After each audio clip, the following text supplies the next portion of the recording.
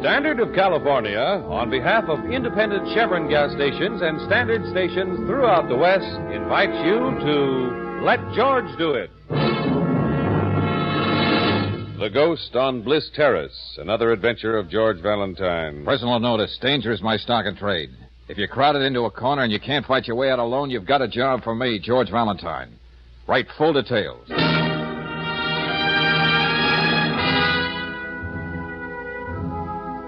Dear Mr. Valentine, there's no such thing as a haunted house. You know that, and I know it. Still, a great many people in our neighborhood are convinced that a certain empty house on Bliss Terrace is occupied by a ghost. I've persuaded a group of my saner neighbors to join me in raising a fee so we can prove once and for all that it's all so much poppycock.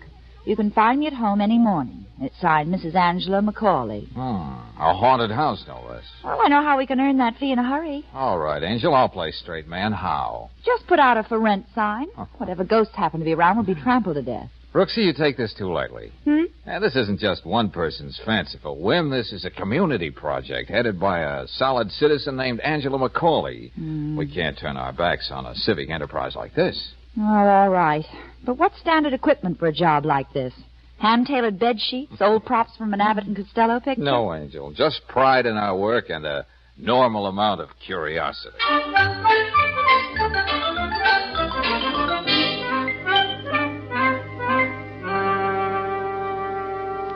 And as I've said, Mr. Valentine, although we're ordinary middle-class families, we take great pride in our neighborhood. Yes, you've told us that, Mrs. Macaulay. You can't imagine the effect all this talk about the Mitchell house has had. What do you mean? Oh, it just stands there empty. Nobody will rent it. Nobody will buy it.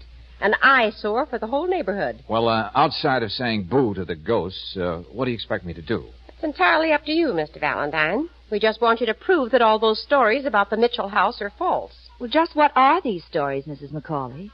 Well, there was the milkman, Fred Horton. He swears that when he was delivering milk one morning, he saw a curtain swing back and a face suddenly appear in the window. I see. Well, is that all that happened? Well, Tommy Koenig, that's Martha Koenig's little boy, he says he saw a face in the window, too. Well, anyway, that's two people that saw it. I certainly wouldn't take Fred Horton's word for anything. And Tommy, that boy can dream up anything with his imagination. I doubt very much if a group of substantial people like yourself would have asked me in at all just because a milkman made a few wayward remarks and a little boy seconded the motion. Are you sure you're not leaving anything out, Mrs. Macaulay? Not a thing. As I told all the others, this never would have happened if Sam Mitchell hadn't been murdered. Murdered? Oh, well, this might be the thing you left out. Did you say Sam Mitchell was murdered? Yes, that's right. About a month ago. It was never solved. Why didn't you say that at the beginning? What a way to tell a story. An unsolved murder is an afterthought. Just because Sam Mitchell was hit over the head by some passing tramp, it doesn't mean the whole neighborhood should be given a bad name. Yeah, I know, and I see. Young man, do you or don't you want to accept this assignment? Oh, yes, Mrs. Macaulay. Yes, I'd like to take it on. Good. I don't know why. Maybe, as Miss Brooks said, it's just the fascinating way you tell a story with murder as an afterthought.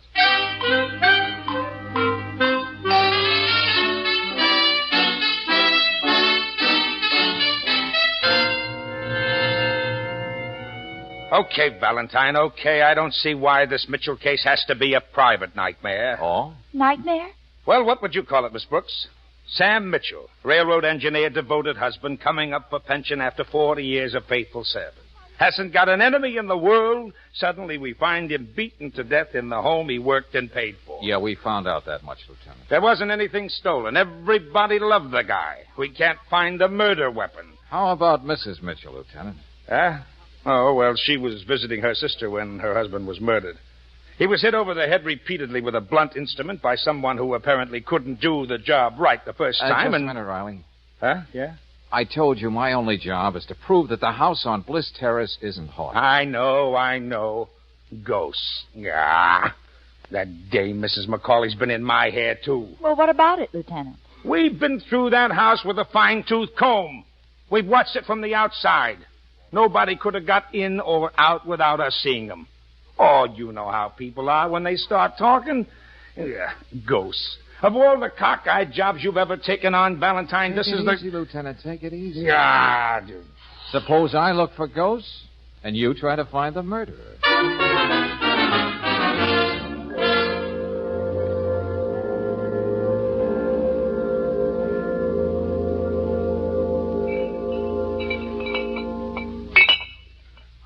I understand you deliver milk in the neighborhood of Bliss Terrace, Mr. Horton. That's right, mister. Well, now, just exactly what did you see? Well, like I've been saying, a face in the window around dawn one morning. A man or a woman? Oh, couldn't tell. It was a thin face, like it was almost all bone. Long, stringy hair. You seen it for a minute. Look, you believe me, don't you? Oh, sure. Go on. Well, not only that. One morning I heard music coming out of the Mitchell house. What's that? Yeah, a guitar or banjo or something. It went something like this. Da, da, da, da, da, da, da, da, da. You believe me, don't you? Oh, yeah, every word. I was just marveling at the way you carry a tune. Thanks for the information, friend.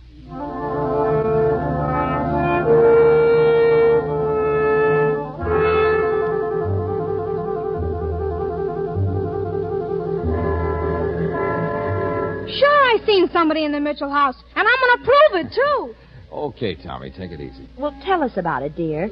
What kind of person was it? Well, lady, it was getting dark. I put my face up to the window on the porch, and gosh, all of a sudden, there was another face, looking right at me. I bet that must have thrown a scare into you, Tommy. Me scared? Not me, lady. I just kept looking right back at him. I'd say it was me who scared the daylights out of him. So it was a man, huh? Golly, I don't know for sure. He had long hair like a lady, but... Well, anyway, it was real, like Mr. Horton said. Just wait till I prove it, too. Well, that's a job we both got, son. Only it looks as though you've got a head start on me.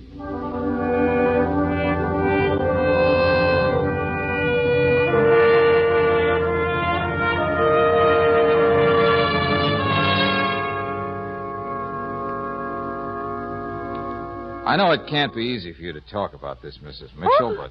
I don't mind at all. Really, I don't. Oh, well, that's very nice of you. Tell me, dear, do you like this perfume? It's lilac.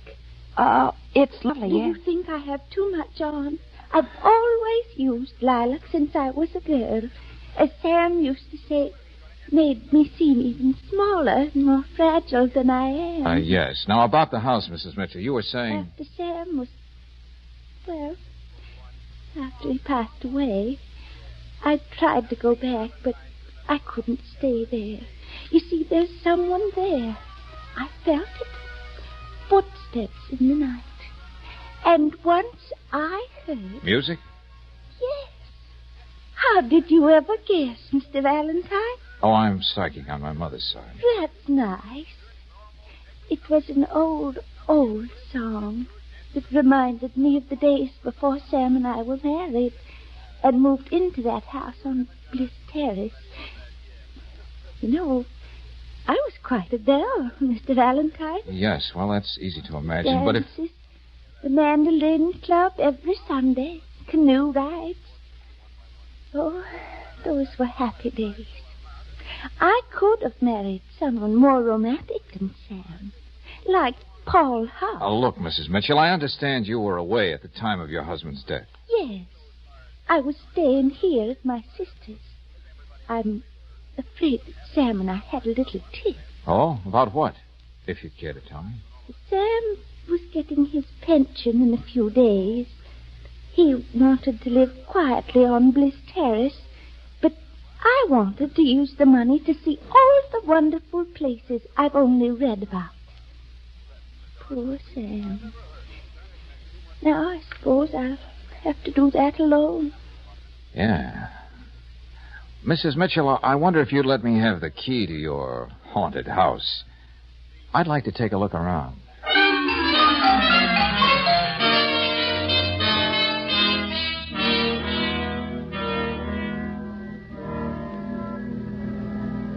You know, George, we could sit here in the car and watch that house all night and still not see anything happen. Yeah, you're so right, Angel. I don't even know what I expect to see happen. Darling? Mm-hmm. Well, when we went through the house before, Did get sort of a funny feeling. Not you too, Brooksy. That's Mrs. Mitchell's private routine. Oh, well, I kept getting the feeling that I was in a honeymoon cottage that hadn't been changed in 40 years. Oh, how do you like that? A honeymoon cottage, Bliss Terrace, and a murder. What a combination. Oh, George. Maybe I'm imagining things, but isn't the curtain in that window on the porch moving? Yeah. Come on, Brooksy, that's our cue.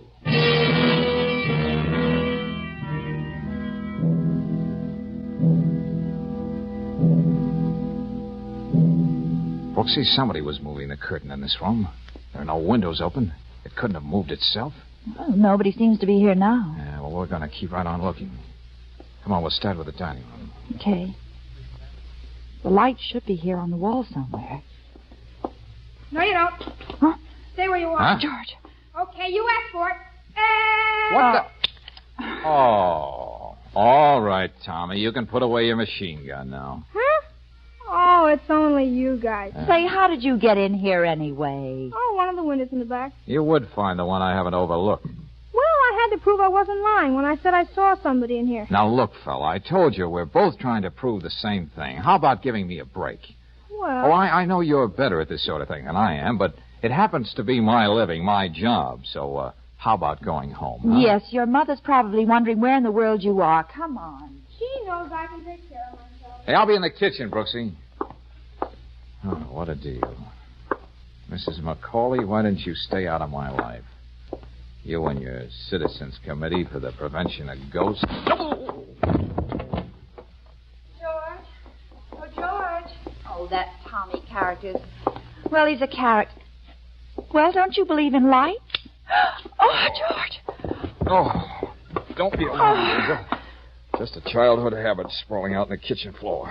What happened? You frightened off a remarkably agile ghost. I got tapped before I could even turn on the light. But it can't be. Yeah, well, this bump is no make-believe. But where did this thing go? Couldn't get out. There's no place to hide. Tommy was playing around in here, and we were watching the house from the outside. Somebody tried to give me the same kind of scalp massage Mitchell got. Oh, what goes on here? Brooksy, we're not leaving this Victorian love bower until we find out.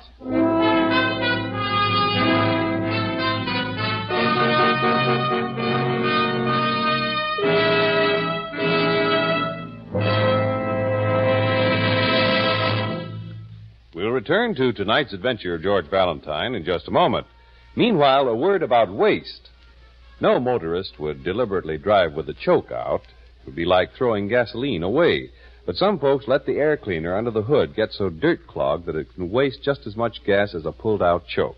Even worse, a dirty air cleaner means that some road grit and dust is mixing with the gasoline, and that can raise Cain with finely polished engine parts. So take a summer driving tip. Have the air cleaner on your own car serviced. It's an inexpensive job that you can have done quickly at an independent Chevron gas station or a standard station. While you're there, let them help keep your engine cooler by cleaning out the radiator. That's another simple, speedy service which repays its cost many times over by maintaining proper engine temperature, better all-around operation.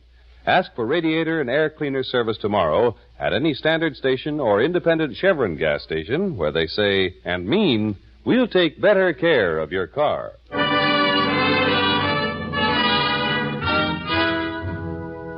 Now back to tonight's adventure of George Valentine. Well, a committee of interested neighbors hires you to prove that a certain house isn't haunted.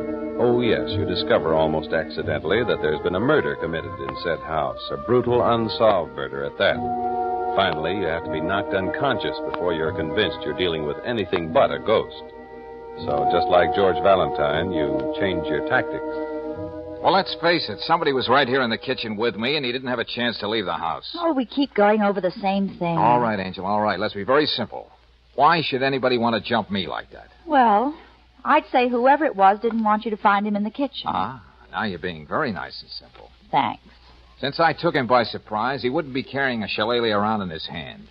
He probably reached out for something that he knew would be there, something nice and handy, something like... Hey, what could be handier? What are you doing, George? This poker hanging on this old-fashioned coal stove. Yeah, could be. Yeah. And Brooksy, it's got blood on it.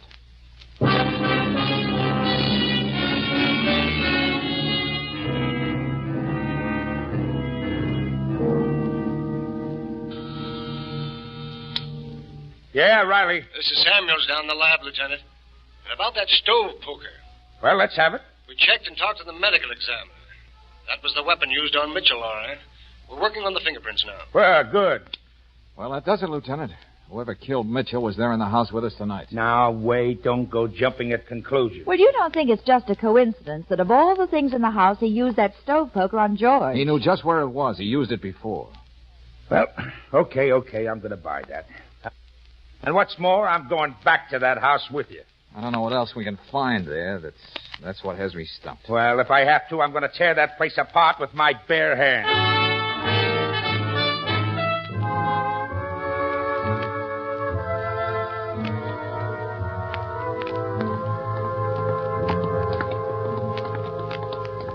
George, I'm sure we turned all the lights off when we left. Yeah, so long.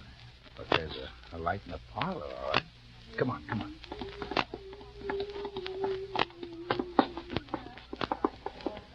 What in the name of heavens is that? Sure. Horton, the milkman. He hummed it to me. He swears he heard somebody playing it on a banjo or something when he passed the house one morning. Well, let's go inside and find out what this is all about. Oh, goodness. What must you think of me sitting here and singing to myself like this? I thought you were staying at your sister's place, Mrs. Mitchell. Why did you come back here tonight? Well, let me see. Oh, yes. These two nice young people and I were talking about the old times. Just this afternoon. Yeah. The songs we used to sing. And that naturally reminded me of the mandolin. You can understand that, Lieutenant? Oh, yes, sure. What mandolin, Mrs. Mitchell? The mandolin, of course. Oh. Look, Valentine, I don't give up easily, but this is getting out of hand here. Wait a minute, will you hold it, Lieutenant?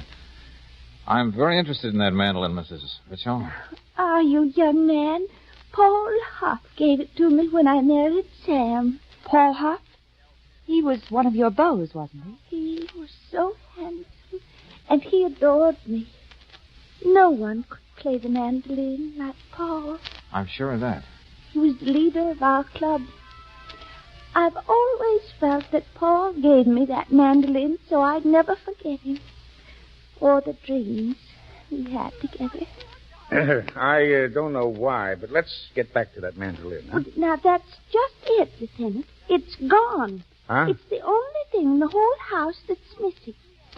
If it was a tramp who killed Sam, why would he just steal a mandolin? Oh, you'd be surprised how many questions I can't answer, Mrs. Mitchell. Come in the next room, Valentine. I want to talk to you. Come on. Okay. You can understand, Miss Brooks. First I thought of Paul and his mandolin. That's the song. That's why I was singing. Valentine, a weird thought just occurred to me. You mean that Mrs. Mitchell might be our ghost and murderer? Well, she had a quarrel with her husband. The milkman says he heard something that sounded like a mandolin, and the old girl plays one. Uh-huh. Ordinarily, if you wanted to kill somebody with a stove poker, just a couple of smacks on the head would have done it. Lieutenant, Mrs. Mitchell is small and fragile. Yeah.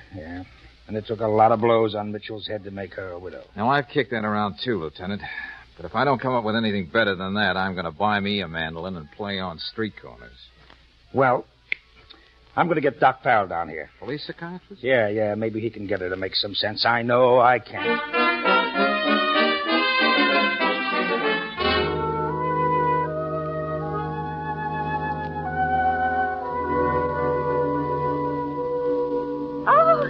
I enjoy talking to you, Dr. Farrell. You don't mind the others being here? Oh, no, not at all. All right, then, we'll go on. Years ago, when this house was built, you meant it to be a sort of, dream castle. That's exactly right, Doctor. It's strange how you should know. But in back of your mind, you didn't mean it to be for you and Mr. Mitchell. Oh, but you're wrong, Doctor. Sam and I lived here for 40 years. What I mean is that you were thinking of someone else all the time, whether you were willing to admit it to yourself or not. What about that, Mrs. Mitchell? You leave me alone. Get away from me. Wait a minute. Don't get excited. You, Doctor. You guessed my secret. Take it easy, Miss. There's nothing to be afraid of. I never let Sam know how I felt. I tried to make him happy. Believe me. Oh, yes, we do believe you. Just a minute. In here, Riley. All right. What do you make of it, Farrell? Well, Valentine, I wouldn't say she's crazy. Well, okay, Doc. What would you say? You've heard of people who stop growing physically, others mentally. Yeah. Well, some stop growing emotionally. She's one of them. Oh, don't go technical on me. I mean, for some 40 years, that woman has tried to remain a romantic young woman, holding on fiercely to a love she had to turn her back on. It's as simple and complicated as that. And one day she couldn't stand it any longer and bumped her husband off, huh? The answer to that, Lieutenant, is your job. I don't think you need me anymore. Good night. Good night, Oh, Doc. Doc. Well, it's all wrong, Riley. What's all wrong? It finally came to me, a matter of arithmetic.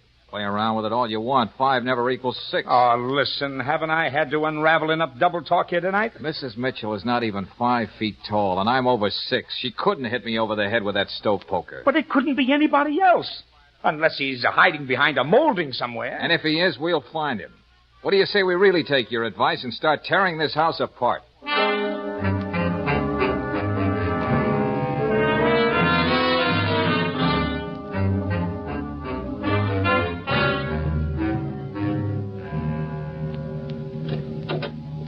But, George, we've been through this closet before. All right, so we'll look at it again. What are you looking for, gentlemen? I might be able to help Please, Mrs. Mitchell. you. I only Wait a minute. That patch up there in the ceiling. Huh? That's funny. I never noticed that before. What, that little square? Well, even if it was an opening, it wouldn't lead anywhere. Uh-huh. Well, it couldn't be more than a few feet between the ceiling and the roof. Here, wait a minute. Let me have that umbrella. It does open. Well, if somebody could squeeze in and out of that hole, how could he stay up there? Well, why don't you give me a boost? Maybe I can take a look. Hey, how about that, Lieutenant? Can we borrow your flashlight? All right. Here. Okay. Up you go, Brooksy. Oh. Well, what do you see? Let me get the flashlight on, will you? Yeah, Brooksy? Oh, George! Huh? Oh, let me down, quick! I got you, Angel. What is it? What is it? Oh, there's a man crouched up there. Oh, it's horrible. Paul? How could it be Paul?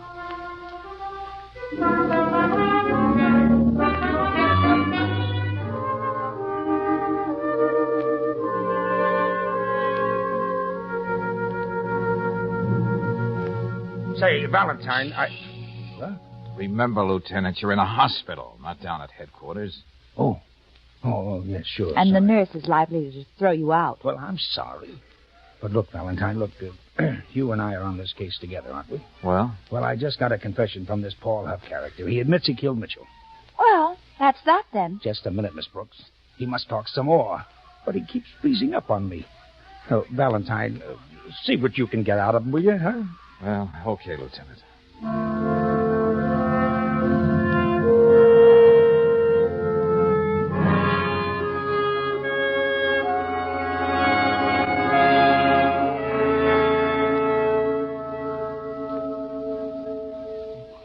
Mr. Valentine, it's so important that someone know I didn't plan it. I didn't mean it to happen. You sure you want to go on? Oh, yes, I must. See, I never made anything out of my life. I never knew just what I wanted. Except a few times I'd come back here to town and pass that house on Bliss Terrace. And then I knew what I always wanted. I never could have. You mean you've been coming back here all these years? Oh, they never saw me, but this one time I knew I was getting old and sick. I went into the house when they were out. Yeah? I wanted to see what life was like for them, living it so calmly, so peacefully. And suddenly I heard someone come in. I didn't know what to do. I ran into the closet, and there was that opening in the ceiling. Somehow I climbed up there, and that's where I've been staying. But how long? Oh, weeks. I don't know. It's hard to say. I don't think I could have stood it if I didn't hear her moving about. But Sam Mitchell was your friend once. You could have talked to him. Well, I thought of that, too, but One night when she was away, he walked in and he saw me in the kitchen, yes. And I was scavenging for food just like a tramp. He didn't even know who I was. Oh, don't try to sit up, Mr. Huff. Suddenly I felt nothing but hatred and envy. And I grabbed the stove poker and I had no place to go. I went on living up there. When you found me in the kitchen last night, you felt I was the intruder and you belonged in that house, huh? And to think that she kept my mandolin for 40 years. That's a long time, isn't it, young lady? Yes, a very long time. Yeah, I guess that's all I wanted to tell you. Sorry, but I'm beginning to feel very tired. I'll see that the lieutenant gets your story straight. Well, thank you. Yeah. And I'll tell Mrs. Macaulay there'll be no more ghosts on Bliss Terrace.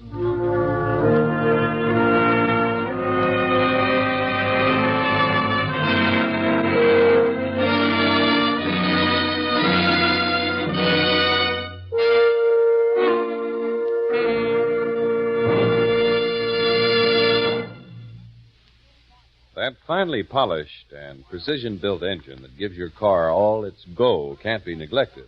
In fact, it needs more attention when you're asleep than when you're driving. And the reason for that is internal engine rust, which goes to work when condensed moisture begins to settle over parts. Nearly any ordinary oil can fight off rust when your car is running and there's full circulation of the lubricant. But RPM motor oil is compounded to protect the engine when it's running hot and when it's standing cold. Unlike ordinary oils, RPM doesn't run away from its job when you cut the motor. A special adhering compound in oil film on all engine parts protects the interior of your engine from rust. And that's another reason why Western motorists choose RPM motor oil 2-to-1 over any other motor oil. Get RPM at any standard station or independent Chevron gas station where they say and mean, we'll take better care of your car.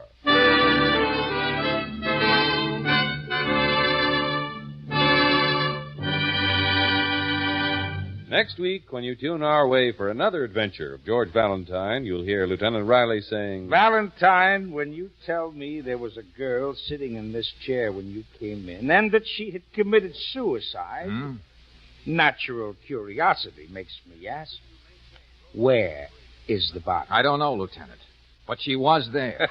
If you ask me, my friend, somebody's taking you for a ride. And if you ask me, my friend, I'll keep saying it's Marcia Palmer who's been taken for a ride. And, Lieutenant, I intend to find out where and why.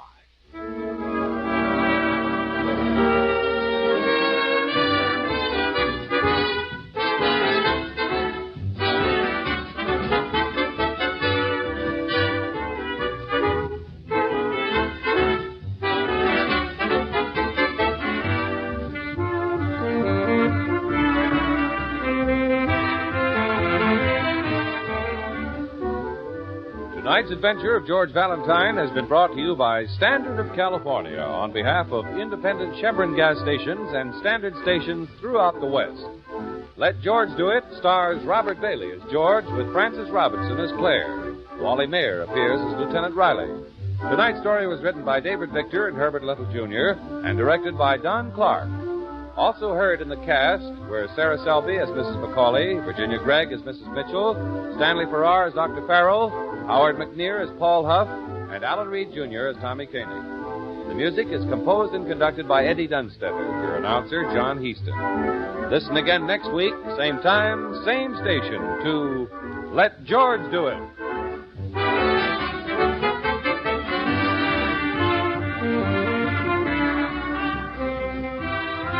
This is the Mutual Don Lee Broadcasting System.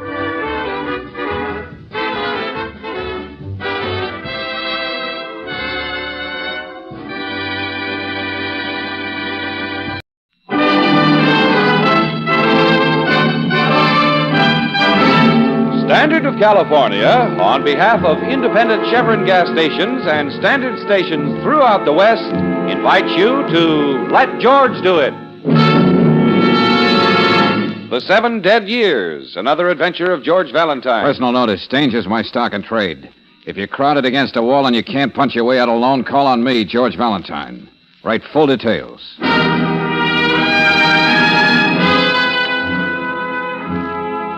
Dear Mr. Valentine, for almost 7 years I've been hunting a man who killed his own wife. I can't prove that he did, and all of a sudden I can't afford to spend any more time floundering around. Next week he's going to collect $200,000 because I failed, and that's something that's keeping me awake nights. I've dealt with plenty of crooks in my life.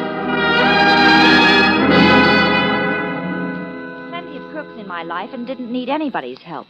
But this is different, and I don't mind admitting it. How about giving me a ring? It's signed Samuels. Samuels? Mhm. Well, I'm overwhelmed, Brooksy. Why? Who's Samuels? Oh, just about the shrewdest insurance investigator in the game. But I thought he was retired off somewhere in the Florida Keys fishing. Well, according to this letter, all he's doing is staying awake nights. Oh, 7 years, huh? Mm-hmm. Now, all of a sudden, time is running out for Samuels. Why did he put it just that way, Angel? Say, what do the words 7 years mean to you? Oh, 7-year itch, 7 lean years. 7 years it might take a salmon to make 7 honeymoon trips up the Columbia River. All right, without making funny, Brooksy. 7 years also means the legal period after which a man or woman is declared dead. It's poetically called the Enoch Arden Law. Oh, well, then this Samuels is in a race against time. Uh-huh. And if he is in such a hurry, it'd be a shame if we wasted time on this end, wouldn't it?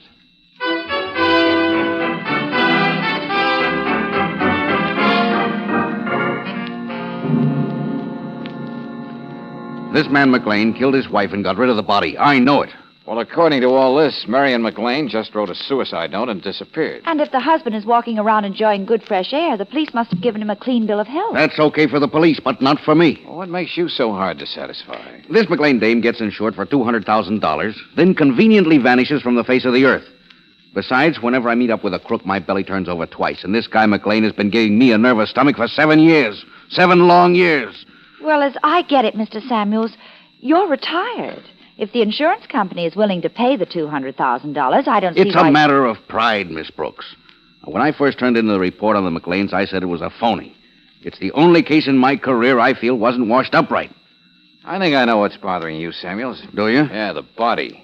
It was never found. Yeah. The hardest thing in the world to do is to get rid of a body. Now, don't look so amazed, Miss Brooks. That's the truth. Oh, I wouldn't know. Well, you can't burn it. Something's always left over. Buttons, bridge work, teeth, and you can't drown it. It comes up to the surface sometime or another, and you bury it, somebody finds it when they're digging post holes. Well, Samuels, if you've been searching for the corpus delicti for 7 years, I don't know what I can do. Take a look at this ad in the paper. Wanted by sculptor. Male professional model. Must be exceptionally muscular and broad-shouldered. To pose for heroic figure in important civic memorial. Frank McLean. Oh, is this the same McLean we've been talking about, Mr. Samuels? Yeah, he has a house and studio a few miles out of town in Roxbury. Wait a minute. Let me get this straight. I go out there... I'll pay you for it out of my own pocket. It's worth it to me. And while I'm not posing, I'm supposed to go up in the attic or dig out in the garden to find a corpse. Well, it's not going to be anything as obvious as that. I've been at it 7 years trying to find out what he did with his wife. He knows my face as well as his own. I can't work on this deal anymore. That's why I want you. Well, George, you do have the shoulders for it. Okay, Samuels. I don't know how I'll look as Atlas holding up the world or as Spartan youth, but I'll give it a try.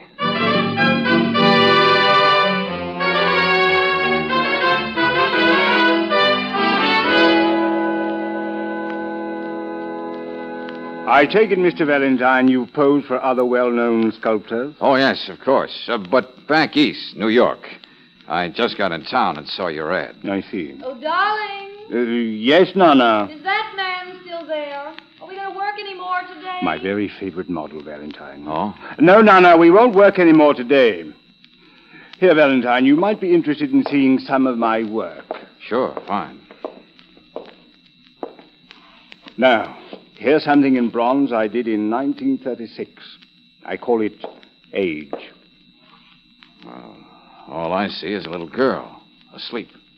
She's a dead little girl, which makes her older than any of us. Oh. Well, that's one way of looking at it. You'll have plenty of time to see my other stuff, but here's what I'm working on.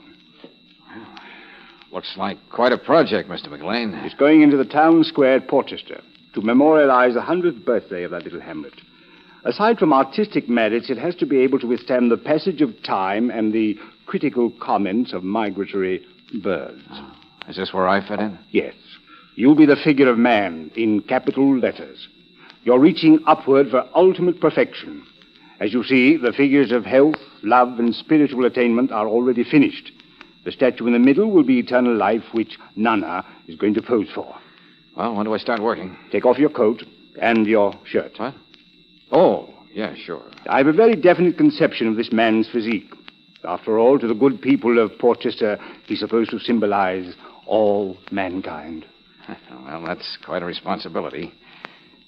How do I shape up? Turn around. Well, what have we got here? All of mankind, lady. Yes, and with hair on your chest. This is Nana. As I said, Valentine, she's going to portray eternal life. In the meantime, she abuses the privilege of being the eternal feminine. You love to make with words, darling, but you ought to know by now that you can't insult me. Certainly not till after we're married. That will be all for today, Miss Kenyon. Same time tomorrow. My, aren't we businesslike? Well, beware of him, Mr. Valentine. He's a creature of moods. Goodbye, darling. So long, Mr. Man. Your fiancée is a very charming girl, Mr. McLean. Her charm is only an added attraction, and she knows it. Now you and I better get started, Valentine. Stretch your arm up toward the skylight over there. Like this? Yes, and hold the pose.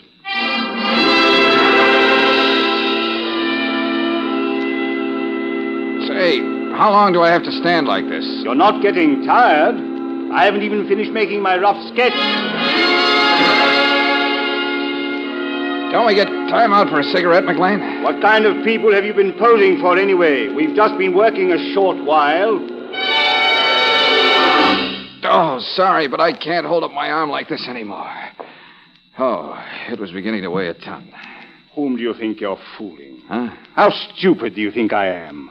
Well, that's a question that invites all kinds of answers. I had to find out. You're not a professional model. If you were, you could have held your arm like that much longer without getting tired. I guess I wasn't very good. Samuel sent you here, didn't he? Well, you can tell that human bloodhound he's still wasting his time. Okay, I'll deliver the message, friend. But I doubt if he's going to be convinced. Would you mind turning around while I put on my shirt?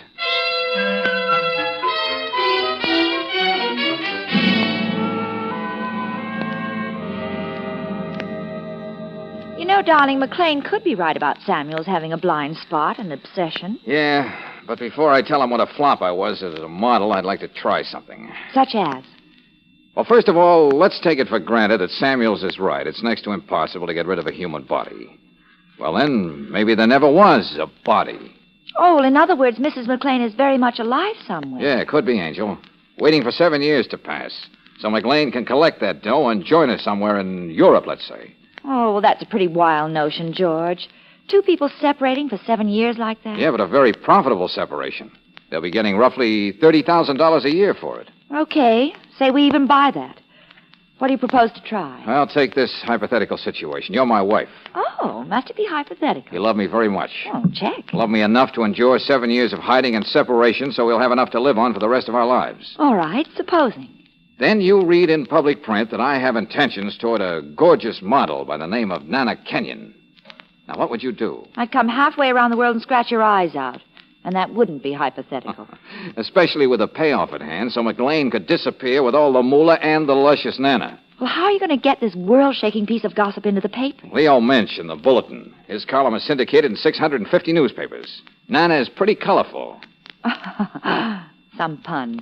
Besides, Brooksy, Leo owes me a favor.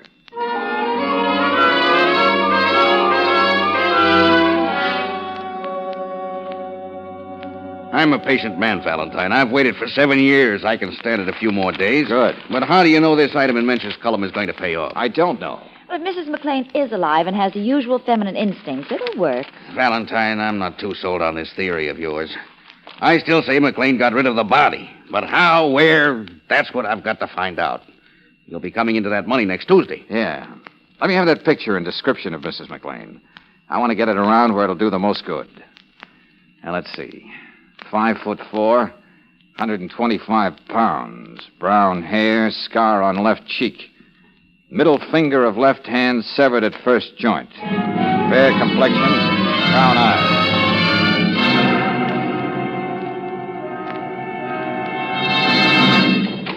Hey, Mr. Valentine, I gotta see you a minute. Huh? I think you owe me $50. Oh, George, this is one of the cab drivers I spoke to at the airport. Mike Kozlenko, wasn't it? Yeah, one of the Boston Kozlenkos. Did you see Mrs. McLean? Well, if it wasn't, she's got a twin. Scar on the cheek and all. Oh, when'd she show up? Where'd you take her? Well, she got off the plane early this morning. Come in on one of them DC-6s. Well, you sure took your time getting here. I had to haul a guy all the way out to the racetrack and wait for him. I tried calling you, but your line was busy. Okay. Where'd you drop her off? What was the address? Well, she didn't give me no address. I took her out to Roxbury. That's where McLean lives. I let her off on the corner of Sycamore and Dean. She looked boiling mad. Come on, Brooksy. We got to move fast if we're going to keep Samuels from being right. What do you mean, George? Well, if this is Mrs. McLean, she's an uninvited guest.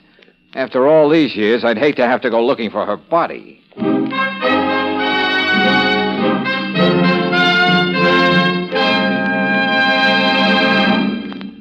We'll return to tonight's adventure of George Valentine in just a moment. Meanwhile, a word about protection. Most motorists quite naturally believe that automobile engines wear out faster when they're running, but that's not true. Your car faces its biggest wear test when it's standing cold, for that's when rust caused by condensed moisture inside cylinders can start to work. And that's where RPM motor oil helps you avoid a repair bill. RPM special compounds keep a protective oil film on all engine parts all of the time. Whether your car's running hot or standing cold, RPM clings stubbornly to vital wear points, and consequently, rust never has a chance to get started in your car. No wonder it's the 2-to-1 choice of Western motorists. Next time you need oil, ask for rust-fighting RPM motor oil at any standard station or independent Chevron gas station, where they say and mean, we'll take better care of your car.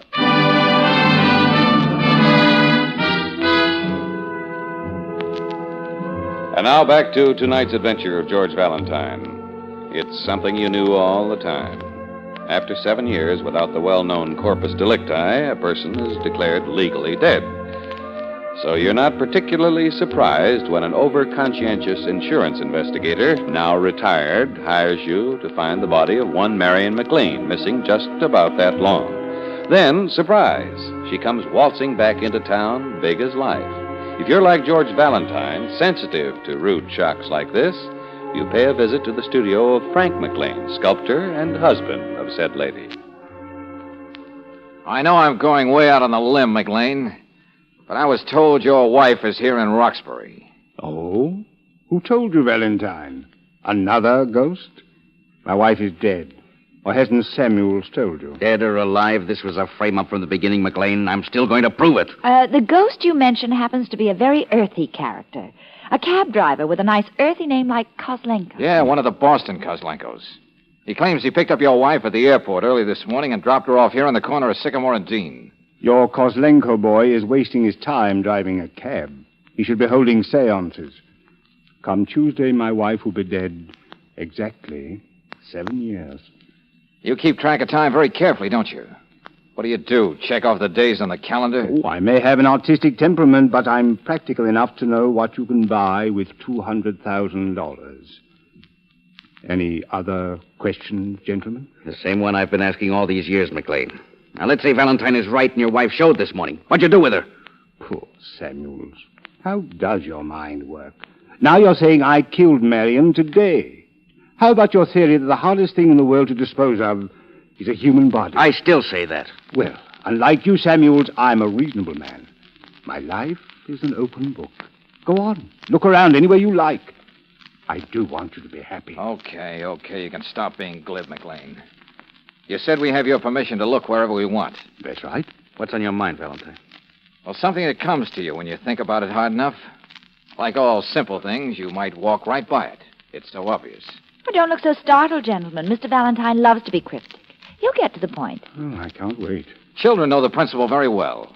When you play hide and seek, the one place you're least likely to be discovered is where you just got through trying to hide. What do you mean by that, Valentine? Samuels, I understand you had the cellar dug up when Mrs. McLean first disappeared. Yeah, and there was nothing there. Well, there may be this time. You know, kid stuff.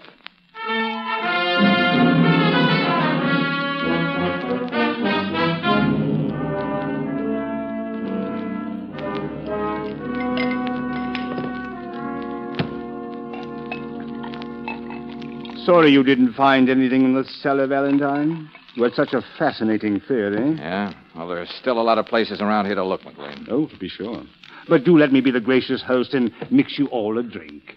Well, a party. I'm glad you dropped in, Nana. We're playing a little game. Body. Who's got the body? Well, aren't we a little old for parlor games? Samuels here doesn't think so. Yeah, I'm a child at heart. You know, Mr. Valentine, I almost didn't recognize you with your shirt on. Yes, that mole on his left shoulder does something for him, doesn't it? I see you noticed that, too, Miss Brooks. Oh, we've gone to the beach together many times. Here you are, everybody. Drink hearty. Oh, thank you. Here's to you, Samuels, and a happy retirement. Thanks.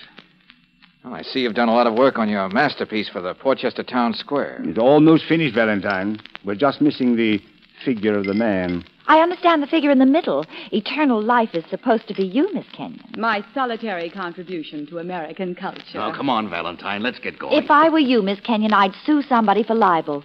That figure is nowhere near as glamorous as you really are. Oh, thank you for the compliment. I'm sure you didn't mean every word of it. Goodness, Frank, you certainly poured this drink with a heavy hand. I could use a little more soda. So could I. Wait, Nan, I'll join you. I didn't think these were too bad, did you, Miss Brooks? Oh, no, everything's just perfect. Now, if we could only get Samuel to think fast. No, that would be too much to ask. Not for me, Nana. All right, soulmate. If it isn't soda you want, what is it? You've been around, Nana. Yes, I've been around. I didn't think my travel scars were so prominent. Well, let's be corny and say it's something stronger than both of us. Something we can't resist. The eternal feminine and the equally eternal masculine. You handle words real nice, partner. Oh, I'm real smart. I bet I could even remember an address, if I had to. 420 Montrose. If you ring the bell and there's no answer. Yeah?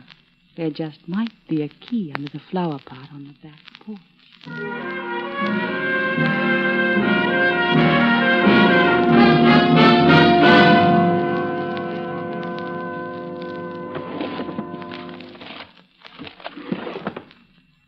Maybe this was a wild goose chase, but it's not now. Well, what are you doing here, Miss Brooks? Oh, well, Mr. Valentine couldn't make it, Nana. He asked me to convey his deepest regrets. And there was that key under the flower pot. Why, that... Oh, what you were going to say. What have you got there? Give me those tickets. I was just admiring them. I've always dreamt of a holiday in South America. I said give them to me. Tickets for Flight 114 next Wednesday. The day after Frank McLean collects the insurance on his wife. The tickets bought right here at the airport in Roxbury. I'm not going to ask you again. Let me have those tickets. It may not mean anything at all, but it's worth checking.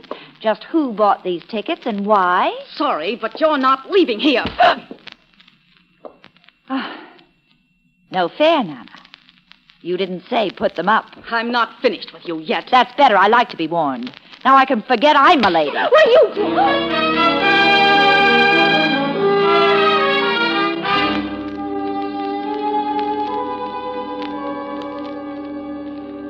You remember selling these tickets, don't you, mister? Seats 4 and 5, Flight 114, Wednesday? Oh, yes, I remember it very well. Oh, good. Would you be able to identify the man if you saw him again? Ma'am? But it wasn't a man, it was a woman. Oh? That's why I do remember it so distinctly. Oh, you mean she had all the reasons why men would look at her twice? I didn't think of it quite that way, miss. I meant the little scar on her cheek. Scar? Wait a minute. Is this the woman you sold the tickets to? The one in this picture? Why, yes, that's her. Mrs. McLean bought those tickets.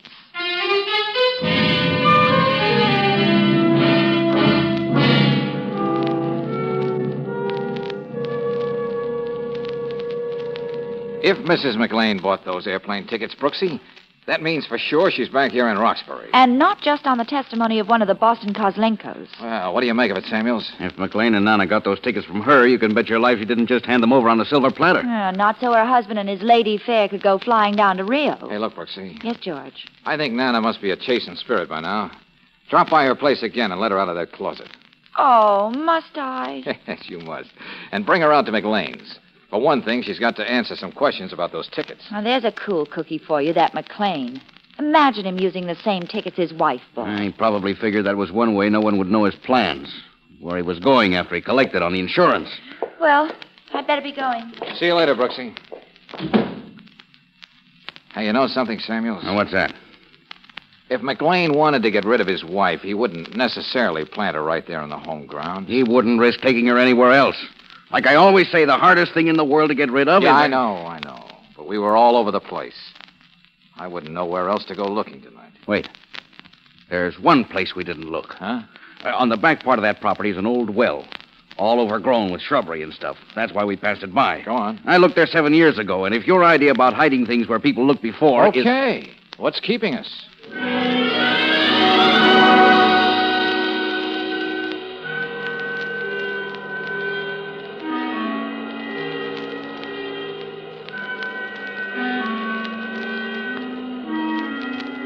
Sure you got enough rope up there, Samuels? Plenty. This well looks deeper than we thought.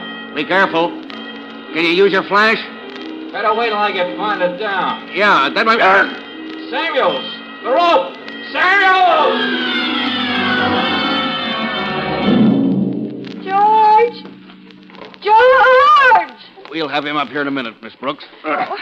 Lucky didn't bring the whole rope down with him when he fell. Well, do you know if there's any water down there? No, I don't. Well, let me give you a hand. Now, wait till I get a hold of that Ginzo who sneaked up behind and slugged me. Who, McLean? Who else? Wait. He's near the top, I think. Oh, George.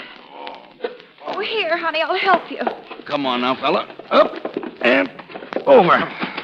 Oh, you okay, darling? Oh, with reservations. I feel as though I've been dragged not too gently through a meat grinder. Yeah, somebody walked up behind me in the dark and let me have it. Yeah, I found Samuels lying here when I went out to look for you two. Uh-huh. Now, let's get inside and see McLean, eh, Valentine? Maybe it's time to do something about that well-groomed pan of his, like you said. You took the words right out of my mouth, friend. I've just come to a very interesting conclusion. I was wondering about that 1,000-watt look in your eye. Yeah, Brooksy. To do some real profound thinking, there's nothing better than lying around on the bottom of a well.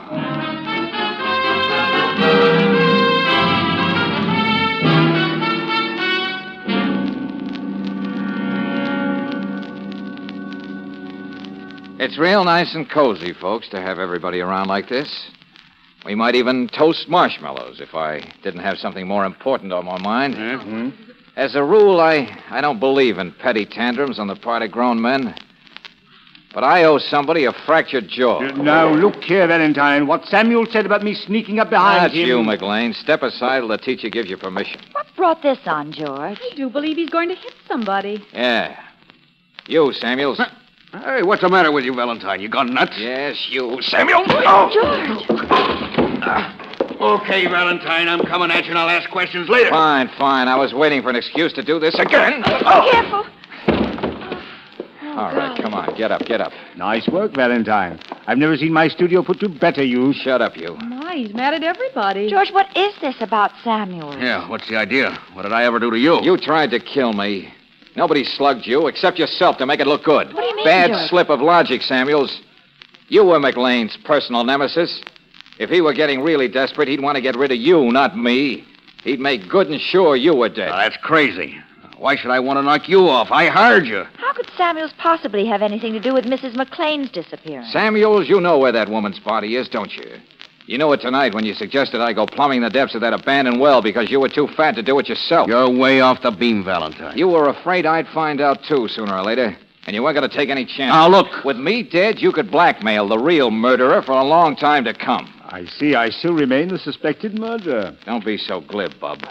You're exactly that. When will somebody get around to making sense here? I'm getting used to being the suspected murderer, Nana. But still, I say, where is the body? You know, you've got to produce that to prove there was a murder. Samuels knows where it is, don't you? You caught on a little quicker than I did. That's because you've been living with this case for 7 years. Well, I don't like being ghoulish, but do you really know where Mrs. McLean is, George? Take a look at this impressive group of statuary. My best effort yet. Statues, George? The one in the middle, particularly, Brooksy. Eternal life. You yourself said it didn't do its model, Nana, justice, and no wonder. There's only one thing Mrs. McLean has in common with Nana. They're both women of about the same size. There's no telling where that weird imagination of yours will lead you, Valentine. You don't need imagination, McLean, just the plain observation that Samuels had, too.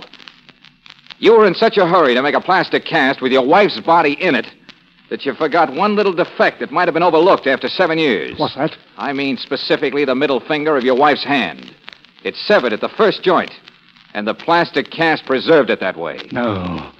I couldn't have forgotten that. I couldn't. Yes. Ironic as it is, McLean, there's death inside the statue of eternal life.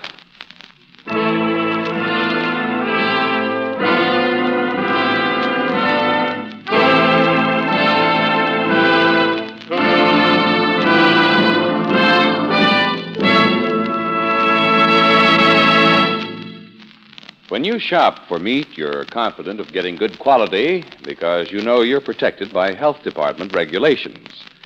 But how can you be sure of quality when you're buying a battery for your car? The National Society of Automotive Engineers established protection for you when it established 3 rigid battery tests. Atlas batteries excel in all 3 of these tests required by the Society. Next time you look at an Atlas battery, notice the certified capacities embossed on the back panel and the number of plates. So for a sure starting battery with greater capacity through a longer service period, make sure it's an Atlas battery. You can get one at any standard station or independent Chevron gas station. Certified Atlas batteries and expert battery service are 2 reasons why independent Chevron gas stations and standard stations say and mean we'll take better care of your car.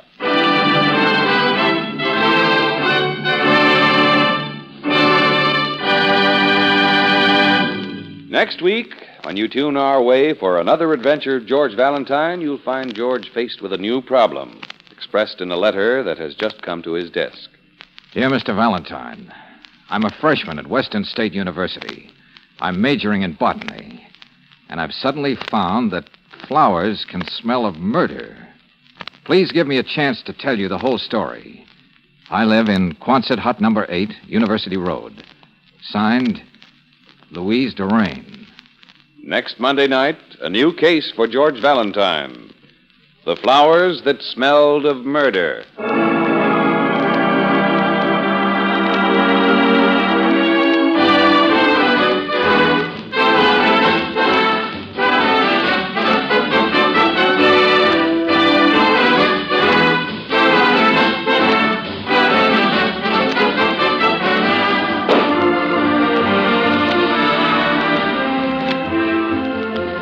Tonight's adventure of George Valentine has been brought to you by Standard of California on behalf of independent Chevron gas stations and standard stations throughout the West. Let George Do It stars Robert Bailey as George with Frances Robinson as Claire. Tonight's story was written by David Victor and Herbert Little, Jr. and directed by Don Clark. Also heard in the cast were Louis Van Ruten as Samuels, Jay Novello as McLean, Louise Arthur as Nana, Don Diamond is the cabbie, and Bob Bruce as the clerk. The music is composed and conducted by Eddie Dunstetter. Your announcer, John Heaston. Listen again next week, same time, same station, to Let George Do It.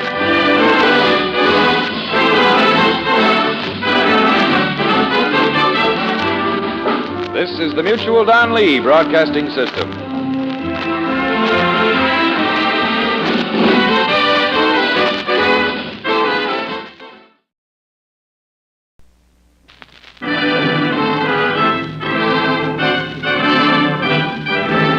Standard of California, on behalf of independent Chevron gas stations and standard stations throughout the West, invites you to Let George Do It.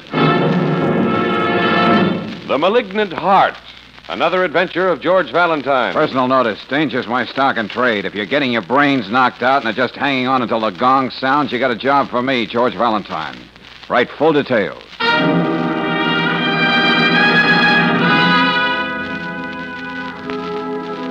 Dear Mr. Valentine, how do you explain this in a man? At 38, he's retired.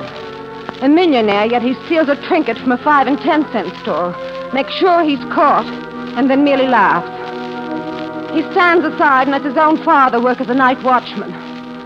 This man is my husband, and I love him for what he was before he changed into this thing of evil. Into this thing of evil during the last year. I must find out what's happening to Walter. Won't you please come out to my home as soon as possible? And it's signed, yours most urgently, Edna Pallister. Oh, you know, Brooksy, sometimes I think Lieutenant Riley is right. Well, you're exceptionally charitable today, George. Well, it does seem that all the characters from the lunatic fringe find their way to us. Yeah, well, I guess we just get all the breaks. But how do you account for a Walter Pallister? How do you account for a Walter Pallister? Well, given a minimum of human curiosity, Brooksy, that's the question we can't pass up.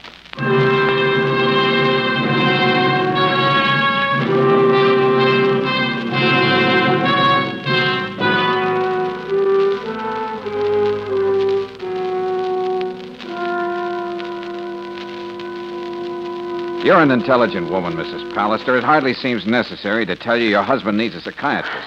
Do you think I haven't tried that? Well, what happened? At the end of the interview, Walter gave the doctor an inferiority complex. You see, my husband is a very brilliant man. Oh, I'm sure there's another word for him. But as you said in your letter, you love him. For what he used to be, Mr. Valentine. Good and kind. All right, now, okay. You implied there are other incidents, besides the theft in the 5 and 10, and being the kind of son that's hardly a comfort to anybody in his old age. Mr. Valentine, I hardly know where to start. Well, when did you first notice this change in your husband, Mrs. Pallister? Well, we're not overly religious. But we used to go to church every Sunday. Yeah? And then for no reason at all, there was that Sunday shortly after he retired. He dropped me off at the church, and then he said loudly so everyone could hear, "I'm going to put in a few rounds of golf, and I'll see you later, darling, when you're through with your pagan rituals." Uh-huh. Well, Mrs. Pallister, you might be attaching too much importance to that. He may not have been himself that morning, and a lot of people skip church once in a while. Yes, I know. I only mention it because that was the first time I noticed a change in Walter's character. Oh, I didn't know you had company, Mrs. Pallister. Well, you could have knocked Lucy. But what do you want? I know this isn't my day off, but I'm taking the afternoon off to go into town to do some shopping. Some personal shopping. Why do you take the trouble to announce it? Apparently I have nothing to say about it. I just thought you'd like to know. If you've got any complaints about me, you can take them to Mr. Pallister. I'm sorry for the interruption, Mr. Valentine. Your, maid? Yeah. Why don't I fire her? Sure, what's the matter? Is she under contract? Why don't you just bounce her out the front door? I can't. Walter again. How's that? He likes her here. Well, that's a real cozy arrangement. But being slightly feminine myself, you know what I do? Well, Oh, sorry, Mrs. Pallister. It's all right. All our friends talk about Walter and Lucy. He made sure they would. But you know, she doesn't really mean anything to him. That's just one more thing I don't understand about him. You know, I'm beginning not to understand him at all. Yes, I know. It's not going to be easy to find a reason for anything my husband's done in the last year. Look, you see this house? Now, this whole estate, for instance. Well, it's very beautiful. It's not very easy living in it. What does that mean? All this used to belong to my husband's partner. It meant everything to him. But Walter decided that he wanted it, and he got it. Even if it meant ruining a man so he'd have to sell it. Well, it seems your husband isn't going to be happy till he becomes Mr. Obnoxious of 1948. Mr. Valentine, there must be an explanation. And I owe it to Walter to find out what's happened. You've got to help me. You know, they don't make them like you very often, Mr. Pallister. I don't know exactly what I can do, but one thing is sure. I'll have to meet Mr. Pallister and talk to him. Where is he? Probably in the kennels. Down there near the caretaker's cottage. Sometimes it seems to me those vicious dogs are the only thing he cares about these days. I don't mean to be cynical, Mrs. Pallister, but I don't know how to approach your husband. What do I say? You've been a naughty boy, Walter, so come on and tell the nice man why. Just do what you can. Anyway, he's probably expecting you. You can be sure that Lucy was eavesdropping. Oh, well, in that case, Brooksy, I guess we can expect anything.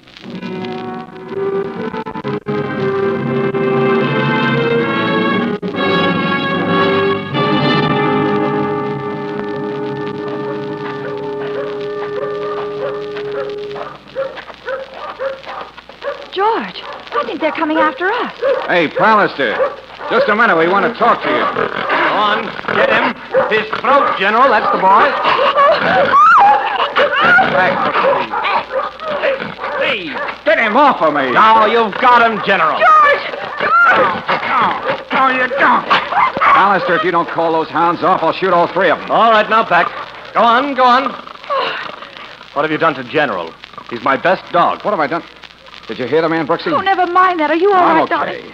Except it feels strange standing around with one sleeve missing. Let me have that gun. Hey, wait a minute. What? Now, you didn't have to do that, Pallister. The dog wasn't hurt. On the contrary, he was. I believe your name is Valentine. Oh, did Lucy give you my Social Security number, too? And you wanted to talk to me. I think we'll be much more comfortable back in the library.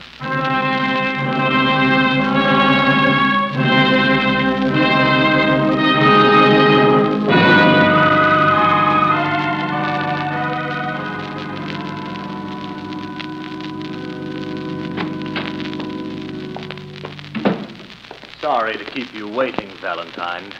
Mrs. Pallister has been unnerved by all the excitement. I can imagine. I insisted she take a sedative and lie down. Well, is there anything I can get you? Well, you could run out and buy Mr. Valentine a new suit. Okay. That's our quota for small talk. Splendid. Now... Mr. Pallister, I came right over as soon as I got your call. Come in, Haggerty. Miss Brooks, Valentine, I'd like you to meet the gentleman who keeps the peace in our little village. Chief Haggerty. Hi. Where is this fellow you was telling me about? Uh-huh. I think he means me, Chief. Okay, Pallister, what's the payoff this time? Haggerty, although there's a sign down at the gate that distinctly says no trespassing and beware of dogs, this man invaded my property and deliberately killed one of my best hounds. And this man is a diamond-studded liar. Now, young lady, there's no call for language like that. You'll find 2 bullets missing from his gun, Haggerty. It was a wanton killing of a defenseless creature. Oh, I don't know. I let him bite me first. What charges do you want to make against Mr. Pallister? Now, according to the book... Well, you know I'm generous to a fault, Chief. I just don't like to see the law flouted. How about a small fine? Anything you say, Mr. Pallister. That'll be $25, young feller. Now, wait a minute. Look. And you can pay up right now, because I'm the justice of the peace around here, too. Okay. Well, now I've seen everything. If he gives you any more trouble, Mr. Pallister, you let me know. I'll really make it tough for him. You and Napoleon, eh, Walter? Oh, Valentine, don't look so grim. That was beautiful. Oh, can't you appreciate it? All right. Here's your $25. If you don't do something about him, George, I'm going to turn into a great big tomboy. Are you through enjoying yourself, Pallister? Don't you see, Valentine? As the law would say, I perjured myself against you, and I got the biggest laugh I've had in a long time. And why? Go on. My wife hired you to delve into the aberrations of my twisted psyche. Well, I wanted to give you something to think about.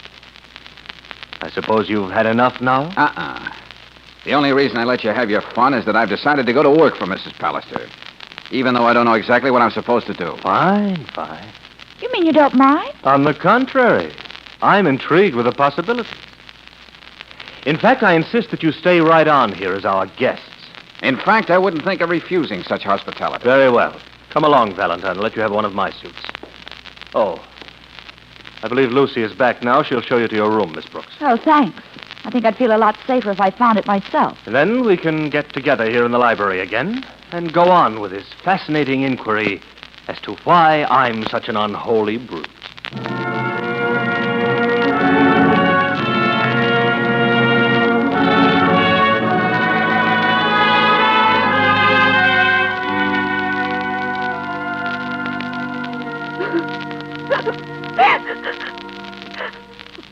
The water's going to be down in a minute.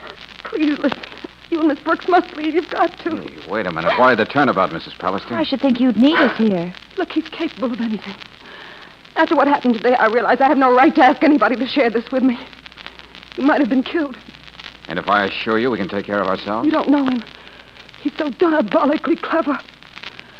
I'll just have to make up my mind to leave him. Well, frankly, I can think of harder decisions to make. Now, you must go. I think he's planning something right now. Edna, Walter? go upstairs this moment and bathe your eyes. You're hardly an appetizing sight, my dear, as a hostess. Well, I was only... I said go upstairs. Walter? Hey, wait a minute. Let her go, Pallister, or I'll have to take this little game off the drawing room level. Oh, sorry. Now, darling, will you go and see about dinner? Well, did you have a chance to look around? Did you notice this little Hindu idol in the corner, for instance? It's the ugliest thing I've ever seen. It's been a constant source of inspiration to me. Those tentacles, you see, are the forces of evil, reaching out, claiming everything. Uh-huh. I beg your pardon? Oh, nothing. Do you know, Valentine, it was a melancholy thought to find out that at 38, I'd been successful, vastly successful, at everything I put my mind to. Poor you. Oh, you're quite right. All the zest, the challenge, is gone. I can understand the fits of depression Alexander the Great had when he found out he'd conquered the world and there was nothing else left. Well, would it be impolite if I said I was hungry? Forgive me, Miss Brooks. I'll see what the delay is. Oh, boy. Well, if he isn't mad, what's the pattern to all this? Well, whatever Pallister's got must be contagious. What are you mumbling about? Brooksy, he isn't going about this haphazardly. He's got a goal. There's a method, a pattern. Oh, George, he's the grown-up edition of the kid next door who used to tear the wings off butterflies. Nothing so simple, Angel. But how about this for a weird notion? Buster's out to break every law, man-made or moral, that he can think of, one by one and with great fanfare.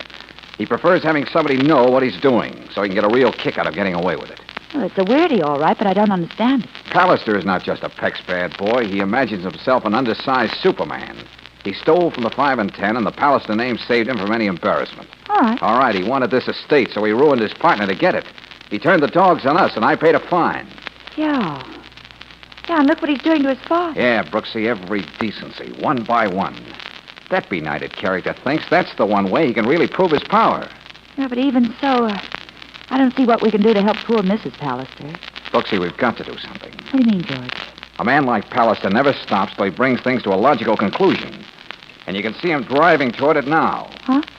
I told you, Brooksy, he's out to break every law. And I don't think he'll be satisfied until he's committed murder.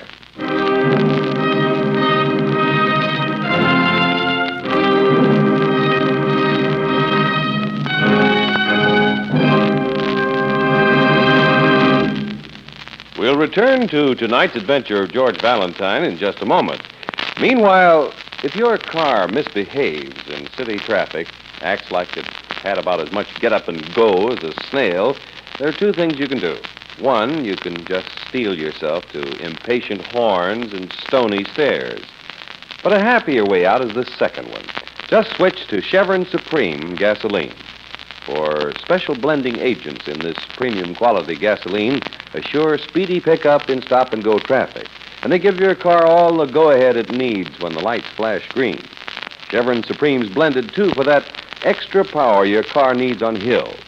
Another thing, it's climate-tailored to bring out your car's pep and power in each different altitude and temperature zone. So wherever you go in the West, rely on Chevron Supreme for smoother performance. Independent Chevron gas stations and standard stations are proud to offer you this great premium quality gasoline. No wonder they say and mean, we'll take better care of your car.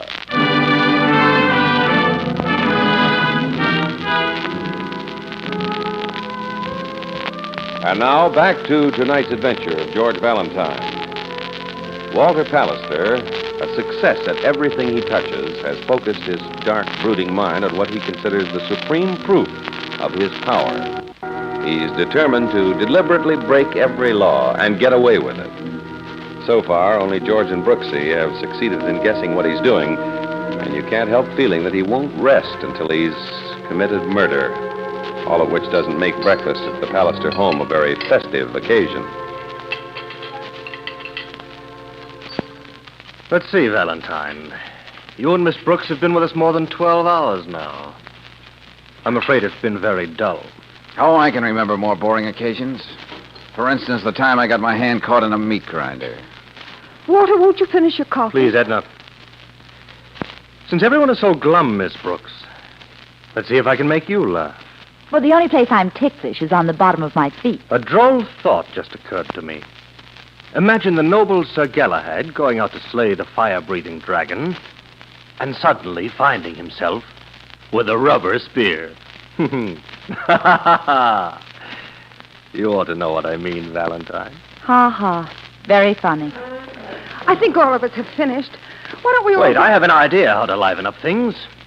Why don't we all pack up and go up to my lodge in Wisconsin for a couple of days? Skiing, little shooting. Oh, Lucy, come on in here. Walter, this really isn't the time. Your husband seems to have made up his mind, Mrs. Pallister, so there couldn't be a better time. Did you call me, Walt? Mr. Pallister? Get upstairs and start packing. We're going on a little vacation, and you're coming along too, Lucy. Oh, I just know we'll have loads of fun. Go on, Edna. Why don't you go along with Mrs. Pallister, Brooksy? Okay, George. Maybe she can tell me where I can dig up a pair of red flannels. Tell me, friend, what is it you can do on the snowy slopes of Wisconsin that you can't do in this house? Just a notion. I haven't been up to the lodge in 2 years. You know, the last time I was up there, I brought down a running rabbit at 100 yards with a .22. That's perfect shooting. Shut up, Pallister. Do I get on your nerves? Which one of us is it going to be? Have you decided? What are you talking about? Aren't you about ready to decide that you're big enough to get away with murder? Well, what do you know? I guess I've underrated you, Valentine. But you won't get away with it, Pallister. So finally I've met someone with perception enough to see the reasoning behind my little game. Heaven knows I've given enough clues. I made it obvious what I was doing. You know, there's never yet been a Superman who hasn't stubbed his toe trying to do what you're doing. Which makes the game all the more exhilarating. Yes, especially now that you know that you can't do anything about it. You sure? If you went to the police, they'd laugh at you. Of course, the simplest thing you could do would be to bow out of the picture. Oh, no. That might deprive you of some of that exhilaration you were talking about, the appreciative audience. Good. Then you'd better run along and pack, too. Oh, Valentine. Yeah? Don't forget to include your rubber spear.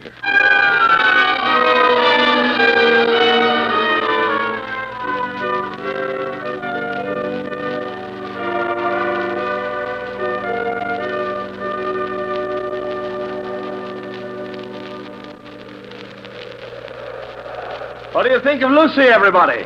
She's beginning to ski like a champion. Oh, and only in 3 days, mind you. Oh, I knew this was going to be loads of fun. I'm doing pretty well myself. Only 3 days and I can stand up on these things. That's funny, Brooksy. That's never the way I find you. Miss Brooks hasn't had the advantage of Walter's undivided attention. Come on, Lucy. Before we leave, you're going to be able to ski down the whole north run right from the top of the hill to the road. You really think I could, Walter? I better go in and see about lunch. It's obvious Lucy isn't going to have time to prepare it. Well, I'll be in a minute to help you, Mrs. Pallister. Oh, George, be a good guy and kiss me, will you? Oh, no fair if I have to be good. Thanks.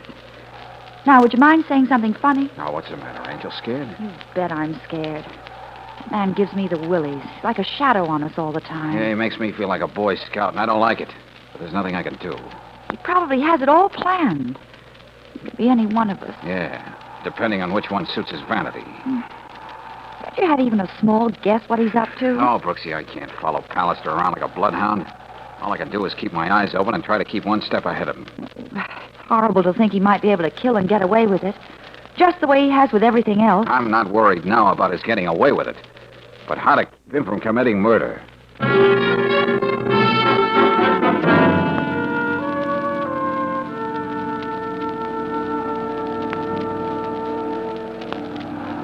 You can't stop me, Mr. Valentine. We're leaving in a half hour, and I'm going to make that north run down the hill. I'm not going to let you do it, Lucy. What right have you to tell me what to do? Now, Lucy, Valentine may be right. It is a little dangerous. I don't care. I'm going to do it. I'll show you how good I am, Walter. Just watch me.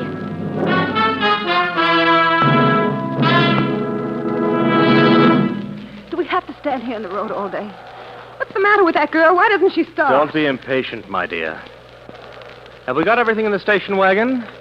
Oh, come to think of it, we left all the skis down by the mailbox. I'll be right back. I see Lucy up there now. It's about time. Here she comes. Oh, look at her. She's really showing off, isn't she? Oh, golly. Oh, George, you've got to admit she's pretty good.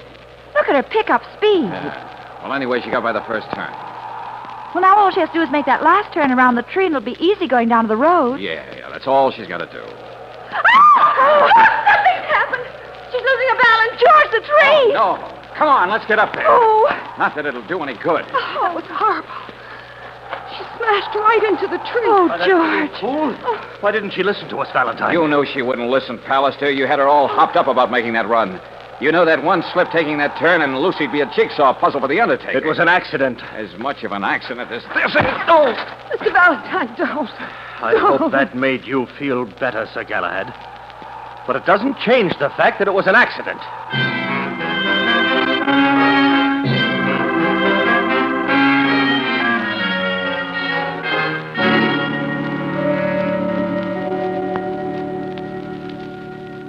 Well, sorry to take so long getting back here from the mortuary, but I don't think I'll have to detain you folks much longer here. We're hardly worried about that at a time like this, Sheriff. And the coroner just had to take one look at the poor girl. It was too bad. And that's that, eh, Sheriff? Yeah, that's right, Mr. Valentine. Now, if you people will just sign this paper as witnesses to the accident, they will satisfy the state of Minnesota, and they will satisfy me. Here, Mrs. Pallister, if you will be kind enough. Yes. Oh, Sheriff. Yes, sir. You said the coroner just had to take one look at Lucy. Sure, that's what I said. I'm sure he's not too busy to take a second look with me. I'll have my fingers crossed till you get back, George. Till you get back? Why, we were just sitting here waiting to leave. Sorry, Superman. You'll just have to go on sitting and waiting. It was a natural mistake, Mr. Valentine. After what happened, I just assumed Don't that... take it too hard, Coroner. At first, I assumed the same thing, too. Why did you want me to stop by the mailbox, Valentine? Nobody's leaving any mail this time of day. What I'm looking for, Sheriff, was left much earlier. Yeah, but it's got to be around here in the snow somewhere, Sheriff. No, this is a mighty lot of snow. Wait. Yeah? Looky here. That's it, a high-powered 22. I can't believe it. You mean... You're talking about a man who's perfect at everything. He can bring a running rabbit down at 100 yards.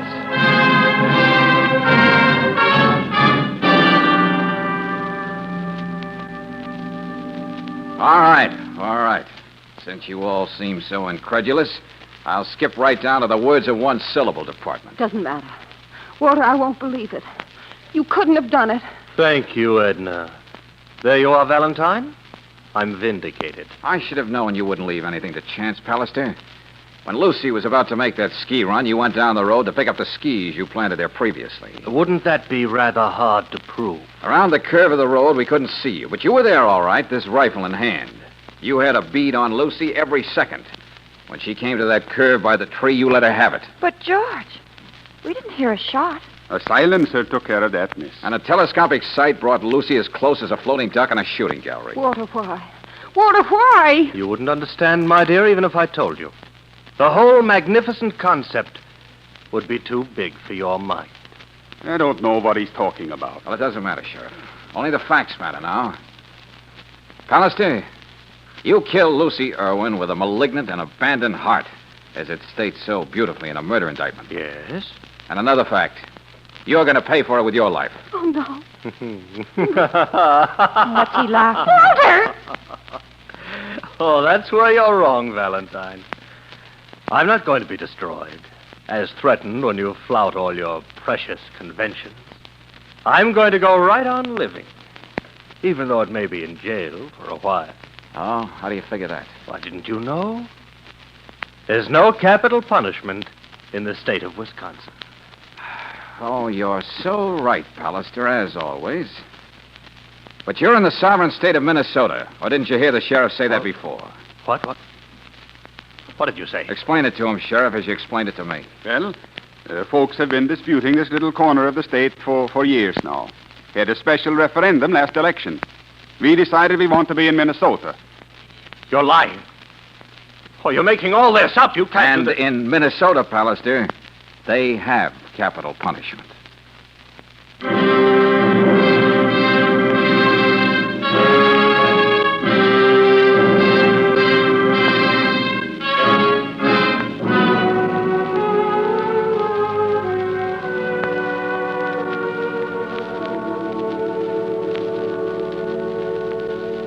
Oh, golly, it's good to get back to the office. I don't think I'll ever get warm again. You'll thaw out, Angel. You'll thaw out. So let's get busy and see what mail's piled up, huh? Okay. Hey, what is this? Sarcasm? What do you mean? A circular, look. Spend your honeymoon in Paradise Valley. Have fun in this winter wonderland. Skiing, ice skating, tobogganing. Oh, no.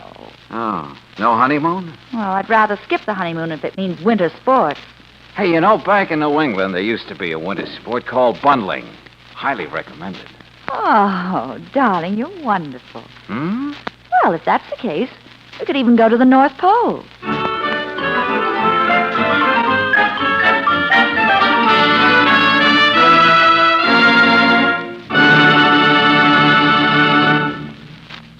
If you're looking for ways to cut corners that will make your budget go further, listen to this.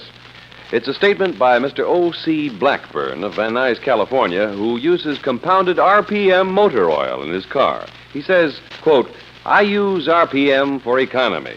RPM, I know, reduces wear, lengthens engine life, and lowers repair cost on my car, unquote. And like thousands of other Western motorists, you'll find you can make car operation a more thrifty deal when you rely on RPM motor oil. How does RPM do it? By fighting off your car's worst enemy, internal engine rust, by stopping carbon trouble, and by clinging to internal engine hot spots left bare and exposed to wear by ordinary motor oils. So for real economy, why not start tomorrow? Get a crankcase drain and a refill with RPM motor oil. Get it at any standard station or independent Chevron gas station where they say and mean, we'll take better care of your car.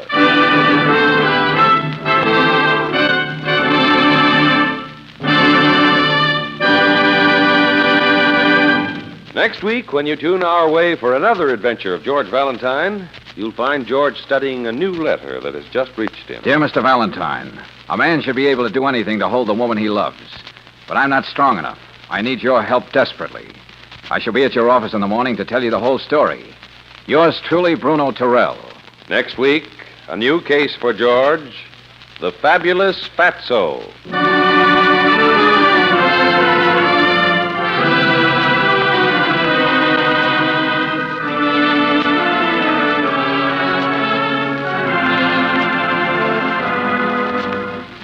Tonight's adventure of George Valentine has been brought to you by Standard of California on behalf of independent Chevron gas stations and standard stations throughout the West. Let George Do It stars Robert Bailey as George with Frances Robinson as Claire.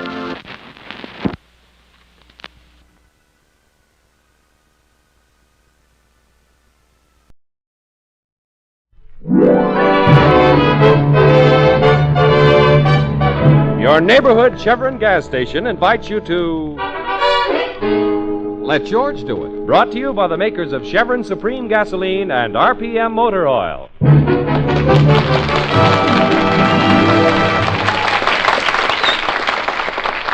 George Valentine.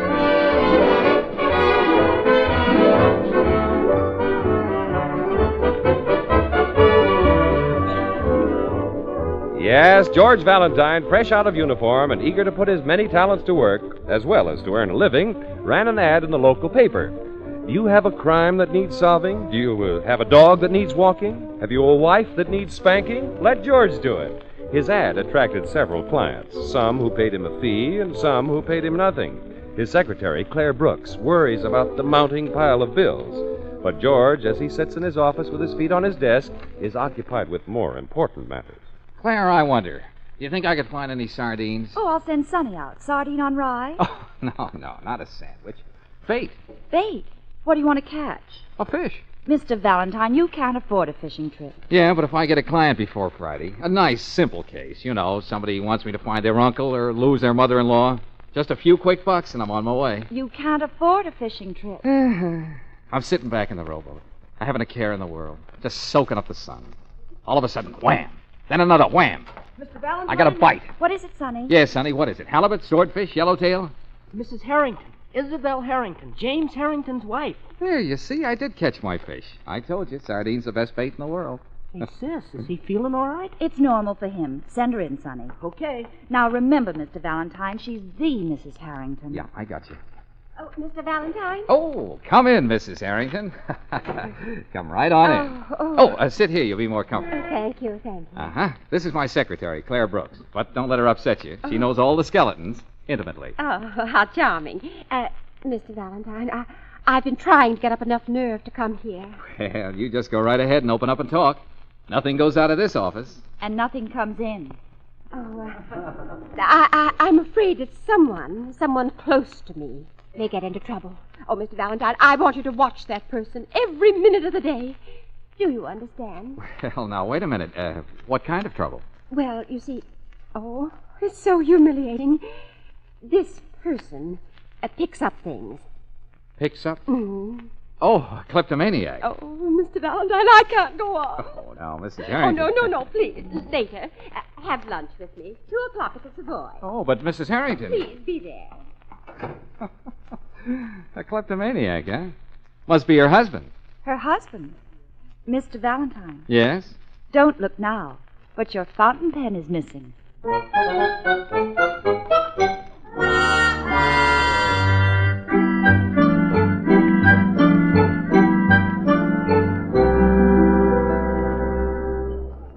Well, look, Mrs. Harrington, the food is fine and the company excellent, but what do you say we get down to cases?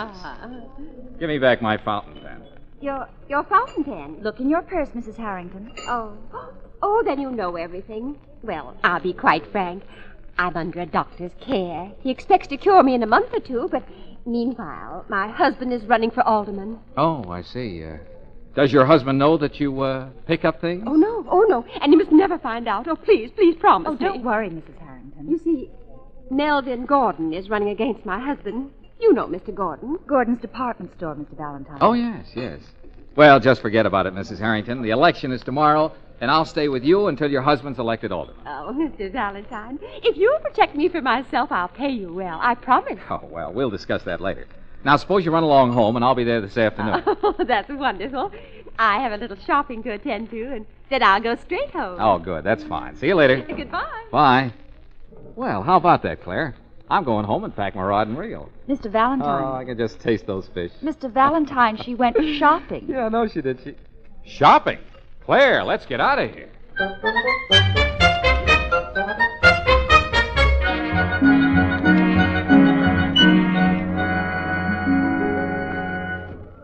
Why come here? What makes you think she shops in Gordon's department store? Because she'd be in most danger here. You heard her. Gordon is running against her husband for alderman. Still, Mr. Valentine. Where? There.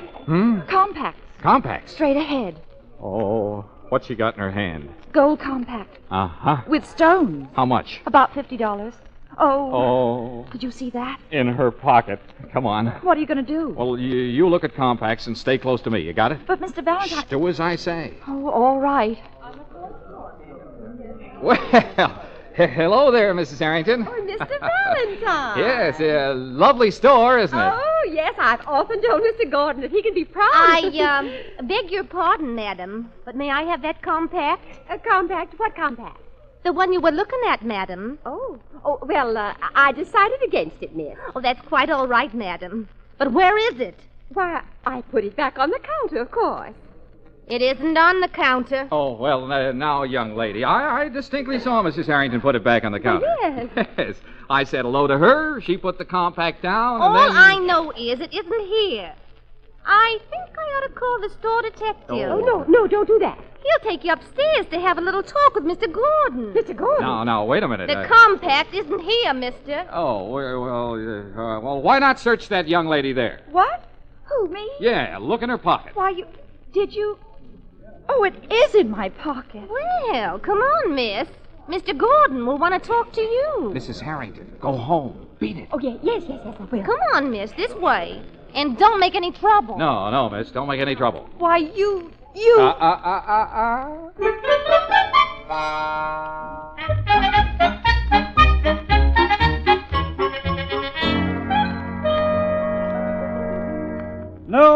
No. You're wasting your time, young man. But, Mr. There Gordon... There have been too many things disappearing from my store. I'm going to make an example of this young woman, and I can't be talked out of it. Now, you get that? Mr. Gordon, are you married? I certainly am. Then you have a wife? I certainly do. Mr. Gordon, do you love your wife? Is the door closed? Yes. I love my wife. Then you must know how I feel. This girl is your wife? Mr. Gordon, don't listen to him. It's all right, Claire. In spite of everything you've done, I'm not ashamed. Oh! Look, Mr. Gordon, here's $50 for the compact. Does that cover it? No, I guess so. Oh, I promise you, it'll never happen again. No, all right, take her home. Oh, thanks, Mr. Gordon. Darling, thank him. Let me out of here. Yes, darling, of course. Goodbye, Mr. Gordon. Good luck, young man. Oh, Claire, listen. I hate you. It was the dirtiest trick you've ever played on me, and I hate you.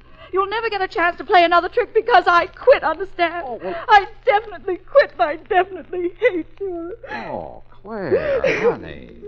Now, look, you like your job. I know you do. Now, forget it, darling. It's just part of the game. Now, come on. Wipe your eyes and powder your nose. Here, use the compact.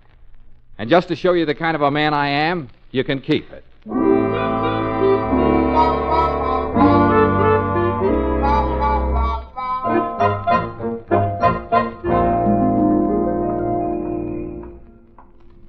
Now what? Now we go back to the office, and then I'll go to the Harringtons. Don't think I'm going to forget this in a hurry, Mr. Valentine. Oh, be a good girl, and I'll bring you back a halibut. Someone's trying to attract your attention in that car. Mr. Valentine! Huh? Oh, it's Mrs. Harrington. Mrs. Harrington, I told you to go home. Well, I'm going now, Mr. Valentine. I was worried about Miss Brooks. Oh, well, everything's fine. Oh, you were superb, Mr. Valentine. And whatever my bill will be, I want you to double it. Well, thanks a lot. Now go on home. I'll be expecting you. Goodbye. Goodbye.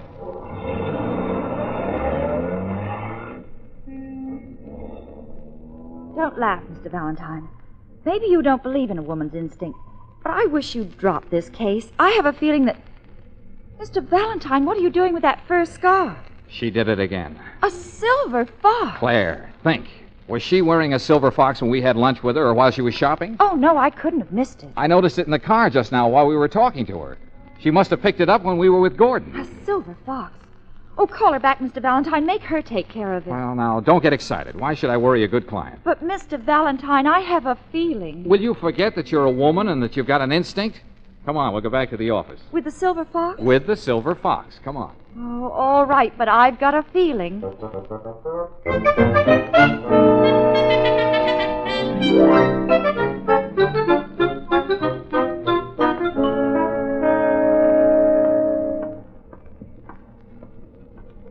Oh, my feet are killing me.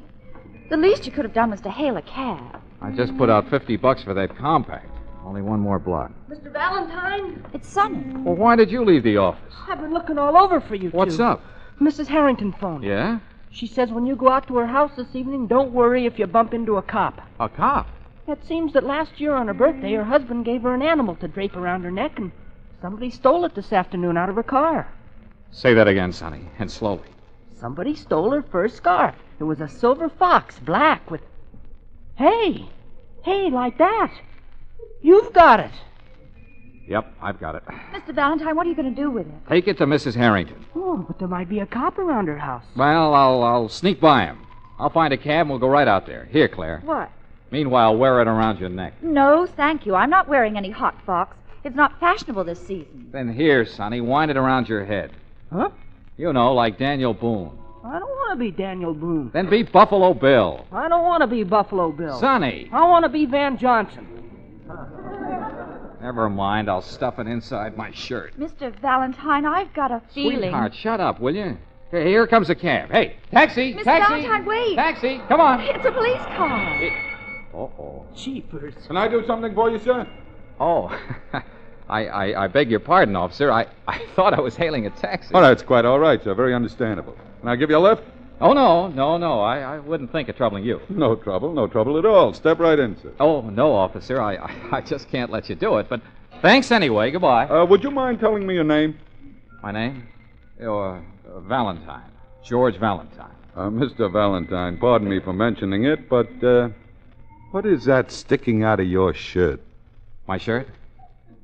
Oh, you mean my pet? Yeah, my pet. I always carry him close to me. Pet? Pet what? Well, it's Gopher. That's it. My pet Gopher. Strange.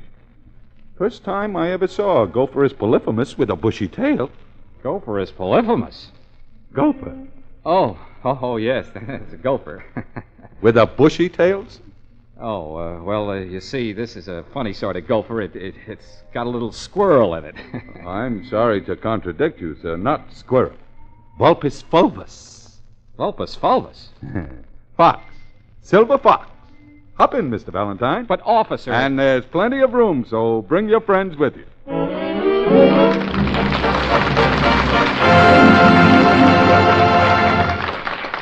How will George talk himself out of this predicament? And while George is pondering his problem, I'll take just a moment to tell you what occurred to me as I was driving to the studio this afternoon. I was thinking that every Chevron gas station should wear a sign reading, "Local boy makes good."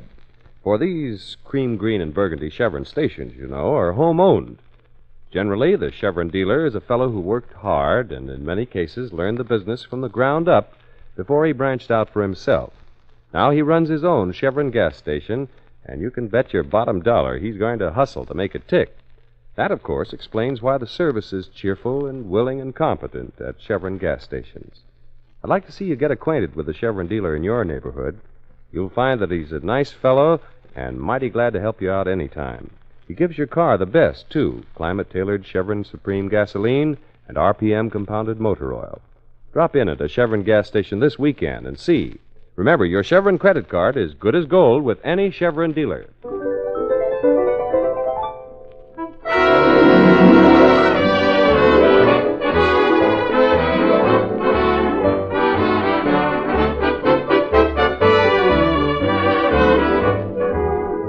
Well, it looks as if George is really in a jam this time, and with the law, too. Right now, George, Claire, and Sonny are cruising along in a squad car.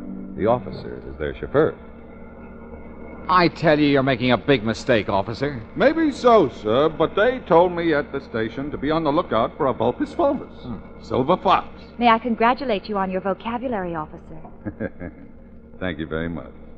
And may I congratulate you on your pulchritude. What'd you say she was? Cute. Oh. Now, take the glove compartment in my car. Now, most people would keep cigarettes in there. What would you keep in it? Maps. Lipstick. Bicarbonate of soda. Well, I got it filled with books. You know, books. Pocket edition. Oh, look, officer, if you'll just take us to Mrs. Harrington. She's very absent-minded. She forgot that she asked me to take care of her silver fox. I'm sorry, sir, but I'm taking you to the station. Cheapers, officer, give us a break. I'm sorry, son. I'm taking you to the station. Officer. Hmm? Now, officer. Okay, I'll take you to the Harringtons.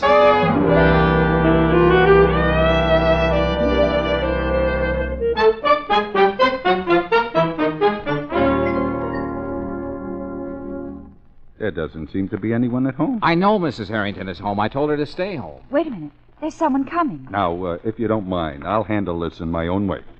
Yes? Oh, what's wrong? Mrs. Harrington. I said I'd handle this. Mrs. Harrington, may we please come in? Yes, of course. But, Yeah, thank you.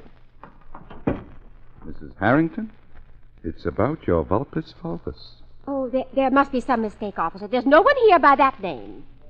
He means your silver fox. Oh. The servants are out. I'll have to answer the phone. Go right ahead, Mrs. Harrington. And maybe I shouldn't mention this, but she doesn't appear to be a close friend of yours, Mr. Valentine. Hello? You didn't give her a chance to say anything. Well, Oh, there's a policeman in my house now, well, Captain you see... Captain Moore, let me talk to him, Mrs. Harrington. Hello? This is Flint speaking. Henry Wadsworth Longfellow Flint. Mr. Valentine, what's wrong? Get this, Mrs. Harrington. Yes, I have your scarf. I took it out of your car. Why? Well, I thought it was something you'd picked up. Oh, good heavens. Well, I captured somebody already, Captain. Now, it'll be all right. Just tell the officer that I'm a good friend of yours. Yeah, he has it on him. Only my husband stays Yes, I know. upstairs. What's he got to do with it? Well, I forgot to tell you. You see, my husband is very jealous. Oh, great. Thank you, Captain. Au revoir! Now then, Mrs. Harrington, is this man a dear friend of yours? Well, you see, Please, Mrs. Harrington, just answer the question. Oh. Is this man a dear friend of yours? Is who a dear friend of hers? Oh, James. Officer, this is my husband, Mr. Harrington. Isabel, the officer asked you a question. Yes. I caught him with the silver fox, Mr. Harrington. Here it is. Just a moment, officer. Isabel, is this man a dear friend of yours? Why? Yes? Why, Yes? I never saw him before in my life. Oh, jeepers. Is it? Take them away, officer. We'll be down later to prepare charges. Thank you, sir. Sorry to have bothered you, Mrs. Harrington. But, officer... Sonny, be quiet. Come on. Let's go. Officer, will you please listen to me? Once and for all, Mr. Valentine, I'm taking you to the station. But if you just give Now, me... don't try to talk your way out of it, Mr. Valentine. He's got you with the goods. Claire. A compact or a fur scarf, what's the difference? After all, we've got to protect our client, haven't we? So forget it, darling. It's just part of the game. Claire. When do they allow visitors, officer? Usually Monday. Then I'll see you Monday, Mr. Valentine. Oh, and I'll bring you a halibut. Go ahead. Rub it in. Goodbye, Mr. Valentine. Take care of him, officer. Sonny, say goodbye to him. Just a minute, miss. I'm sorry to be disagreeable, but I found all three of you together. Therefore, I'm turning all three of you in together. Now, come along, if you please.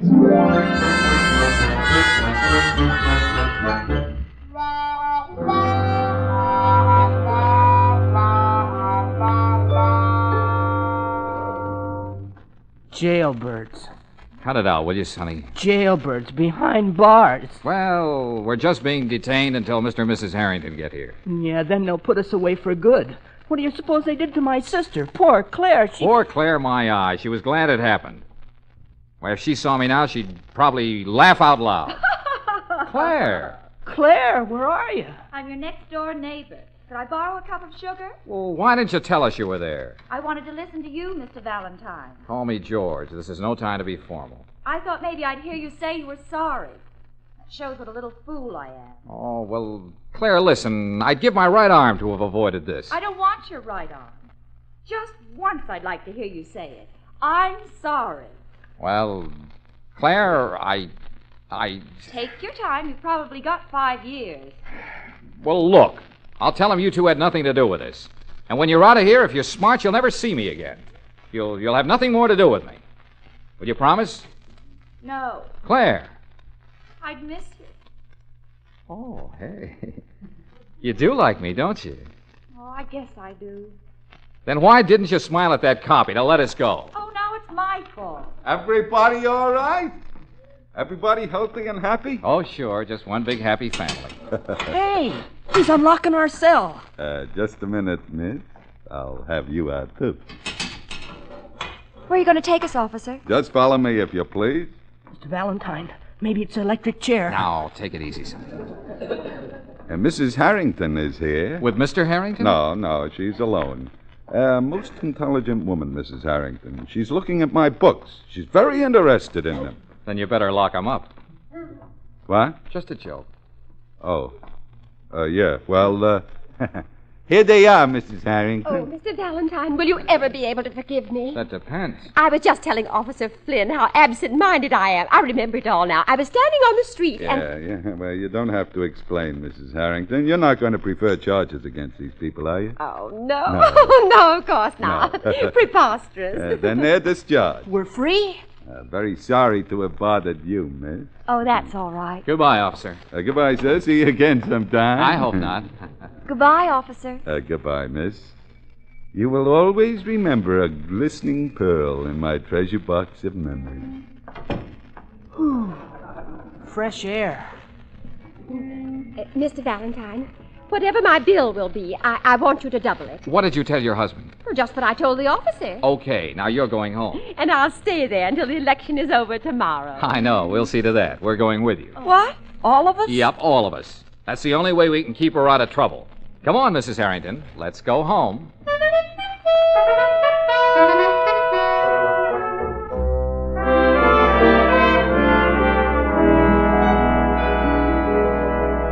George. I thought I told you to stay with Mrs. Harrington. Sonny's with her. They're having breakfast. George, I'm bored. Oh, now forget it, will you? It'll soon be over. George, I'm bored. Oh, now, come on, Claire. Cheer up. Let's have a big smile. I don't feel like smiling. Well, put some lipstick on. You'll feel better. Guess I could stand a little. All this hanging around.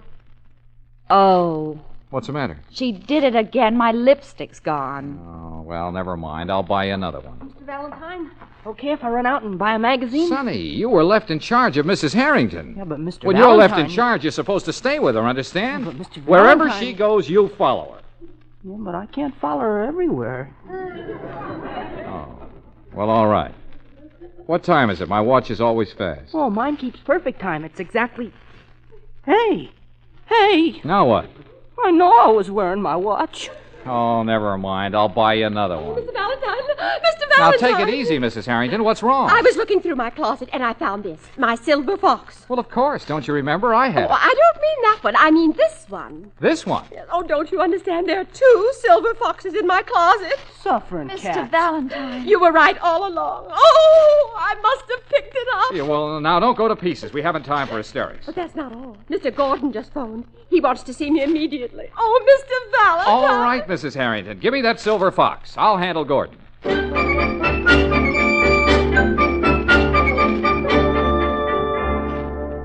I knew all along Mrs. Harrington was guilty. After she shopped, something always disappears. Will you please calm down, Mr. Gordon? I brought back the silver fox. You can keep it. Now, be reasonable. Look, when things disappear, you charge them to Mrs. Harrington's account, don't you? What's that got to do with it? Harrington's running against me for alderman. There's still time to get a story in this afternoon's paper. What do you think his chances will be then? It'd be a dirty trick, Mr. Gordon. Look, Valentine, just between us, Harrington's the best man. He should be alderman, but if I'm made alderman, my wife will think I'm wonderful. You'd wreck Mr. Harrington just to make your wife think you're wonderful. You bet I would. Darling. Mildred, sweetheart, come in. Oh, sweetheart, this is Mr. Valentine, my wife, Mrs. Gordon. How do you do? Hello. Well, darling, Well, darling? is that all you have to say? Oh, you look wonderful, sweetheart. I knew it. I'll never forgive you. Mildred, angel. Of course, a great big executive like you, so busy running a store and running for alderman, you haven't time to remember a little thing like a birthday, have you? Birthday? Oh, Mildred, now, sweetheart. I should have known. Oh, well, pardon me for cutting in, Mrs. Gordon, but I can't keep my mouth shut. I know it's supposed to be a surprise, too. A surprise? A surprise? He didn't forget your birthday, Mrs. Gordon. He didn't? I didn't? I didn't. Here you are. I just helped him select it for you. A silver fox. Oh, darling. Oh, I'm going to give you a great big kiss. Well, I'll run along. That is, unless you have something else to discuss, Mr. Gordon? Oh, no. No, not a thing. Good, good. Happy birthday, Mrs. Gordon. I hope you'll enjoy the Vulpus Vulpus.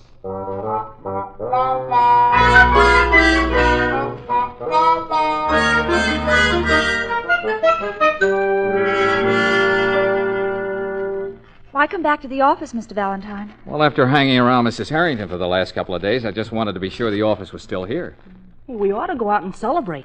After all, Mr. Harrington's an alderman. Okay, Sonny. Run out and buy a bucket of black coffee. And a box of aspirin.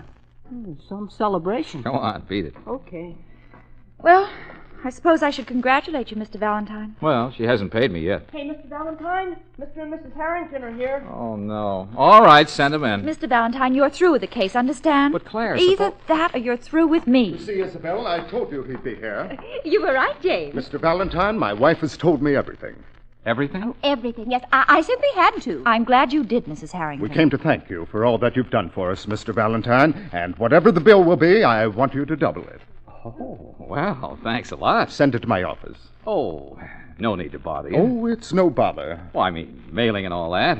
If you happen to have your checkbook with you. Checkbook? No hurry, you understand. But if you want to sit right here at my desk. Oh, well. Here you are. Here's a pen. Oh, thanks. We just came from my doctor. He thinks I'm cured. Really, Mrs. Harrington? Oh, yes, my dear. This last experience, I mean James' career at stake and all. Oh, it was such a shock. Well, it brought me back to earth again. Oh, I'm so happy for you. Here you are, Mr. Valentine. This okay? Oh, thank you. Oh, thank you, Mr. Harrington. Well, I'm the one who's indebted. You'll come to see me, Miss Brooks? Of course, Mrs. Harrington. And you too, Mr. Valentine. Yep, you bet. Come, Isabel. Yes, James. Goodbye. Goodbye, Mrs. Harrington. Good night. Good night. Good night. Well, Claire, I'm on my way. I'll pick up a can of sardines and my fishing tackle. See you Monday. How much, Mr. Valentine? $1,000. What? $1,000? Oh, I don't believe it. Well, then see for yourself. The check's right there. Where? I don't see it. Well, I distinctly remember. I put it right under that paperweight, you see? No. Well, go ahead and look. It's right under this. It's right. Mr. Valentine. Oh, no, she did it again.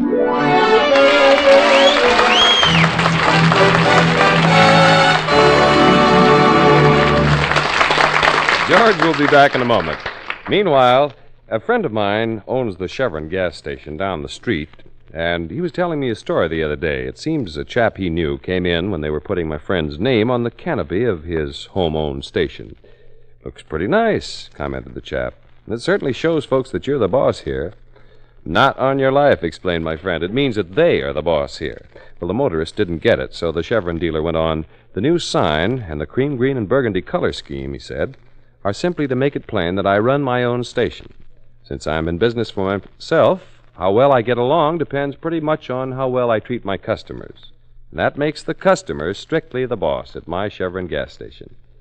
Well, my friend might have said at all Chevron gas stations, because the friendliness, the cheerful, expert service you run into at Chevron gas stations is the best way any Chevron dealer has of making his home-owned business useful to you and to the community.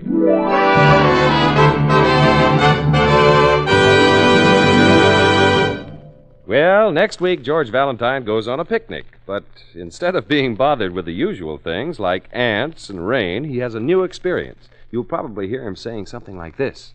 Wow, what was that? Who hit me? Somebody threw a shoe at you, Mr. Valentine.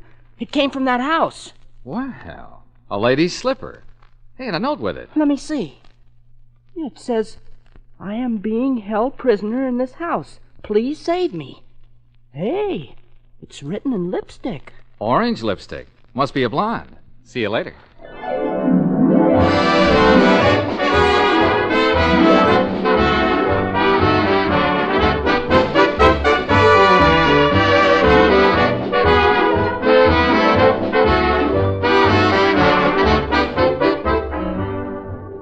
Chevron gas stations all through the West invite you to be with us again next week for another chapter of Let George Do It, brought to you by the makers of Chevron Supreme Gasoline. Let George Do It, starring Robert Bailey as George, with Frances Robinson as Claire and Eddie Firestone Jr. as Sonny, is written by Pauline Hopkins, produced and directed by Owen Vinson. Others in the cast were Sarah Selby as Mrs. Harrington, Stanley Waxman as Mr. Harrington, Joe Gilbert as Mildred, Herbert Butterfield as Mr. Gordon, Ed Max as the officer, and Margaret Brayton as the salesgirl. The music was composed and conducted by Charles Dant.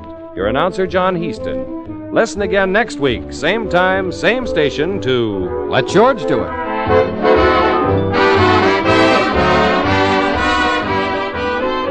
This is the Mutual Don Lee Broadcasting System.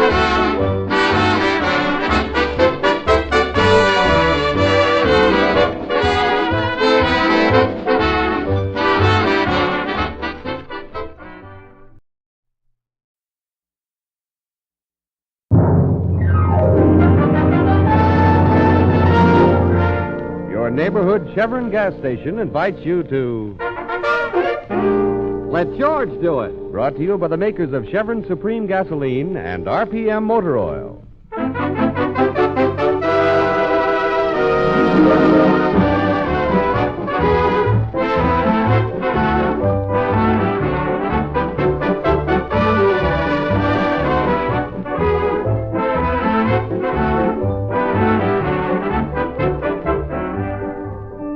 George Valentine has been out of uniform only a few weeks. Blessed with an abundance of energy and adventuresome spirit and not too much money, He has sunk his last dime in office rent, a few pieces of furniture, and an ad in the classified section of the daily paper. An ad which reads, "You have a crime that needs solving? You have a dog that needs walking? You have a wife that needs spanking? Let George do it." Now 3 days have passed, and George, sitting in his swivel chair with his feet up on the desk, is still anxiously waiting for a client. Suddenly, the door bursts open. Mr. Valentine? Yes? Mr. George Valentine? Yes, come right in. Have a seat. Oh, here, take this one. It's softer. Oh, thank you. Oh, don't mention it. Have a cigar? Huh? Oh, I'm sorry. You're too young. Here, wait a minute. Here. Have a chocolate bar with almonds. Oh, thank you. Yeah. Now then, what can I do for you? Well, I came to work for you. Work? I thought you were a client. Oh, no, sir. That's all right. I'll get it. Hey, wait a minute. Good morning. Let George do it. How do you like that? Oh, I can make an appointment for you. I'm Mr. Valentine's confidential assistant. Well, that's nice to know. Oh, well, if you're that close, then come right up, Mr. Winters. Yeah, goodbye, sir. Well, how do you... Now, look here, Bottom Button. I'm Sonny Brooks. You can call me Sonny. Well, now, look here, Sonny. Who hired you? I come with the office. You see, Caleb, the elevator man, is my friend. He knew I was looking for a job, so he said, Sonny, whoever gets that office gets you, too. Yeah, well, you're too young, Sonny. Things may get a little rough around here. Oh, that's okay, sir. I'm a very rugged character. Now then, Mr. Winters will be here soon. Winters? The mystery writer? Yes, sir. Jonathan Winters. He just phoned. Oh. We can discuss my salary later. I'll go on the payroll as of today. Uh-huh. Whether I like it or not, huh? I have a feeling you're going to become very fond of me, sir. I grow on people. Yeah, like a wart. All right, Sonny, call an employment agency and get me a secretary. Oh, that won't be necessary, sir. Why? Don't tell me you type also. No, but my sister does. Your sister? Claire. She'll be here soon to start to work. Well, say, does your whole family go with this office? Oh, well, I don't have much of a family. There's just Claire and me. Oh, well, that's tough, kid. But you're lucky. I haven't even got a sister. Tell you what, maybe we can sort of look after each other. How about it? Oh, that'll be swell, Mr. Valentine. I'll be glad to take care of you, sir. Hey, you're okay, Sonny. Oh, you like Claire, too. She's prettier than I am. Oh, perfect. It doesn't matter if she can type or take dictation, just so she's prettier than you are. Mr. Valentine? Hmm? Oh, yes, Mr. Winters. Come right in. Mr. Valentine, I'm here because... Well, it doesn't matter what the job is, Mr. Winters. I'm your man. Just throw your problem in my lap, and I'll come up with the right answer. Mr. Valentine, I'm about to be murdered. Well, now, don't take it too seriously. A lot of people... Murdered? Murdered? You're joking, I hope. I'm not joking. Oh, well, that's a little out of my line, Mr. Winters. I mean, Mr. Valentine, I have been murdered. Oh. Suffering cat. Yeah, well, don't stand there, Sonny. Do something. Call somebody. The police, the fire department. Yeah, I'll get a doctor. And Sonny. Yeah, Mr. Valentine? Don't get excited. Look at me. I'm perfectly cool.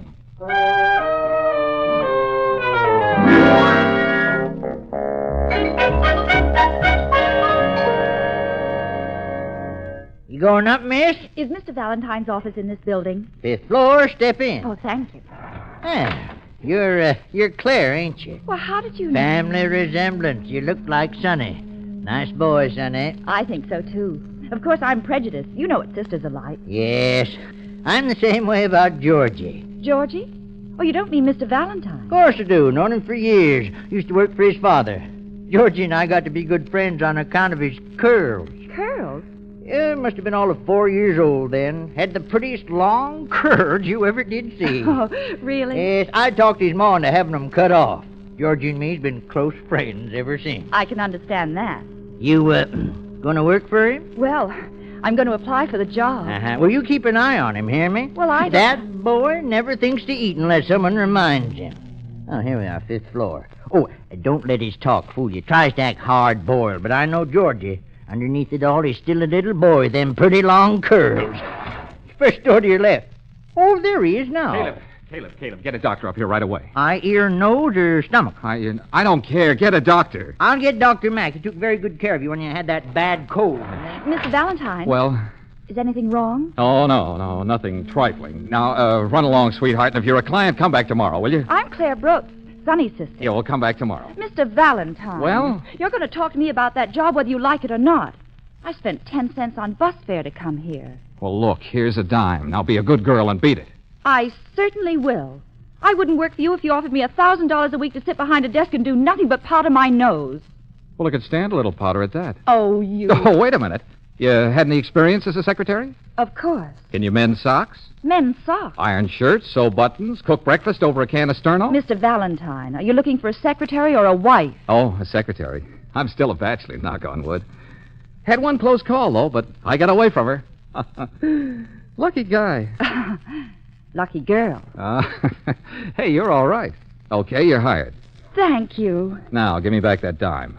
What about salary? Oh, salary. Well, we'll discuss that after I collect from my first client. How do I know you'll ever get a first client? My first client? Oh, I've got one now.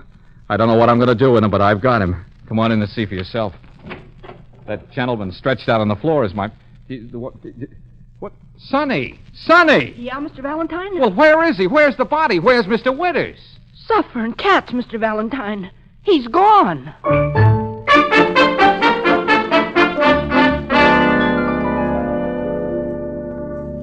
Now, make sense, will you? Mr. Winters couldn't have just disappeared into thin air? Well, it's like I told you, Mr. Valentine.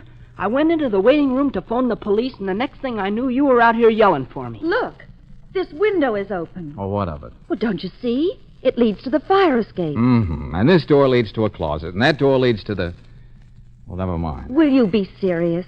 Mr. Winters was shot. Well? Maybe his murderer followed him here to your office.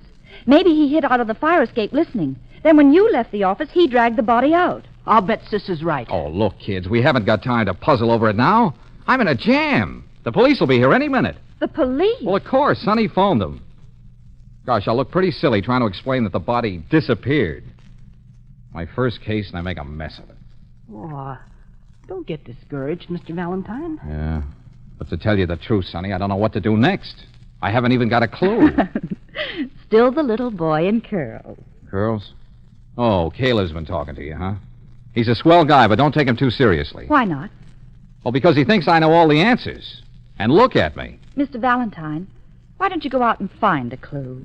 Find one? Where? Well, did Mr. Winters have a family? Well, I don't... Hey, wait a minute. I've seen pictures of his wife in society papers. Good. Oh, Claire, you're wonderful. Remind me to raise your salary. What salary? Yeah, well, when you get one, remind me to raise it. See you later. Where are you going, Mr. Valentine? To Mr. Winters' home. And when the police come, stole them. But, Mr. Valentine, what'll I tell them? Tell them nothing. You've got charm, haven't you? Well, use it.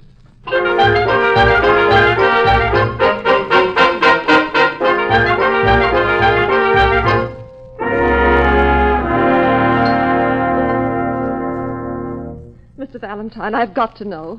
What do you think happened to my husband? No, just take it easy, Mrs. Winters. Oh, I was afraid something would happen to him. Why? Well, he was so worried.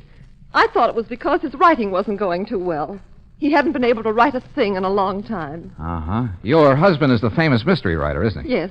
Yeah, I've read some of his stuff. The case of the body in the bathtub. Murder has the hiccups. This is his study. Mm-hmm. Say, quite a layout. What are all these papers? His manuscript. He was working on The Lost Corpse. The Lost Corpse. Cute title. It wasn't coming easy. He knew it had to be good or it would mean the end. Mr. Valentine, what are you looking for in that wastepaper basket? Well, I don't know exactly. Just got a hunch. I want the truth. Was he murdered? Oh, relax, Mrs. Winters, relax. The best man in town is on the job. Who? Who? Me, of course. Is this the Lost Corpse? Put that manuscript down. Don't look at it. Why not? Well, sorry. It's just a superstition. Jonathan never wanted anyone to read what he was working on. Oh. Then, of course, you haven't read this. No. No, certainly not. Did your husband have any domestic trouble? Domestic trouble? Jonathan was devoted to me. Was? Why the past tense? What? Well, I don't know what I'm saying. Miss Winters? Yes? Yes, what is it? There's a policeman downstairs. He wants to talk to you. A policeman? Well, I'll be right down. Look, Mrs. Winters, you haven't seen me, understand? But why? Your husband trusted me. Why don't you try it? All right, Mr. Valentine. Any way I can get out of here without going down the stairs? Oh, that door leads to my husband's private elevator. It'll take you to the back entrance. Say, he thought of everything. Well, he liked to come and go without disturbing the rest of the household. A clever man. Okay, Mrs. Winters, I'll get in touch with you tomorrow. Tomorrow? You mean you'll have news for me? Well, maybe it'll be news to you. And then again, Mrs. Winters, maybe it won't.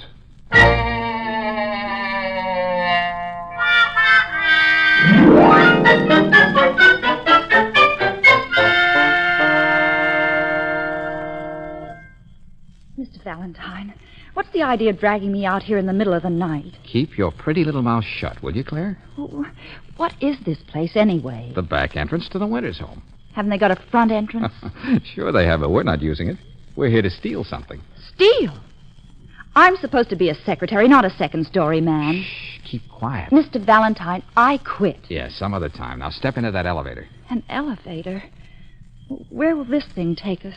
Up to Mr. Winters' workroom. It's pitch black in here. I don't feel safe. I'm here. That's what I mean. Shh. Now keep quiet. Oh! What's the matter? Oh, you don't have to hold my hand. I'm not holding your hand. Well, someone is. Well, don't scream. I got him covered. Put him up, you. Hey, get that gun out of my ribs. Sonny, I told you to go home. Well, I have a feeling you're going to be very glad I'm along, Mr. Valentine. You might need me. Yeah, like I need a second head. You could use two. Now, both of you stay right here. I know where the desk is. What do you want in there? Well, I've got to get the lost corpse. The lost corpse? You mean you think Mr. Winters' body's in there? Yeah, it's... No, the manuscript of his book. Now, keep quiet. Don't make a sound. Oh! Mr. Valentine. Oh, what was that? Oh, just an old shin of mine. Hey, I hear somebody coming up the stairs. Okay, kids, we can beat it now. Everything's under control. I've got the lost corpse.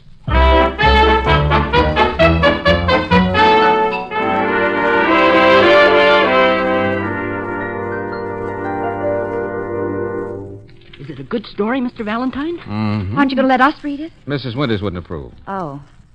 What's she like? She attractive? Never mind, Mrs. Winters. What about the lost corpse? Well, it's a very unusual story about a man and his wife. How original. Yeah, the wife would like to give him the gate, but she hasn't any money of her own. However, she stands to collect a lot if her husband ever kicks the bucket. Is there a murder? Of course. The husband is shot, but he manages to make his way to a private investigator's office. Huh? Is that in the story? Sure. Yeah, but that's what Mr. Winters did. The husband tells the investigator he's about to be murdered. Hey, that's what he told you. Then he collapses. When the investigator steps out of his office, the wounded man disappears. Just like Mr. Winters did. That's what actually happened. It is? Well, what do you know about that? Well, go on, Mr. Valentine. Then what? Well, later the guy returns to his wife and he says, "You thought you killed me, but I'm not dead yet. You... Yes. Go on. Well, that's all. That's as far as Mr. Winters got with his story. No wonder Mrs. Winters didn't want you to read it. It's the story of their life. It shows she's guilty. She killed her husband. Georgie. Oh, say, Georgie. Yeah, Caleb, what do you want? Where's Mrs. Winters? She all right now? Mrs. Winters, what are you talking about? I left her in your waiting room. She come to see you. When was this? A few minutes ago. She acted kind of funny, like maybe she was sick or something. Come on. Not a sign of her. Caleb, are you sure you left Mrs. Winters here in my waiting room? Well, Mr. Valentine, look, on the table. A woman's purse. With initials on it, M.W. M.W., Marcia Winters. Do you think the same thing happened to her, Mr. Valentine? Someone followed her here and hid out on the fire escape? No, I don't think so. She heard us talking. She knew we thought she was guilty. Oh, of course. Yeah, all right, Caleb, thanks a lot. Well, it's all right, Georgie. Call me if you need any help. Yeah, sure, Caleb. Say, how are you two at playing games? Games? At a time like this? Sonny, you be Sonny. I'll be George Valentine. And Claire, you be Mr. Winters. What? Now, Claire, step outside the office. Give us a few minutes, then come in and say you expect to be murdered. Oh, I get it. You want to reenact the crime. Smart boy. Okay, Claire, get going. First I'm a second-story man, and now I'm an actress. I quit. Oh, come on, Claire, be a good sport. Humor me. I said I quit. Yeah, well, we haven't got time now. You can quit tomorrow. Oh, all right. But you can think of the silliest thing. Now what do we do, Mr. Valentine? Just exactly what we did when Mr. Winters first stepped into this office. Okay, Claire, come on in. I don't think she heard you. All right, Claire, we're ready. What's the matter with her? I'll get her. Claire, you can come in now. Claire, what? Where is she? Suffering cats. What a mess. Now my sister's disappeared.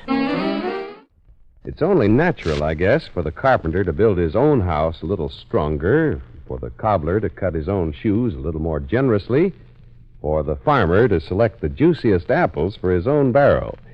Frankly, that's one reason why you can count on a little something extra in the way of service when you stop at a home-owned Chevron gas station.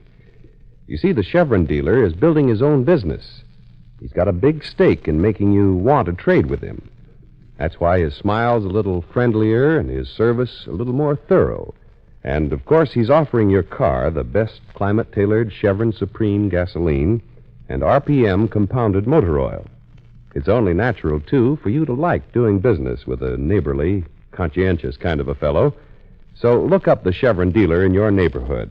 Remember, his Chevron gas station is home-owned.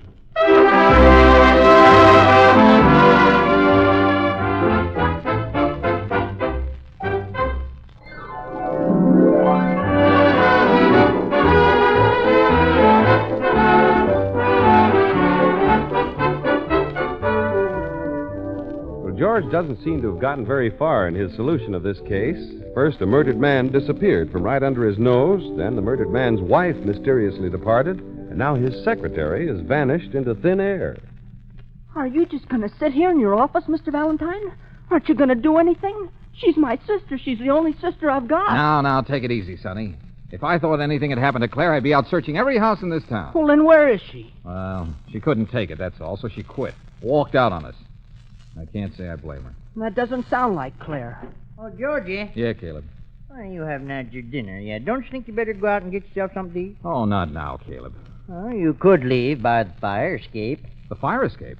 Uh-huh. Police car just stopped in front. Oh, suffering cats, the police. Get yourself a nice steak. Yeah, that's just what I'll do. Come on, Sonny. Get down there and stall them, Caleb. Oh, I intend to. Now, you take your time and digest your dinner good. You hear me? Oh, sure. Let's go, Sonny. The fire escape. Oh, and Sonny. Yeah, Mr. Valentine? Better bring Mrs. Winter's purse along with you.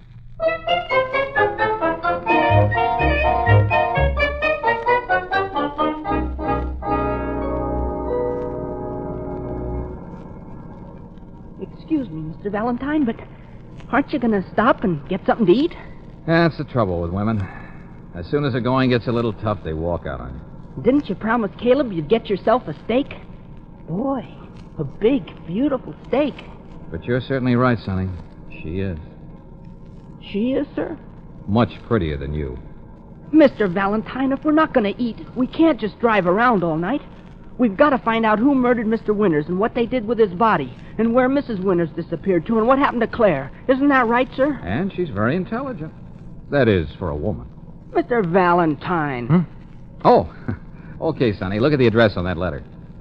What letter, sir? The one in Mrs. Winter's purse. Is there a letter in here? Well, didn't you notice it when Claire opened the purse? No, sir. Oh, here it is. It's addressed to Mrs. Marcia Winters, 300 Pepper Tree Lane, Cedarhurst. Hey, that's in the country. Yeah, they must have a country place, too. Cedarhurst. Yeah, that's out on Highway 6, right near... Hey, we're on Highway 6. We're headed toward Cedarhurst now. Oh, brilliant deduction, Sonny. I'll increase your ration of bubble gum.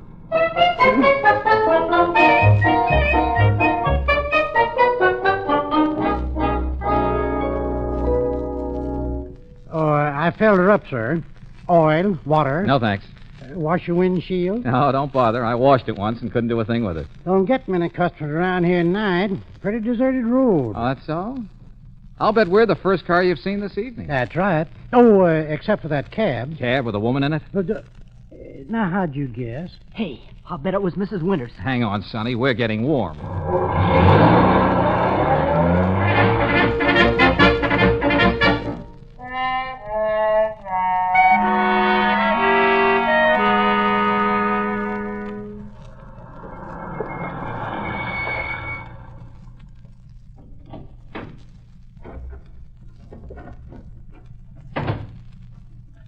Is this it, Mr. Valentine? Yeah, now careful. Don't make any noise.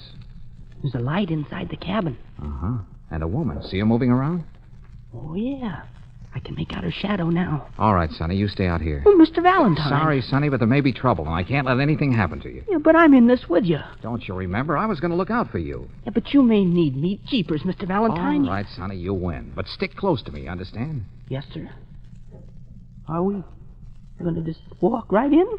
No, of course not. That's no fun. What would they do in a mystery show?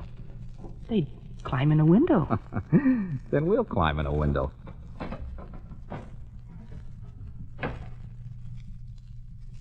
Mr. Valentine, she turned off the light. Shall I go in first? No, you getting back of me. Let me handle this. Yes, sir.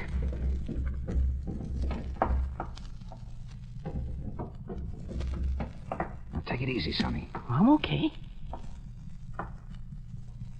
Oh. I've got her. Let go. No, you don't. You'll stay right here. You're hurting Turn me. the light on, Sonny. Yes, sir. Let's see what we've bagged. Claire! Well, if it isn't second-story Clarissa. Did you have to be so rough? I'll bet you cracked 2 ribs. Sorry, I don't know my own strength. Well, now that you see who I am, you don't have to keep on holding me. No, but it's fun. Claire, what are you doing here? Oh, well, she saw the address on the letter, so she decided to follow the clue. Yeah, but why didn't she let us in on it? Because she thought I was a dope, Sonny, so she took over. You know all the answers, don't you? Not quite. What happened when you got here? Nothing. The place looked deserted. I crawled in the window, too. No one here? I couldn't see anyone. Are you sure? Of course. Well, I've had the strangest feeling. Yeah? As though someone's been watching me. Uh-huh. Stay here with Sonny. I'll, have a look around. Suffering cat, sis, you sure had me scared. I'm sorry, Sonny. But Mr. Valentine didn't seem to be making any effort to solve the case. Yeah, don't kid yourself. He just keeps things to himself. Well, everything seems to be in apple pie order. Hey, listen. Uh-oh. Sonny, Claire, stand back there in the corner. I'll cover the door. Oh, be careful, Mr. Valentine. Do I detect concern in your voice? Well, I don't want to see you get shot right in front of me. Oh, then close your eyes.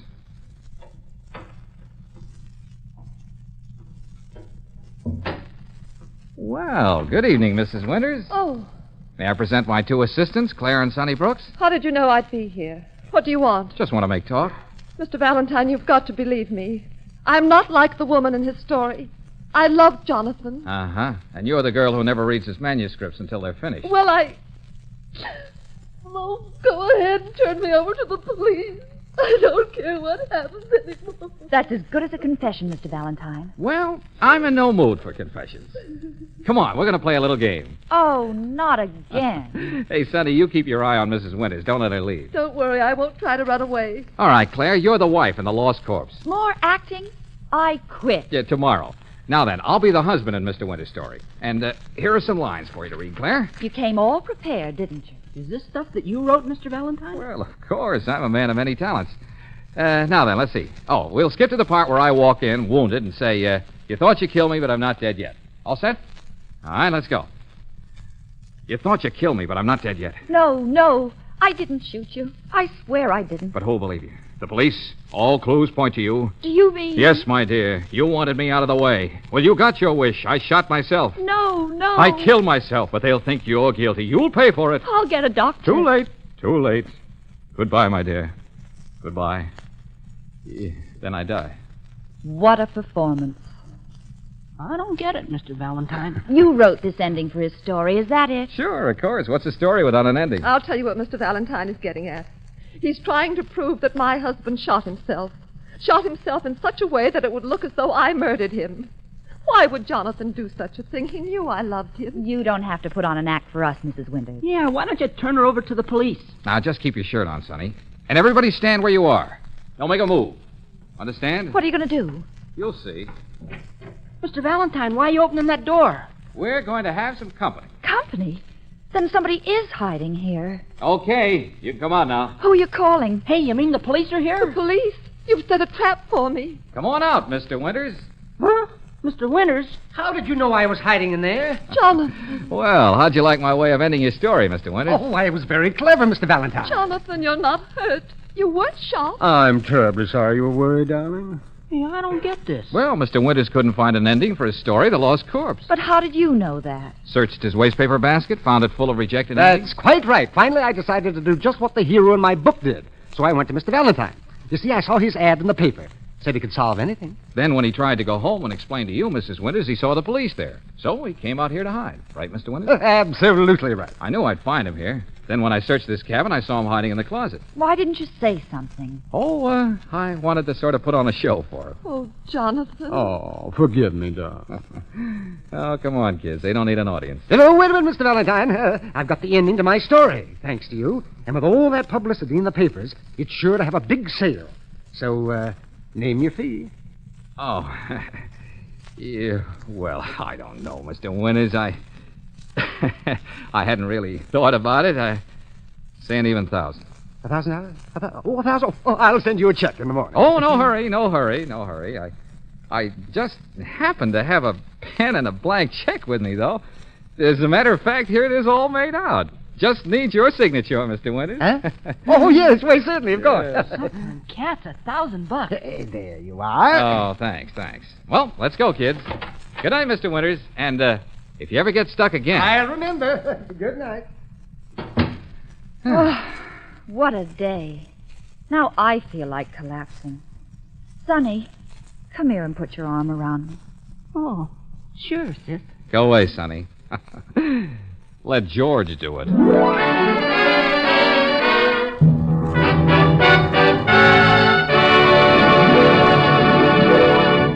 Your neighborhood Chevron dealer asked me to pass along this touring tip to you folks taking weekend trips this fall. He wants me to remind you that a Chevron credit card makes a mighty handy traveling companion. If you don't have one, you can apply at any Chevron gas station. If you do have one and haven't been using it, don't forget these credit card advantages. First, they help conserve your travel cash. You can charge most of your car expenses. Second, they're good everywhere in the U.S. and Canada, too. Third, they wrap up all car expenses into one convenient monthly bundle. Chevron credit cards are good at home-owned Chevron gas stations all over the West. So watch for those cream, green, and burgundy stations on the road this weekend and use your Chevron credit card.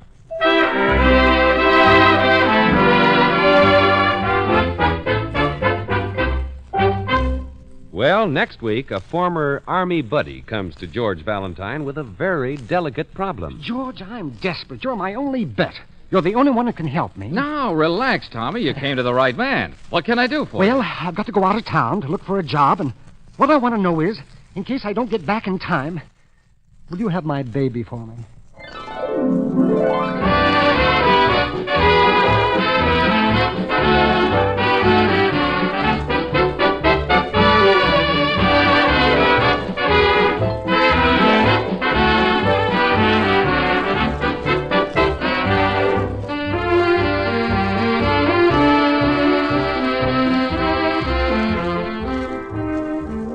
Chevron gas stations all through the West invite you to be with us again next week for another chapter of Let George Do It, brought to you by the makers of Chevron Supreme Gasoline and RPM Motor Oil.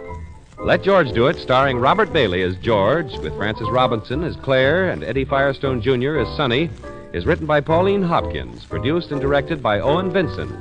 Others in the cast were Joe Kearns as Caleb, Rena Craig as Mrs. Winters, Howard McNear as Mr. Winters, and Horace Murphy as the filling station attendant. The music was composed and conducted by Charles Dant. Your announcer, John Heaston. Listen again next week, same time, same station, to Let George Do It. This is the Mutual Don Lee Broadcasting System.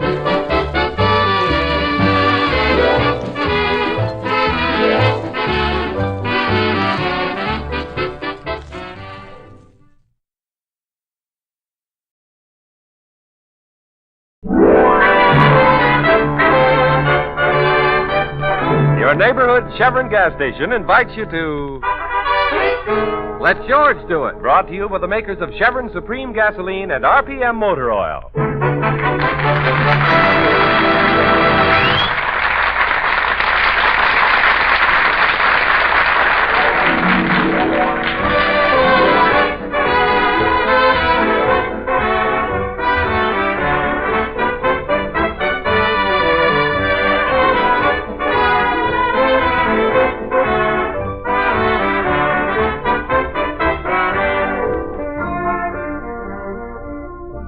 have a crime that needs solving? Have a dog that needs walking?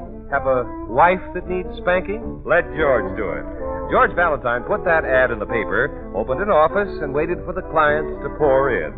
He was mildly successful, but for the past few days, nobody has entered his office except his secretary Claire and her brother Sonny, his self-appointed assistant. Not one to worry, George has decided that they need some relaxation. Now we find them driving in the country looking for a place to picnic. Here? Not enough trees. Keep going, Mr. Valentine. Claire, I'm starved. I want this picnic to be perfect. We must have just the right spot. Here? Too flat. I want a hill. Keep going. Don't listen to him, Mr. Valentine, or we'll die a horrible death. Imagine the irony. They'll look in the car and see a picnic basket. Fried chicken, potato salad, deviled eggs, and 3 emaciated bodies. How about here? There's no stream of water. Keep going. Oh, Mr. Valentine, I'm in agony. After all, I'm still a growing boy. How can I grow when nobody feeds me? Why are you stopping? Because we're going to have our picnic right here. All right, last stop. Everybody out. Mr. Valentine, you can't be serious. Picnic in somebody's front yard? Well, why not? There are trees, grass, a hill. And if you want a stream of water, just ring their doorbell and tell them you're thirsty. I think it's a swell idea. I won't get out of the car. Well, suit yourself. Hand me the basket, Sonny. You bet. Mr. Valentine, I promise. We'll stop at the very next place that looks good. There's nothing wrong with this spot. I like it. But it's private property. We'll be chased off. The place is deserted. Didn't you notice, Claire? It's all boarded up. Nobody home. The perfect spot for a picnic. Chicken leg, Sonny. Wait a minute. I fixed that lunch. Well, then come on and join us. And if you behave yourself, I may even let you sit next to me. Oh, give me that basket. I'll serve. All right, then snap into it. Oh, all right. Nick? Not on an empty stomach. Mr. Valentine. Care for wings? Make that 2 wings and you made a sale. There's nothing I like better than chicken wings. You know, when I was a kid, Ow! What's the matter? Hey, somebody hit me. Come on now, which one of you is guilty? Who hit me? I don't know what you're talking about. Hey, look. Somebody threw a shoe at you. I told you we shouldn't have stopped here. Well, how do you like that? A lady's slipper. Where do you suppose it came from? Oh, from the house, of course. Look up there on the 2nd floor. I don't see anything. Well, there's a window open over to the right. Hey, and I thought the place was deserted. Mr. Valentine, there's a note tied to this slipper. Hey, what does it say? Yeah. A note written in lipstick. Intriguing. Well, don't keep it to yourself. Read it. I am being held prisoner in this house. Please save me. Well, a maiden in distress. Now that's silly. Cute little slipper. 5 AA. Petite. Somebody's trying to play a joke on you. Written in orange lipstick. Hey, she must be a blonde. See you later. Mr. Valentine, where are you going? To rescue the maiden, of course. Yeah, but do you think it's on the level? I don't know, but I'm going to find out. Now, Mr. Valentine, somebody's trying to make a fool out of you. Well, I'm in the mood for it. Wait a minute. You must go, then I'm going with you. You may need help. You may be up against a gang. Are you thinking of the gang or the orange lipstick? What are you thinking of? That's the leading question. Come on, to the rescue. La, la, la. Gee, do you think we'll have to break the door down, Mr. Valentine? Only as a last resort, Sonny. I've always wanted to see someone break down a door. Hey, this is kind of exciting. What was that? It sounded like a bell. Where'd it come from? Jeepers, I'm sorry, Mr. Valentine. I guess I leaned on the doorbell. Oh, Sonny. Mr. Valentine, I hear someone coming to the door. All right, now you two keep mum. I'll do the talking. Well, what do you want? Oh, I'm very sorry to disturb you, madam. I didn't think there was anyone here. The place is boarded up. That's not your affair at all. Now, what do you want? What are you doing here? We're having a little car trouble. Would you mind if I used your phone? I certainly would. You can't come in. But, madam, we just... Anyway, the phone is out of order.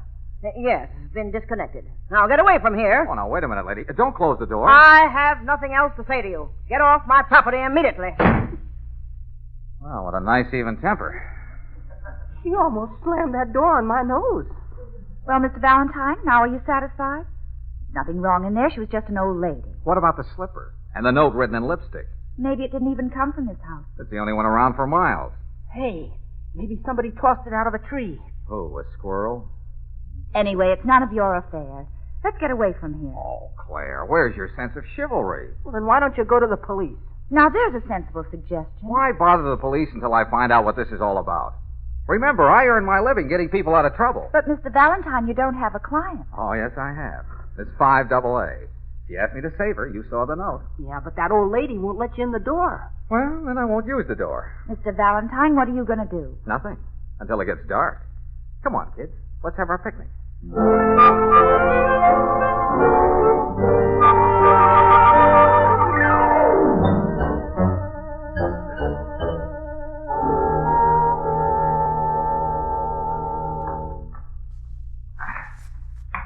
Now be careful. Yep.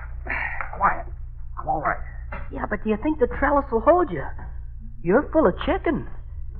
Gotta hold me. Climbing up a trellis at your age. Very romantic. I feel like a cross between Romeo and Robin Hood. Mr. Valentine! Just a little slippery. How do you know you can get in that window? Oh, I'll get in. I used to be a vacuum cleaner salesman. What are we supposed to do while you're selling a vacuum cleaner? Just stay there. If I don't come out in half an hour, get the cops. It's all right. It's not locked. Some drop if his foot slips. Sonny, keep quiet. He'd be splattered all over the flagstone walk. Sonny. He'd make quite a splash. Sonny. It's all right. He got in. I don't like this. Breaking into someone's house. Oh, you gotta hand it to him, sis. He's pretty brave at that. It's the orange lipstick. Too bad it wasn't a man's shoe. He'd have kept right on eating chicken. I wonder what he's doing now. Probably looking for the other slipper. Maybe it belonged to that old lady. Well, I'm not going to stand out here all evening. This is ridiculous. Sonny, ring the bell. Oh, now, Claire, you'll spoil everything. You heard what he said. It's not a half hour yet. All right, come on in, but don't make any noise. Is it okay? What happened? Nothing. The coast is clear. Nobody around but the old woman. And she's in the front room playing solitaire. Come on. What are we going to do? Upstairs. Follow me. And take it easy. Golly, I don't like this. Kind of a spooky house. Quiet. Okay. All right, now we'll start with these rooms. Sonny, are you game? Yeah, well, I guess so. What do I have to do, Mr. Valentine? You take the rooms to the right of the stairway. Try the doors. If you come across one that's locked, let me know. You got it? Where will you be? I'm going to look over the rooms on the other side. Claire, you better come along with me. Well, maybe she ought to come with me. I mean, just for company. No. I want to look after her. You think something's going to happen? Now, Sonny, if you're afraid, just say so. Oh, I'm not afraid. Just cautious, that's all. Okay, then, get going. Come on, Claire. I'm right behind you, Mr. Valentine.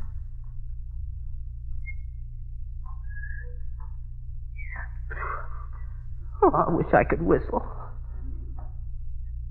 Well, here's the door. Go on, Sonny, open it. Just put your hand on the knob and turn it. Oh, it would be a squeaky door.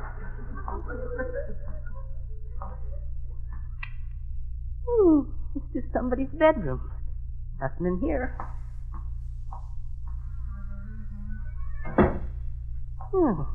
Let's take another door. This is pretty easy. Well, go ahead, Sonny. Open it. It's locked. Well, there's a key in the door. Darn it. Come on, Sonny. Unlock it. Be brave.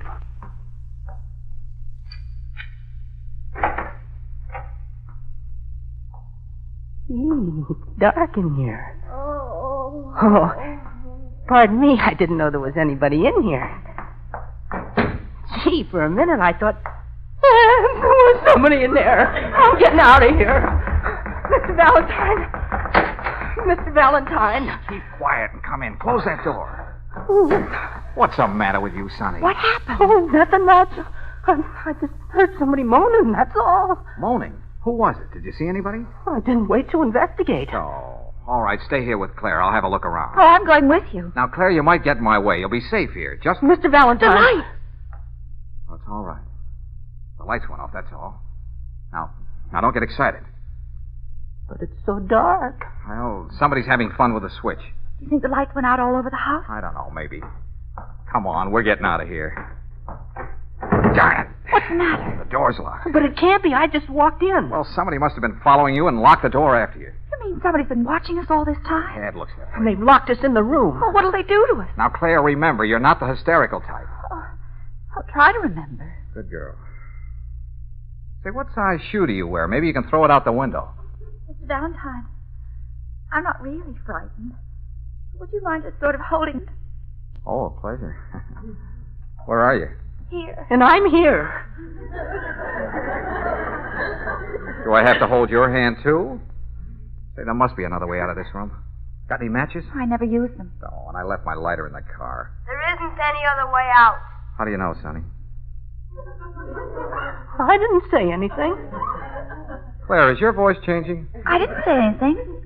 Well, then who said that? Where'd that voice come from? Don't waste time trying to find me, because I'm not in the room with you. In 5 minutes, the lights will go on. The door will be unlocked. You'd better get out of here if you want to stay healthy. Jeepers. You've got just 5 minutes to think it over. That's all. Mr. Valentine, we're going to do just what that voice said. Mr. Valentine, did you hear me? I think we better, Mr. Valentine. It sounded like it meant it. Mr. Valentine. And what about Miss 5AA? And the moaning you heard? Well, you can report that to the police. When it's too late to do anything? After all, it's not our affair, Mr. Valentine. She really isn't our client. Well, what's that got to do with it? You'd risk our lives just because of a slipper and an orange lipstick? Okay, maybe you're right, Claire. Of course I'm right. Sure she is. Okay. Claire, you and Sonny get out of the car. Better drive straight to the police. What about you? I'll stay here and look around a bit. I see. Sonny? Yes, sis? You go down to the car. Better drive straight to the police. Claire, what about you? I'll help Mr. Valentine. Look around a bit. Oh. Well, I guess the car will be safe enough just where it is. But, Sonny... I'll help you help Mr. Valentine. Look around a bit.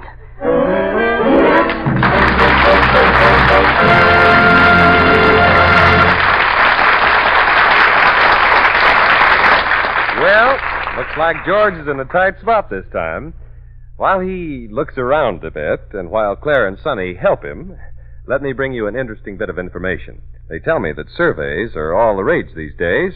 Anytime a businessman runs into a problem, he just runs a survey and gets all the answers from his adding machine. So I thought I'd run a little one-man survey of my own and find out why people like to do business at Chevron gas stations. Well, it turns out that folks find Chevron dealers mighty nice to do business with. First, they like the friendly, competent service they get at Chevron gas stations. And second, they know that they can get famous Chevron Supreme gasoline and RPM motor oil at Cream, Green, and Burgundy stations all through the West. Just one thing I'd like to add. The Chevron dealer in your neighborhood operates his own business. He's on his own, and his success depends on keeping you a satisfied customer. That's your best guarantee of a warm welcome when you stop at a Chevron gas station this weekend.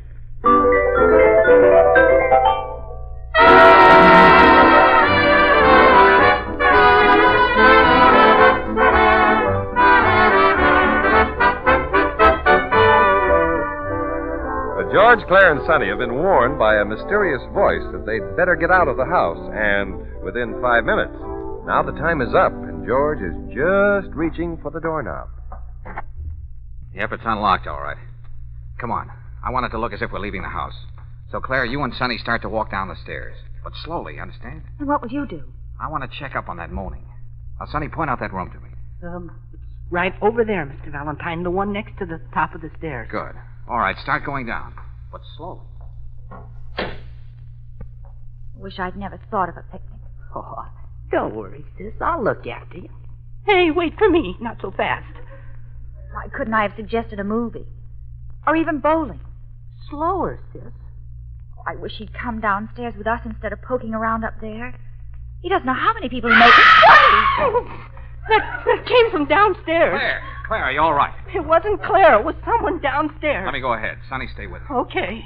The living room's over this way. Please, Mr. Valentine, be careful. Now, where's that Red King buried?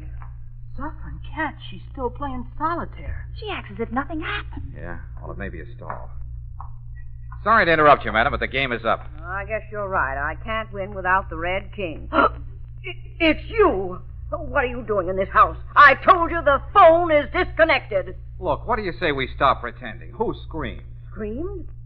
Oh, you mean the radio. I was listening to a program, but it frightened me, so I turned it off. After who locked the door on us, Mr. Valentine? Yes. And what about that voice? Look, lady, I'll admit we have no business here, but that's not important now. Someone locked us in a room. Then we heard a voice. It seemed to come over a loudspeaker. I'm sure I don't know what in the world you're... Oh, Roland, of course. That boy will be the death of me. Boy? Did you say boy? I never should have given him that detective set. Roland! Roland! Come downstairs, you naughty boy. Now, wait a minute. I don't get this. It's my grandson. He fancies himself an amateur detective. He has this whole house rigged up with microphones and speakers and, well, always playing tricks on me. Roland! I was just going to bed, Grandmother, honest. Now, you go upstairs this minute and go right straight to bed, understand? No mortgage tricks. Huh, the very idea. I'll be good, Grandmother, I promise. Good night. Do you mean to tell me that kid... He's your maiden in distress, Mr. Valentine. Yeah, he really had you going, huh? Okay, the joke's on me. I'm very sorry, madam. Maybe I made a little mistake. You have been a little ridiculous, young man. All right, forgive us for barging in on you. Come on, kids. Let's get out of here. Quick.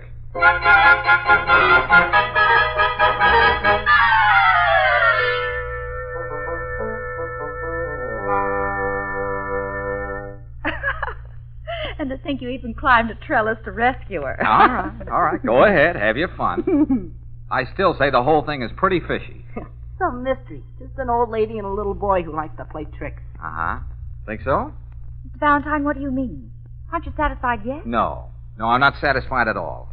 What about the note? It was feminine handwriting, I'd swear to that. Maybe the note came with his detective set. Uh-huh.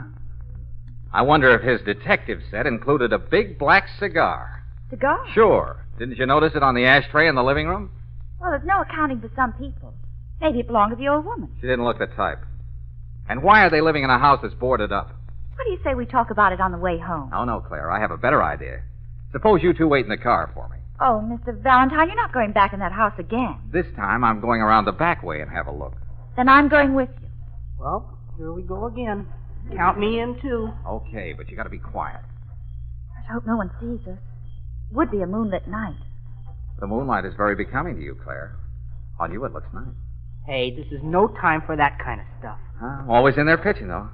Hey, careful now. Stay behind this tree. The light coming from somewhere. Yeah, the kitchen. Hey, there's someone in there, Mr. Valentine. Uh-huh, I see him. Well, it's the boy detective, Roland. Hey, look at him. My, what a sweet, innocent little child. Smoking a cigar. How awful. Doesn't he know that'll stunt his growth? Not his, Sonny. He'll never grow any taller. Do you mean Mr. Valentine, he's a midget. A midget? Of course, I knew it all along. He turned out the light. He's going in the other room. Come on, let's see about this window. Hey, we're in luck. It's not locked. Mr. Valentine, are you sure you want to go in there? Of course, can't give up now. What do you think you'll accomplish? I'm surprised at you, Claire. Don't you remember your fairy stories? Here's the slipper. I'm Prince Charming. So, gotta find Cinderella.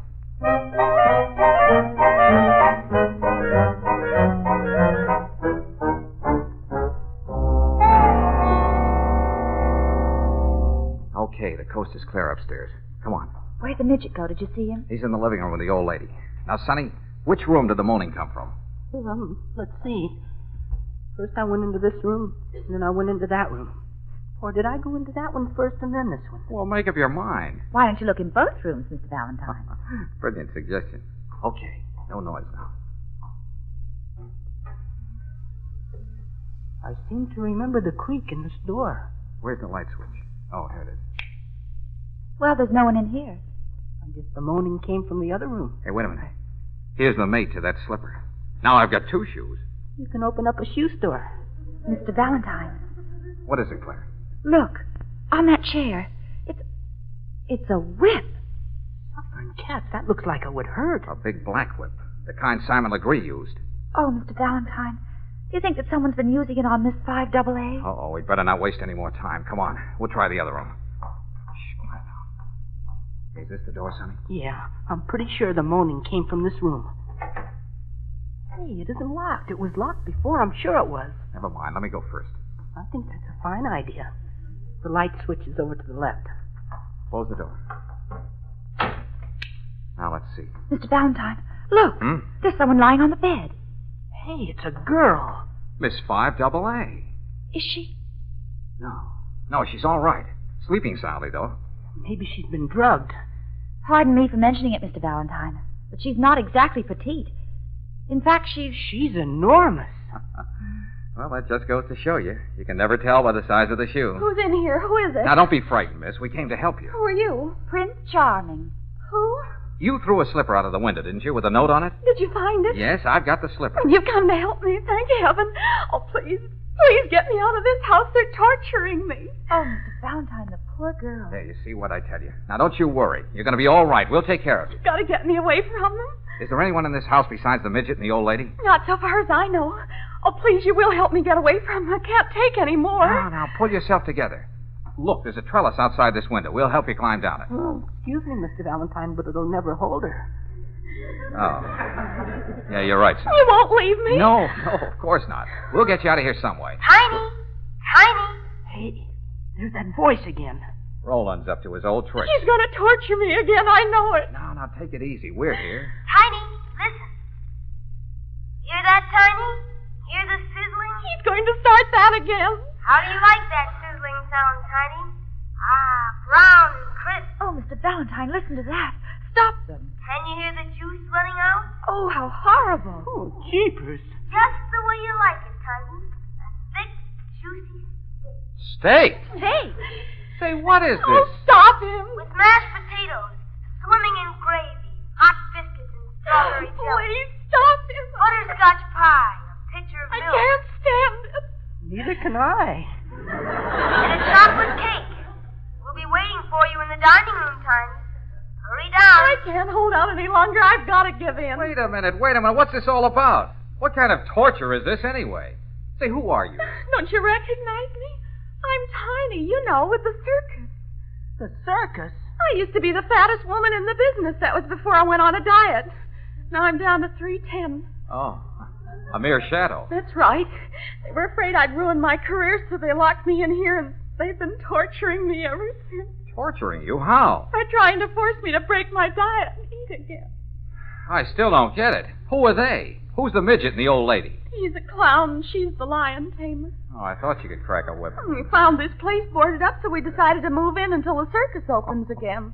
No wonder they tried to get rid of us. They didn't want anyone to know they were living here. But I don't understand. Tiny, why did you want to ruin your career? Why'd you want a diet? Well, you should understand. You're a woman. Romance has never entered my life. I thought that maybe if I got thinner, someone, somewhere, somehow I might have just one fleeting moment of romance. And then I could go back to the circus and be happy with my memories.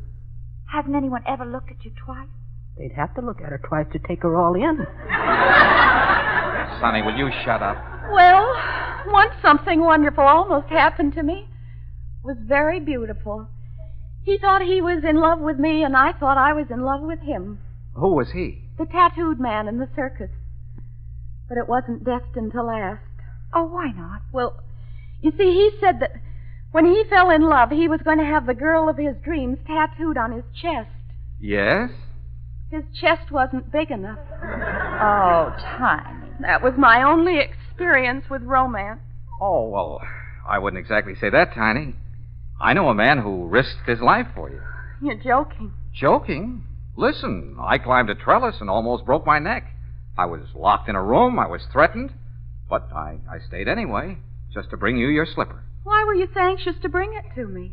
Well, because it's the most beautiful slipper I ever saw. You have very dainty feet, Tiny.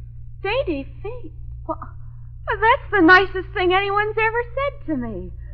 It's something I can treasure all my life. Well, then, there's your memory. Yes. Whenever I'm unhappy, I'll think of what you said. Dainty feet. Now can you go back to your career? Of course, I can start eating again. For one little moment, romance entered into my life. I'll never forget you. Oh, that's all right. Oh, my Prince Charming! Oh, now, wait a minute. I've got to reward Hey, you. watch out. Don't be shy, Ouch. my Prince Charming! Claire, help!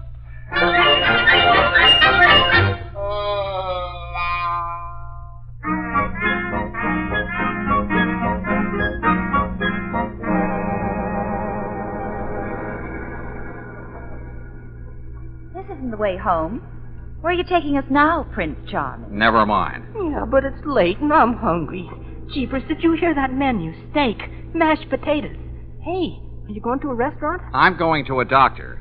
I better have him look me over. She must have cracked all my ribs. And my Adam's apple doesn't go up and down like it should. What does it matter? Just so it had a happy ending. Just like the storybook. Suffering cats, what a day. All we went through for a few cracked ribs. And a crushed larynx. Oh, cut it out, will you? We saved a career, didn't we? Now Tiny will be satisfied to be what she was meant to be. Maybe it's my practical mind, Mr. Valentine. Maybe I shouldn't even mention this. But you are in business, you know. The next time you go after a client, will you please see to it that you collect a fee? Why, Clara, what are you talking about? I did get my fee. You mean that kiss? No, of course not. Here, take a look. There's one for each of us. Isn't it terrific? Free passes to the circus.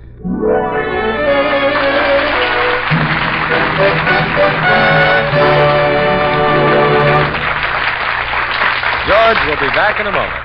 Meanwhile, since I was knee-high to a gopher, I've been told that it takes all kinds of people to make a world. But I've been finding out for myself lately that a lot of the best of them are doing business under a Chevron gas station sign. All through the West, I've found that you can pretty generally count on smart, cheerful service when you swing into a Chevron gas station. The reason is simple. Chevron gas stations are home-owned. Chances are the fellow who waits on you is the owner. Naturally, he's going to be mighty careful to give you the best his business has to offer. And there's another good reason for stopping at the cream, green, and burgundy stations. They all handle climate-tailored Chevron Supreme gasoline and RPM compounded motor oil. Try them if you're out for a drive this weekend. And remember, your Chevron credit card is good as gold at a Chevron gas station.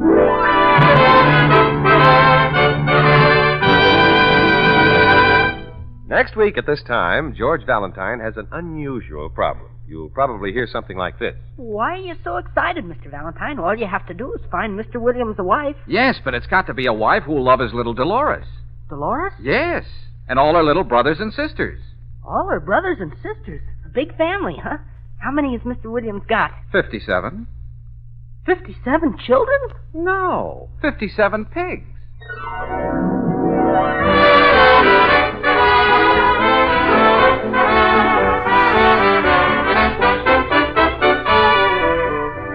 Chevron gas stations all through the West invite you to be with us again next week for another chapter of Let George Do It, brought to you by the makers of Chevron Supreme Gasoline.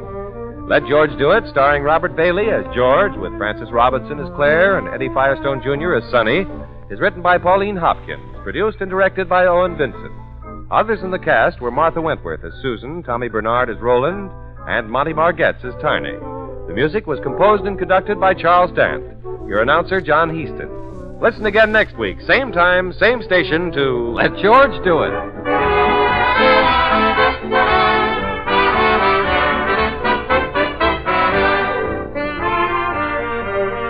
This is the Mutual Don Lee Broadcasting System.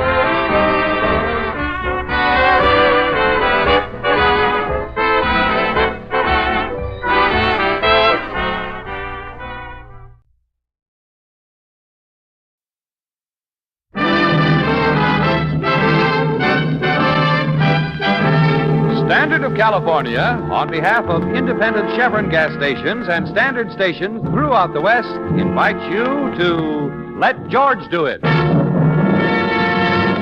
Death wears a gay sport jacket. Another adventure of George Valentine. Personal notice. Danger's my stock and trade. If you're crowded into a corner and can't fight your way out, call on me, George Valentine.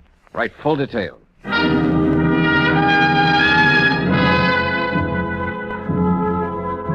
Dear Mr. Valentine, in the last month, violent death has struck 4 people in the Warrington Square section. Death in a gay sport jacket. I think I know who the killer is, but I can't be sure, and I'll never have a moment's peace until he's caught. The police don't seem to believe there's any connection between these 4 murders. That's why I'm hiring you. Enclosed, find the key. Find the key to locker 306 in the East Hempstead Railroad Station. The money you find there should pay your fee and expenses. It's yours whether you accept the case or not. I leave that up to your conscience. Mm-hmm. I gather, Brooksy, there's no signature. No, just a generous amount of white space on the bottom, George. And the letter's typewritten. Our correspondent seems to revel in mystery. Well, here's something more specific. You might call it a postscript. Yeah? List of Warrington Square victims. Uh-huh. Well, whoever wrote this, he or she, didn't have to go to that trouble. Jack Pringle on the Morning Bulletin has been repeating that list in full type every day. September 12th, Joe Barcelona, butcher. September 17th, Mrs. Adelaide Walsh, housewife. September 29th, James O'Hara, truck driver. October 18th, Nancy Cabot, fashion designer. 4? Mm-hmm. I didn't know about Nancy Cabot, whoever she is. Hey, you know, Angel, this should be a pleasure. Multiple murder? No. A client who's willing to pay off without even identifying himself. Well, that is if there is any money in locker 306. Well, Brooksy, there doesn't have to be any mystery about that.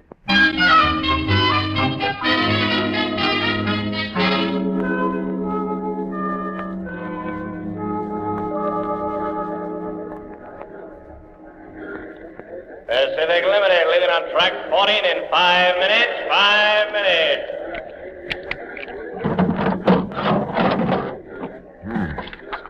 You see, it is real money, Brooksy. This stuff in here isn't watercress. No. I can recognize the pictures of some of our nicest presidents. How about that? There's $300 here. But how are you going to earn that lucre, George? Or don't you have a conscience? I don't know about a conscience, Angel, but I keep thinking about Nancy Cabot. Why is her name on that list? If anything has happened to her, why haven't we read about it in the papers?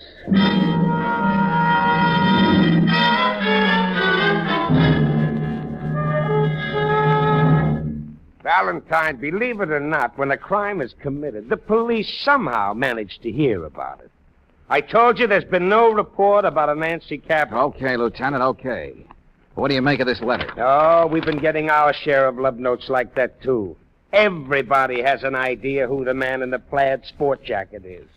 Why don't you check up on the delivery boy in our neighborhood? He likes plaid shirts. My neighbor has an uncle who isn't right in the head, and so on and so forth. Well, it's not impossible that there is a character like that floating around. It's only possible when you have a mind like Jack Pringle's. Why, even I own a plaid sport jacket. Now we're getting somewhere. Oh, you're cute, Valentine. Well, after all, Lieutenant, people Look, did Miss see... Brooks, here's all I have to say, then I want to forget it. Joe Barcelona, butcher, has a brawl and ends up with a knife in his back. An old woman out walking her cat tells Pringle that she saw a guy in a plaid coat leaving the scene. Could be. Okay, so we're working on the case. And how about Mrs. Walsh? Oh, that was no murder. The woman was up on the roof and decided to end it all. But Pringle digs up a neighborhood character by the name of Mallory, who swears he saw the same fashion plate slinking away from the building. So right away, she was pushed off the roof. And that leaves James O'Hara. Yeah, I know. This time, Pringle came up with a ham actor named Emmett Carey who said the victim was shoved under a truck by the same plaid-coated individual. The medical examiner says O'Hara was plastered and didn't know where he was going. Now, can you blame me if I don't see eye to eye with Pringle? What does he care if he starts a minor crime wave as long as it builds circulation for his lousy... Lieutenant, don't mind me. Pringle, how did you get in here? I just walked in.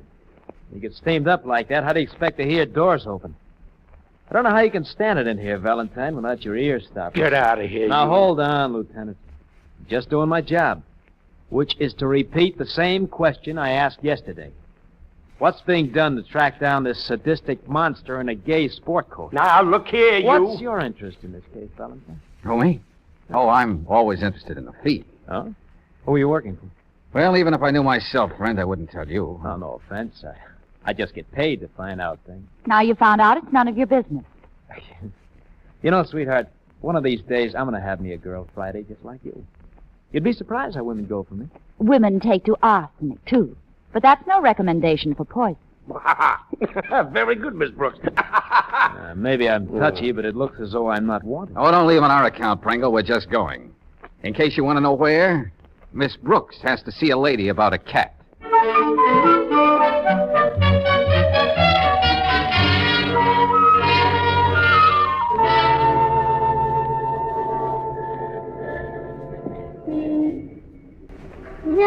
lady, it's very sweet of you to sign my petition. Oh, think nothing of it, Mrs. Winthrop. The city needs a home for stray cats.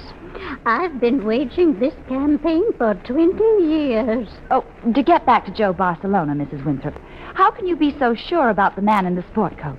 Wasn't it pretty dark that night? Oh, yes.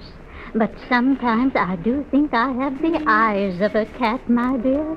Do you believe in reincarnation? Do you think I might have some feline blood in me? Oh, I wouldn't know. Just what did you tell Mr. Pringle? Oh, he asked me so many questions, Miss Brooks. I'm certainly glad I was able to supply him the answers. Why, if there's a killer around, he may even decide he doesn't like cats. There are some people like that, you know. Well, thanks very much. Did you read what Mr. Pringle wrote about me in the paper? He called me the cat woman. Wasn't that sweet of him?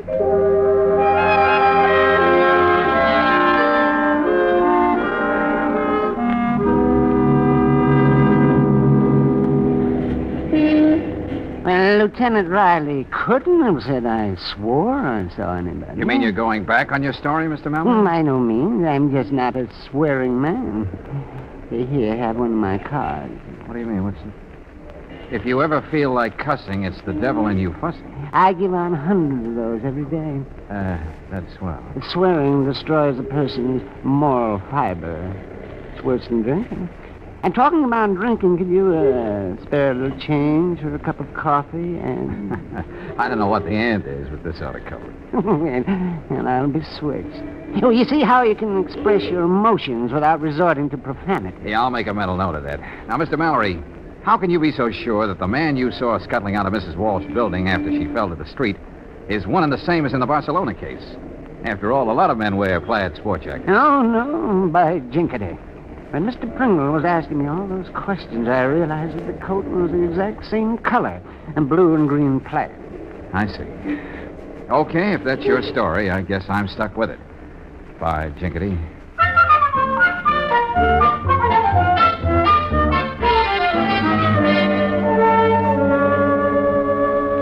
No, Mr. Carey, I'm not a newspaper reporter. Oh, very unfortunate, Miss Brooks. I thought you might have some occasion to talk to Mr. Pringle and remind him that when he uses my name in his stories, it's spelled with 2 M's and 2 T's. Emmett Carey. Well, I'm just checking on that man you saw push Mr. O'Hara in front of the truck. Oh, I never said I actually saw this fiend do it. What I did say was that my powers of observation, developed after long years in the theater, made me spot the culprit before he could beat a hasty retreat and so lose himself in the crowd. Oh? The garment he was wearing matched exactly the coat described by Mr. Pringle in his newspaper pieces. Then there's no room for doubt. None whatsoever. Oh, it was gratifying to see my name in the papers again. I can imagine. And you shall see it again and again, my dear, when I found just the right vehicle for my talent. Yes, I'm sure of that. Now, I really must... You will remember to tell Mr. Pringle that there are 2 M's and 2 T's, now won't you?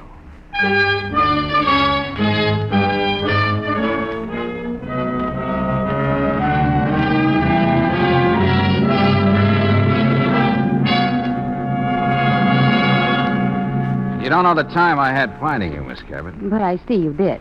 Is there any reason why you aren't listed in the telephone directory? Yes. Privacy, Mr. Valentine. I'm curious, how did you manage to locate me? Oh, I did a little checking.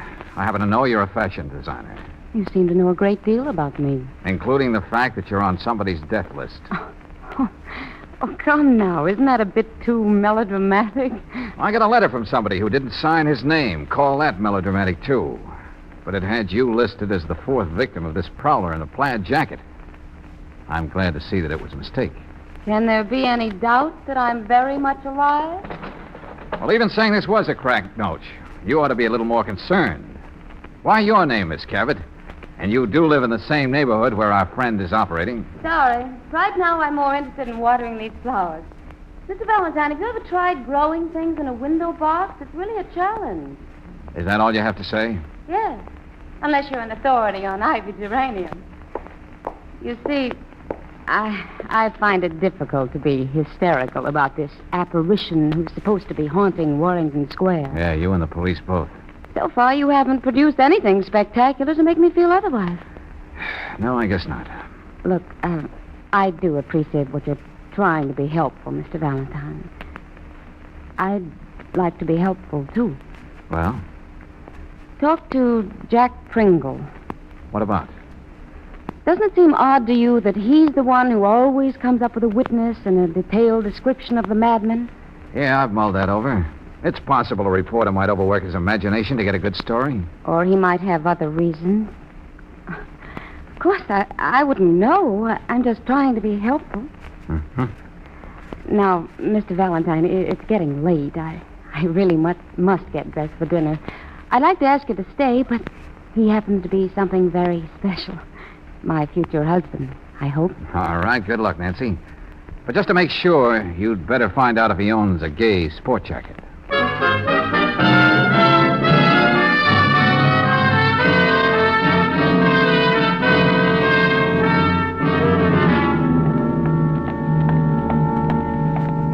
What took you so long up there, George? What did she have to say? Nothing particularly new, Angel, except a discourse on growing geraniums in a window box. Come on, let's go. Well, aside from meeting a gallery of queer characters, we've gotten nowhere fast. George! Hey. Oh, that window box just missed us. Back up against the wall, Brooksy. The lady has more than one of those up there. I'd feel better back in the lobby. I know I'm not going to feel better until I have another talk with Nancy Cabot.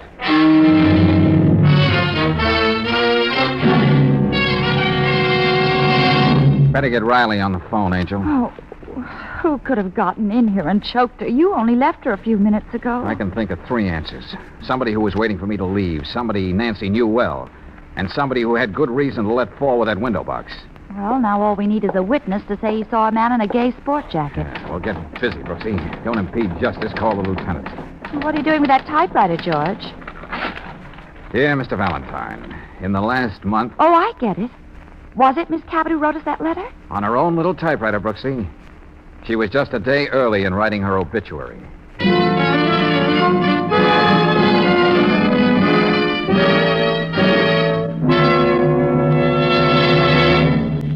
We'll return to tonight's adventure of George Valentine in just a moment.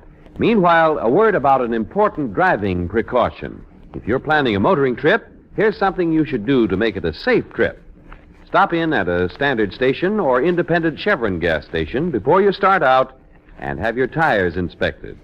If you find they're worn smooth, have risky cuts or bruises, don't take a chance. Play safe and get a new set of grip-safe Atlas tires. The wider, skid-resisting Atlas tread gives you greater driving protection. There's more rubber to grip the road to give you quick, safe stops and absorb road shocks. With each new Atlas passenger tire, you get a full year's written warranty against damage to the tire from road hazards. No wonder Atlas is the tire known nationally for its safety, long life, and economy. Another tip, when you're on the open road, keep safe by keeping the right amount of air in each tire. And that's a job for the folks at independent Chevron gas stations and standard stations where they say and mean, we'll take better care of your car.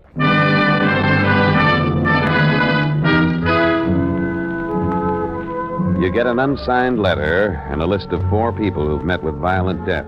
In exchange for good legal tender found in a railroad station locker, you're supposed to come up with the murderer. If you're anything like George Valentine, the deal doesn't faze you. But then you find one of the victims still alive. However, she doesn't disappoint you. You find the lady nicely throttled in her apartment, which is where you are now with Brooksy and Lieutenant Riley. Valentine, if Nancy Cabot was afraid for her life, why didn't she sign her name to that letter instead of all this rigmarole? Well, don't you see, Lieutenant? She knew that if I took that job, it'd eventually get around to that 4th name on the list. Then she'd find out how I was doing without tipping her hand. Well, that's an answer, George, but it doesn't make it any simpler. Yeah. Nice having you on my side for a change, Miss Brooks. She was plain scared that this guy in the plaid coat would find out that she got in touch with me. There's nothing complicated about that. Huh? Another thing. All the time I was talking to her, I had the feeling she was trying to tell me something. But what?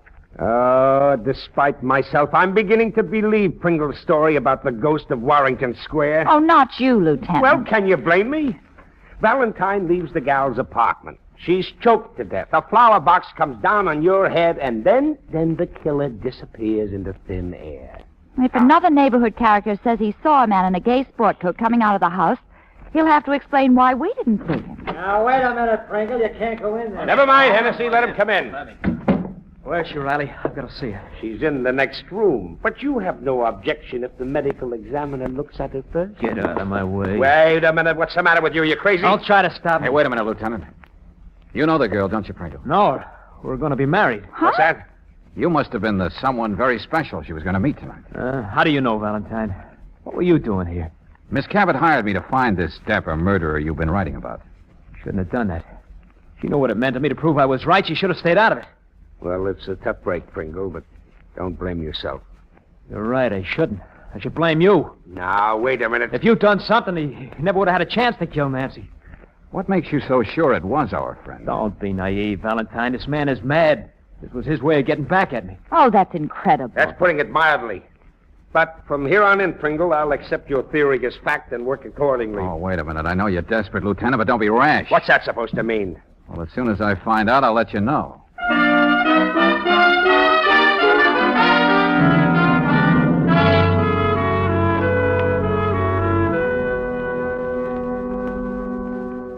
Say, George, there's a man in the outer office. He gave me this for you. What?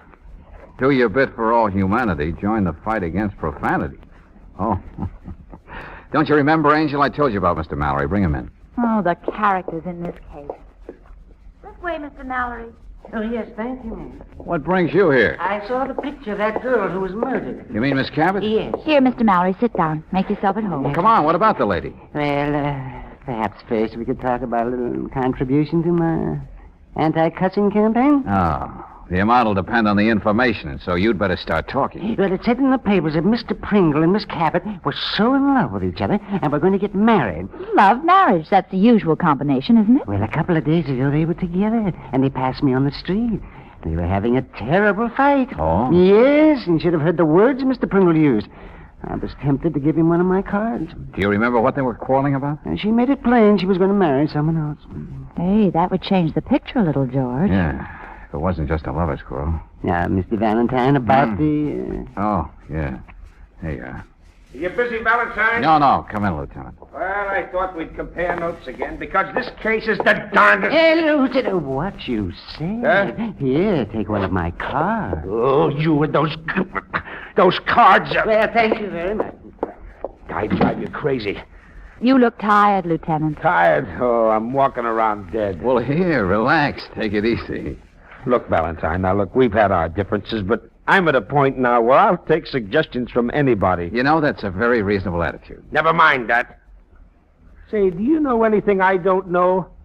What did you mean in the Cabot apartment about me not being too rash or something like that? Oh, George was just thinking of your blood pressure, Lieutenant. Nah, don't give me that. Come on, now loosen up, Valentine. Come on. Okay. Maybe I can tell you something that'll make you feel a lot better. What's that? You don't have to worry about any more murders in Warrington Square. There won't be any. What makes you say that? How do you know? Well, for one thing...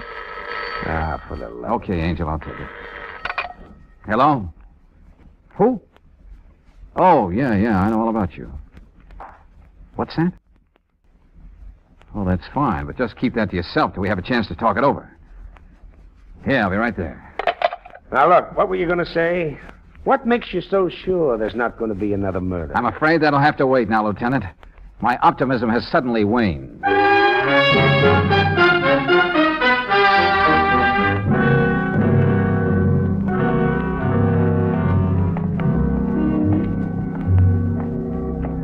Carrie's rooming house is just on the next block, George. Hey, Brooksy, just how did this Emmett Carey impress you? You spoke to him. Oh, just an actor who probably sleeps with his scrapbook under the pillow. Seemed honest enough. Yeah. Sounded like a screwball over the phone. Anyway, something must have happened to change his mind about seeing the man in the plaid coat. Well, if he told Pringle that, I can imagine how the demon reporter feels. Oh, golly, this is all we need. Who is this? The Catwoman. If she starts talking, we'll never get out of here.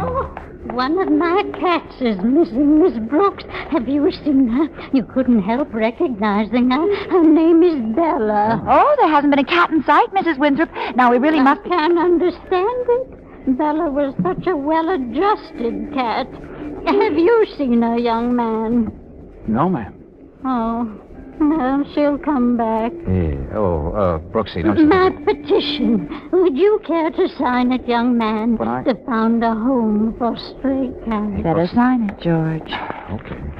Do you suppose, Miss Brooks, that man in the plaid coat could have lured Bella away? I've been thinking about it. Uncle George! We'll tell you later, Mother.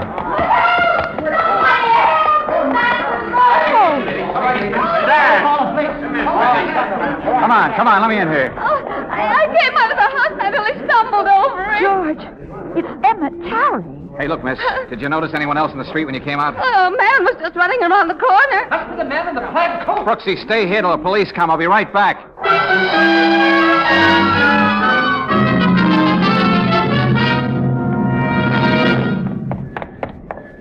Hey, look, friend. A man came running into this block a few minutes ago. He had to pass here. Did you see him? You must have seen him. Oh. No, I wouldn't be able to see him. Oh, I'm sorry. Everybody around here knows poor old Joe can't see. You're looking for this fellow in a plaid coat, aren't you? He just passed here. Yeah. But how would you know that if you're blind? He stopped right in front of me here. You mean he told you who he was? Oh, he said everybody was looking for him, but they'd never find him. He said he wasn't through killing yet. He didn't care who I told that to. You know, he must be crazy. You're not kidding, Pop. Well, that's it. You're not going to stop looking for him, are you? He has a way of evaporating right in front of your eyes. Oh, you should keep after him. He ran down the street and went into that alley. You know, a fella like that shouldn't be around loose. Okay, this is for your trouble. Oh, God bless you. Don't mention it. Whether you know it or not, you may turn out to be the one to clean up this whole mess.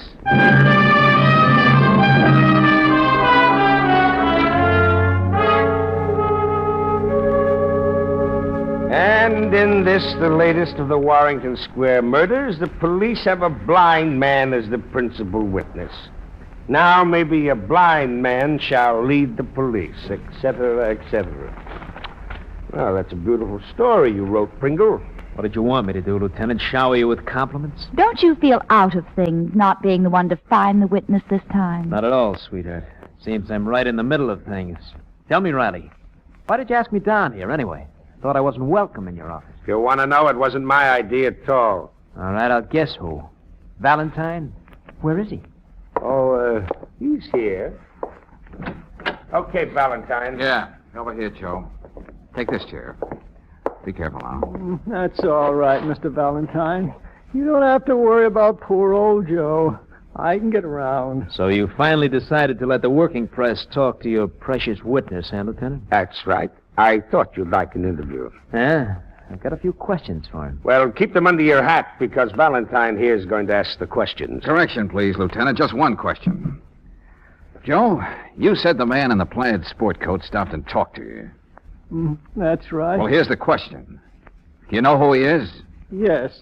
It's that fellow over there. Is he pointing at me? That's right. This was one time the power of suggestion couldn't work on a witness. You couldn't plant any ideas in Joe's mind as you did with the other three witnesses. You must be hopped up, Valentine. You had to act out the myth you created because you thought he was blind. Boy. He's just a bad boy, Pringle. He doesn't like to work. There's nothing wrong with Joe's eyes.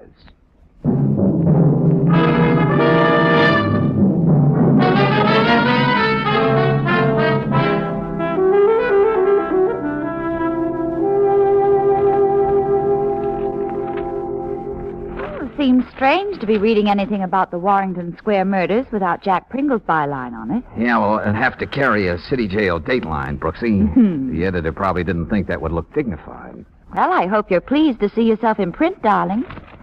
Valentine suspected the blind man was a phony when the latter pointed out with such accuracy the path the fleeing killer took. Yeah, only one thing wrong with that story. They don't mention my name enough. Furthermore, That's better. Valentine reasoned that Pringle could have instilled in the three earlier witnesses the conviction that they'd seen a man in the plaid coat when actually no such man existed. Yeah, but Brooksy, they forgot to add that Pringle was lucky to find three people who were so susceptible to suggestion. A Catwoman, a man with a crusade, a ham actor. Pringle tried not to overlook a thing. He knew it would look too suspicious if the trail stopped abruptly after he killed Nancy Cabot. So he went on with Kerry to keep alive the myth of the killer in the gay sport jacket. Oh, Angel. I think I'll take Lieutenant Riley's suggestion and give that $300 to the police welfare fund. Oh, that's fine. But shouldn't we keep some of it for all the time and work? Oh, I forgot to mention this. I sold an exclusive first-person story to the Morning Bulletin for $500.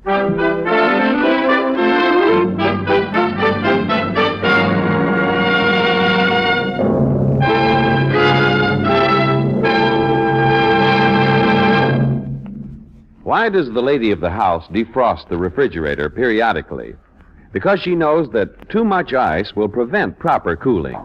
If she's wise and thrifty about the family car, too, she knows it's all important to get oil drains at regular intervals. That's because any oil used too long collects too much carbon and other engine killers. So if you've driven quite a spell without having the crankcase oil drained and replaced with fresh oil, take a tip. You'll get longer engine life by getting an oil drain at a standard station or an independent Chevron gas station tomorrow. For that's where they have RPM motor oil. RPM, you know, is compounded to keep your whole engine system cleaner. And that it certainly does when you get oil drains at regular intervals. Speedy oil drain service with premium quality RPM for your fresh oil is another reason all these stations say and mean we'll take better care of your car.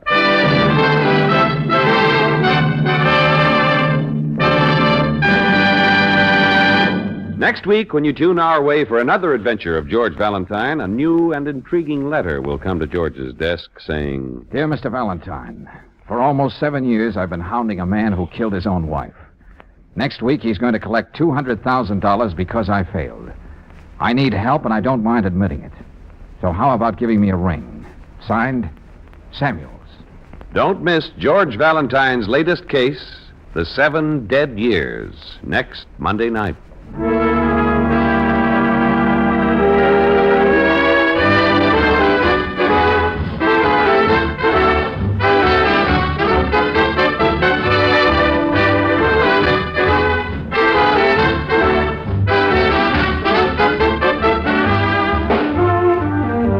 Tonight's adventure of George Valentine has been brought to you by Standard of California on behalf of independent Chevron gas stations and Standard stations throughout the West. Let George Do It stars Robert Bailey as George with Frances Robinson as Claire. Wally Mayer appears as Lieutenant Riley. Tonight's story was written by David Victor and Herbert Little, Jr. and directed by Don Clark. Also heard in the cast were Georgia Ellis as Nancy, Tony Barrett as Pringle, Peggy Weber as Mrs. Winthrop, Howard McNear as Mallory, Larry Dobkin as Carrie, and Dick Ryan as Joe. The music is composed and conducted by Eddie Dunstetter, your announcer, John Heaston. Listen again next week, same time, same station, to Let George Do It. This is the Mutual Don Lee Broadcasting System.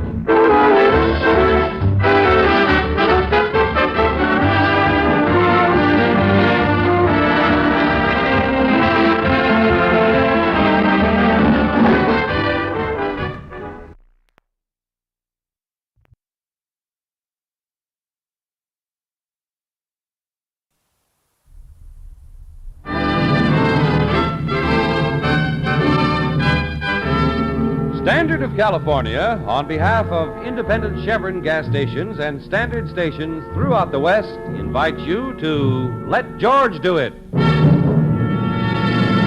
The Flowers That Smelled of Murder, another adventure of George Valentine. Personal notice, danger's my stock and trade. If you're in on a game and you know you're going to draw the losing hand, deal me in, George Valentine. Write full details. Dear Mr. Valentine, I'm a freshman at Western State University. I'm majoring in botany, and I've suddenly found out that flowers can smell of murder. My professor of botany is about to be killed. Several attempts have been made on him, but nobody takes me seriously. I'm sure I'm not imagining things, so... I'm not imagining things, so give me a chance to tell you the whole story. I live in Quonset Hut number 8, University Road. The name is Louise Durain. That row of Quonsets on University Road, they're all reserved for XGIs. If our freshman friend took any part in the recent unpleasantness, she's not likely to be a light-headed character. Well... So, if she has murder on her mind... Okay, whether she's an ex-whack or just plain wacky, Western State, here we come.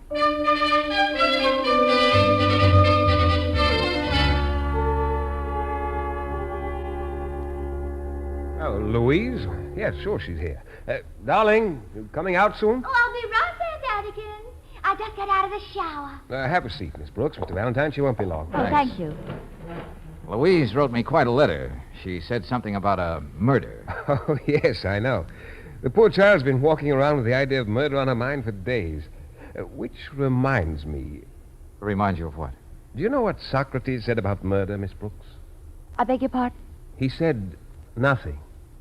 Oh. Oh, even though society did murder him, you know. He just drank the hemlock and died. You see, after looking well at the world, the true philosopher decides there's nothing to say.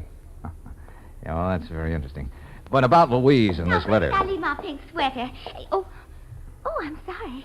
I didn't know you had company, Marco. It's impolite to stare, George. Can't help it, Angel. My mother decided I was going to be a boy baby. Dear, this is Mr. Valentine and his assistant, Miss Brooks. Of course. How do you do? How do you do? I'm so glad you did take my letter seriously. I suppose I should tell you what this is all about. Well, it would help. Poor Professor Kober is in terrible danger. I don't sleep nights thinking about it. Oh, yes, the handsome professor's a source of great concern to my wife. Your wife? Oh, yes, for the longest time. Yes.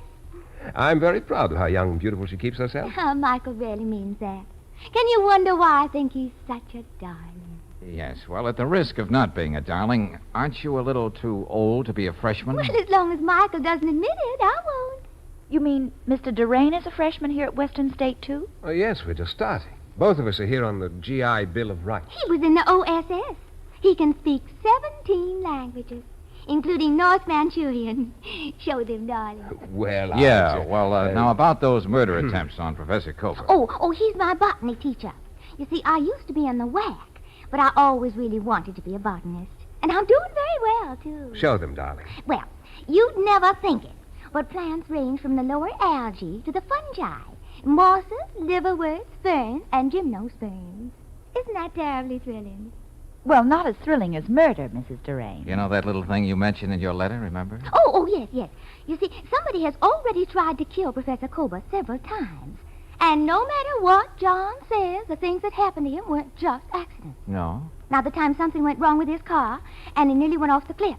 Or the time somebody almost ran him down when he was crossing a corner. And other things like that. Well, is there any reason why anybody would want to get rid of the good professor? Why, don't you know? No.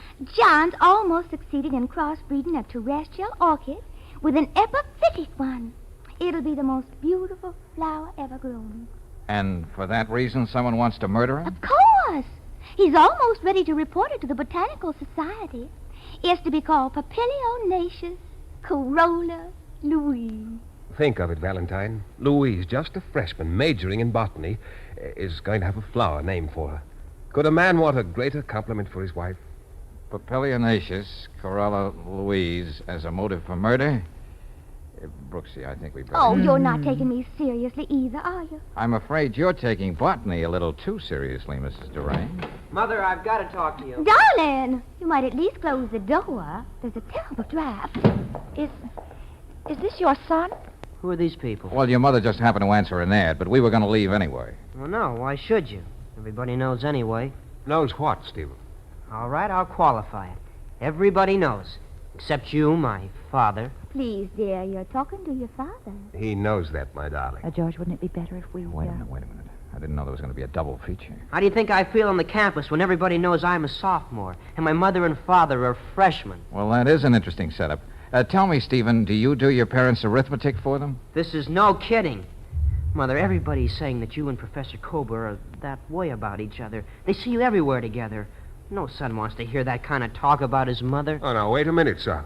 I'll have you understand your mother's a very attractive woman. Thank you, Michael. Oh, Stephen, I made some of that potato salad you like so much. It's in the refrigerator. Oh, it's no use talking to you two. Oh, Mr. Valentine. We forgot all about Professor Kober. Did we? I thought he was very prominent in the conversation. Now, somebody is trying to kill him. Of course, Michael and Stephen won't believe it, but... But I do. Enough to want to hang around a while and see what this is all about.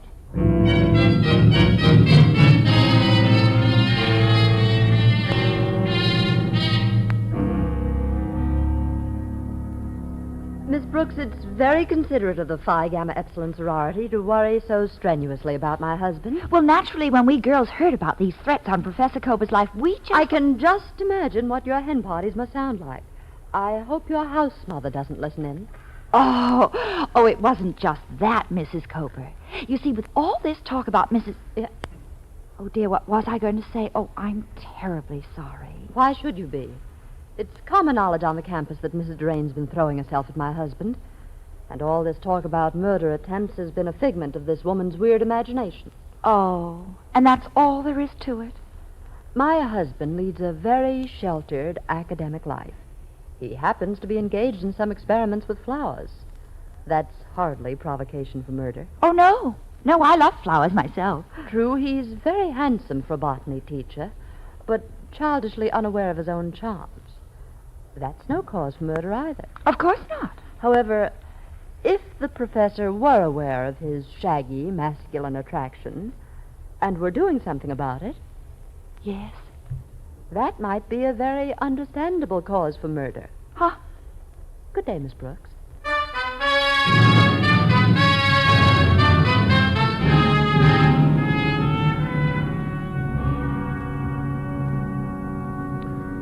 Believe me, Mr. Valentine, these accidents that have been happening to Professor Kober are, well, just that, accidents. Yes, I know what you mean, Professor Bosworth, but I'm more interested in these experiments Kober's working on. And as head of the department and presumably his boss, you ought to be able to give me that information. Of course. But I doubt if it could possibly have much interest for the layman. Professor Kober is merely trying to create a new genus of the orchid family. Uh-huh. Of course, it'll probably win the valuable American Horticultural Prize. A paper will be written on it, and a few thousand botanists throughout the world will thrill over it. And there will be some academic glory for Professor Kober and Western State University. Obviously, you have a great deal of respect for Professor Kober. I have. He's a true genius. I'm merely the head of the botany department. My particular talent is being able to get the money from the trustees so that men like Kober can carry on the experiments and reap the glory. I see. There's only one thing we had any conflict about, Kober and I. Oh, what's that? The name he insists on giving this flower, the Papilionaceous corolla Louise. Oh, the Louise part of it bothers you, eh? Yes, I can see that might lead to complications.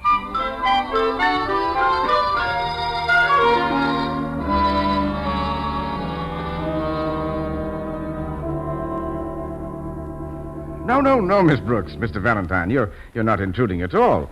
Any friend of Mrs. Derain's is always welcome in the greenhouse. Oh, John, I just can't wait till you show them our new flower. No, I can't wait either. I've heard so much about it. Well, this way. I hate to sound like a tourist, Professor Kober, but this greenhouse is more elaborate than any I've ever seen. Yes, isn't it, my dear?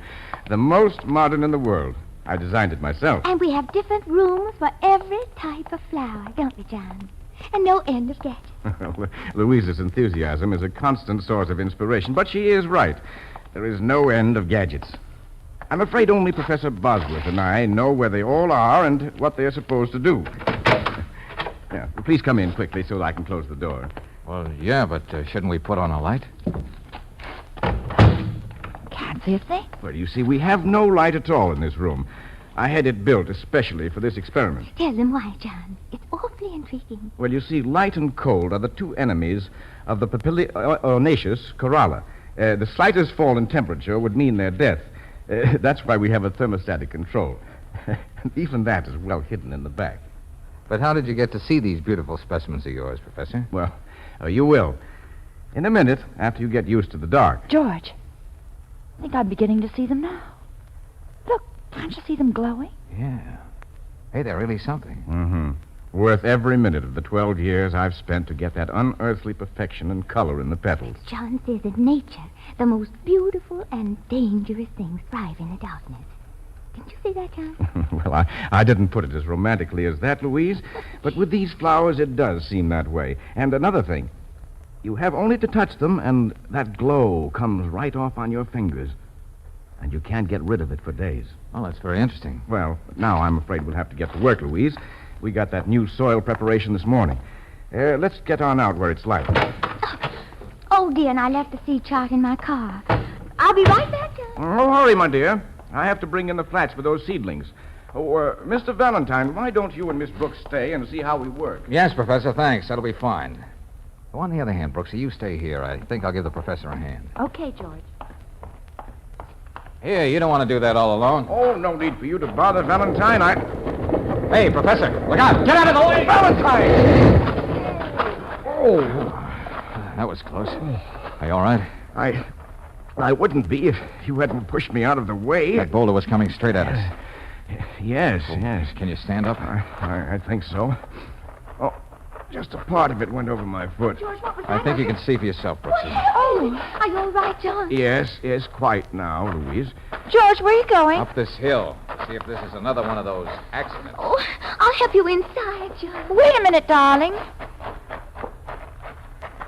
Professor Kober nearly got that boulder in the middle of his back. He was bending down over his precious seedlings, a perfect target. It must have fallen from here. Yeah, but it didn't just come loose, Brooksy. Look at this. Property of Western State University. Botanical department. Yeah, the shovel somebody used to spade up the dirt from under that rock. He had to do it to be able to push it down. You mean he or she, don't you? Yeah, Brooksy. What I want to know is, was that boulder meant for the professor or for me?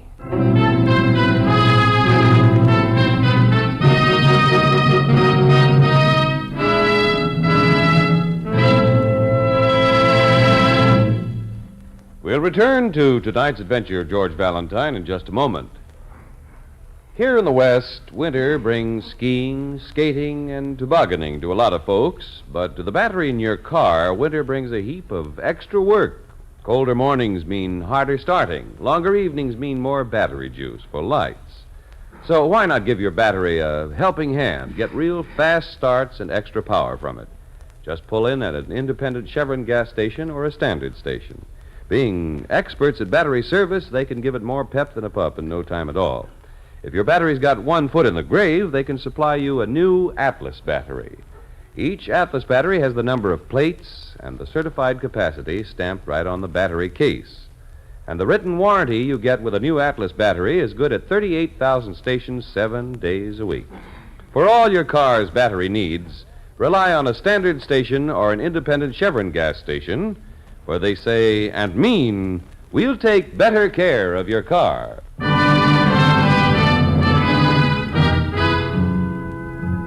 And now back to tonight's adventure of George Valentine. A huge boulder almost pins a college professor against a tree. Why? He's only interested in developing a new type of orchid. The incident itself is exciting enough, but if you're half as curious as Claire Brooks, what you really want to know is why your boss, George Valentine, thought something like this might happen. Remembering all the strange characters in the case, you're right on George's heels as he enters the Quonset hut on University Road. Anybody here? The Duranes seem to be out, George. What do you want? What are you doing here? Oh, just looking for your father and mother, Stephen. We have something to talk about. Well, go on, find them. I can't. Get out. Now, that's no way to talk, Stephen. Why not? Father's out somewhere quoting Homer. My mother's... who knows where she is. Expect to walk in and find me in the best of humor? Now, listen to me, kid. I won't, and take your hands off of me. I said listen to me. Your mother was right when she said someone is trying to kill Professor Kober. We saw it happen again this afternoon. And he's not dead? What's the matter? Why'd they make such a mess out of it? Okay, it's no use talking to you. By the way, when did you get home, Stephen? I don't see why I have to answer questions like that. Not to strangers. Now get out of here! Oh, I really must apologize for my son's manners. Oh, Mr. Durane. We didn't hear you come in. No, I came in the back way. Did I hear you say something about another accident happening to Professor Kober? Yeah, you heard right. You needn't look at me that way. I was in the Hodgkins Library all afternoon reading Plato's Republic in the original Greek. Believe me, it wasn't easy. A cup of tea, Miss Brooks? Oh, no, I don't think so, thanks. It'd be a shame if anything happened to Professor Kober before he won that $50,000 prize. Is that how much the prize is worth? Oh, yes. Oh, I see you don't know your flowers, old man. Where's Louise? Well, she called and said she'd be working late again at the greenhouse. Oh, now look, Doreen, I'm as modern as the next guy, but don't you resent your wife spending so much time with another man? Oh, now, Louise happens to be fond of flowers. I'm imbued with the spirit of philosophy. But get one thing straight, Valentine. We're very much in love with each other. Nothing can alter that. Thanks. That makes a lot of things clear, Doreen. It does? Sure, Brooksy. Now, come on. We're in a hurry.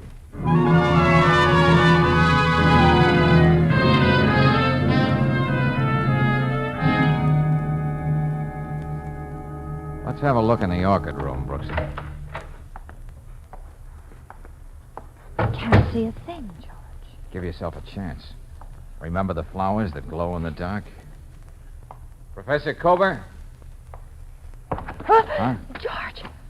Something on the floor. I just tripped over Just a minute. Who is it? I don't know. I can hardly see.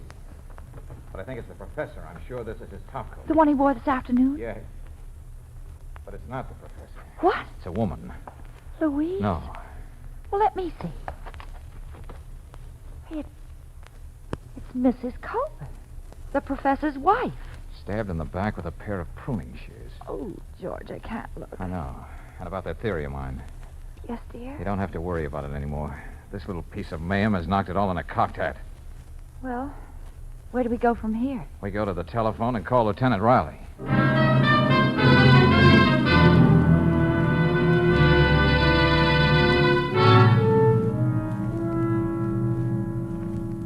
Well, still running true to form, eh, Valentine? Leave it to you to get murder all mixed up with a professor and flowers that glow in the dark. Oh, the trouble with you, Lieutenant, is that you think murder only happens to Mr. Average Man. Yep, I've got no imagination, Miss Brooks. Oh, I could imagine somebody trying to knock off Professor Kober where there's a prize of 50 G's lurking in the background, but why his wife? Because she happened to be wearing his coat. You know, somehow, Lieutenant, I hate putting things off until tomorrow morning. If that's supposed to be an aspersion on the efficiency of the homicide squad, it leaves me cold. What do you expect me to do, slap the whole Durain family in the can? No, not that, but... Both the father and the son could have had a gripe against the professor. And if Mrs. Kober wasn't killed by mistake, either Louise or the professor could have done it. George, didn't you have a sort of special theory all cooked up before we found Mrs. Kober? Well, Brooksy, unlike the lieutenant, I wasn't hepped on the jealousy angle. I got here as soon as I could after you called, Valentine. Oh, this is dreadful. Murder's never very wholesome. Oh, Dr. Bosworth, this is Lieutenant Riley of Homicide. How are you? How do you do? When I talked to you before, Valentine, I was convinced that all this was just so much nonsense, but now I see how wrong I've been. Lieutenant. Yes, Doctor? How can we go about keeping this as quiet as possible? You know how squeamish trustees are about bad publicity. Oh, that should be easy, Doctor. Just what do you propose we do? Forget somebody was killed here tonight? Oh, no, of course not. I suppose I'll just have to issue some dignified announcements. You make it sound like a wedding, Doctor. Now, I'd better go and speak to the dean. It's going to be a terrible shock to him after all the years he's spent looking forward to. Oh, Valentine, you'll call me in the morning? Yeah, sure thing. We're going to be moving along now, too. Well, what about it, Valentine? Come on, let's get moving. I'm tired. I have to be at the morgue at 8 in the morning. Let's not worry so much about a night's sleep, eh, Lieutenant? What?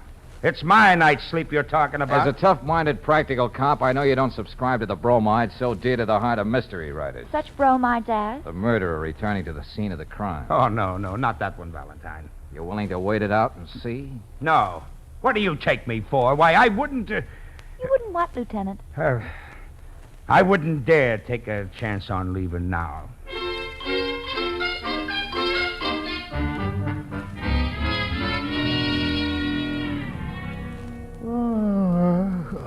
The worst thing about waiting around in the dark is that you can't play gin rummy. Patience, Lieutenant. Yeah. Well, if no one shows, darling, the dawn's going to come up like thunder on someone's very red face. Ooh, you and your subtleties. You know, I was talking to the commissioner the other day, and said boss, why bother about having a homicide squad when one man like George... Hey, what's that? Sounds like it comes from the other end of the greenhouse. This is my day off for pat answers. We'd better go and see.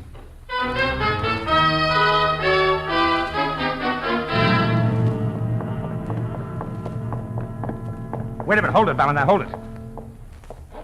There's a lot of glass on the ground here. Yeah, and whoever indulged himself in this bit of vandalism is off in that car. But we'll never catch up with him. Okay, Valentine. Something did happen as you said it might. But what was it? The murderer. He came back to smash this thermostat, see? Yeah? But take a chance like that on being caught, George. Just to smash the devil out of this gadget? A very important gadget, Lieutenant. It controls the temperature of the greenhouse. Of course. Professor Cobra's flowers. Yes, and they're dying right now. Brooksy, you and the lieutenant have to keep that from happening. Me? What do I know about flowers? When in doubt, just ask Brooksy.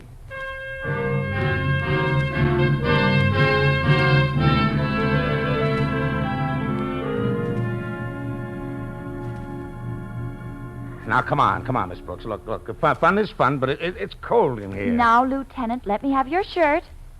You already took my jacket. These flowers have to be kept warm and covered. Even if we just save one of them, it'll mean something. Yeah. Well, I don't see you giving up much for the cause. Lieutenant, please. For the love of Mike. Here. Take the shirt off my back. Oh, I just hope that Valentine knows what he's doing. We'll find out as soon as he gets back. In the meantime, we have to find something else to put around these flowers. Well, that's... No, please, Miss Brooks. No, now, don't look at me that way. Please, I've done enough for the Flower Kingdom tonight. Oh, you're cute, Lieutenant. But I just happened to remember those burlap bags outside.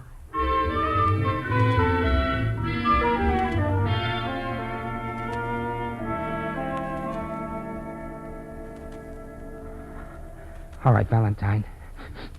We sit here in the dark in the orchid room, and the murderer's going to walk in this door and say, "Here I am, take me downtown." You won't have to say a word, Lieutenant, I hope. Okay, Brooksy, send them in one by one. You can start with Stephen.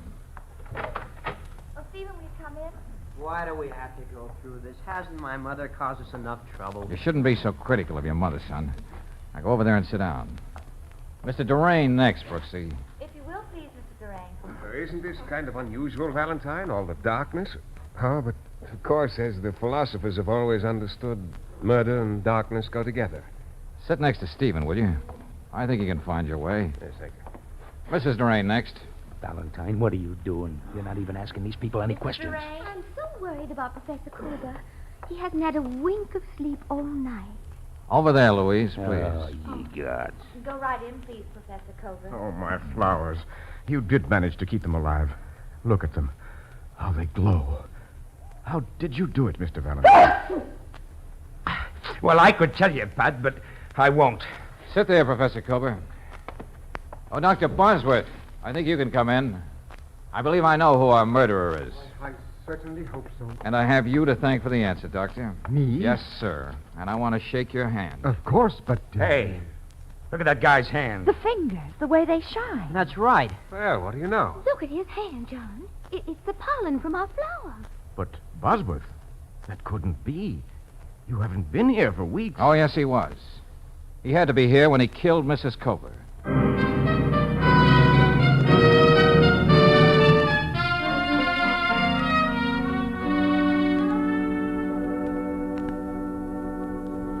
Golly, I never imagined Bosworth thought he'd kill the professor. Well, why else would he have said it would be such a shock to the dean? After all the years the old gentleman spent looking forward To the end of those experiments. Yeah, sure. With Cobra gone, Bosworth could finish his work and get all the glory. But first he had to kill those flowers. Then, using Cobra's notes, it would be easy. Mm-hmm. I noticed a faint glow on the thermostat control, even in the light. Well, I was too worried about who was getting away in that car. You see, only 2 men knew about those elaborate temperature controls in the greenhouse. And Cobra, the true scientist, would rather die than destroy his own brainchild. Well, that's that. But I don't know how I'll ever be able to feel the same way about a man who almost achieved immortality. Huh? What? Well, Professor Cobra was so grateful, he volunteered to call his sensational orchid the Papilionaceous Valentine. Oh, now, you two, you know I'm not as beautiful as the fair Louise. Well, now, that's that's gratitude for you. It was my coat and my shirt that kept those flowers alive. Oh, he's right at that, George. All right. From now on, between the 3 of us, it'll be the Papilionaceous Corolla Riley. Oh, gee. Bless you.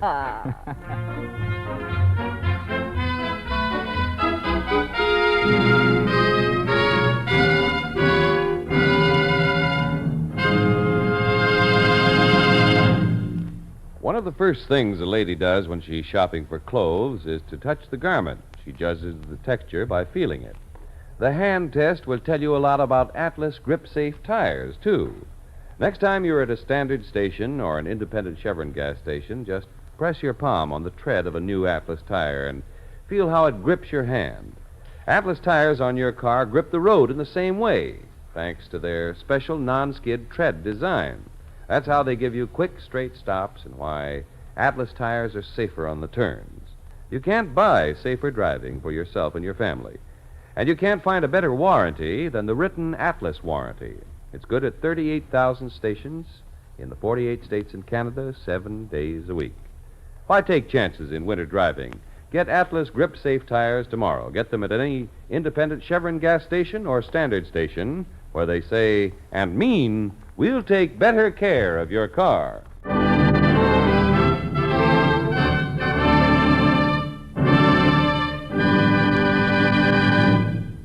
Next week, when you tune our way for another adventure of George Valentine, you'll find George reading a letter from an old man who says, Dear Mr. Valentine, I wish to bestow a beautiful and precious gift upon a member of my family, the worthiest one, the rare Wittenberg Bible. You can help me. Kindly call Sunday morning when I can be sure that all of my little family will be home. Signed, Wesley Hart. Another problem for George. Next Monday night in Murder, It's a Gift.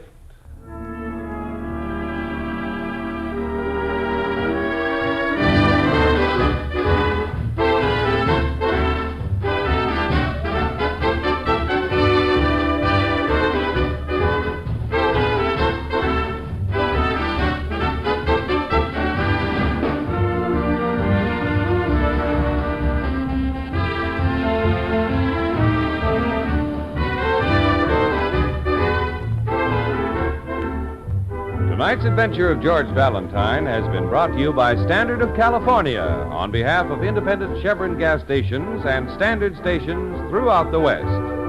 Let George Do It stars Robert Bailey as George with Frances Robinson as Claire. Wally Mayer appears as Lieutenant Riley. Tonight's story was written by David Victor and Herbert Little, Jr. and directed by Don Clark.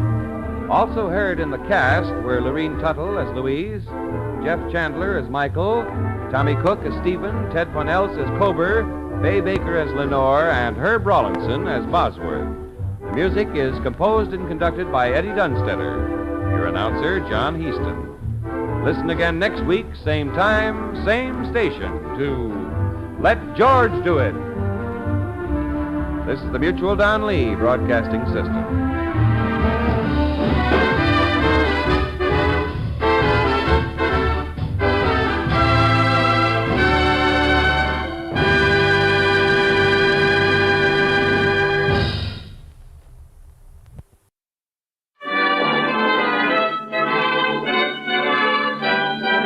Standard of California, on behalf of independent Chevron gas stations and standard stations throughout the West, invites you to Let George Do It. The Perfect Specimen, another adventure of George Valentine. Personal notice. Danger is my stock and trade. If it's the kind of trouble you can't handle without confidential help, you've got a job for me, George Valentine. Write full details.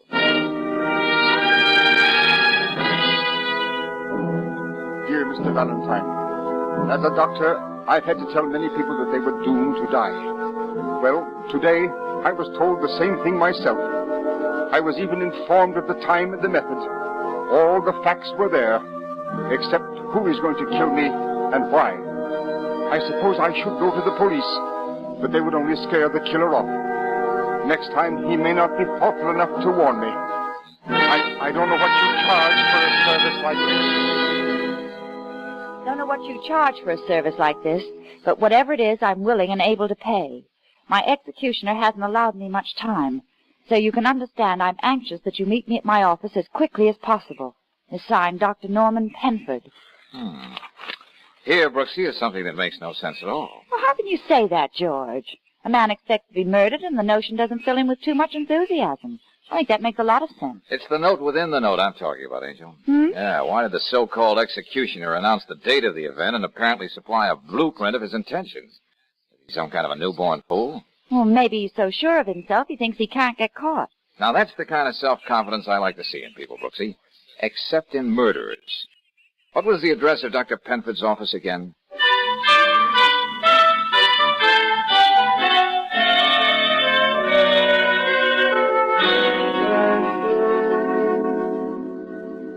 Tell me, Dr. Penford, you're a surgeon, aren't you? Not a psychiatrist. That's right, Mr. Valentine. Why do you ask? For a very good reason. The note Dr. Penford got. Read it again, will you, Brooksy? Oh, yeah. Notice of execution. Time, Tuesday night. Place, wherever you will be. Method, one unerring fatal shot. Executioner, someone who hates you very dearly. Guess who? Unsigned and typewritten. Yes, I see what you mean. It does sound mad. Doctor, can you think of any patient who'd go this length because of, some kind of a grudge? No, that's inconceivable. You know, this could be a crank note. Do you believe that, Miss Brooks? No, somehow I don't. Okay, let's start from scratch, Doctor. Yes? Before I can do anything about this note, I've got to know something about you. Oh, there's not much to tell. I have my regular hours at the hospital, and I see a few people here at my office, which is just a part of my home. It's really an uneventful sort of grind, day in and day out, except... Yeah? Well, my son Eric is home from college for the summer. It makes this house a little brighter than usual. And your wife, Dr. Penn? I'm a widower, Miss Brooks. My wife died 21 years ago when Eric was born. Oh, I see. I suppose this picture on your desk is your wife's. What? This picture. Oh, I should have put that away. Wonderful to think that Eric never resented it being there. Well, why should he? Well, you see, this was my first wife. Oh. We're learning more and more, aren't we, Doctor? I didn't even think of telling you about Jane. Oh, Dr. Penford, in a case like this, when you don't know anything, everything becomes important. What about your first wife? Well, Jane and I were married less than 2 years. I haven't seen her since the divorce. The only reason I even know that she's still alive is that I send her an alimony check every month. I see. I met Eric's mother about a year later. I had a small practice in Kenton. That's a little mining town not far from here. Mm-hmm. All of which doesn't conjure up the figure of a crazed, egotistical murderer. Yes, I know. But as I said, my life has been rather humdrum. All right, Doctor, let me take it from there.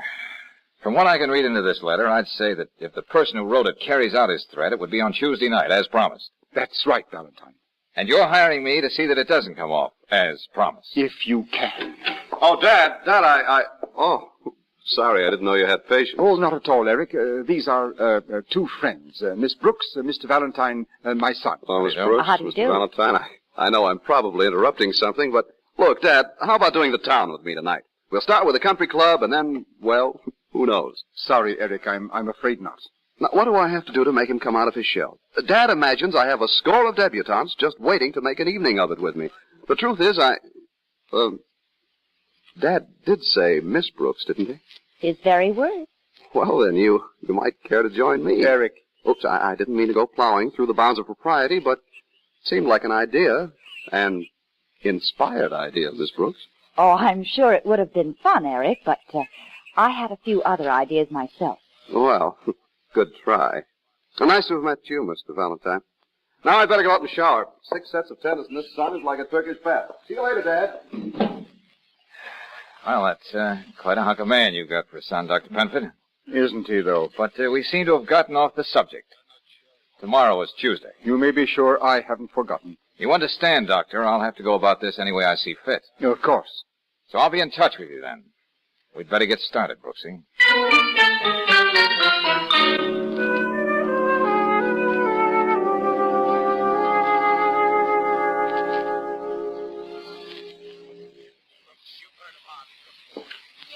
I can't imagine why you're here, Mr. Valentine. I have only one interest in Norman Penford.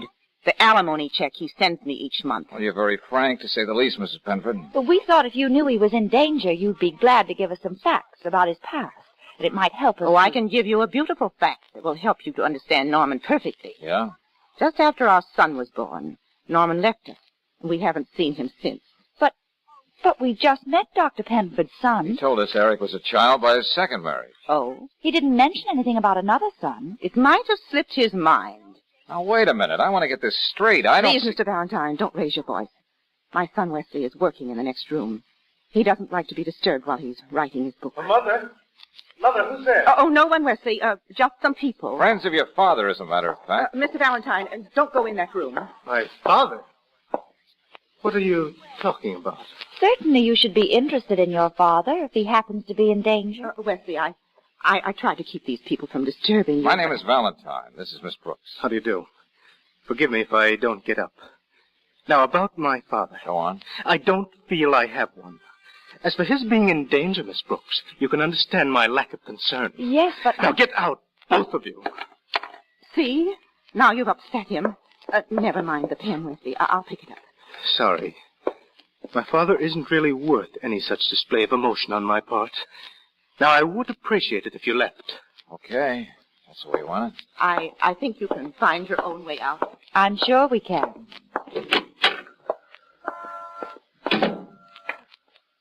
Oh. Now, that's what I call a beginning with all sorts of possibilities.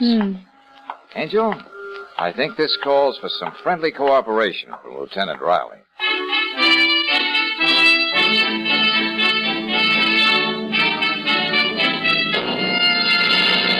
Valentine, I'm a public servant. I have a deep aversion to notes that threaten murder, but why, in the name of everything that's holy, didn't this doctor come straight to me? Oh, now you're not going to pout, Lieutenant. George explained all that. I can't take care of this thing myself, Lieutenant. It's a big brownstone house with plenty of ways of getting in and out.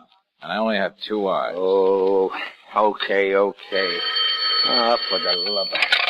Yeah, Riley speaking. Yeah, let me have it. Well, how long has this been going on? What? 9 months? $1,250 in cash every month? Yeah, I see. Okay, thanks a lot. Well, your hunch was right, Valentine. Dr. Penford's been drawing out $1,250 a month regularly for the last 9 months, and in cash. Uh-huh. Wouldn't you say that smells slightly like blackmail? And to high heaven? You'll have those men, Valentine. 5 of my best men. And once Dr. Penford comes home from dinner tomorrow night, no one will get in or out of that place without us knowing. Thank you, Lieutenant. Shut up. George, you mean all we're going to do now is wait till tomorrow? Oh, no, Brooksy, no. You've got a date tonight. Have I? Oh, how nice. With Eric Penford.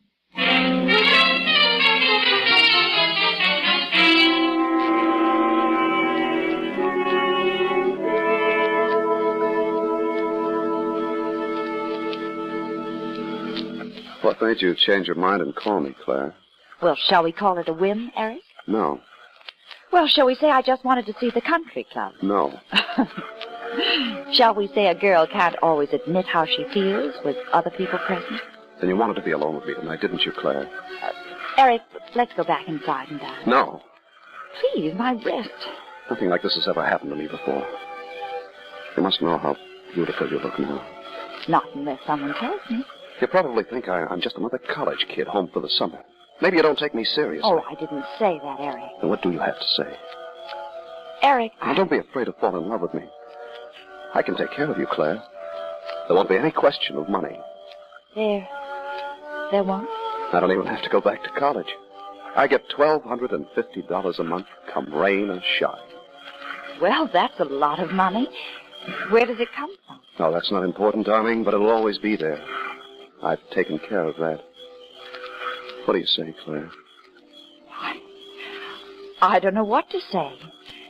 You've got to give me a few minutes to think it over. No, not with you around. That wouldn't be fair. Oh, Claire, darling. It won't be long.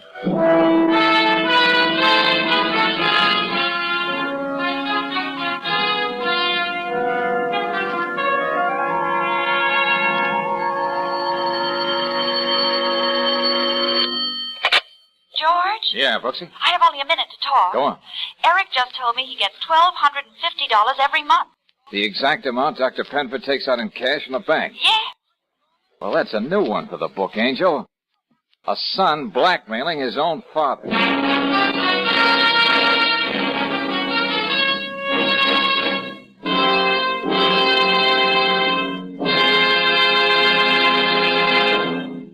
We'll return to tonight's adventure of George Valentine in just a moment. Meanwhile, a word about thrift. If upkeep for the family car has been putting too big a strain on your pocketbook, listen to this. It's a money-saving tip from Ben Franklin, a very real Ben Franklin who's a printer and who lives in San Francisco, California. Here's what Mr. Franklin says about RPM motor oil. Quote, I changed to RPM in 1941 and haven't spent a nickel on engine repairs since, unquote. That's 7 years without the need of engine repair. Try RPM motor oil starting tomorrow in your own car. RPM is compounded to keep your engine cleaner, to guard hot spots, to protect every inch of precision-made metal from its worst enemy, internal rust. No wonder this premium oil came out on top in a survey of Western motorists, preferred 2-to-1 over any other motor oil. So for longer car life with more economy, switch to RPM motor oil tomorrow.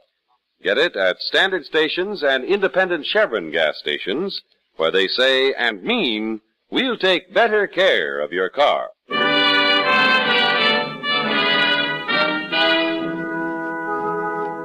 And now back to tonight's adventure of George Valentine.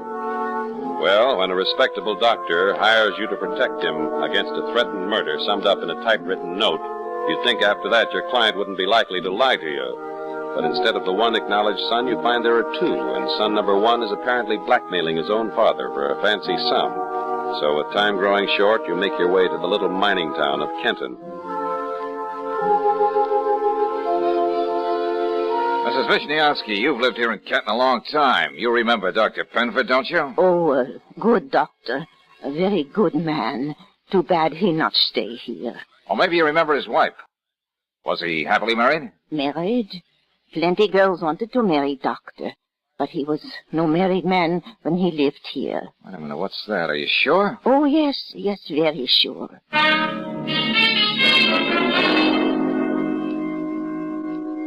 Of course I remember Dr. Penford, Mr. Valentine. Would you have any idea why he left, Mrs. Hogan? Well, confidentially, it was the morning after Annie Pulaski died, after having her child. Oh? Yes. And the boy died stillborn, too, Dr. Penford said. I'd swear that's what took the heart out of the poor man and made him leave town. Oh, thank you, Mrs. Hogan. Never forget that night. Mr. Hogan and I lived next to the Pulaskis at the time. I remember us saying to each other when we heard the little one cry out in the night, sure ain't it wonderful to hear the sound of new life coming into the world? I thought you said... I know, Mr. Valentine. The next morning, Dr. Penford told us the baby didn't even live to breathe. Well, must have been our imagination. Yeah, it must have been. No, I assure you, Mr. Valentine, no marriage license has ever been issued to Dr. Norman Penford. Not here in Kenton. Our records are very complete. I see. And you're also sure there's never been a birth certificate for an Eric Penford? Well, if there were, we'd have it here. Yes, indeed. Any other information? Yeah. When's the next train back to town?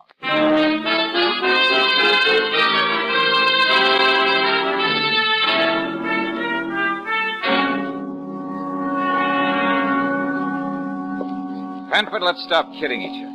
What do you mean? You've hired me to keep you from getting killed tonight. There's only a few hours before sundown, and you still want to go along with those lies you told me. Lies? Such as Eric being your son. You know that's a lie. What? Well, how do you know that? You never even had a second wife, Doctor. Valentine. Oh, yes, you gave me nothing to work on, so I had to find out these interesting little details for myself. Those couple of years you spent in Kenton told me a lot. Now, just who is Eric? Is he the son of Annie Pulaski? Well, Doctor, you left suddenly the next day. All right, Valentine, I took the child. It was wrong, but think of the things that I gave him. He never wanted for anything. What would he have had in Kenton? Life in an orphanage? And then facing a world that was against him every inch of the way? Oh, no, I saved him from all that. Yes, very fine motives, Doctor. You took a boy who wasn't your own, called him your son, gave him every opportunity. Still, you haven't seen or spoken to your real son for more than 20 years. Wesley? What do you know about him? Just something else I found out. Oh. Well, the truth is, Valentine, I never thought of Wesley as my son. He belonged to his mother, and I left it that way. And then when I thought I could have a son like Eric, I couldn't resist the temptation. He's repaying you beautifully, isn't he? What's that? He's holding you up, isn't he, Dr. Penford? He knows he's not your son.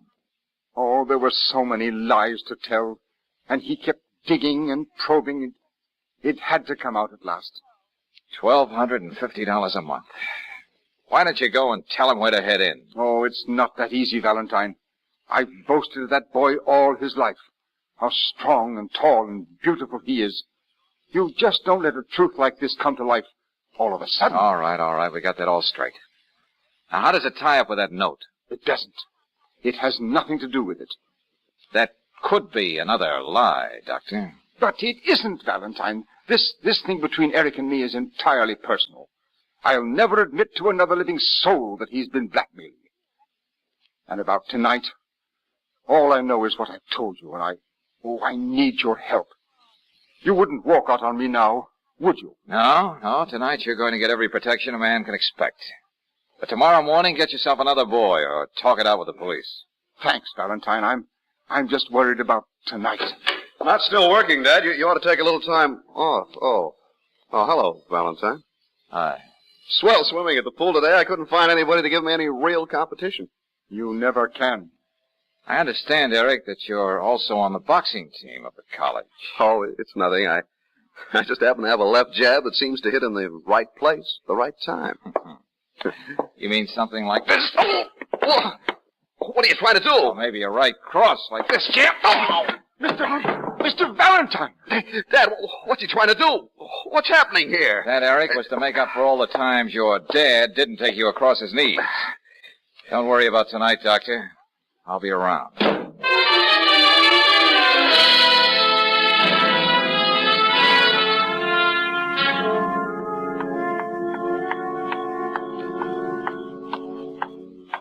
Well, how you doing, Valentine?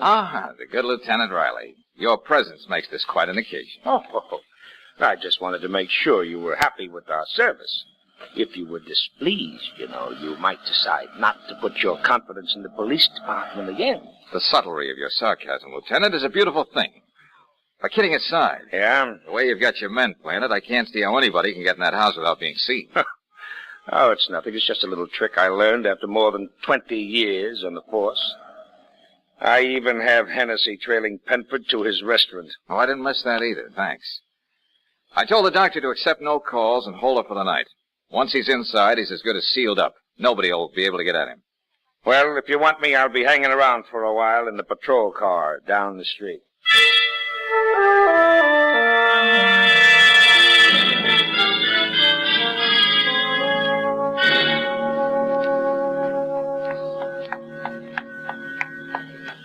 Oh, here you are, George. Here's a sample of all the letters on Dr. Penford's typewriter. Good. Let's get over here under the street lamp. Oh, hey, wait a minute, George. Isn't that the doctor coming home now? Yeah, so it is. Is that you, Valentine? Yes, we've met before, remember, Doctor? Oh, I guess my mind was wandering. Good work. You don't know what a difference it makes to know that you're on the job. Good night. George, Dr. Penford didn't seem himself at all. He's always so careful and precise in his manner. Well, in his place, how would you feel on a night like this, Angel? Come on, let's get back under that street lamp.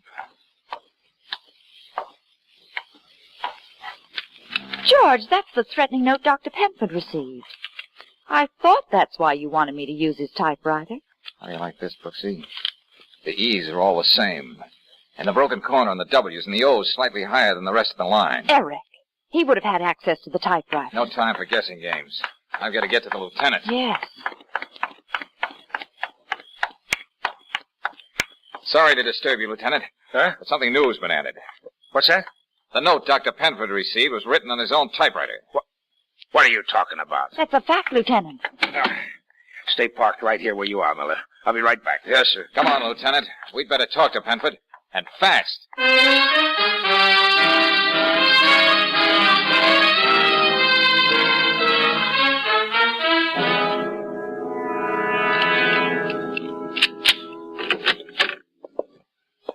Dr. Penford? Dr. Penford? There's a light in his office. George, he's... Yeah. Let's have a look at him. Why don't... You can still feel his pulse. Miss Brooks, get on the phone. Call an ambulance. Okay. I don't see any gun around, Lieutenant, but he was shot. Oh, that's impossible, Valentine. Nobody could have come in this house without us seeing him. And I know he was all right a few minutes ago when we talked to him. I don't like repeating myself, but this is impossible. Still, it happened.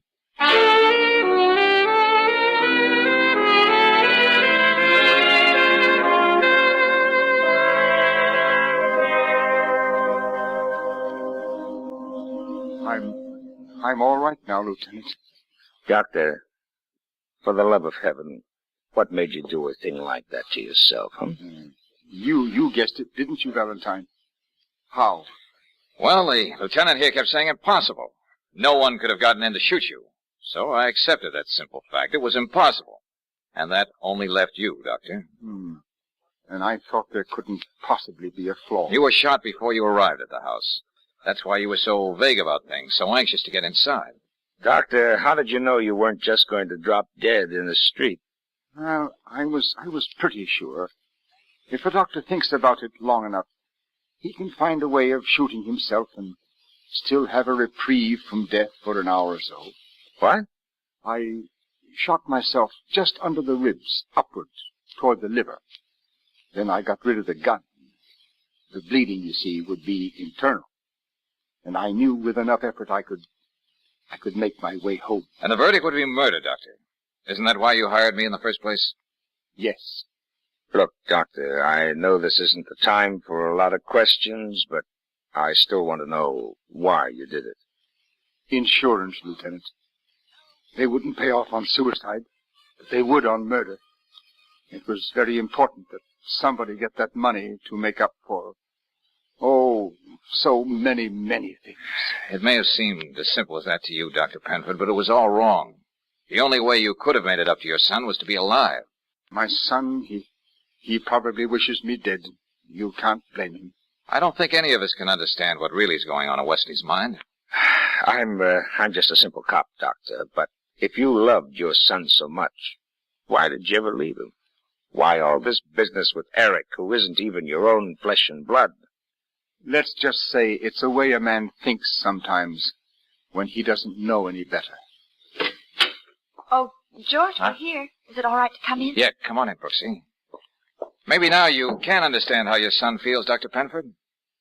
Wesley. Yes, Father. You cared enough to come. I wanted you to know I'm glad it didn't work out the way you planned. I left you and your mother when you needed me most. How can you forgive me? How can you ever understand that? It isn't as difficult as you think, Father. It's just like when I sit down to write, I want things I say to come out beautiful. When they don't, I feel ashamed and want to run away. You must have felt like that when I was born. Oh, what is it, Wesley? Would it be all right if I could be alone with my father? Huh? Why, of course you can, sure. Thank you. Mr. Valentine, would you wheel me over to his bed?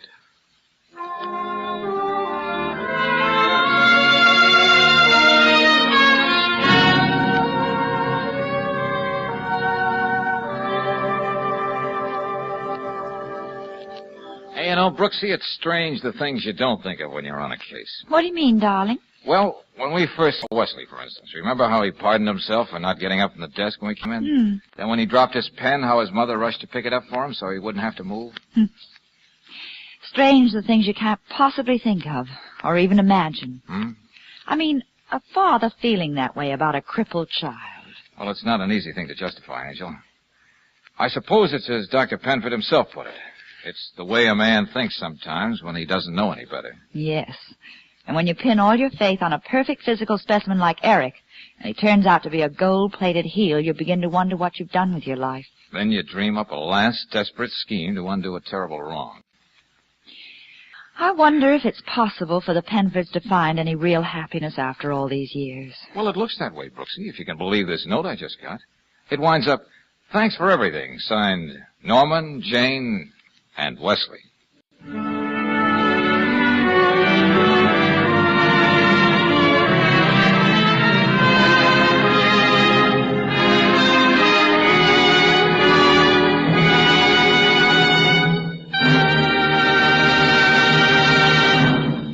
It's the second day of your vacation, and you're all set for some more happy motoring miles. But your car isn't.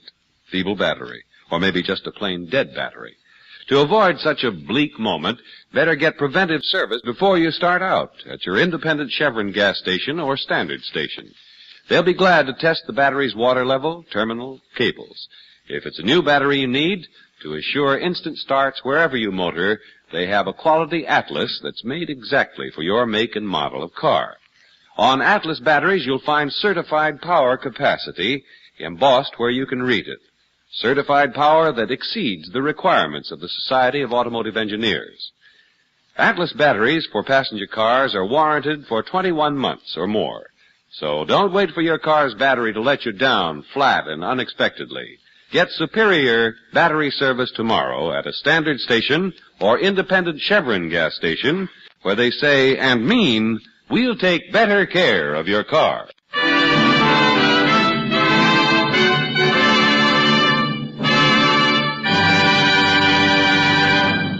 Next week, when you tune our way for another adventure of George Valentine, you'll hear... We're up against a remarkably agile ghost, Brooksy. I got tapped on the head twice before I could even turn on a light. But where did this thing go? It couldn't get out. Oh, all I know is somebody tried to give me the same kind of scalp massage the late Mr. Mitchell got. Oh, what goes on here? I don't know, Brooksy, I don't know. But we're not leaving this haunted Victorian nest until we find the answer to that very pertinent question.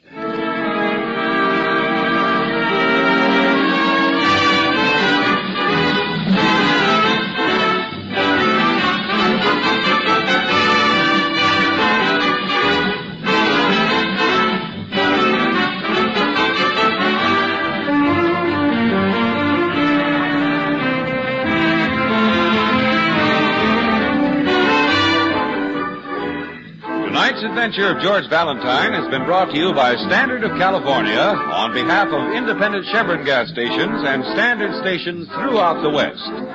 Let George Do It stars Robert Bailey as George with Frances Robinson as Claire. Wally Mayer appears as Lieutenant Riley. Tonight's story was written by David Victor and Herbert Little Jr. and directed by Don Clark. Also heard in the cast were Herbert Rawlinson as Dr. Penford, Hy Averback as Eric, Noreen Gamil as Mrs. Penford, Don Diamond as Wesley, and Martha Wentworth as Mrs. Hogan. The music is composed and conducted by Eddie Dunstetter. Your announcer, John Heaston. Listen again next week, same time, same station, to Let George Do It.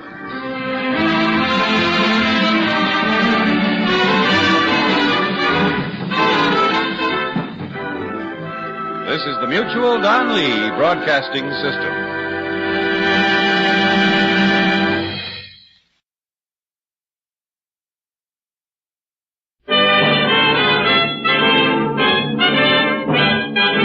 Standard of California, on behalf of independent Chevron gas stations and standard stations throughout the West, invites you to Let George Do It. Another adventure of George Valentine. Personal notice. Danger is my stock and trade. If it's way over your head and you need discreet, confidential help, call on me, George Valentine. Write full details.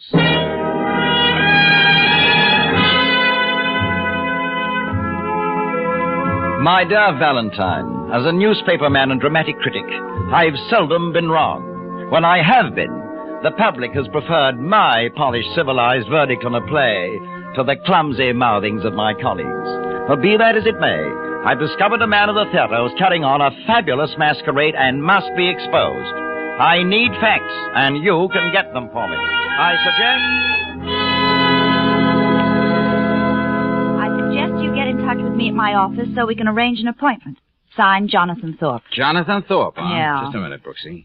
Where's this morning's paper? Where it always is after you read the sports page, in the wastebasket. Huh? Well, here's the great man's column. Today's Theater by Jonathan Thorpe. Oh, the last time he had a kind word for a play or an actor, he used the rest of the column to apologize. Yeah, well, burn the incense, Angel. I'm about to read some of Thorpe's deathless prose. I quote, "Since its opening 2 weeks ago, I have been repeatedly warning the unsuspecting public against that dramatic abomination now holding forth at the Majestic Theater. A Wind from the Prairie by Luke Eberhardt could be more aptly titled A Breeze from the Stockyard. Them's harsh words, partner. What this play lacks in dramatic instruction, it makes up for in sheer illiteracy. Out of sweet charity's sake, I say nothing about the inane high school performance of Mark Guilford, the alleged leading man. In more than 20 years, I have seen some pretty bad plays. Oh, all right. I get the general idea. You know, Brooksy, it might be very interesting to meet this poor man's George Bernard Shaw, so how about making that appointment?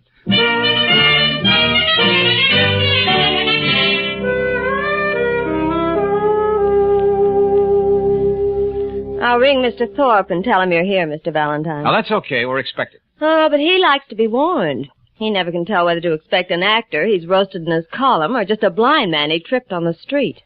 I'm his first line of defense. Oh, the perfect receptionist. I see you're a member of the Down with Thorpe Society. What have you got against Jonathan? Oh, nothing. He just won't stop breathing. Right down the hall here on the main floor, the last office. Come on, Brooksy. Okay. Mr. Thorpe, there's a Mr. Valentine on his way to see you. Oh, I bet he's just a little runt with a Napoleon complex. Please, Angel, please. You're talking about our client. Ah, Valentine, come in. This is my assistant, Miss Brooks. How do you do? It's a pleasure. Sit down. Sit down. Thank you. Well, Valentine, I suppose you're just corroded with curiosity about this character I mentioned in my letter. Well, I'd like to know more about him, if that's what you mean. I am not a malicious man. I live for the theater. I regard it as a sacred temple. It's bad enough to see it desecrated by mediocre talents. I won't have a criminal take refuge in it. What has this monster done, Mr. Thorpe?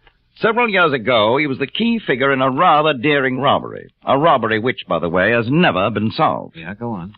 This worthy young man donned a bank messenger's uniform, hypnotized a dim-witted lady cashier with his charm, and walked out with $10,000. Well, tell me, how did you get this information, Thorpe? I came up from the ranks as a reporter, Valentine. I have a great many, shall we say, unorthodox contacts. Well, let's have the name of your man. Mark Guilford. What? You mean the star of Luke Eberhardt's play? The one you've been panning for the last 2 weeks? That wasn't the reason that I panned it, Valentine. But that is the man. When he decided to take this fling at crime, you were just another unemployed actor. Mark Guilford, oh, that's hard to believe. Oh, Miss Brooks, you're just like my wife, Evelyn. Here, look at a picture. Very young and beautiful, but equally naive. You see, things like this do happen. Excuse me. Yes, Peggy? Who? Oh, tell him I want to talk to you, Thorpe. Never mind, Peggy. The wind from the prairie just blew in. What can I do for you, Eberhardt? I don't remember you're making an appointment. Why don't you lay off me, Thorpe? You got something else to write about besides my play. What do you got against me? Nothing personal, my dear fellow, except that I find your brainchild particularly offensive. Now, please, I have business with Mr. Valentine here. Oh, don't mind us. The other critics didn't think it was so bad. You're deliberately murdering it. If I am, it's a mercy killing. I don't know why you're doing this, but I'm warning you. Lay off. If you don't... Bravo! You should be playing Mark Guilford's part. It would be an improvement. Good day, Mr. Eberhard. Why, you... His first play. One is tempted to be kind, but that would only encourage him to write another one. Now, where were we, Valentine? Tell me, Mr. Thorpe, this business about Mark Guilford. Why don't you go to the police with it? Maybe that's so simple you didn't think of it. I'm a newspaper man, Miss Brooks. When I'm sure of the story, all the facts, I'll write it up. Then the police can take it from there. Now, Valentine? Yeah? This list. Unsavory individuals, to be sure, but they'll give you the information you'll need about Guilford. And, this check. It'll do as a retainer, I'm sure. Okay, thanks. Now, how about a couple of passes for the Majestic tonight? I wasn't wrong when I called you in, Valentine. You're a brave man. I just want to see if a wind from the prairie could possibly be as bad as you say it is. Besides, I'd like very much to get a load of Mark Guilford in action.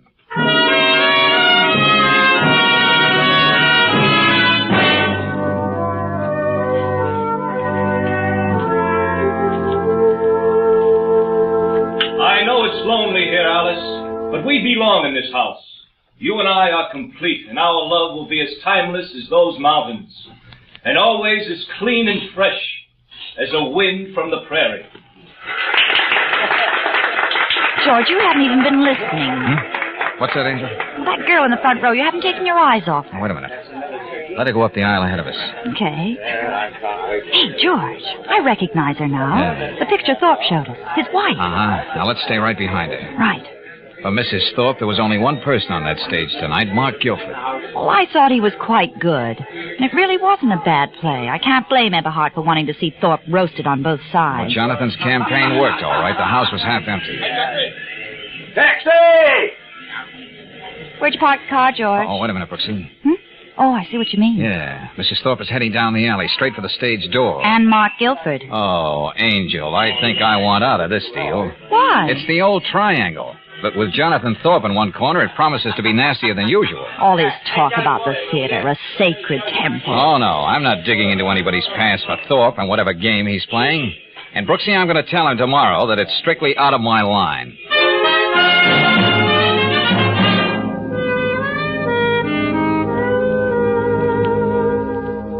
Oh, it's you again. I'll ring Mr. Thorpe. It's okay, Peggy. I found a message at my apartment last night. His Highness wants to see me at 11 o'clock, and I sure want to see him. Is he free, Peggy? If he left a message for you, he knows you'll be here. He usually gets what he wants. From everybody. You know, I ought to learn to keep my mouth shut. Look out, you might talk yourself into that yet. Wait a minute. I don't have you down on Thorpe's list of appointments. Forget it, beautiful. We'll skip protocol this morning. Now, look, Thorpe, I don't know why you wanted to see me, but I'm here to call it quits. You... Oh, now, listen, you're not that busy. You can at least turn around when I... What's the matter with him, George? Hey, just a minute, Brooksy. Oh, if he could turn around with that knife stuck in his chest, it'd be the neatest trick of the week. The letter opener. Yeah. Golly, and he just seemed to sit there as though... Hey, Peggy, get me Lieutenant Riley at police headquarters, quick. You okay, Brooksy? Oh, fine. Well, wait till Riley hears about this. Yeah, I know. He'll probably...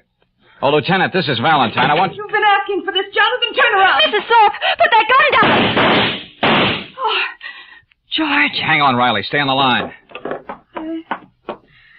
I killed him. You certainly did your best. But he didn't suffer as much as he made other people suffer. I don't care. I don't care what happens now. Brooksy, take her over to that couch. Yeah, George. No matter what they do to me, couldn't be worse than what I've been through. All right now, Mrs. Thorpe. Okay, Riley, you can stop your yelling. Yes, those were shots you heard. Jonathan Thorpe, the dramatic critic, Fine Arts Building. Better get over here right away. Now, look, try to get hold of yourself, Mrs. Thorpe. What? Who are you? What are you doing here? The name's Valentine. Your late husband hired me to investigate Mark Guilford. I know all about that. He made sure I did. He taunted me with it. That's why I killed him. But, Mrs. Thorpe, I think you ought to know that... Brooksy, let it go on. I wasn't going to let him wreck Mark's life. I asked him for a divorce, but he couldn't stand the thought of my finding any happiness. Oh, it was all right for him to humiliate me whenever his ego needed some woman to fawn over him. Even that girl Peggy outside was one of them. I suppose I should feel horrified at what I've done. But I don't. George, you've got to tell her. Tell me what? You didn't kill your husband, Mrs. Thorpe. What are you saying? Just that. Somebody beat you to it.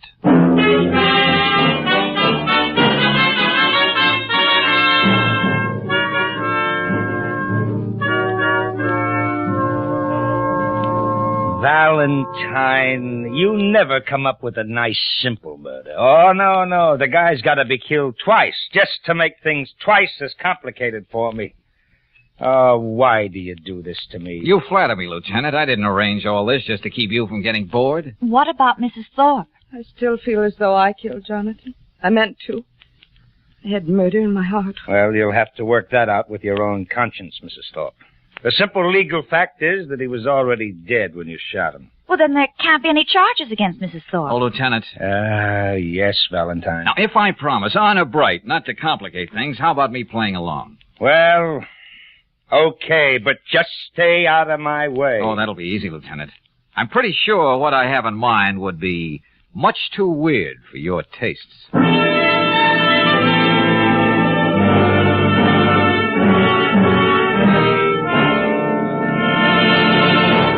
We'll return to tonight's adventure of George Valentine in just a moment. Meanwhile, a word about your vacation inventory. When there's a family vacation coming up, usually it's the lady of the house who keeps a checklist of things to get ready. But there's a man in your neighborhood who keeps a checklist for your vacation, too. You'll find him at an independent Chevron gas station and at a Standard station. His checklist is designed to get your car in shape for the toughest trip. So before you start out, better ask him to inspect your car's battery, headlights, tires, spark plugs, and oil. He'll see that everything's in order, that your car's ready to take on all the carefree vacation miles you want to cover. And by the way, while you're at his service station, ask about Polaroid sunglasses. They'll spare you a lot of eye strain in glaring sunlight. Out on the highways and byways, keep your vacation carefree by stopping in at standard stations and independent Chevron gas stations where they say and mean, we'll take better care of your car.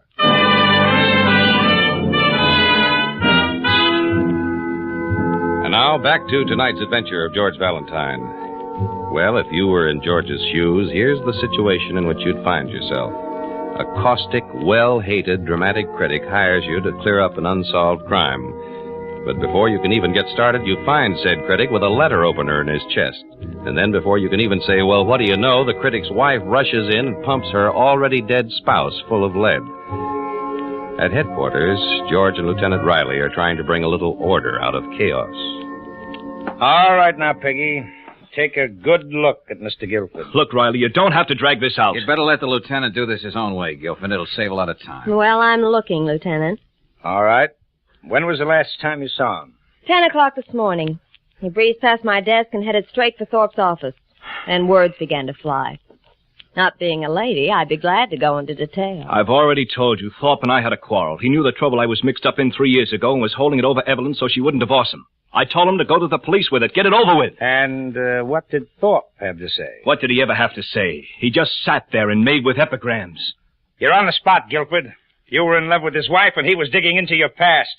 That's an awful lot of motive. Oh, Peggy. Yes, Mr. Valentine? After Mr. Guilford left, are you sure Thorpe had no other visitors till I showed up with Miss Brooks at 11? I ought to be sure. All I have to do at that desk is to watch people go in and out. We had a fight. Lord knows I felt like killing him, but I didn't.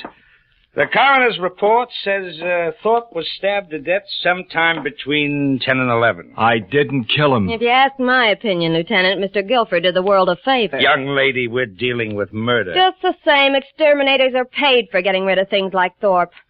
That's a personal character reference, Lieutenant. You know, I ought to keep my mouth shut. You know, that's a good idea. Oh, Mrs. Thorpe, will you come in now, please? Mark.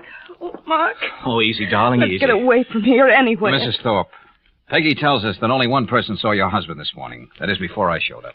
Then why have you been questioning Mark in here all this time? Well, why? He wasn't there.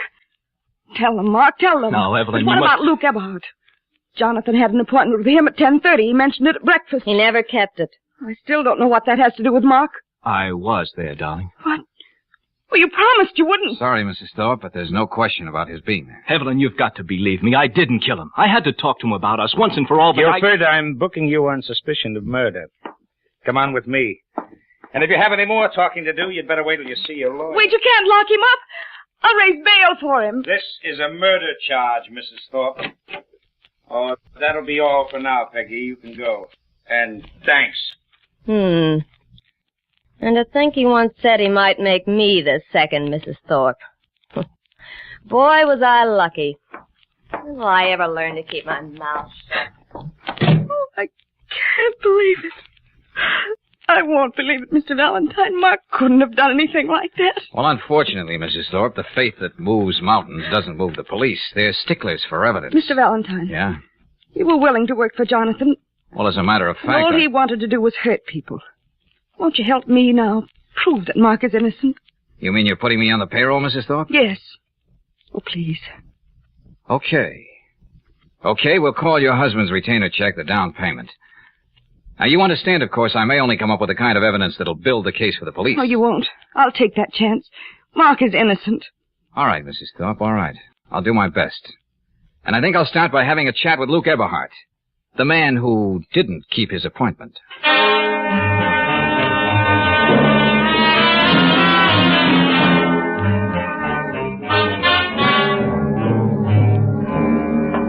I thought you'd be dropping around, Valentine. Hi, Eberhardt. This is my assistant, Miss Brooks. How do you do? She was rather charmed with the way you blew your top at Thorpe's office yesterday. You know, if I wanted to read things into it, I might even say you were threatening Mr. Thorpe. I should have pushed that guy's face to the back of his head.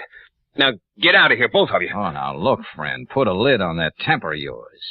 Here, have a cigarette. I roll my own. Sure, George, like they do on the rolling prairies. But I don't understand how with all that wind you can... Does she stooge for you like this all the time? Anyway, the routine leaves me cold. Go on, get out, Valentine. Oh, wait a minute. Don't crowd me, prairie boy. I'm here on business. Now, what about that appointment you had with Thorpe this morning at 10:30? Who made you a cop? Show him your Dick Tracy badge, darling. Come on, answer the question, or you will be telling it to the cops. I don't know anything about an appointment.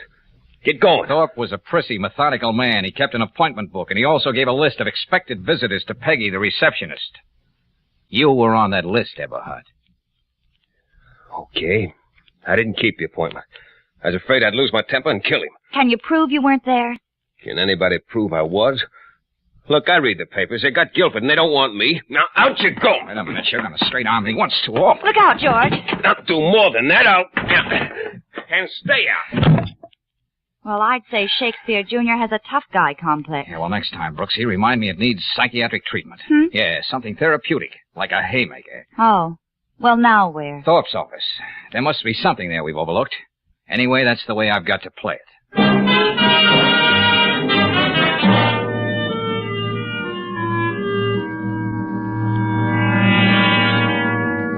Wow, Mrs. Thorpe. I see you're doing a little private snooping. I was just going through Jonathan's correspondence. So many people hated him enough to kill him, I thought I might find a letter or a note that would help us. Thought of Mark in jail. Tell me, Mrs. Thorpe, how did you get into your husband's office? They've got a police sergeant stationed outside at Peggy's desk. I know. I came in by the fire exit on the second floor and down the stairs on the rear. Well, you don't say. You know, it might be a good idea for you to stay on the sidelines and let me take care of this. Now, Brooksy, let's be just as methodical about this as the late Jonathan Thorpe would be. First, Mr. Valentine. Well? In this ashtray. Well, cigarette butts. 5 ordinary cigarette butts. So what? This one. It isn't like the ones Jonathan has specially made for him. I roll my own. Remember, George? Eberhard. When he was here yesterday, he wasn't smoking. So he must have been here this morning. I'll take this, Mrs. Thorpe. He could have known about that fire exit on the second floor, and that's why Peggy didn't see him. Brooksy, take Mrs. Thorpe over to Lieutenant Riley's. Right. Looks like I may have to use that psychiatric treatment on Eberhard sooner than I thought.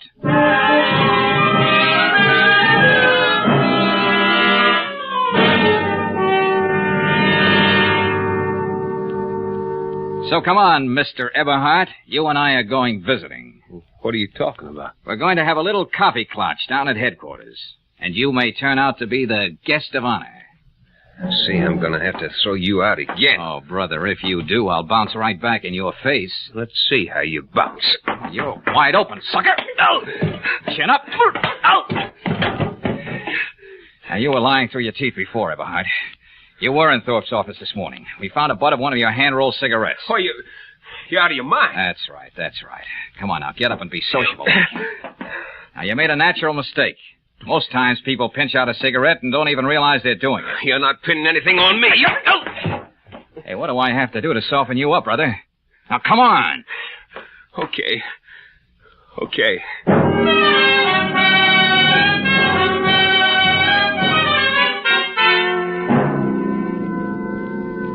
Yes, Lieutenant Riley.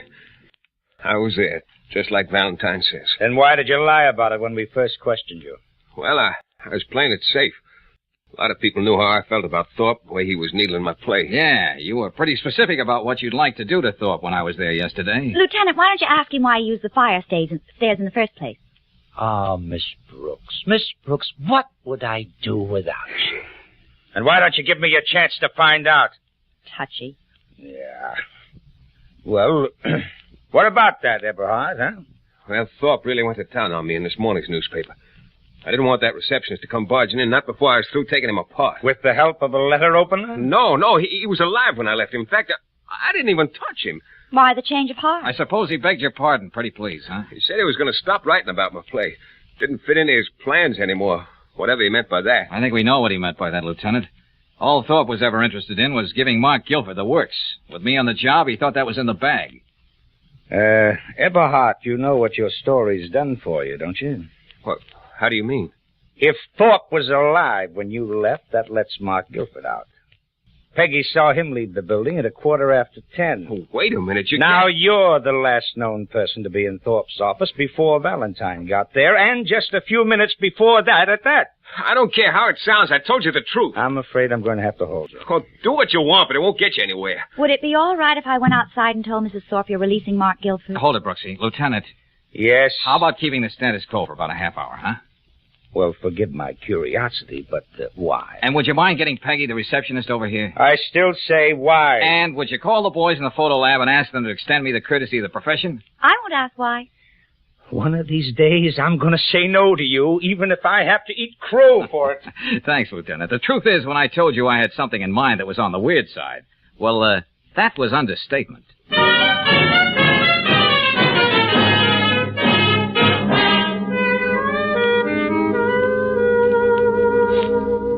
This is all very cozy, Lieutenant, but what do you want with me? I told you all I knew. Oh, this is Mr. Valentine's party, Peggy. Let him go on. Thank you, Lieutenant. Why can't Mark leave this place now that you know he didn't kill Jonathan? Well, for one thing, Mrs. Thorpe, there's still the little matter of that robbery. Oh, for heaven's sake, George, get to the point. All right. Here, Lieutenant. Take a look at this cigarette stub. Yeah? It's hand-rolled. Sure. That's what put the finger on Eberhardt. What of it? Just this, Lieutenant. When you open it, you see a slight smear of lipstick on the inside of the cigarette paper. This was rolled by a woman. A woman? You know, Mrs. Thorpe, a police chemist can always analyze this lipstick and prove it's yours. Yes, but... It won't do any good to lie, Mrs. Thorpe. So let's have it. Looks like everybody gets to play in this game. No, I'm not going to lie. I did plant that cigarette in Jonathan's ashtray. I knew about Eberhardt and his cigarette. And it didn't matter at all to you that you might be framing an innocent man? But is he innocent? I knew he kept that appointment. I had to find a way to make him admit it, and I did. Yes, you certainly did. Can't you see I had to do it, Lieutenant? When everything looked so black for Mark, I put that cigarette in the ashtray and pointed it out to Mr. Valentine. I had to fight for our happiness. I had to. Okay. Take it easy, Mrs. Thorpe. All right, Valentine, so she framed the evidence. But it still leaves Eberhardt just where he was. This is just like a movie, Mr. Valentine, but where do I fit in? Oh, you play a very important part, Peggy. Oh? If Mr. Thorpe was so scrupulous about giving you a list of the visitors he expected, now why do you suppose my appointment for 11 o'clock wasn't there? How would I know? It was just a message left at your apartment, George. Somebody else could have made the appointment. Ah, you're so right, Brooksy. Come on, get to the point, will you, Valentine? Here is the picture police photographers took of Thorpe's desk as soon as they arrived on scene. There are 5 cigarette stubs in the ashtray, see? Yeah, that's right. 5 stubs, huh? Mrs. Thorpe, you couldn't have planted another one at the time you said you did. That would have made it 6, and there were never more than 5. In fact, here it is right in the picture. Gee, that's right, George. It happened just the way I told you. Oh, no. You left it when you stabbed your husband after Eberhardt left. No! It was the added touch to make sure Eberhardt was connected with the crime. Yes, and you made that appointment for me. You needed a witness to say that you shot Thorpe after he was already dead, almost automatically eliminating you as a suspect. Now, wait, Valentine. The second time doesn't count, Mrs. Thorpe, but the first time calls for the works.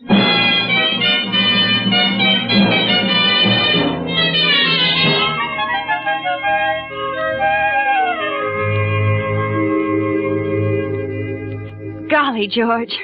Jonathan Thorpe must be turning over in his grave. Well, if he is, Angel, it's with an appropriate epigram. Here in the paper, after the panny he gave a win from the prairie, all the publicity is making it a box office smash. Ah, the little ironies of life. This case was full of them. Huh? What do you mean, darling? Well, Mrs. Thorpe, with all her well-laid plans, never dreamt Mark Guilford would blunder in that morning and make himself the #1 suspect. Mm-hmm. And the cigarette she planted. Instead of clearing Mark, just placed the guilt on her. One final bit of irony. The biggest slip she made was the most obvious, but one we overlooked at the time. Oh, what was that? Well, look, Angel, when you come in and send 3 bullets in the general direction of a man's back, you're bound to wonder whether he's still alive. Yeah, that's right. Well, Evelyn Thorpe didn't. Now, she went right into hysterics. You see, Brooksy, she already knew he was dead.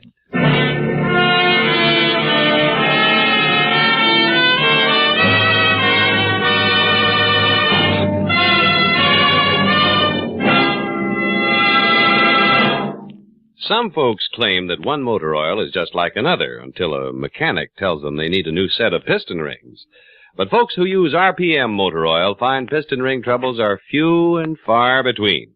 This premium quality motor oil is compounded to keep a cooling lubricant on upper cylinder walls at all times. Whether your car is standing cold for hours at a time or running hot, RPM clings to vertical engine parts left bare and exposed to wear by ordinary oils. And because RPM is always on the job, your chances of engine trouble caused by rust are reduced to about zero. That's mighty important when you remember that hidden rust causes as much as 80% of engine wear in the average car.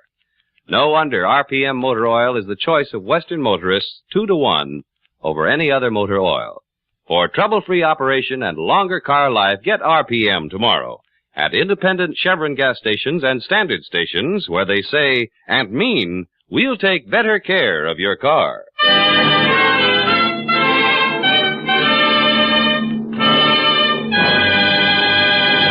Next week, when you tune our way for another adventure of George Valentine, you'll hear... I am cornered, and this is a desperate plea. Could you be at my apartment tomorrow morning? It's signed Joyce Dunning. Husband, wife, best friend. The time-worn triangle, Brooksy. Yeah, but something new's been added, darling. The third member of the triangle doesn't usually get such consideration from the rival female in the case. Yeah, but Brooksy, I wonder if Miss Dunning's reference to death could be a refined way of hinting at murder.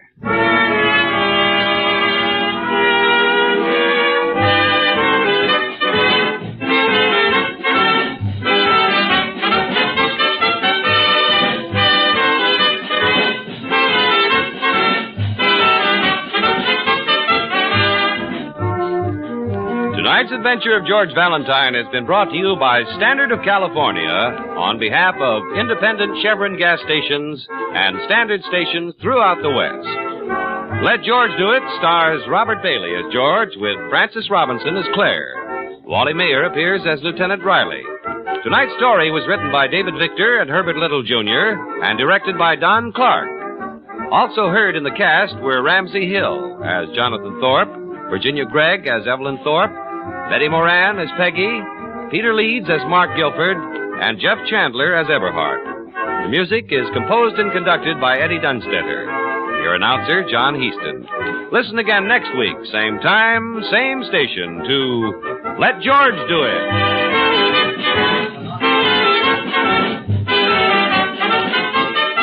This is the Mutual Don Lee Broadcasting System.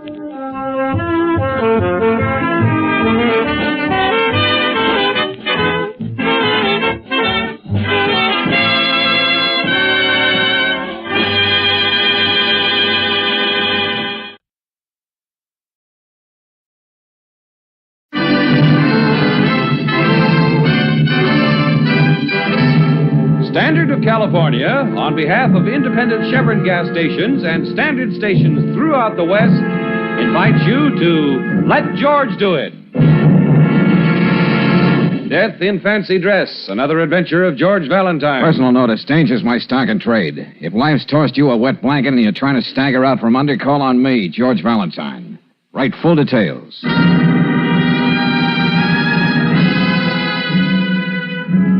My dear Mr. Valentine, because of a hobby that's dear to my heart and certainly innocent enough, I've received several threats on my life of late. I'm aware that this can't be of world-shaking importance, but it is a confounded nuisance to me. If you decide to take pity on me and come to my rescue, please drop in at my apartment, the Hampshire House. Apartment at the Hampshire Towers tomorrow afternoon at 2 o'clock.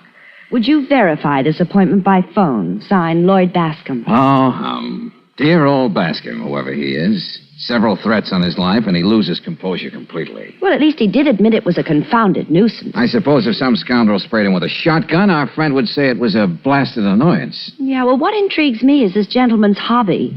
What does he collect, atomic secrets?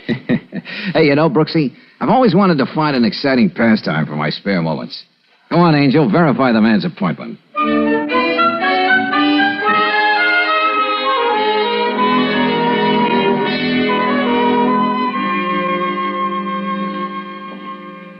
Well, here we are. My trophy room, you might call it. Mr. Bascom, all I see is a lot of junk. Yes. Now, take this particular piece of junk. A broken wine glass. The one with which Lucy Graham plunged her coming-out party into a furor. She practically gouged Tony Warren's eye out with it while she was deep in her cups. Uh-huh. I bought it from the caterers. As you see, I have it all neatly tagged. The occasion, the date, etc. And this 1945 license plate, Mr. Bascom? Oh, yes. The very proper and respected Mrs. Arlington Mackenzie was dragged into court on a hit-and-run charge. That's the plate off her Duesenberg. I bribed her chauffeur to get it. Oh, it was a beautiful scandal. Ah. Well, I can see where this sort of thing wouldn't make you the most popular boy in your set, Bascom. I could not help being born with a silver spoon. But there's nothing to prevent me from reminding my friends of their more scandalous escapades. Now, look here. This lovely lock of red hair. A very lurid story goes with this. If you like, you gentlemen can retire to the smoking car. No, this little affair was quite well publicized. Celeste Dupre, the nightclub singer who was accused of the murder of Malcolm Gardner, the broker. She was acquitted. Dear me, I wonder whatever happened to the dear girl. Now, over here... Yeah, well, we get the general idea, Bascom. This is your private wax museum of dead scandals you like to keep alive. Oh, well put, Valentine. I must remember that phrase when I show off my collection at my next party. You mean you deliberately keep bringing up all this? Oh, pardon me. I'll see who's at the door. Huh. Man after my own heart. Yeah. If you're not careful, Angel, he'll cut it out and put it in his collection. What surprises me is that Mr. Bascom's been allowed to go on breathing this long. What's the matter with you, Reynolds? I didn't come here to talk. What is the matter? Have you lost your mind? George. Yes, maybe I have. Stop it, Reynolds, you fool! Valentine! Kill you! Come on, boys, break it up. You heard me, Frank. Get off of him. Get out of my way. Now, listen, Buster, don't make me hang you up to dry. I'm a peace-loving man. What else have you got here that belongs to my wife, Bascom? I don't know what you're talking about. Oh, yes, you do.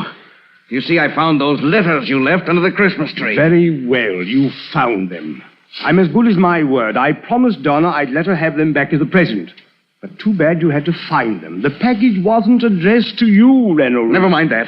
I burned them without telling her I saw them. That's too bad. Donna must be very distressed at my breach of faith. Now, Reynolds, if you don't mind, I do have company. Oh, don't mind us. I don't know how much Donna paid you for them. Lord knows she's the one with the money. I don't care. But if you have anything else of hers that you can hold over her, I swear I'll break your filthy neck. Just remember that. Oh, dear. See what I mean, Valentine? No. Suppose you draw me a diagram. You've already earned part of your fee when you hauled Reynolds off me. That was on the house, Bascom. What do you mean? I think he means it's no go.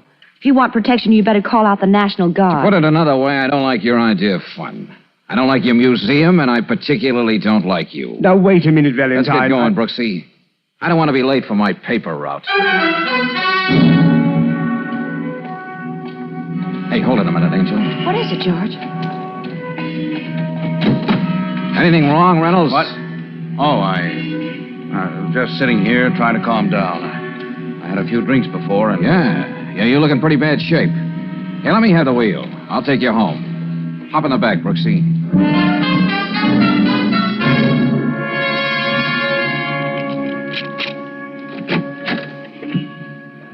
Really, Mr. Reynolds, you didn't have to bother inviting us in. The least I can do is offer you and Mr. Valentine a drink. Say, look, Reynolds, don't worry about that little scene up at Bascom's going any farther than us. Thank you. I'm not in the habit of washing my dirty linen in public. Just make yourself comfortable there in the drawing room. I'll call Donna. Yeah, thanks. George, I don't know about you, but I know. I'm not too comfortable either. We'll just waltz through the formalities and blow. Darling, over there. Huh? Look. Yeah. Come to think of it, Valentine, Donna said Hey, wait a minute, Reynolds. Could we go across to that room for a minute? Why? What's the matter with you two, anyway? Why are you standing there like that? I just think it's better that you don't come in here right now. What are you talking about? What happened? Please, Mr. Reynolds. Get out of my way. Let me in here. Donna. Donna. Take it easy, Reynolds. Don't. But she's dead. Dead? Here, you better sit down. Oh. Bascom drove her to this. Might just as well have pulled the trigger himself. I felt like killing you before, now I will. You can't do that. Let go of me, you... How can you look at her lying there and say that? Let go of me! Somehow Bascom will get what's coming to him. Not Bascom. He never does anything he has to pay for. The law can't punish him. That's why I've got to do this myself. Sorry, Reynolds. I got to hold you right here till you pull yourself together. Brooksy, call Lieutenant Riley.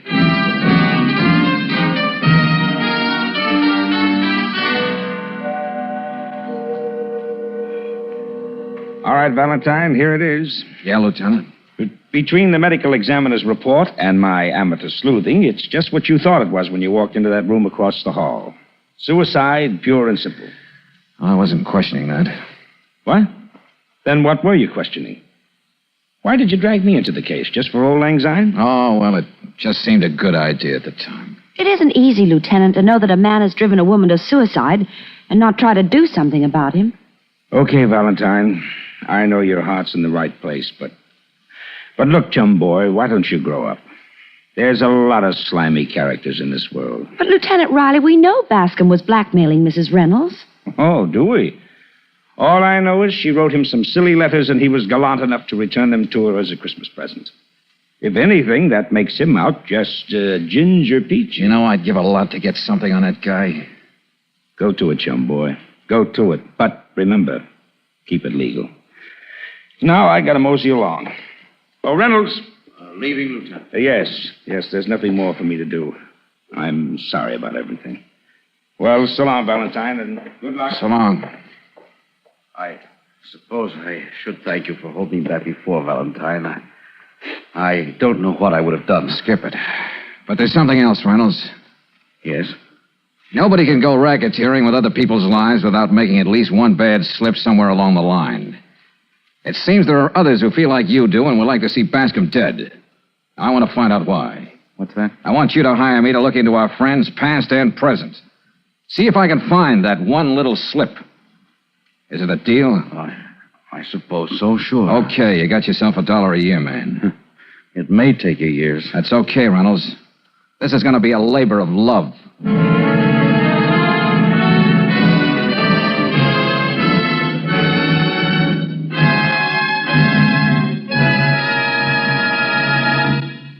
We'll return to tonight's adventure of George Valentine in just a moment. Meanwhile, a word from a wise motorist. Can you imagine driving around the world not once, but 4 times without an engine repair? Well, in actual mileage, one man has driven even farther than that on compounded RPM motor oil and without an engine repair. His name is George M. Hollingsworth, an insurance agent in Bakersfield, California. Here's what Mr. Hollingsworth said. Quote, "One of my cars has gone 123,000 miles on RPM without engine repairs," unquote. And lots of Western motorists have told us they've driven 7 and 8 years on RPM without engine repairs. Thousands of others have learned that RPM pays its own way many times over. For RPM is compounded to stop carbon trouble, to guard engine hot spots left bare and exposed to wear by ordinary motor oils, and to keep the whole engine system cleaner. Try RPM motor oil tomorrow. Get it at any standard station or any independent Chevron gas station where they say and mean, "We'll take better care of your car."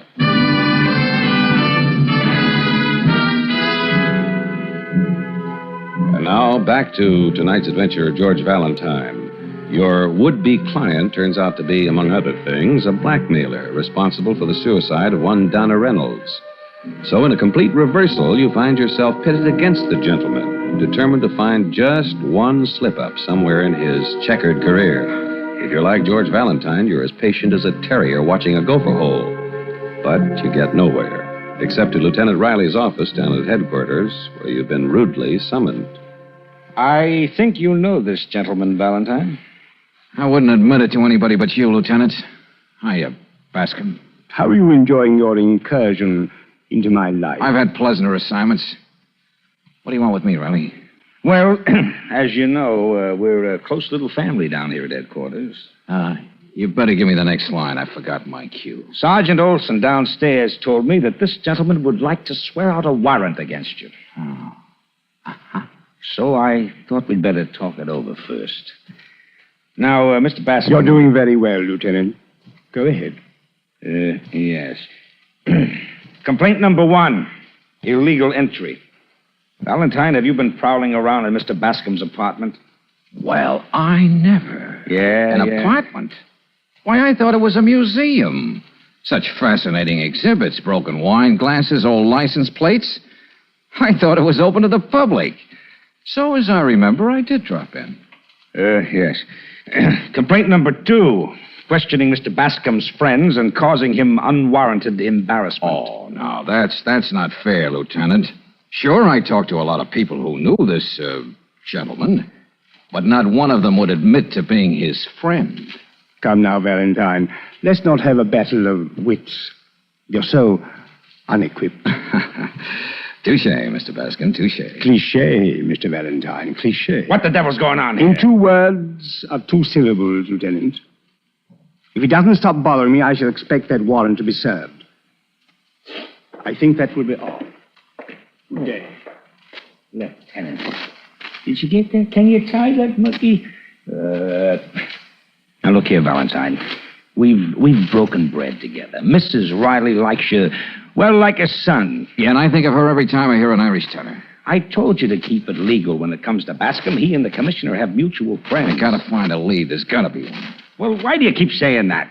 Just because of some letters between him and the late Mrs. Reynolds, this drawing room character suddenly becomes Jack the Ripper.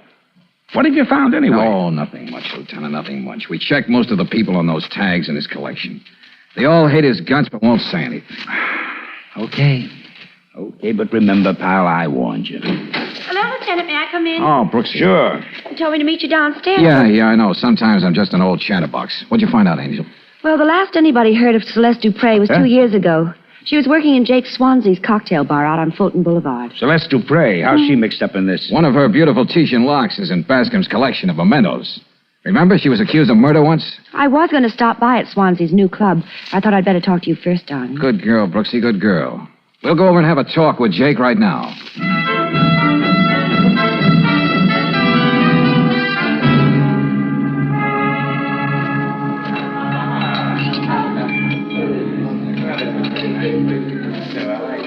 Swansea says for you to wait at the bar. He'll be right down. Okay, thanks. Come on, Brooksy, let's go. Hey, wait a minute. What's the matter, George? Wouldn't that be Reynolds talking to himself at that corner table? Oh, yeah. Looks like he's drowning his sorrows. Coming up for the last time. Yeah, better see if I can get him out of here.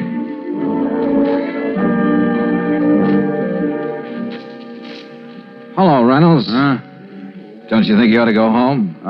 Valentine. Would you like us to call your cab, Mr. Reynolds? What I'm doing, I can do better right here. Thank you, Miss Brooks. You know, getting crocked isn't going to help anything, Reynolds. Tell me something, Valentine. Did you get anything on Bascom? Skeleton up in the attic? Trunk full of counterfeit $1,000 bills? When do I come to his trial? Okay, Reynolds, you win. But take it easy, will you? Hey, is Swansea waving over here at me or you? Oh, I think that's our cue, Mr. Reynolds.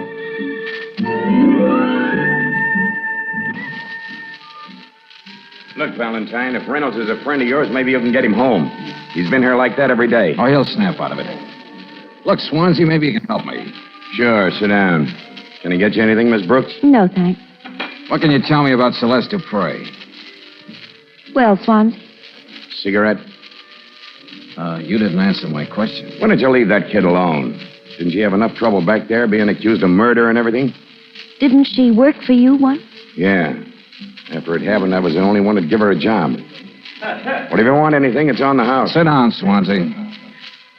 Now, I asked you, what happened to Celeste Dupre? Where do I find her? Can't you see I don't feel like talking? You know I'm going to find her sooner or later anyway, and when I do, I may come back. I want to know why you didn't tell me.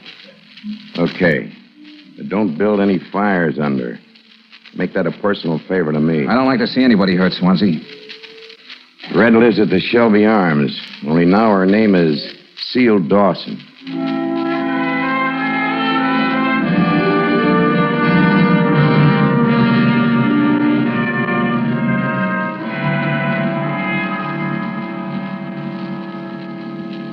Police?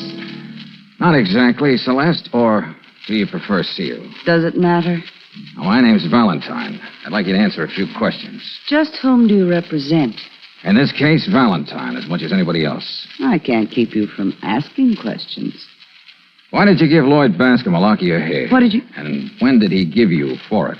He usually pays for mementos like that. Why don't you leave me alone? I hate to come at you from left field like that, but sometimes it gets results. Oh, during my trial, Bascom asked me for a lock of my hair. I didn't see any harm in giving it to him. The one I saw looked like a recent acquisition. But we'll let that rest. It's not too bad. What do you mean? Well, you've done pretty well for yourself, Celeste. This teepee you live in must run you quite a nut.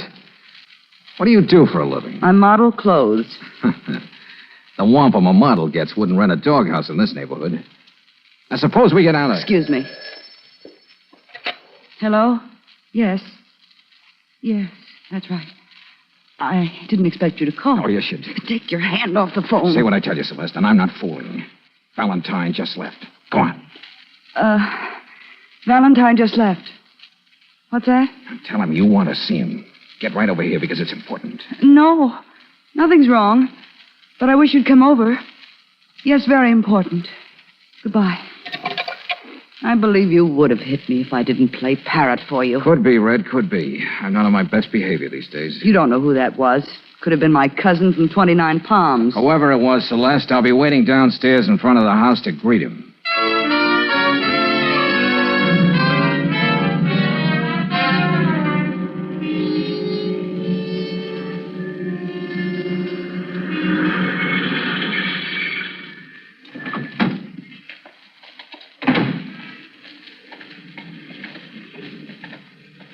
You didn't waste a minute getting here, did you, Bascom? Valentine, Don't look so grief-stricken.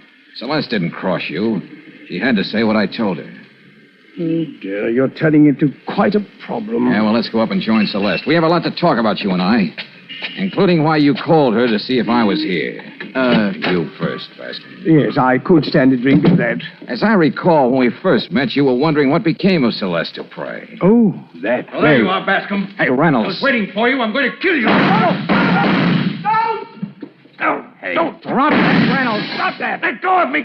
He's getting away. I followed him here. You wanted to let... Oh. One of those bullets nearly had my name on it. You're hurt? I didn't expect you. Come on, it's just a scratch. Now, let's get out of here. Cops will be flocking around here any minute. Yeah. I'll talk to you later.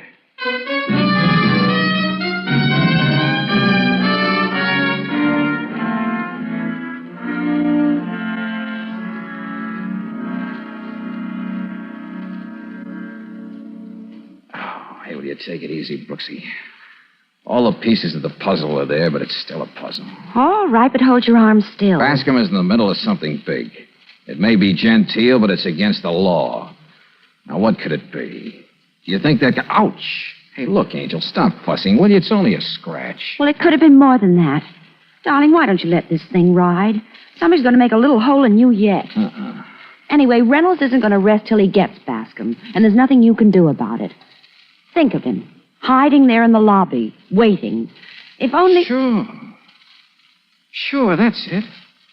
Just like that. Wham, zowie. Are you off on another tizzy? What is it now? Go on, Brooksy, beat it. Take a walk for yourself. Buy yourself some saltwater taffy. Will you get off the banter wagon and tell me what this is all about? If you want to find out, meet me at Lieutenant Riley's in about an hour. Now, go on. All right.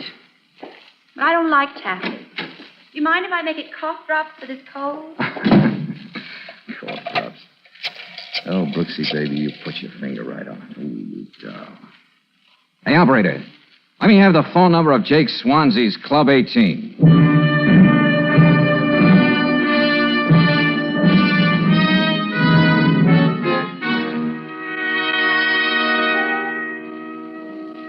Look, Valentine, you could have come over to the club if you wanted to see me. Oh, no, Swansea. You wouldn't want anything like this to happen in your club. Hey, what? What is that for? What's the play? I gotta get you in the mood to talk about the tie-up between you and Celeste and Bascom.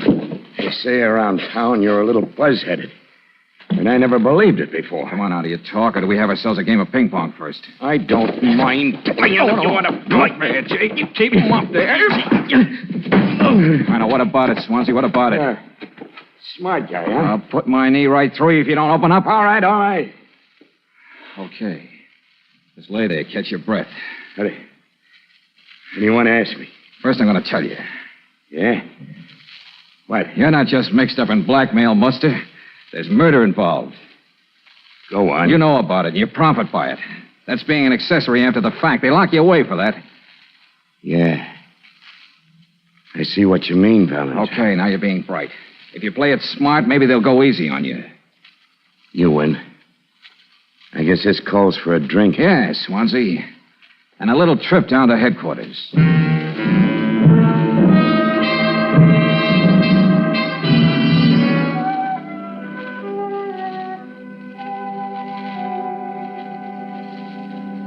Okay, Swansea, okay. You've been very eloquent. Just wanted to be helpful, Lieutenant. Oh, yes, I know.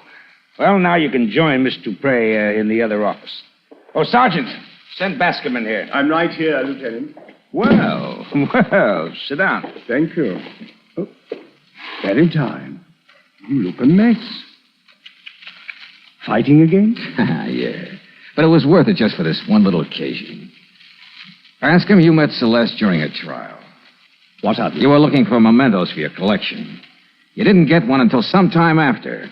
Well, you and she got to know each other, rather well. But don't expect any comments from me. You're spinning this fairy tale. All right, then, Bascom, shut up.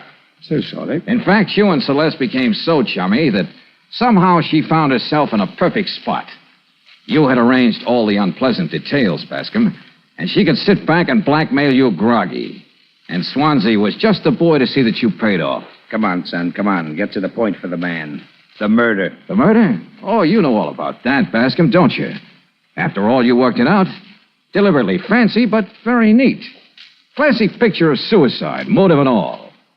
Yet it was murder. Lieutenant, I'm beginning to resent the unrestrained use of that word in connection with me. Yeah? Well, I'll just take my chances on your being angry with me, too, Mr. Bascom. I'm holding you on suspicion of murder. On what evidence? With what Miss Dupre and Swansea will have to say, I'll risk being wrong. Mr. Reynolds just arrived, Lieutenant. Oh, yeah? Well, I suppose he ought to know what's been going on, so have him come in. I should like to call my attorney, Lieutenant. There'll be plenty of time for that. Come on in, Reynolds. You missed the fireworks. Why, what's happened? Well, this should give you some satisfaction. We're holding Bascom for the murder of your wife. What's that? Did you say murder? Yes. Oh, Sergeant, take this guy away now. All right, come on now, this way. Oh, wait a minute. Hold it, Sergeant. I don't want you to make 2 trips. What's this, Valentine? Don't rush me, Lieutenant. Tonight, when you were pouring shots at Bascom, you were really trying to kill me, Reynolds. What are you saying? Why would I do that? You didn't follow him to Celeste's place, as you said. You couldn't have. You were already inside the lobby. Miss Brooks reminded me of that. Then everything fell into place. I still want to know what reason I'd have for doing anything like that. What about it, Valentine? A man will do anything to get away with murder, Lieutenant. It was Reynolds who killed his wife.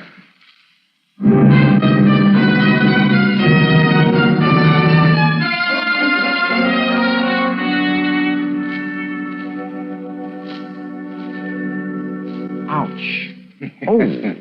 Oh, will you stop it, Brooks? Oh, be still. You're just a big baby. This is nothing but a little iodine. Oh, little iodine. Lieutenant, do something. She's torturing. Oh, you'll live, chum boy. Fine thing. I fix your arm and you have to go and get into a fight. Yeah. I guess people never will learn. I mean about murder. If they want to kill, why don't they just bash somebody over the head without being fancy? What a fine way for a lieutenant to talk. Oh, they'll get caught, sure. But think of all the trouble they'd save. Oh, but don't forget the creative touch, Lieutenant. Means a lot to a man like Bascom. Think of the setup. Months back, he introduces his charming pal Reynolds to the wealthy Donna. She marries Reynolds, all according to the plan. Ouch! Oh, quiet, Junior. Then it's all a build-up to our entrance, Angel. We were there to witness the clash between the aggrieved husband and the supposed blackmailer. And all the time the poor woman was lying home dead. No threats on Bascom's life, no letters for Reynolds to burn, no blackmail, no nothing. Just a plain, unsimple murder. Reynolds gets the money from the estate, divides it with Bascom, then Swansea and the girl get their cut from him. That's it, Lieutenant. Don't tell me you're through, Brooksy. Yes, Sissy. I can see that when little George falls off his scooter, I'll have to render first aid. What's that, little George? And when his baby sister tumbles out of her high chair, I'll have to... Oh, George Valentine, sometimes you get me so mad I could... Oh, Brooksy. Oh, what? That's no way to talk to the father of 2 children.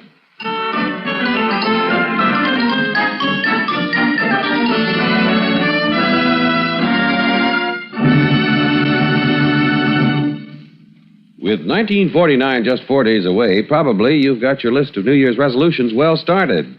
But how about putting this resolution near the top of your list? Why not promise yourself to get the most out of your car? To do this, make sure you ask for Chevron Supreme gasoline, the premium quality gasoline that you can get at all standard stations and independent Chevron gas stations.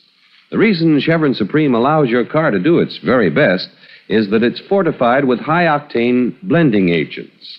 These blending agents give your car smoother acceleration on the straightaway, smoother power, and extra power on the steepest hills. Also, Chevron Supreme's climate-tailored to each different altitude and temperature zone in the West. Tailored to give you fast starts and speedy pickup in stop-and-go traffic. So, for best motoring in 1949, why not make a resolution right now to give your car peak performance by getting Chevron Supreme gasoline at independent Chevron gas stations and standard stations where they say and mean, we'll take better care of your car.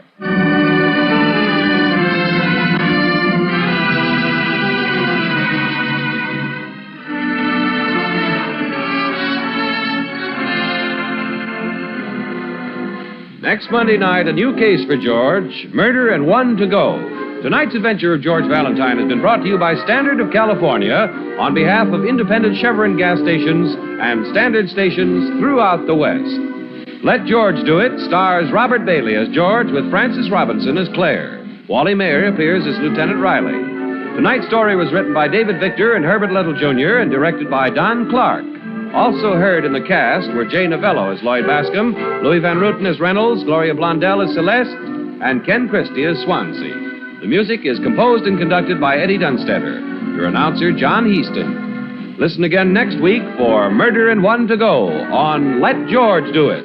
Remember, next week, those listeners who are now in standard time states will hear this broadcast 1 hour later.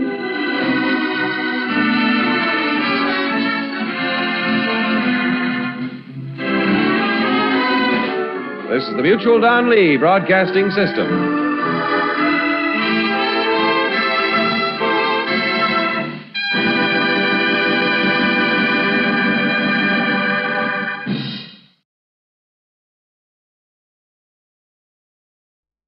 George Lincoln has been out of uniform only a few weeks.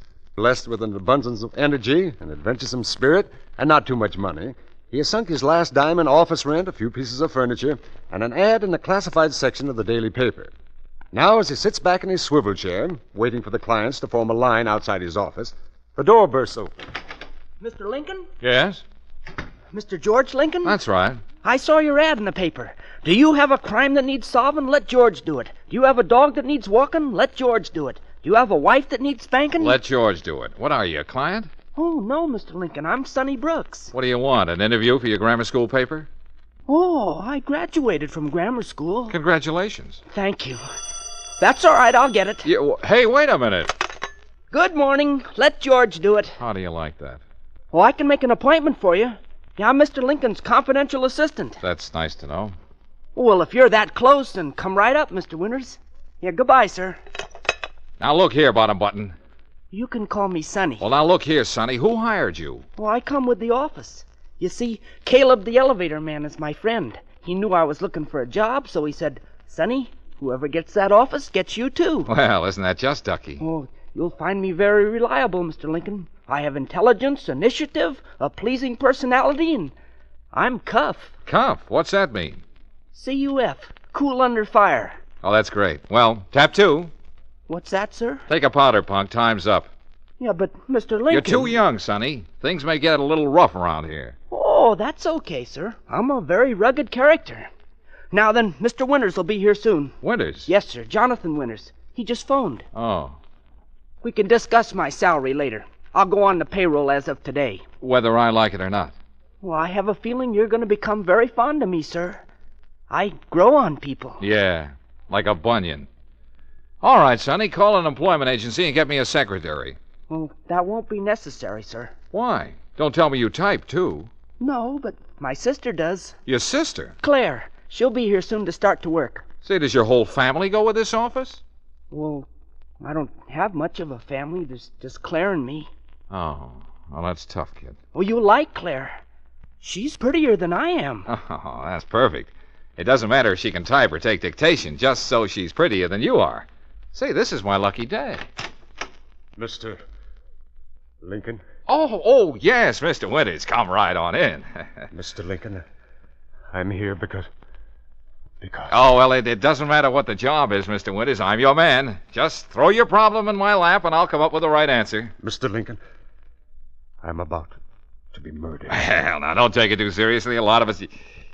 Murdered? Murdered? You're joking, I hope. I'm not joking. Well, that's a little out of my line, Mr. Winters. I mean, you see, well, Mr. Lincoln, I have been murdered. Holy Joe! Oh, well, don't stand there. Do something. Call somebody. The police, the fire department. I'll get a doctor. And Sonny. Yeah, Mr. Lincoln? Don't get excited. Look at me. I'm perfectly calm. You going up, miss? Is Mr. Lincoln's office in this building? 5th floor. Step in. Oh, thank you. Oh, you're Claire, aren't you? Well, how did you know? Family resemblance. You look like Sonny. Nice boy, Sonny, but give him a hamburger and a Coke and he's satisfied. You're not like that, are you? Well, I thought not. Someday I'll cook my specialty for you. Devastating duckling divine a la Caleb. You'd like that, wouldn't you? Oh, I'm sure it must Oh, be... it is. Ever taste chicken broth with nutmeg? Never. You haven't lived. Oh, it's 5th floor. Now, you take Mr. Lincoln. He appreciates good food, all right, but he will put sugar on his tomatoes. I hold to the salt school myself. How about you, miss? Why, I knew we had a lot in common. First door to your left. Oh, there's Mr. Lincoln now. Caleb, get a doctor up here right away. Eye, ear, nose, or stomach? I don't care. Get a doctor. Oh, and I'll get Dr. Mack. He's very fond of my cheese souffle. Mr. Lincoln? Well? Is anything wrong? Oh, no, nothing trifling. Now, run along, sweetheart. If you're a client, come back tomorrow, will you? I'm Claire Brooks, Sonny's sister. Yeah, well, come back tomorrow. Mr. Lincoln. Well? I spent 10 cents on bus fare to come here to interview you for a job. I'm going to have that interview whether or not you like it. Well, look, here's a dime. Now be a good girl and beat it. I certainly will. I wouldn't work for you if you offered me $1,000 a week to sit behind a desk and do nothing but powder my nose. You could stand a little powder at that. Oh, you... Now, wait a minute. You had any experience as a secretary? Of course. Can you mend socks? Mend socks? Iron shirts, sew buttons, cook breakfast over a can of Sterno? Mr. Lincoln, are you looking for a secretary or a wife? Oh, a secretary. I'm still a bachelor. Knock on wood. Had one close call, though, but I got away from her. Lucky guy. Lucky girl. Okay, you're hired. Thank you. Now give me back my dime. What about salary? Oh, we'll discuss that after I collect from my first client. How do I know you'll ever get a first client? Client? Oh, I've got one now. I don't know what I'm going to do with him, but I've got him. Hmm? Come on in and see for yourself. That gentleman stretched down on the floor is my first... Sonny! Sonny! Yeah, Mr. Lincoln? Well, where is he? Where's the body? Where's Mr. Winters? Holy Joe, Mr. Lincoln. He's gone. Makes sense. Will you, Mr. Winters couldn't have just disappeared into thin air? It's like I told you, Mr. Lincoln. I went into the waiting room to phone the police, and the next thing I knew, you were out here yelling for me. Look, this window was open. What's the matter? Allergic to fresh air? Well, don't you see? It leads to the fire escape. And this door leads to a closet, and that door leads to a... Well, never mind. Will you be serious? Mr. Winters was shot. Brilliant. Maybe his murderer followed him here to your office. Maybe he hid out on the fire escape listening. Then when you left the office, he dragged the body out. I'll bet Sis is right. Look, don't bother your pretty little head with puzzles, Claire. Just sit down there and make like a secretary. I'll see you later. But where are you going? To Mr. Winters' home. I've got to find some clues. And when the police come, stall them. The police? Yeah, they'll be here any minute. Sonny phoned them. But, Mr. Lincoln, what'll I tell them? Tell them nothing. You've got charm, haven't you? Well, use it. Mr. Lincoln, I've got to know. What do you think happened to my husband? Now, take it easy, Mrs. Winters. Oh, I was afraid something would happen to him. Why? Well, he was so worried.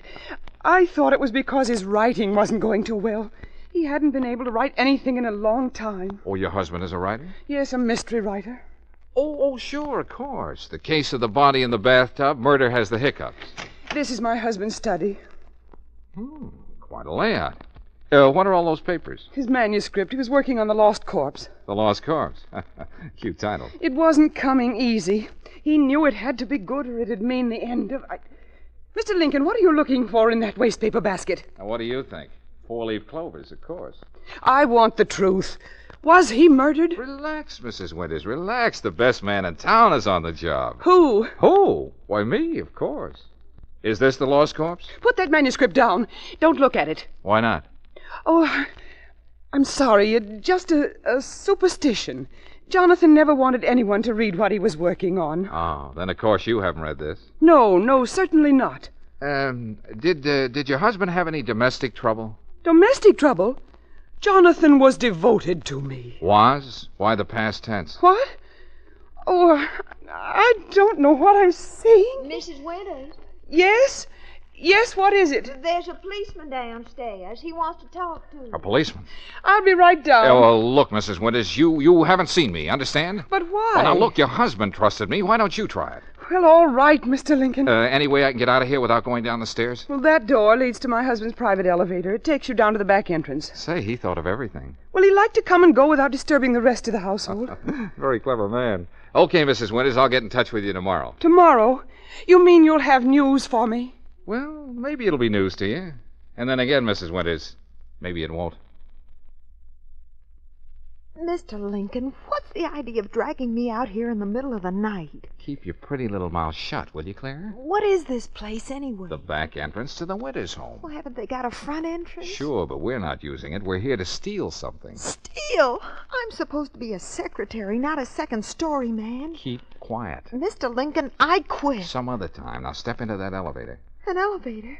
Where will this thing take us? Up to Mr. Winters' workroom. It's pitch black in here. I don't feel safe. I'm here. That's what I mean. Oh! What's the matter? You don't have to hold my hand. I'm not holding your hand. Well, someone is. Well, don't scream. I got him covered. Hey, get that gun out of my ribs. Sonny! Sonny, I told you to go home. I have a feeling you're going to be very glad I'm along, Mr. Lincoln.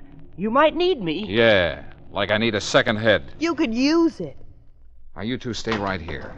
I know where the desk is. What do you want in there? Well, I've got to get the lost corpse. Lost corpse? You mean you think Mr. Winters' body's in there? No. The manuscript of his book. Now, keep quiet. Don't make a sound. Oh! Mr. Lincoln, what was that? Oh, just an old shin of mine. Hey, I hear somebody coming up the stairs. Okay, kids, we can beat it now. I found the lost corpse. Is it a good story, Mr. Lincoln? Mm-hmm. Well, aren't you going to let us read it? Mrs. Winters wouldn't approve. Oh? What's she like? Is she attractive? Hubba. Oh. She has the most beautiful, the biggest blue eyes. Never mind, Mrs. Winters. What about the lost corpse? Well, it's a very unusual story. About a man and his wife. How original.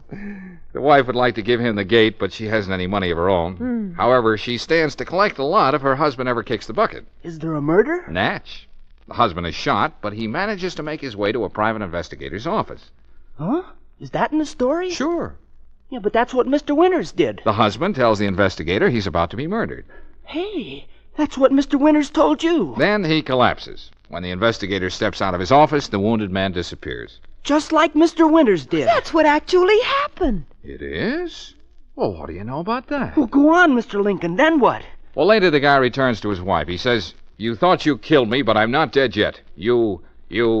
Yes, go on. Well, that's all. That's as far as Mr. Winters got with his story. No wonder Mrs. Winters didn't want you to read it. It's a story of their life. It shows she's guilty. She killed her husband. Mr. Lincoln. Hey, Mr. Lincoln. Yeah, Caleb, what do you want? Where's Mrs. Winters? Is she all right now? Mrs. Winters, what are you talking I about? left her in your waiting room. She came to see you. When was this? A few minutes ago. She acted kind of funny, like maybe she was sick. But I was cooking a mackerel on my hot plate downstairs, and you know you got to keep your eye on a mackerel. Never mind the mackerel. Where is she now? I just come up to see if she's all right. Do you want me to stuff the mackerel with cornbread? Caleb, are you sure you left Mrs. Winters here in my writing room? You know, some people like rice stuffing, but I prefer corn myself. Mr. Lincoln, look, on the table. A woman's purse. With initials on it. M.W. Marcia Winters. Do you think the same thing happened to her, Mr. Lincoln? Someone followed her here and hid on the fire escape? No, she heard us talking. She knew we thought she was guilty. Oh, of course. Say, How are you two at playing games? Games at a time like this? Look, Sonny, you be Sonny. I'll be George Lincoln. And Claire, you be Mr. Winters. Oh, what about me? What'll I do, Mr. Lincoln? You go stuff your mackerel. All right, Mr. Lincoln, I'll just go do that. Now, Claire, step outside the office, give us a few minutes, then come in and say you expect to be murdered. Oh, I get it. You want to reenact the crime. Smart boy. Okay, Claire, get going. First I'm a second story man, and now I'm an actress. I quit. Oh, go on, Claire. Be a good sport. Humor me. I said I quit. We haven't got time now. You can quit tomorrow. Oh, very well. But you can think of the silliest thing. Now what'll we do, Mr. Lincoln? Just exactly what we did when Mr. Winters first stepped into this office. Okay, Claire, come on in. I don't think she heard you. No. All right, Claire, we're ready. What's the matter with her? I'll get her. Claire, you can come in now. Claire! Where is she? Holy Joe. This is quite a problem. Now my sister's disappeared. Well, Lincoln doesn't seem to have gotten very far in his solution of this case. First, a murdered man disappeared from right under his nose. Then the murdered man's wife mysteriously departed. And now his secretary has vanished into thin air. Are you just going to sit here in your office, Mr. Lincoln? Aren't you going to do anything? She's my sister. She's the only sister I've got. Now, take it easy, Sonny. Nothing happened to Claire. Well, then where is she? Well, she couldn't take it, that's all, so she quit. Left us flat. Well, that doesn't sound like Claire. Hey, Mr. Lincoln, the mackerel looks good enough to eat. Brown and crisp. Oh, by the way, police car just stopped in front. Huh? Holy Joe, the police. How does buttered radishes with the mackerel strike you? Yeah, look, Caleb, get down there and stall the police. Oh, I intend to. And we can top it off with cherry flambeau. Come on, Sonny, we'll leave by the fire escape. Oh, and Sonny. Yeah, Mr. Lincoln? Bring Mrs. Winters' purse along with you. Yeah, that's the trouble with women. As soon as the going gets a little tough, they walk out on you. Excuse me, Mr. Lincoln, but aren't you in kind of a jam with the police? You're right, Sonny, she is. She is, sir? Much prettier than you are. Mr. Lincoln, we can't just drive around all night. We gotta find out who murdered Mr. Winters and what they did with his body and where Mrs. Winters disappeared to and what happened to Claire. Isn't that right, sir? And she's very intelligent. That is, for a woman. Mr. Lincoln. Okay, Sonny. Look at the address on that letter. What letter, sir? The one in Mrs. Winters' purse. Is there a letter in here? Well, didn't you notice it when Claire opened the purse? No, sir. Oh, here it is. It's addressed to Mrs. Marcia Winters, 300 Pepper Tree Lane, Cedarhurst. Uh-huh. Hey, that's in the country. Yeah, they must have a country home, too. Cedarhurst. Yeah, that's out on Highway 6, right near... Hey, we're on Highway 6. We're headed toward Cedarhurst now. Oh, brilliant deduction, Sonny. I'll increase your ration of bubble gum. I filled her up, sir. Oil, water? No, thanks. Wash your windshield? Oh, don't bother. I washed it once and I couldn't do a thing with it. Huh? Don't get many customers around here at night. Pretty deserted road. Uh-huh. I'll bet we're the first car you've seen this evening. That's right. Oh, except that there cab. Cab? With a woman in it? Now, how'd you guess? Hey, I'll bet it was Mrs. Winters. Hang on, Sonny. We're getting warm. Is this it, Mr. Lincoln? Careful, don't make any noise. There's a light inside the cabin. Yeah, and a woman. See her moving around? Oh, yeah. Yeah, I can make out her shadow now. Yeah, very shapely shadow. We gonna just walk right in? Oh, no, of course not. That's no fun. What would they do in a mystery show? They'd climb in the window. Then we'll climb in a window. Mr. Lincoln, she turned off the light. Shall I go in first? Stand back, son. This is a man's job. I'll grab her. Yes, sir. Oh, no, you don't. You'll stay right here. Let me go. Turn the light on, Sonny. Yes, sir. Let's see what we bagged. Claire! Well, if it isn't second story Clarissa. Did you have to be so rough? I'll bet you cracked 2 ribs. Sorry, I don't know my own strength. Well, now that you see who I am, you don't have to keep on holding me. Yeah, but it's fun. Claire, what are you doing here? Well, she saw the address on the letter, so she decided to follow the clue. Yeah, but why didn't she let us in on it? She thought I was a dope, Sonny, so she took over. You know all the answers, don't you? Not quite. What happened when you got here? Nothing. Place looked deserted. I crawled in the window, too. No one here? I couldn't see anyone, but, well, I've had the strangest feeling. Yeah? As though someone's been watching me. Well, stay here with Sonny. I'll look around. Holy Joseph, you sure had me scared. Oh, I'm sorry, Sonny, but Mr. Lincoln didn't seem to be making any effort to solve the case. Oh, don't kid yourself. He just keeps things to himself. Well, everything seems to be in order. Hey, that was a car. Look, Sonny, Claire, stand back there in the corner. I'll cover the door. Be careful, Mr. Lincoln. Do I detect concern in your voice? Well, good evening, Mrs. Winters. Oh, May I present my two assistants, Claire and Sonny Brooks? how did you know I'd come here? What do you want? Oh, just want to make talk. Mr. Lincoln, you've got to believe me. I'm not like the woman in his story.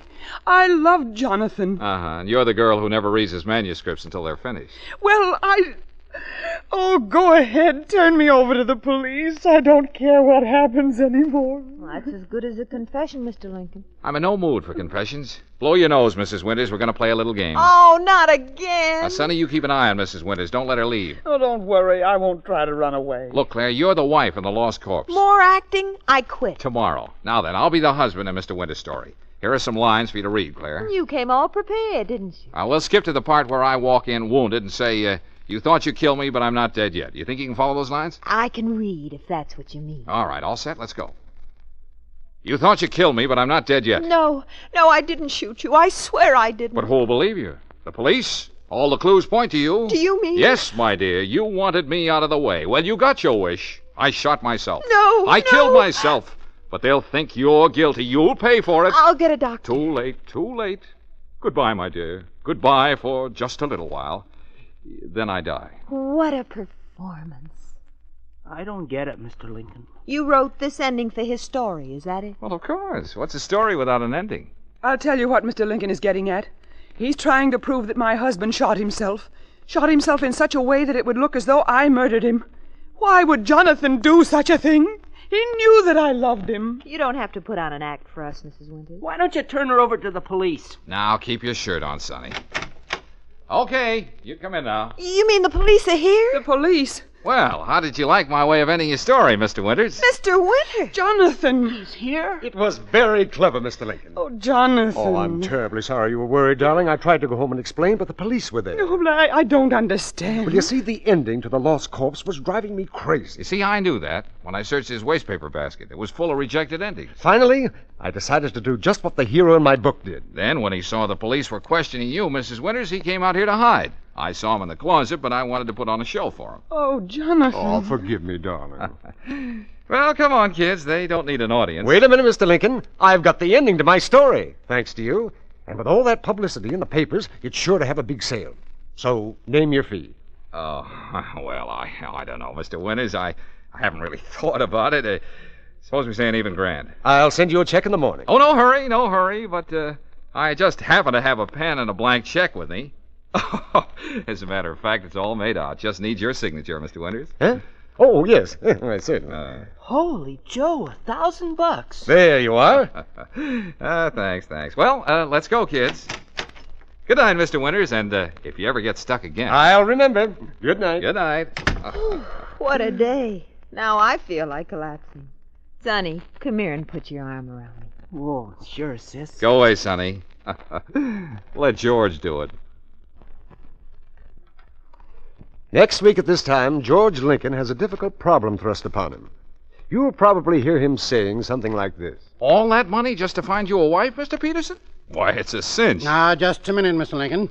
I've got to have me a wife who'll love my little Annabelle. Annabelle? Yeah, and all her little brothers and sisters. All her brothers and sisters? How many have you got? 400. 400 children? No, 400 pigs.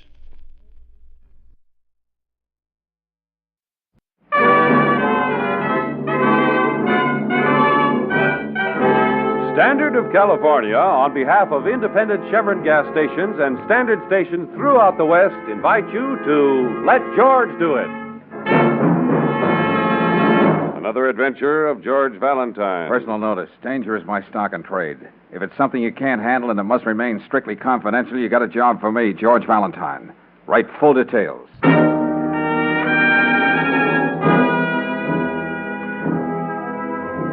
Dear Mr. Valentine, I've worked very hard to get what I want out of life. A successful marriage. A husband who's highly respected in the community.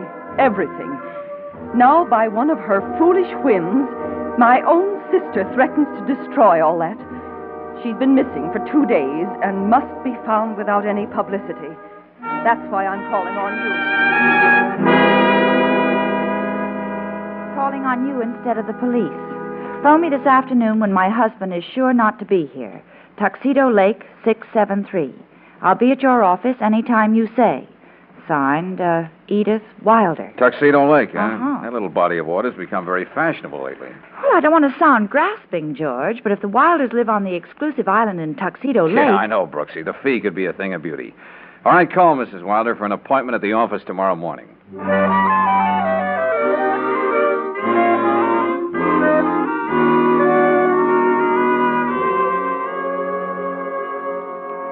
After thinking it over, Mr. Valentine, I decided to bring Angela's husband with me. Oh, Edith, you shouldn't have hired this man's services. Angela is free to do anything she chooses now. Leave this to me, Walter. This is my sister's husband, Mr. Philliston. Philliston? How do you do? My assistant, Miss Brooks. How do you do? How do you do? Do you mind if she takes some notes? So far, I'm in the dark about this whole thing. Anytime you're ready. It'll take just a few not very pleasant words. Angela's disappeared again. This time, there's every reason to believe it'll cause a scandal none of us will ever live down. Oh, Edith. Mrs. Wilder, just how old is your sister? Well, she's 2 years younger than I am, 42. You'll get all the information you need, and I'm sure you'll know just how to proceed. You may as well tell him the whole truth, Edith. As long as you've gone this far. Walter. Do you want me to put all this down, George? No, Brooksy. I think we'll get to the point right now. Look, Mrs. Wilder, what about the whole truth? Oh, I wanted to avoid that. You see, Mr. Valentine, I'm Angela's third husband. Take it down from here, Brooksy. Right, George. The third man she's married through a matrimonial agency. And now corresponding with another man before she's even divorced from Walter. Oh, I see. No matter what happens, this must never come out. You don't know how people are out at Tuxedo Lake. Even if my own husband found this out... When I put the word confidential in my ad, Mrs. Wilder, I meant it. Now, Mr. Philliston, are you sure your wife was corresponding with another man? Yes, I found a letter from him and his picture in a bureau drawer. I tore it up right in front of her face and threw it in the fire. Well, that wasn't very smart.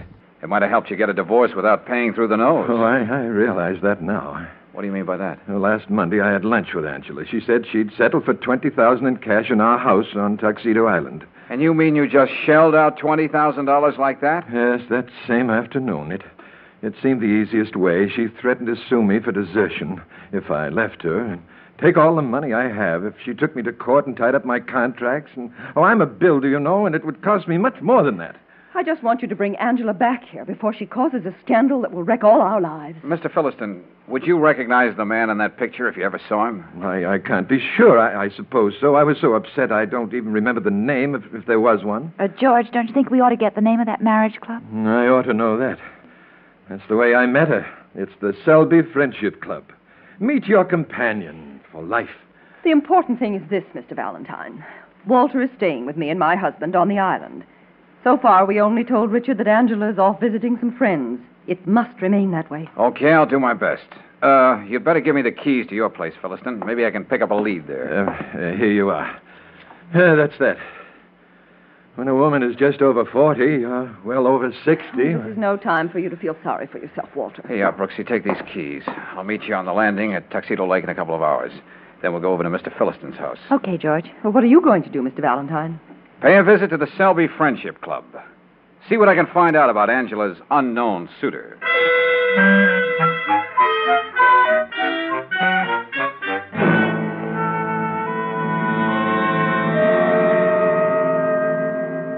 Now, Mr. Selby, I'm afraid I'm not mistaken. I can't believe it, Mr. Valentine. Not Angela Kramer Holloway, Philliston. Amazing how you remember the names of all her husbands. But, of course, you've been providing her with them for years. Young man, I don't like your cynical tone. So sorry. I guess I got out of the wrong side of the bed this morning. The Friendship Club serves a very definite purpose. Yeah, I know. Bring together people with identical interests has proven much more successful than aimless courtships and haphazard romances.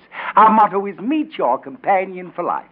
Such as Mrs. Angela Kramer Holloway Philliston. Of course, there are exceptions. All right, but... let's skip the spiel, Cupid. It stands to reason that if Angela got the romantic urge again, she'd patronize the Friendship Club, which gave us such excellent service in the past. Well, I'm sorry to disappoint you, sir. I know of no correspondence between Mrs. Philliston and any of my clients. You sure about that? In fact, Mr. Valentine, I tore up Angela's card in our files. After a year, I assume she was blissfully united with that nice elderly Mr. Philistine? Well, don't get a nervous breakdown, friend. You can always type another card. Now, look.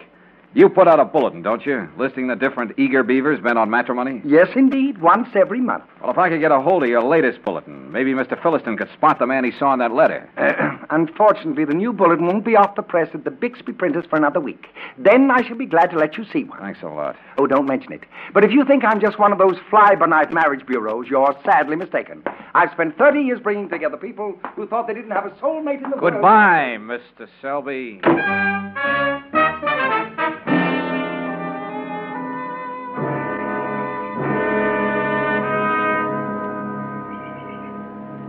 Well, George, looks as though this trip to Philistine's house wasn't worth the boat ride across the lake. Yeah, Angel. Everything neat as a pin inside there. Not a sign of violence anywhere. Well, we don't have much to work on, do we? Well, I thought I could get something out of Selby. That was a complete washout. Well, George, Yeah, Brooksy? may I say something? I mean, as a woman. I wouldn't have you say it any other way. Oh. Well, did you notice Mrs. Philistine's closets? Like any other woman's, why? Stuffed to overflowing with furs, lined with dozens of dresses and racks of shoes. Look, this is no time to comment on feminine extravagance, Angel. Yeah, but how about feminine psychology? Huh? Well, members of our sex just don't leave all those frills and fripperies behind, especially when we're supposed to be running off with another man. Yeah. Hey, wait a minute, Brooksy. You got something. Mm-hmm. Look, get to a phone. Okay, I saw one in the living room. Call the Wilders. If Edith doesn't want to walk over here, ask her for a quick inventory of her sister's things. Of course. She'll know if Angela took anything with her. How do you like that? She can't just be missing. Nothing Nothing as simple... ever is, my friend. Hey, where did you come from? Who are you, one of Angela's friends? It's hard to tell. Sometimes they're young, sometimes they're old. What have you got to do with Angela? Oh, nothing. I'm just her son. Son? So you see, I speak with authority. Can I get you a drink? Well, if you're her son, aren't you at all concerned about what's happened to her since Monday? I haven't been able to sleep one single night. Now, that's obvious. I have the greatest admiration for my mother and her assorted husbands. I'm Bud Kramer. I spring from Mama's #1 marriage club bargain. Are you going to be the fourth, Papa? The name's Valentine. I'm here to see if I can find your mother. Get out.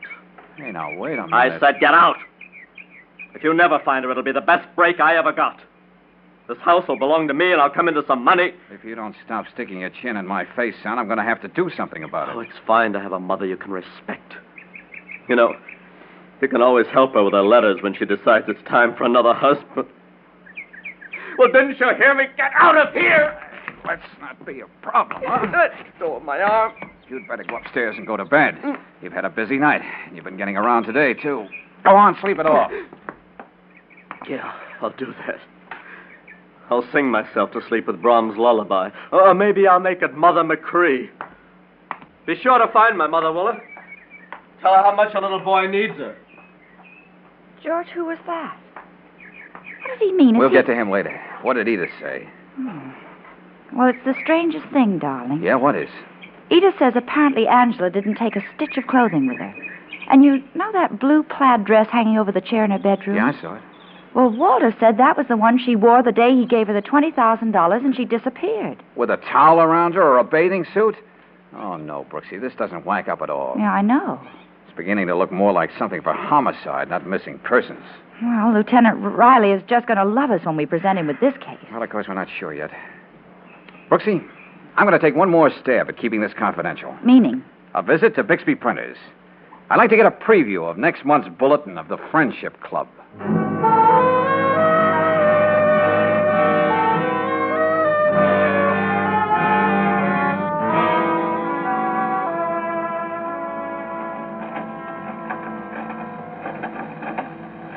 I know Selby's bulletin hasn't come out yet, Mr. Bixby, but could I take a look at the advance proofs? Well, I suppose I could do that for you. They're right over here. Oh, we'll have them back in the morning. We just want someone to take a look at them. I take it, Mr. Valentine, you're from the police. Well, let's just say I'm working with the police. Well, okay, just so long I don't lose any time on the job. Yeah, they're right here in this file. I just had them out a couple hours ago. Selby called up and wanted something ripped out before we went to press. Oh. George, that would be after you talked to him. Yeah, I know. Look, Bixby, have you got that part Selby wanted left out? Was there a picture of a man in it? No, as I remember it, it was the listing of a lady. She must have changed her mind. Happens all the time. Sent the picture back to Mr. Selby by messenger. But here's the copy that went with it, if you want to see it. Yeah. Friendship Club member number 40. Young, attractive divorcee. Amiable, fun-loving, anxious to live life to the fullest. Major interests, good books, cooking, and so forth and so on. Well, that's a dead end. Yeah. All right, Mr. Bixby, we'll have these back to you in the morning first thing. Let's get back, Brooksy. You know, I'm beginning to feel like a Tuxedo Lake commuter.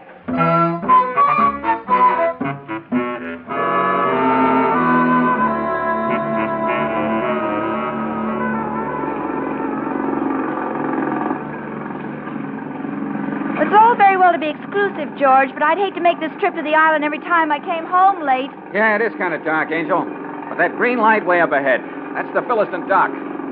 Say, what happens if Mr. Philistine doesn't recognize any of these Romeos in the bulletin as Angela's boyfriend? Well, suspecting what we do, Brooksy, we'll just have to dump the case in Lieutenant Riley's lap tomorrow morning.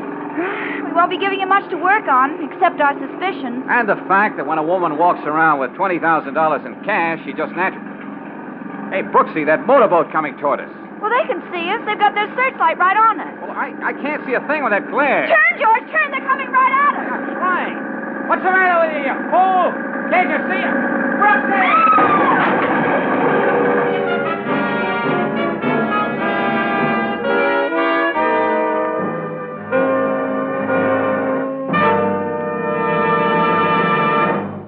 We'll return to tonight's adventure of George Valentine in just a moment. Meanwhile, a word about preparedness and that summer holiday.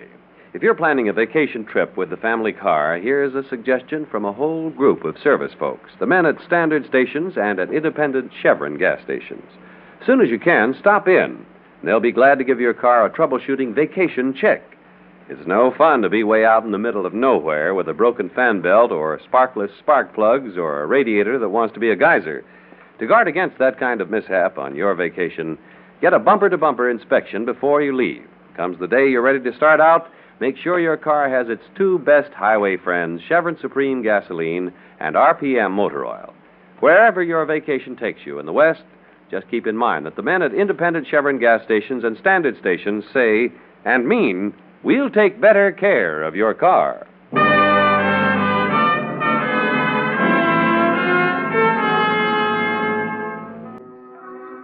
And now back to tonight's adventure of George Valentine. A small outboard motorboat heading toward the island in Tuxedo Lake. Suddenly, out of the darkness roars a powerful motorboat, its searchlight blinding George and Claire. A sudden, terrifying crash as the boat upsets, leaving its shaken occupants to struggle ashore. And now, a few minutes later, in front of the fireplace in the Philistine home, George and Claire are trying to puzzle out just what they might have stumbled on in this strange case of Angela Philistine. Angela, still married but corresponding with a matrimonial club, and now missing for days. Oh, George, this fire feels wonderful. Yeah, it sure does. Well, there's one thing sure. Whoever just tried to feed us to the fish is right here on Tuxedo Lake. Yeah, but what is it we know that we don't know we know? Oh, Brooksy, at this point, I don't know from nothing. The three people who might possibly want us out of the way are right here on this island. Bud Kramer, Angela's son, who hates his own mother. Mr. Philistine, who got such a raw deal from Angela the one and only time he used the services of the Friendship Club. Yeah, that's right. And Sister Edith, who said she'd do anything to keep a breath of scandal from the swank shores of Tuxedo Island. All this doesn't exactly give you a comfortable feeling, does it? Brooksy, before we see Lieutenant Riley in the morning, we're going to check every boat tied up around this lake.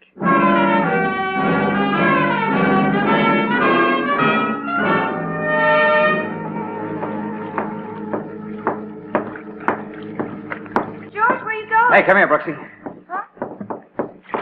George, the Philistine boat. Yeah, the Angela. Tied up right here in front of the house, as innocent as you please. And look at this big dent right here on her nose. All the paint scraped off. Well, it looks more and more like it has to be one of those three. Yeah. Hey, What the... there's somebody out there in the lake, George. Oh, what a night. Just hope whoever was using this boat tonight left the keys in it.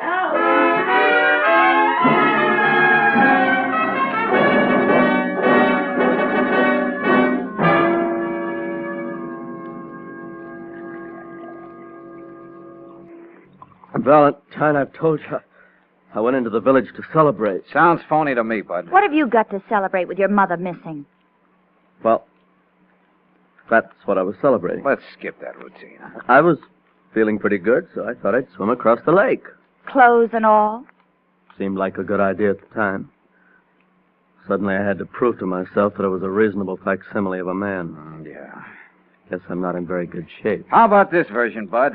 You tied up the Angela after you plowed into us, and you were swimming away from the island toward the shore. Then you'd be in the clear. I don't know what you two are talking about. We'll see about that later. Now, you go upstairs to your room and stay there. Look, you can't order me around. I said go to your room.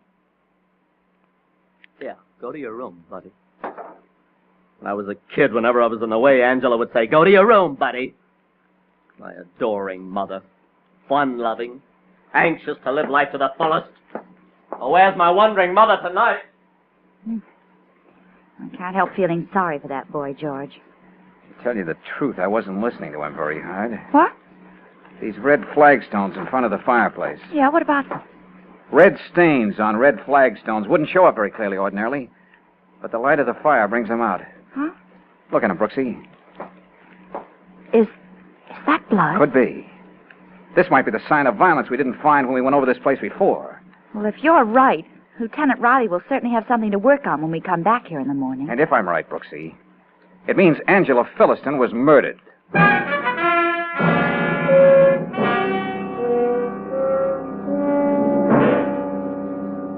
All right, Valentine. Where are these blood stains you dragged me out here to see? But, George, they're gone. Wait a minute, what is this?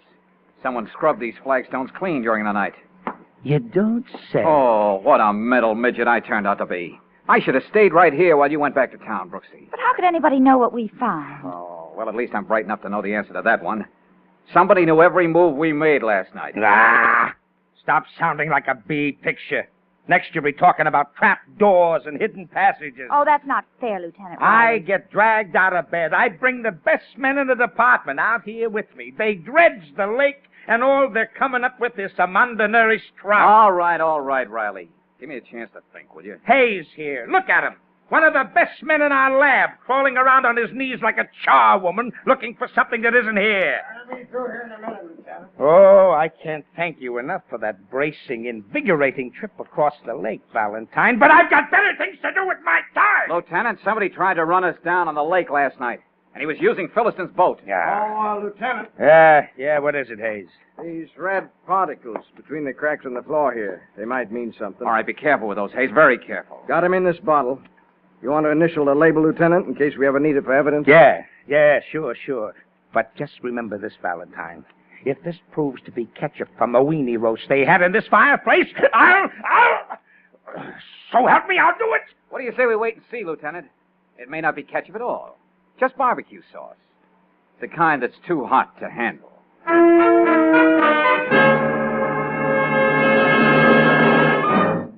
Well, Valentine was right. It was blood, all right. Human blood. Angela's? I don't understand. Who'd want to kill her? Oh, I can't believe it. We found it's the same blood type as your sister's, Mrs. Wilder. Oh, no. No. Now, that's not going to help at all, Mrs. Wilder. Oh, I know I may have sounded selfish and petty, just thinking of the scandal Angela might cause, but now that it looks as though my sister was murdered, none of that matters. All right, folks, all right. Let's settle down and do some straight talking, huh? Mr. Philliston. Yes, Lieutenant. Well, this is the way it shapes up. Your wife never left the island. If she did, she was carried out after she was murdered in front of that fireplace. And we'll find the body if we have to dig up every inch around Tuxedo Lake. Lieutenant, I admit I wanted to hate Angela when I found out what she was doing. But I'll give everything I own to find the man who killed her. Mr. Valentine, you were trying to track down the man Angela was corresponding with. What did you find out at that friendship club? I did have some pictures for Mr. Philliston to identify. But they're all at the bottom of the lake now. Yes, very convenient. About the $20,000, Mr. Philliston, that you were supposed to have given your wife. No, what about it? We checked into all of your accounts. There's no record of any withdrawal like that. Well, I took that money out of a safe deposit box. Well, that's not where most people keep that much money, is it, Mr. Philliston? Oh, no, but being in the building game, it pays to be able to put your hands on ready cash. All right, that's your story. Oh, I know what you're thinking, but you're wrong. Maybe it was foolish to resort to a marriage club, but I was lonely. She never brought me any happiness, but I never hurt Angela. Well, we're going to stay right here at headquarters because we got a lot of things to talk about. I'm still checking on Bud Kramer's story. All he does is prattle about his amiable, fun-loving mother. Oh, he's still at it, huh? Look, Brooksy. Yes, George. You stick right here. Lieutenant, you don't mind if I duck out for a few minutes, do you? Oh, I won't waste time asking you why. Oh, but I'll tell you. There's a little angle to this case I overlooked. But I'm going to take care of it right now.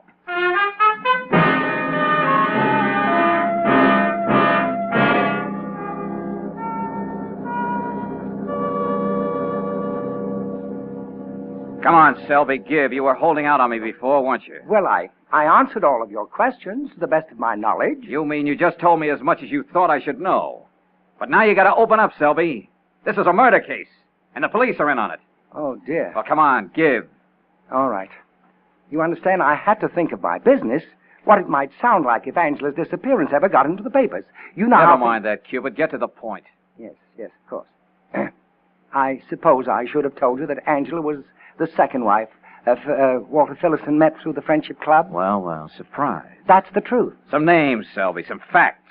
Well, the name of Philliston's first wife was Frida Merritt. She was a widow, pretty well off. Yeah? They were married 5 years ago, and then she... Then what? She was out alone fishing about 2 years ago. Her boat turned over, and she was drowned. But it was an accident, Mr. Valentine. The police said it was. Uh-huh. Better get your hat, Selby. Why, where are we going? Police headquarters. I want you to repeat that story to Lieutenant Riley. I think we found the answer to just what's been happening over there on Tuxedo Island.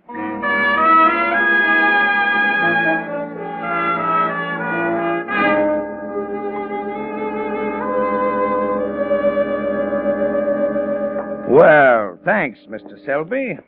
Now, what about this, Philliston? I suppose I should have known this would have come out anyway. Why didn't you tell us before that you got your first wife through Selby's Friendship Club? Yes, you made us believe you were just a lonely man. And that was the first time you ever did anything like that. Does any man ever want to admit that he was played for a fool twice?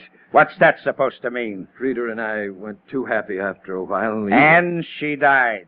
Well, believe me, we're going to check into that accident, and much more thoroughly this time, now that we know what we're looking for. That was an accident. And what about Angela? Oh, I don't know what happened to Angela after I gave her the $20,000. Of which we find no record. I'm sorry, Mr. Philliston, but I had to tell them what I knew. Oh, leave me alone. Oh, I do hope there'll be as little mention of the Friendship Club as possible in this affair. Is that all you've got to worry about, Mr. Selby? Of course, Miss Brooks. I've spent years and years building up... Okay, Selby, okay. You can beat it now. We'll call you when we need you. Yes, Lieutenant. Of course. Just a minute, Lieutenant. Huh? Is it your usual practice to let a murderer walk out of your office? What are you talking about? You mean Selby? What kind of a joke is this supposed to be? I told you all I knew. Let me in on this, Valentine. Me too. I'd certainly like to know what you're talking about. You had me on the hook for a long time, Selby, until I started remembering a few things. Lieutenant, he doesn't know what he's saying. Well, suppose we listen anyway. And stop squirming, Mr. Lonely Hearts. You can't talk your way out of this. It's there in black and white. Please, Mr. Valentine, tell us what you know. When I first walked into your office, Selby, you said you thought Mrs. Philliston was happily married. Well, yes. You said you even took a card out of the file and tore it up. That's right. But then why did you have her name listed in your new bulletin as a likely marriage prospect? That's a lie. Friendship Club member number 40, young, attractive divorcee, amiable, fun-loving, anxious to live life to the fullest. Of course. That was a description of Angela. We never thought of it because we were looking for a man. Those are the same words her son keeps repeating like a drunken parrot. Words he could never forget, because they were the ones Angela always used when she was looking for a new husband. That's the same way she described herself in the ad I answered. Lieutenant, you don't Save it, Cupid. You just ran your business too well. And that's what's going to hang you.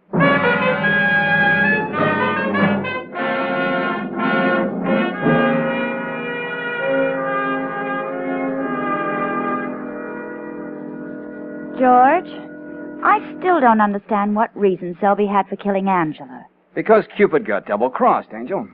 Double-crossed? Yep. According to Riley, Selby had quite a little racket on the side. Like Angela, for instance. Oh? He saw she was getting restless with a man so much older than herself. I see. So why not get a nice fat settlement from the old boy? The Friendship Club can always come up with a new husband. They would have split that $20,000, Brooksy. But when she said, no go, and if you do anything about it, I'll go to the police, he killed her and buried her body. Selby didn't miss a trick, did he? Even to using Philliston's boat to run us down. Well, he knew what the police would think when they learned about how he married the first Mrs. Philliston and how she died. Which, by the way, was an accident.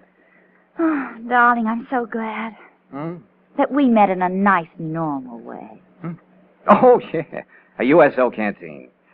Yeah, I remember. You were one of the hostesses. Yeah. You walked up and said demurely, "What about it, soldier? Dance?" Oh, yeah. Wasn't it beautiful? Yeah. And then I said,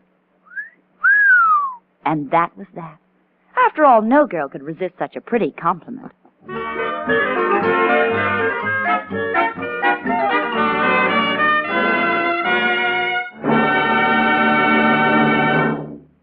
It's after 8 o'clock, and every minute counts. Mary's going to lead the promenade at the senior ball, if she ever gets there.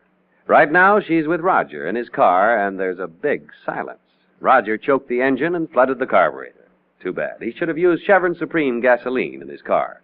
Special blending agents in this premium quality gasoline assure instant starts, speedy warm-up, powerful getaway in heavy traffic driving, fast starts, and all the power your car can handle wherever you're driving in the West. That's because Chevron Supreme is scientifically tailored to each different climate and altitude zone. Whether you're driving a new car or one that's many years old, you'll like the new get up and go that Chevron Supreme gives your car. Ask for it tomorrow at any standard station or independent Chevron gas station where they say and mean, we'll take better care of your car.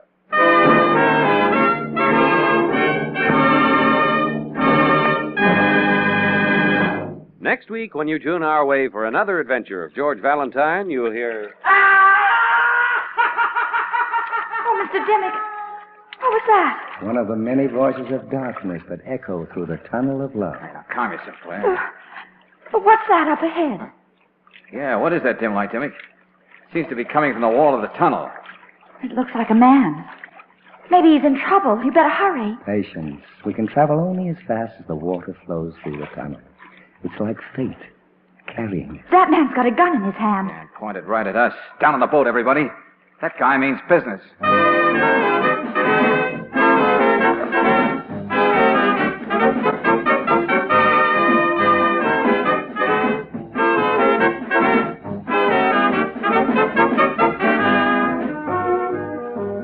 Tonight's adventure of George Valentine has been brought to you by Standard of California on behalf of independent Chevron gas stations and standard stations throughout the West. Let George Do It stars Robert Bailey as George with Frances Robinson as Claire. Wally Mayer appears as Lieutenant Riley. Tonight's story was written by David Victor and Herbert Little Jr. and directed by Don Clark. Also heard in the cast were Irene Tedrow as Edith, Paul McVeigh as Walter, Jack Edwards as Bud, Joe Forte as Selby, and Stanley Farrar as Bixby. The music is composed and conducted by Eddie Dunstetter. Your announcer, John Heaston. Listen again next week, same time, same station, to Let George Do It.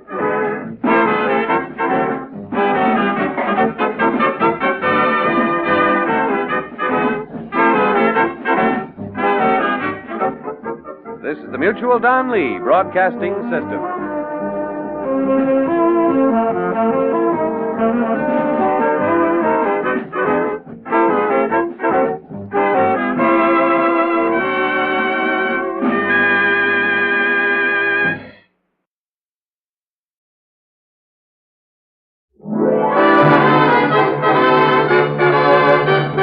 Your neighborhood Chevron gas station invites you to Let George Do It. Brought to you by the makers of climate-tailored Chevron Supreme gasoline and RPM compounded motor oil.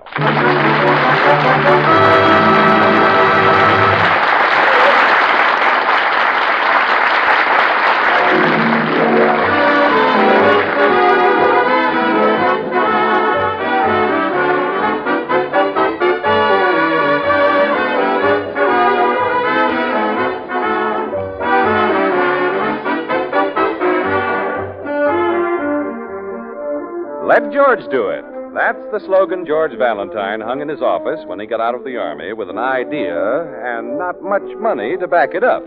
When a client shows up with a problem, George is happy. When no client appears, George is still happy. The worry department is handled by his secretary, Claire, and her brother, Sonny. Right now, George is sitting in his office when suddenly he hears a commotion outside. Claire. Hey, Claire, come in here. What's the matter, Mr. Valentine? Oh, what's all that noise about? Well, there's a crowd outside our office building. Really? Oh, I wonder what's I wrong. don't know. Must be some celebrity. Yeah, there. They're getting autographs. Golly, look at the mob. Well, it must be someone very famous. Maybe it's the president. Or Donald Duck. I'm going downstairs to see. No, Claire, you stay here. That mob will tear you to pieces. I got it. I got his autograph. Sonny. Sonny, look at your shirt. It's in shreds. Oh, what's a little thing like a shirt? I got his autograph. Look, see? Jimmy Jones. Jimmy Jones. Jimmy Jones? Jeepers, don't you even know who he is? Wait a minute. Don't tell me. Let me guess. I know. He's a fullback for Notre Dame. A player named Jones on the Notre Dame squad? Oh, now I know, of course. Jimmy Jones, he's an actor. He plays in cowboy pictures. He's not just an actor. He's a hero. Mr. Valentine, you know Thunderbolt, don't you? I don't think I've ever had the pleasure. Well, Thunderbolt's as famous as Jimmy Jones. It's his horse. Did you get his autograph, too? Well, the crowd's practically gone. Yeah, now maybe we can get a little work done in this office. That is, if you feel up to it, Sonny. I beg your pardon, but I'm looking for George Valentine. Well, you found him. Come right on in. Thanks. You're Mr. Valentine? That's right. Say, haven't we met before? Your face looks awfully familiar. You know, I was just going to say the same thing to you. Your face looks awfully familiar, too. Mr. Valentine, it's Jimmy Jones. You've seen him in the movies. Oh, well, sure, of course. Sonny, is this your hero? Sonny. Sonny. He's petrified. Jimmy Jones. Standing right in front of me. He's one of your many fans, Mr. Jones. Well, that's awfully nice of you, Sonny. May I shake your hand? My hand? This is your hand, Sonny. Come on, put it out. Glad to know you, Sonny. I'll never wash it again. And this is Sonny's sister, my secretary, Claire Brooks. How are you, Miss Brooks? Don't shake her hand. Look what it did to Sonny. Oh. Mr. Valentine, I've heard about you, and I'm hoping that maybe you can help me. Well, I've never failed anyone yet. Sit down, Mr. Jones. I wish you'd call me Jimmy. Okay, Jimmy. I hope Claire and Sonny won't mind, but this matter's a little confidential. It's nothing I'm ashamed of, understand, but I've got to keep it quiet for business reasons. Well, you can trust us, Jimmy. Oh, you've nothing to worry about on that score, Mr. Jones. We won't say a word. I'd die first. Hey, you see, die first. Now go right ahead. Well, the trouble is the kids like me. Maybe they like me because I like them. I'm crazy about kids, George, and I'd never want to disappoint them. I just can't let them down. Well, of course not. Why would you let them down? Maybe you've heard. I was raised in an orphanage, the Brookdale Orphanage. And every year, Thunderbolt and I put on a benefit performance for them. Naturally, they expect me to be there this year, too. Naturally. And they'll expect to see me riding my horse, Thunderbolt. Naturally. George, Claire, Sonny, you mustn't breathe a word of this to anyone. You disappoint kids all over the world. Cross my heart. We promise. Well, go ahead, Jimmy. What's the matter? Well, I'm afraid of horses. You're what? Oh, you can't be. Suffering cat. You see, we were shooting a picture and something frightened Thunderbolt. He shied and stumbled. He threw you? That's right, and then he stepped on me. Oh, how awful. Oh, it was an accident. Thunderbolt didn't mean to hurt me, but I was laid up for a long time. After that, I just couldn't get up enough nerve to ride him. Or for that matter, to ride any horse. Yeah, but Jimmy... I know it sounds silly, George. I keep telling myself that, but it doesn't do any good. Oh, sure, I understand. Well, what about your career? Well, since the accident, they have a double who does the riding for me. Oh, I see. If this came out, you'd be through in pictures. Oh, that's not important. Think of the kids. Why, if they found out, they wouldn't believe in anything anymore. Well, that settles it, Jimmy. You can't make a personal appearance at the Brookdale Orphanage this year. You can't take the chance. But, George, those kids are looking forward to it. Your trouble is that you're too sentimental about kids. Now, you have nothing more to worry about, Jimmy. I'm in complete charge. I was hoping you'd say that. I'll tell them you had a nervous breakdown or something. You can send Thunderbolt with one of his trainers. Oh, but they want to see me ride him. The kids will never forgive me. Now, you leave that to me, will you, Jimmy? I'll take care of them. I know just how to handle kids.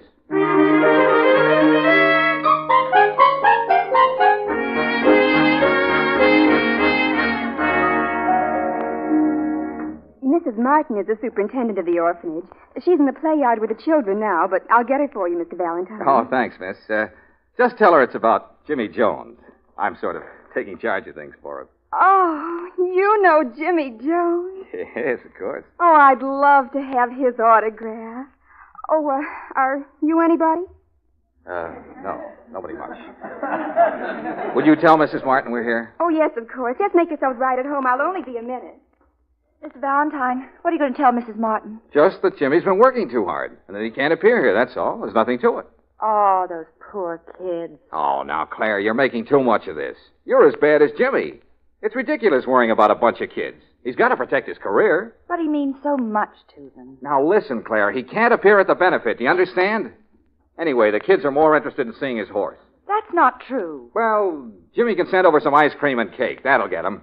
Just fill up their stomachs and they'll be happy. Mr. Valentine, how can you be so hard-boiled? I just face facts, that's all. Oh, I'm going to wait outside. Where? I prefer fresh air. Women. Hello. Oh, hello. What's your name? Where do you live? Well, How old are you? Well, hey, now hold everything. Why the third degree, honey? What's a third degree? Do you always talk in questions? What did you say? Now, wait a minute. Look, we're not getting anywhere this way. My name is George. Never mind the rest.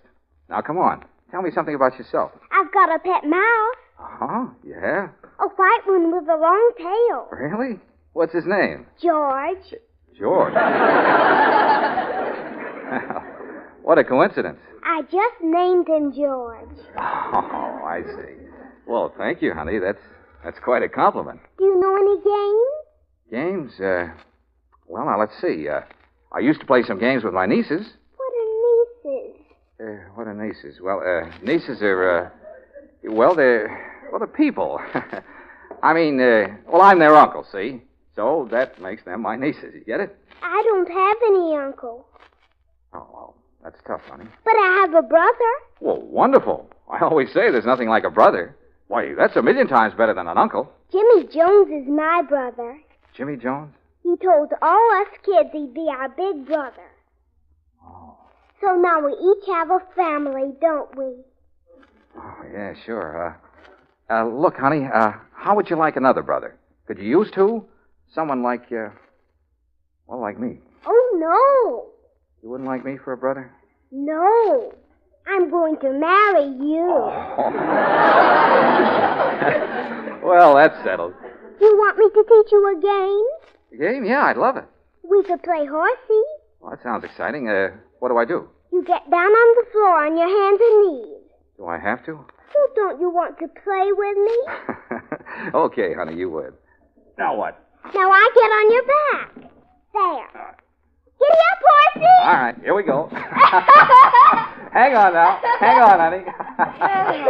Hard-boiled Mr. Valentine. Oh, Claire, we're playing horsey. You make a beautiful horse. Oh, thank you. Claire, this is the girl I'm going to marry. Oh, congratulations. Mr. Valentine, Mrs. Martin will see you now. She's in her office if you'll just follow me. Okay, thanks. Bye, honey. Goodbye, George. See you in about 16 years. Don't forget now. Don't forget now. Cute kid. Isn't she?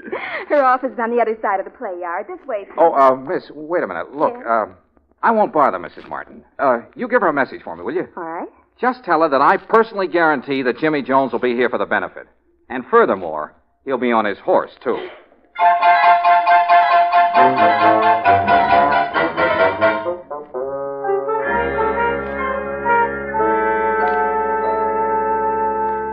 Mr. Valentine, I have Mr. Jones on the phone for you now. Oh, thanks, Claire. Hello, Jimmy. Hello, George. What's on your mind? Now, listen, Jimmy, you can't let those kids down. Why, they believe in you. Why, they think you're their big brother. Sounds as though you've been out to the orphanage, George. Well, now, look, you know me, Jimmy. I'm not sentimental or anything like that, but, well, I can't have her disappointed. She named her mouse after me. Her what? Yeah. It's the first time I've ever had a mouse named after me. George, what are you talking about? Just this. You've got to ride Thunderbolt at the benefit. But, George, I told you since the accident, every time I see a horse, I shake. What'll that do to the kids? Oh, gosh. You're right, Jimmy. No, we can't let him see you that way. Hey, wait a minute. In the movies, you use a double, don't you? What about him? Oh, I thought of him, but it won't work. He's built like me, but he doesn't look like me. The kids will get wise. Well, then all we have to do is to find a double that looks like you. It's a cinch, Jimmy. Leave it to me.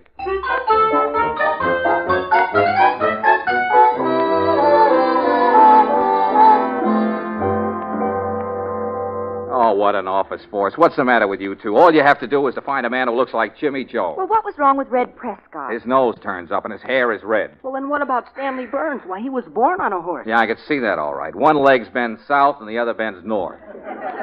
What about Mr. Manning? There's a similarity, even if his face is a little long. I told you to find someone who looks like Jimmy, not his horse. Oh, well, it's no use, Mr. Valentine. I give up. But it's just a simple little job. Find a man about 6 feet tall with dark wavy hair and blue eyes, a nose that's reasonably straight, not too much chin, a Mr. fellow... Valentine, What's the matter? don't you realize who you're describing? Sure, Jimmy Jones. Someone else, too. Huh? You. Me? Hey, that's right. Mr. Valentine, you do look like him. I noticed it the first time I met you. Why, you could be brothers. Why, that's terrific. Claire, get Jimmy on the telephone right away. Tell him I found his double.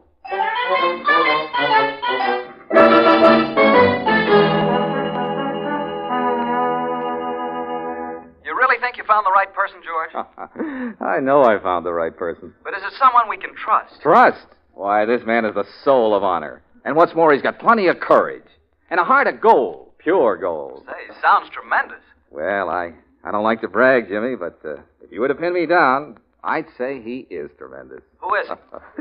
Me. You! Sure. Remember how familiar we look to each other? I look like you. Oh, that's where I saw you. Yeah, of course. Well, that's wonderful, George. You don't know how relieved I am. Well, I told you I'd come through with flying colors, Jimmy. Now be at my office tomorrow morning. Okay, thanks a million, George. So long, Jimmy. Well, it's all set. See, there ought to be a good fee in this for me. Oh, I'm sure there will be, Mr. Valentine. Jeepers, Mr. Valentine, I can hardly wait for the benefit. I can just see you dashing into the arena on Thunderbolt. Yeah, it'll be a big moment, all right. The kids will be clapping and yelling their heads off, and I'll come dashing into the arena riding on Great Caesar's ghost. Mr. Valentine, what is it? What's the matter? I just remembered. What's wrong? I've never been on a horse in my life.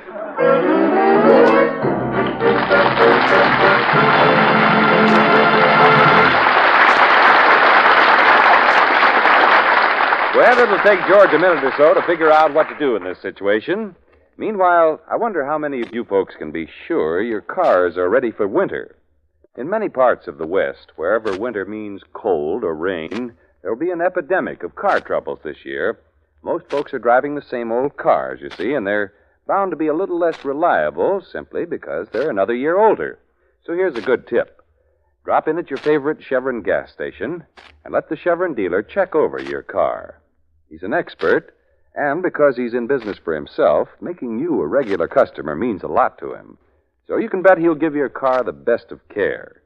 You probably need winter-grade RPM motor oil, or new windshield wiper blades. The battery may need recharging, or your tires could stand a retread job. Whatever it is, find out now before the weather gets really bad. Stop in at your neighborhood Chevron gas station this weekend.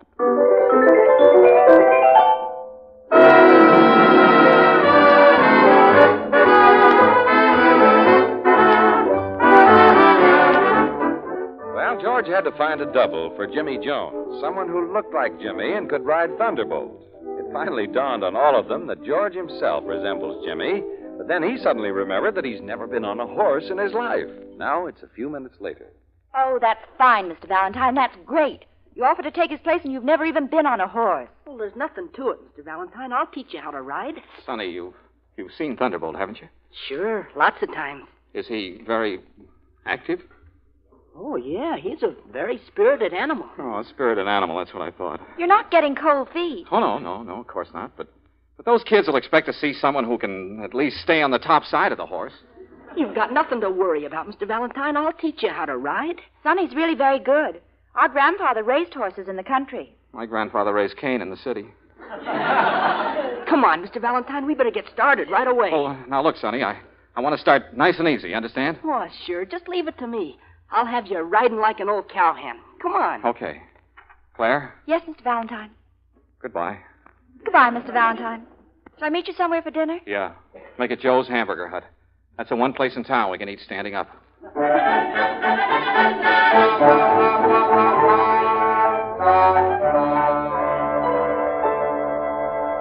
Yes, sir. Something in toys for the young man? Oh, no. Not for me. For him. For him? A toy for the gentleman? Yeah, he wants a... Sonny, not so loud. People are listening. Oh, I'll whisper it. Mr. Valentine wants a... He does? Yeah, I just want him to get the feel of it. Oh, I see. Well, very well. Second aisle to the left. Tricycles, scooters, kiddie cars, and hobby horses.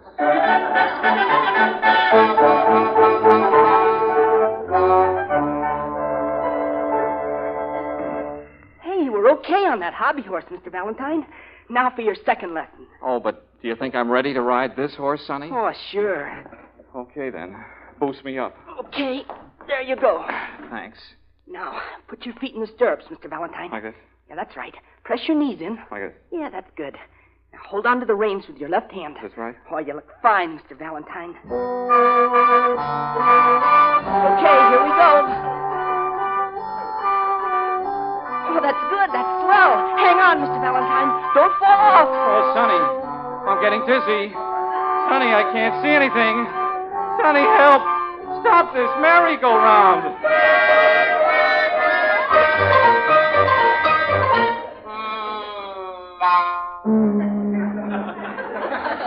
Oh, he's a beautiful animal, isn't he, Mr. Valentine? Yeah, cute. Very cute. His name's Tornado. Oh, you... How do you do, Tornado? Mr. Valentine, come on down out of the haymow. He won't hurt you. Well, Sonny, I don't think he likes me. Oh, now, don't be silly, Mr. Valentine. Come on. Get up on him. But do you think I'm ready for a real live horse? The only way we can find out is to try. Come on. Say, he's up awfully high, isn't he? He's no higher than most horses. Well, couldn't I try one of the smaller models first? Like that one over there? Mr. Valentine, that's a Shetland pony. You don't want to ride him.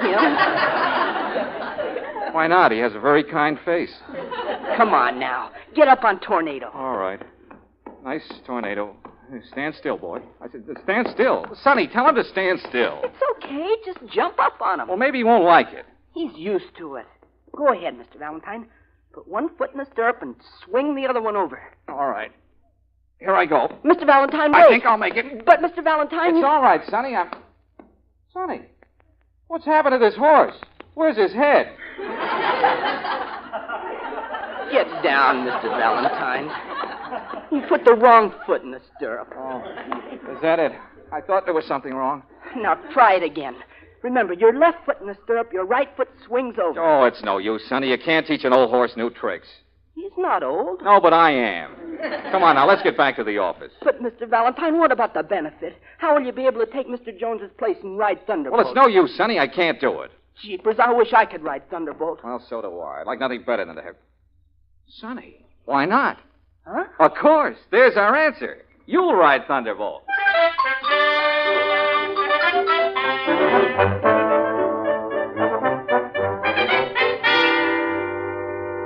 But, George, I don't get it. You do look like me, so why can't you take my place? Why don't you tell him, Mr. Valentine? Now, Claire, I'll handle this in my own way. Jeepers, Mr. Jones, please let me ride Thunderbolt. I can handle him honest. Just ask my sister. Will you keep quiet, Sonny? You see, Jimmy, I'm afraid that someone might catch on that I'm not you. Oh, do you think so? Well, I suppose there'll be reporters there. Yeah, I imagine so. And what if they find out? It'd ruin everything. Please, Mr. Jones. I know Thunderbolt and I'll get along okay. Yes, Sonny's very good with horses. He's been riding since he was a baby. But how can we work it? Sonny certainly doesn't look like me. Well, Jimmy, I got this all figured out. Now, look, it's simple. You walk out and talk to the kids. You know, make a speech. Yeah? Then I imagine they'll begin yelling for Thunderbolt. Oh, you can count on that. Oh, fine. Now then, when that happens, you say you brought Thunderbolt along, all right, but that you'd like to feel like a kid again and sit in the audience with them. Go on, then what happens? Well, then you say, how about one of you kids riding Thunderbolt? Who'd like to try it? Uh-huh. Now then, Sonny is sitting right in the front row. You can't miss him. And when you say, who'd like to ride Thunderbolt, Sonny jumps up and yells, let me, mister, let me. Let me, mister, let me. Yeah, that's the idea. And, Jimmy, no matter how many kids yell, you choose Sonny. Understand? Oh, of course. I wouldn't dare take a chance on someone who didn't know horses. Now, how does it sound, Jimmy? It sounds okay, George, but you're sure nothing will go wrong? Listen to him. Now, Jimmy, I tell you, it can't miss. Why, what could possibly go wrong?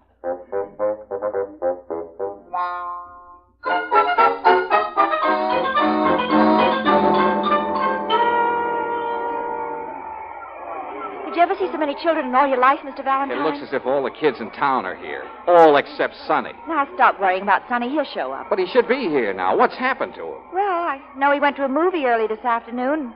Then I think he planned to buy some riding boots. Riding boots? I can't save this place for him much longer. Why can't he be on time? Oh, just be patient, Mr. Valentine. But they're getting ready to start the show. Oh, where is that boy? Well, it's not like Sonny to be late. Well, it's your fault, Claire. You should have brought him over with you. That's right. Blame me for it. I always get...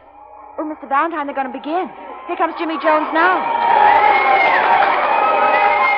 Howdy, kids. Oh, where's that Sonny? I can't imagine what's keeping him. Now, hold it, kids. Hold it. First, I want to tell you how much it means to me to be here again. You know, every year I look forward to my visit to the Brookdale Orphanage because it's just like coming home again for me. Where is he? Where's that Sonny? Oh, what if he doesn't show up? But I didn't come here to make a speech. I just wanted to say hello to all my friends, to all my little brothers and sisters. Mr. Valentine, you'll have to ride Thunderbolt. Oh, that's impossible. I don't even know on which side to get on. Now, is there anything I can do for you, kid? Mr. Valentine. Claire, think of something. You can't let one of them ride him. It would be dangerous. Well, it would be dangerous for me, too. Now, take it easy, kids. Take it easy. Take it easy. That's it. Thunderbolt is here, all right, but look, I'm sort of tired of riding. I want to sit down there with the rest of you, with my friends. Here it comes. How about one of you riding Thunderbolt? Mr. Valentine. Who'd like to ride it? Mr. Valentine. Come on, who wants to ride Thunderbolt? Mister, here's someone who wants to ride Thunderbolt. Go on, George, go on. Claire, stop pushing me. You've got to go now, George. There's no other way out. Oh, now, Claire. Come on, you've got to do it. What a spot you put me in. George. Hello, Jimmy. How do you feel? What's happened to Son? He just didn't show up. But, George, what are we going to do? The kids are waiting. Somebody's got to ride Thunderbolt. George will ride. Now, Claire. I guess you'll have to, George. I'm sorry, Jimmy. I'd like to. Really, I would. But I just can't. Now, George. What do you mean? What are you talking about? What's the matter with you, George? Nothing. Except that I've never been on a horse in my life. Oh, you've never been on a horse in your life? That's right. Oh, this is a fine time to tell me. What about all these kids? They're waiting. Listen, Jimmy, I'd never be able to get up on But, them. George, and you if I said did get up on them, I'd never be able to stay there. But you said and if that I did stay there, I'd die of fright. Oh, I ought to wring your neck. Now, that won't help any. But what am I going to do? Well, tell him you just noticed that Thunderbolt is indisposed. Yeah, tell him he has a headache. Who ever heard of a horse with a headache? Well, he's a very unusual animal. These kids believe in me. Why, they've been looking forward to this day for months. Then why don't you ride Thunderbolt? Me? Yes, you. All right, I will. Mr. Jones, you can't. I can't let these kids down. I'll ride him if it kills me. Mr. Valentine, stop him. Oh, Mr. Valentine, he's getting up on Thunderbolt. Mr. Valentine. Oh, I can't look.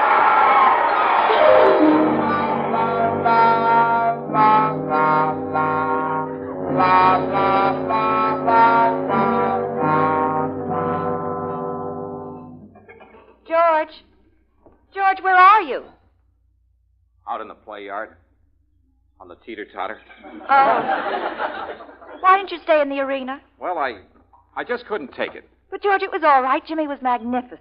What happened? He rode Thunderbolt just as though nothing had ever gone wrong. The kids went wild. Yeah, I heard them screaming, but I thought the worst. Jimmy's looking for you. He wants to talk to you. Oh, yeah, I'll bet he does. Come on, let's get out of here. But he's anxious to see you. Anxious to break my neck. Oh, now, George. Well, what else would he want to see me for? I was certainly a lot of help to him. Just when he needed me, I failed him. Now, George. I suppose you think I'm a coward. Oh, of course not. Oh, it's all right. Go ahead. Don't hold back. Tell me what you think. Well, I think... Please don't say it, Claire. I don't want to hear it. This has been a very happy day for me, George. It's a pleasant change to see you this way. What way? I don't get it. Well, you're usually so sure of yourself. But now you're just like a little boy. You mean you'd like to take me in your arms? Well, if you have any kind of an urge, Claire, don't suppress it. It isn't good for you. Oh, George, you're wonderful. Oh, say that again.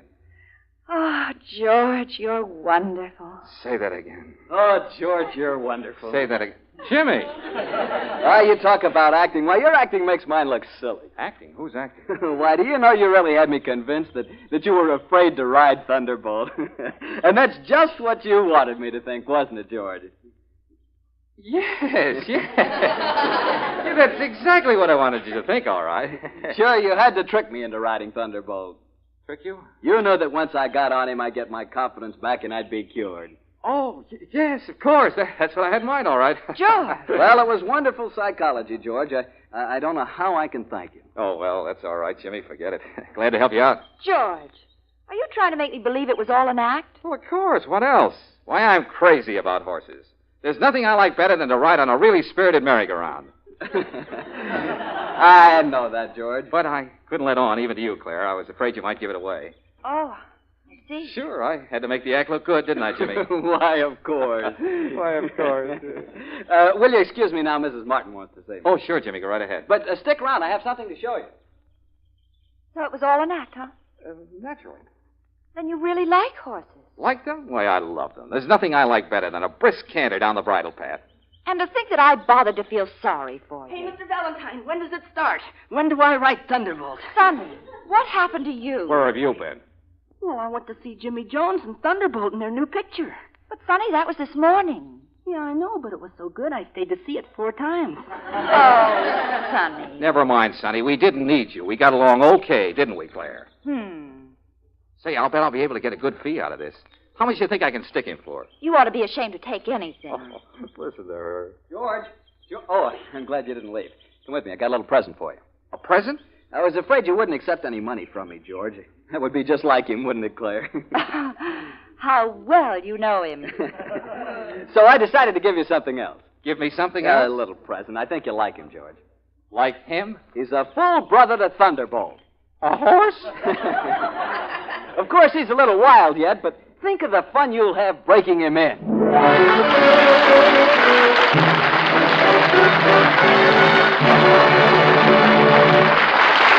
George will be back in a moment.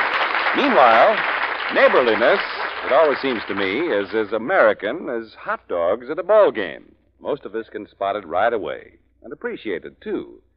It's one reason, I think, why many motorists like to drive into Chevron gas stations. They're all locally run, you know. And since they're home folks, Chevron dealers are mighty accommodating. Every time you stop at a cream, green, and burgundy station, you know you're trading with a chap who's in business for himself, anxious to please you because his success depends upon it. And there's another point worth remembering. Every Chevron gas station carries RPM compounded motor oil and climate-tailored Chevron Supreme gasoline. They all honor Chevron credit cards, too. So just about everything a motorist looks for, he'll find at those neighborly Chevron gas stations. Try them when you're out for a drive this weekend.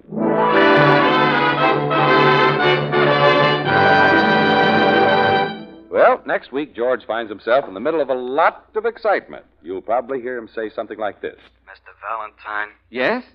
how are you feeling? Oh, fine, great. Never felt better. Yeah? Well, enjoy your health while you got it. It won't last. That so? Get out of town, Mr. Valentine. Mr. Valentine, what was that all about? What was it? The same fellow who's been phoning me right along. He's still worried about my health.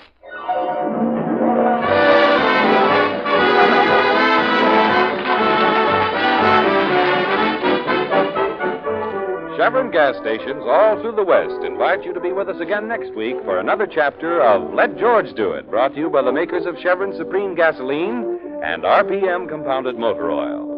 Let George Do It, starring Robert Bailey as George, with Francis Robinson as Claire, and Eddie Firestone Jr. as Sonny, is written by Pauline Hopkins, produced and directed by Owen Vinson.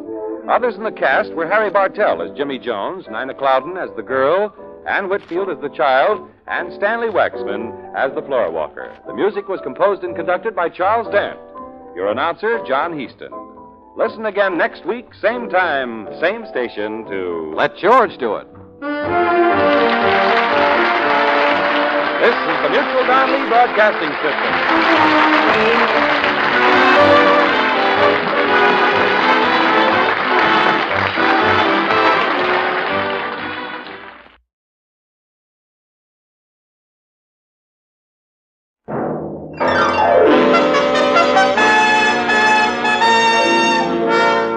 Standard of California invites you to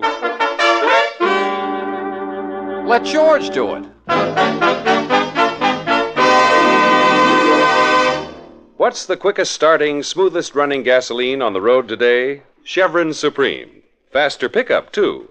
Take a tip, friends, and fill up with Chevron Supreme at your nearest Chevron gas station, garage, or standard station. Start down the highway or in traffic, and you'll be thankful for a tank full of Chevron Supreme gasoline.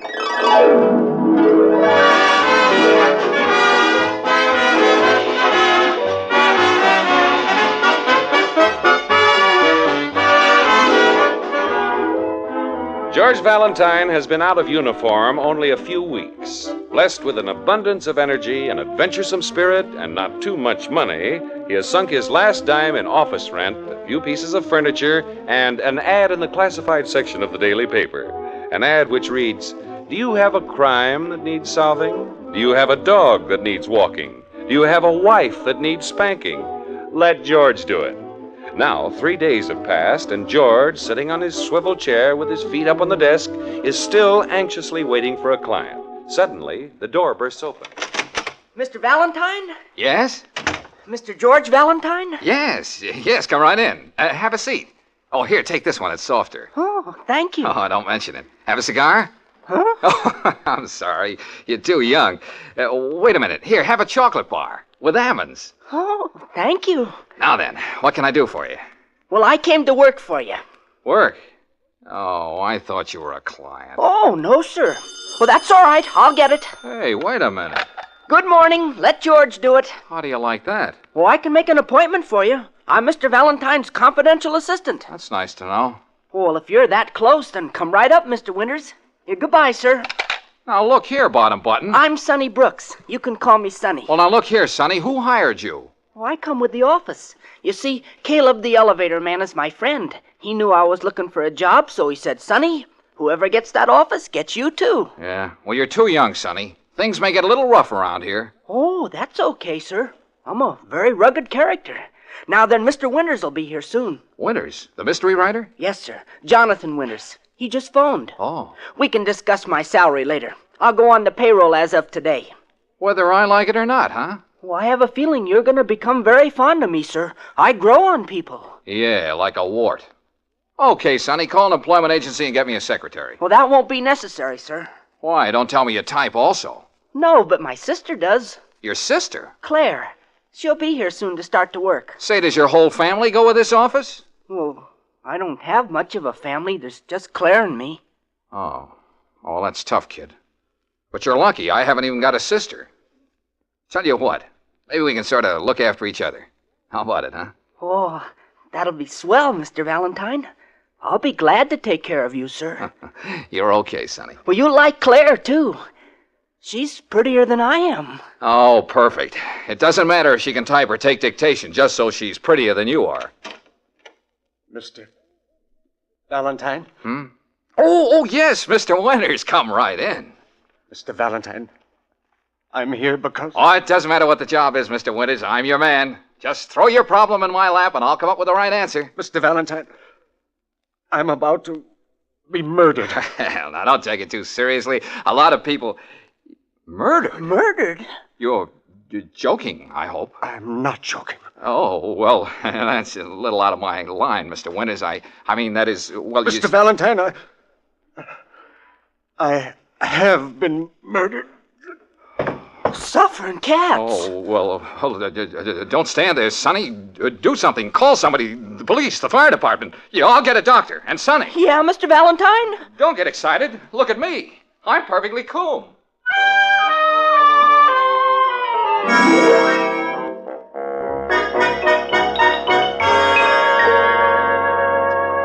Going up, miss? Is Mr. Valentine's office in this building? 5th floor. Step in. Oh, thank you. You're Claire, ain't you? Well, how did you Oh, know? family resemblance. You look like Sonny. Nice boy, Sonny. I think so. Of course, I'm prejudiced. You know what sisters are like. Yes, I'm the same way about Georgie. Georgie? You don't mean Mr. Valentine? Of course I do. Known him for years. Used to work for his father. Georgie and me got to be good friends on account of his curls. Curls? He must have been all of 4 years. Had the prettiest long curls you ever did see. Really? Yes, I talked his ma into having them cut off. Georgie and me have been close friends ever since. I can understand that. Hey, you gonna go to work for him? Well, I'm going to apply for the job. Well, you keep an eye on him, hear me? Well, You know that boy never thinks to eat unless someone reminds him. Oh, this is the 5th floor. Oh. And don't let his talk fool you. He tries to act hard-boiled, but I know Georgie. Underneath it all, he's still a little boy with them pretty long curls. The first door to your left. Oh, there he is now. Caleb, get a doctor up here right away. Eye, ear, nose, or stomach? I don't care. Just get a doctor. I'll get Dr. Mack. He took very good care of you that time you had that cold, remember? Mr. Valentine. Well? Is anything wrong? Oh, no, nothing trifling. Now, run along, sweetheart. And if you're a client, come back tomorrow, will you? I'm Claire Brooks, Sonny's sister. Yeah, we'll come back tomorrow. Mr. Valentine. Well? You're going to interview me for the job whether you like it or not. I spent 10 cents on bus fare to come here. Look, here's a dime. Now be a good girl and beat it. I certainly will. I wouldn't work for you if you offered me $1,000 a week to sit behind a desk and do nothing but powder my nose. They could stand a little powder at that. Oh, you... Wait a minute. You had any experience as a secretary? Of course. Can you mend socks? Men's socks. Iron shirts, sew buttons, cook breakfast over a can of Sterno? Mr. Valentine, are you looking for a secretary or a wife? Oh, a secretary. I'm still a bachelor, knock on wood. Had one close call, though, but I got away from her. Lucky guy. Lucky girl. Say, you're all right. Okay, you're hired. Thank you. Now give me back that dime. What about salary? Well, we'll discuss that after I collect my first client. How do I know you'll ever get a first client? My first client? Oh, I've got one now. I don't know what I'm going to do with him, but I've got him. Come on in and see for yourself. That gentleman stretched out on the floor is my first... Sonny! Sonny! Yeah, Mr. Valentine? Where is he? Where's the body? Where's Mr. Winters? Suffering cats, Mr. Valentine. He's gone.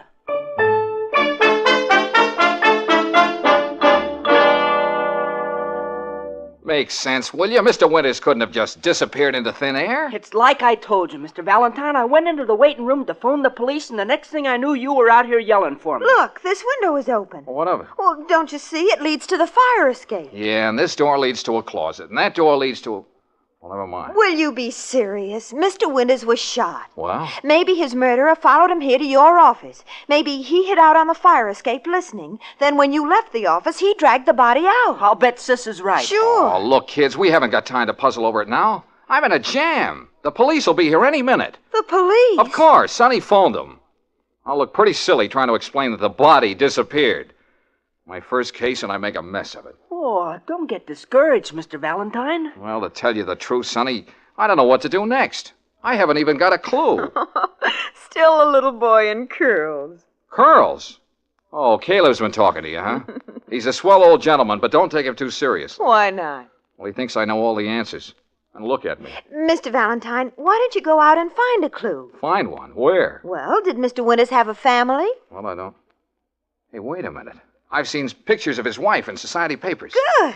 Oh, Claire, you're wonderful. Hey, remind me to raise your salary. What salary? Well, when you get one, remind me to raise it. See you later. Where are you going, Mr. Valentine? To Mr. Winters' home. And when the police come, stall them. But, Mr. Valentine, what'll I tell them? Tell them nothing. You've got charm, haven't you? Well, use it.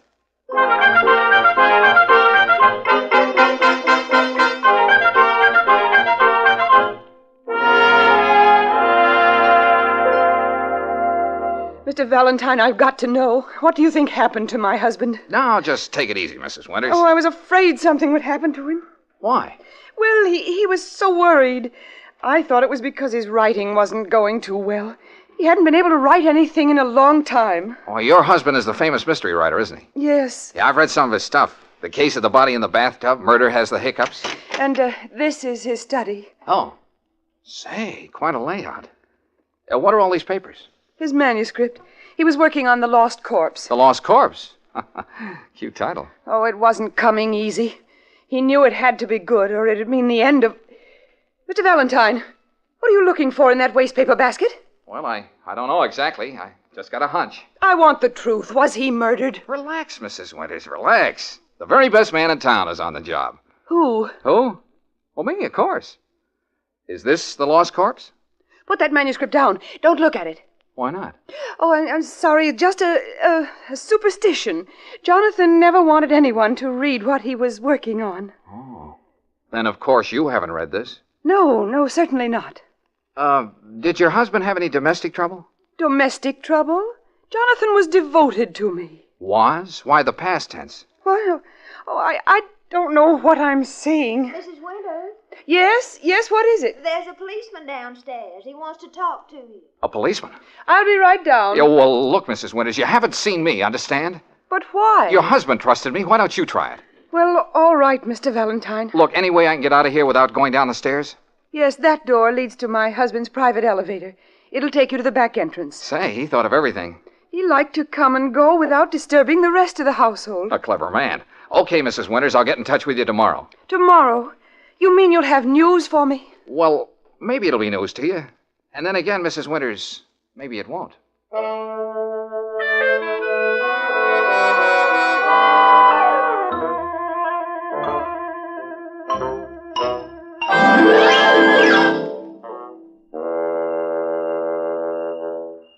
Mr. Valentine, what's the idea of dragging me out here in the middle of the night? Keep your pretty little mouth shut, will you, Claire? What is this place, anyway? The back entrance to the Winters home. Haven't they got a front entrance? Sure, but we're not using it. We're here to steal something. Steal? I'm supposed to be a secretary, not a second-story man. Keep quiet. Mr. Valentine, I quit. Yeah, some other time. Now step into that elevator. An elevator? Where will this thing take us? Up to Mr. Witter's workroom. It's pitch black in here. I don't feel safe. I'm here. That's what I mean. Shh. Now keep quiet. Oh! What's the matter? You don't have to hold my hand. I'm not holding your hand. Well, someone is. Don't scream. I've got him covered. Put him up, you... Get that gun out of my ribs. Sonny, I told you to go home. I have a feeling you're going to be very glad I'm along, Mr. Valentine. You might need me. Yeah, like I need 2 heads. You could use 2. Now, both of you stay right here. I know where the desk is. Well, what do you want in there? I've got to get the lost corpse. Lost corpse? You mean you think Mr. Winter's body's in there? Yeah. No, the manuscript of his book. Now, keep quiet. Don't make a sound. Oh! Mr. Valentine, what was that? Just an old shin of mine. Hey, I hear somebody coming up the stairs. Okay, kids, we can beat it now. Everything's under control. I've got the lost corpse.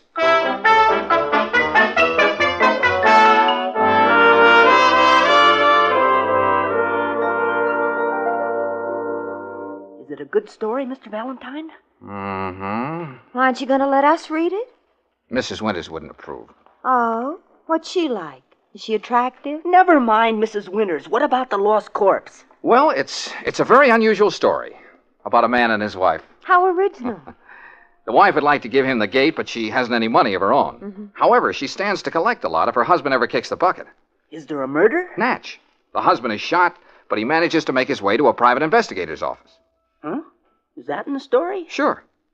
But that's what Mr. Winters did. The husband tells the investigator he's about to be murdered.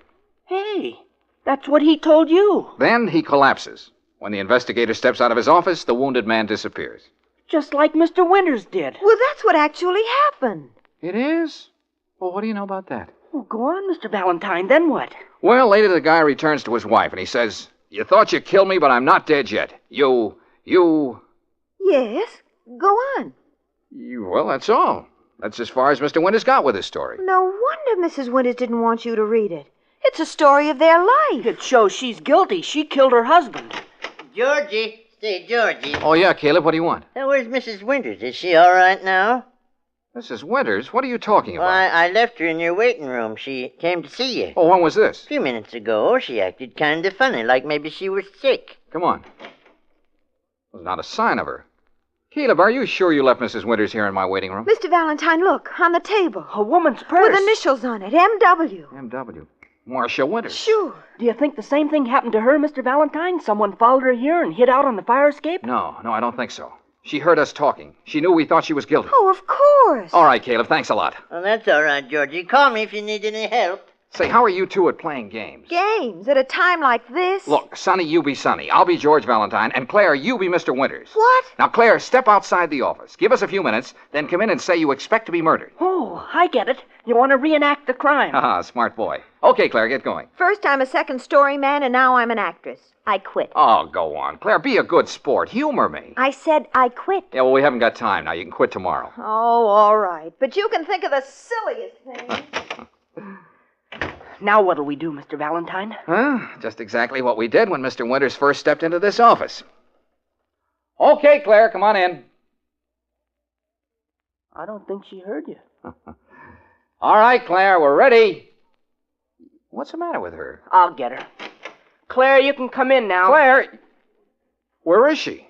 Suffering cats. What a mess. Now my sister's disappeared.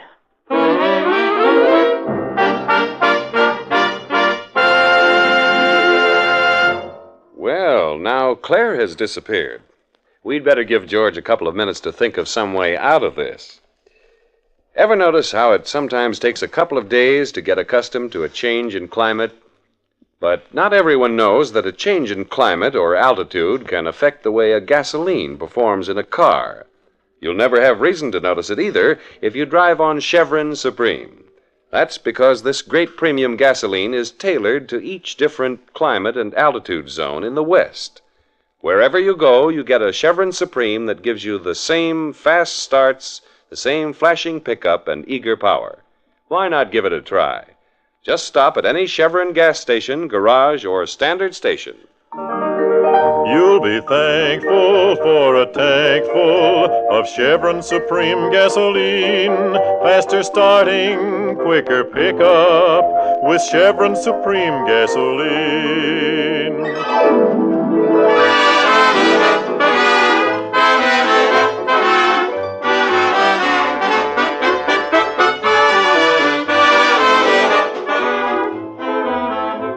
Well, George doesn't seem to have gotten very far in his solution of this case. First, a murdered man disappeared from right under his nose. Then the murdered man's wife mysteriously departed, and now his secretary has vanished into thin air. Are you just going to sit here in your office, Mr. Valentine? Aren't you going to do anything? She's my sister. She's the only sister I've got. Now, take it easy, Sonny. If I thought anything had happened to Claire, I'd be out searching every house in this town. Well, then where is she? Well, she couldn't take it, that's all, so she quit. Walked out on us.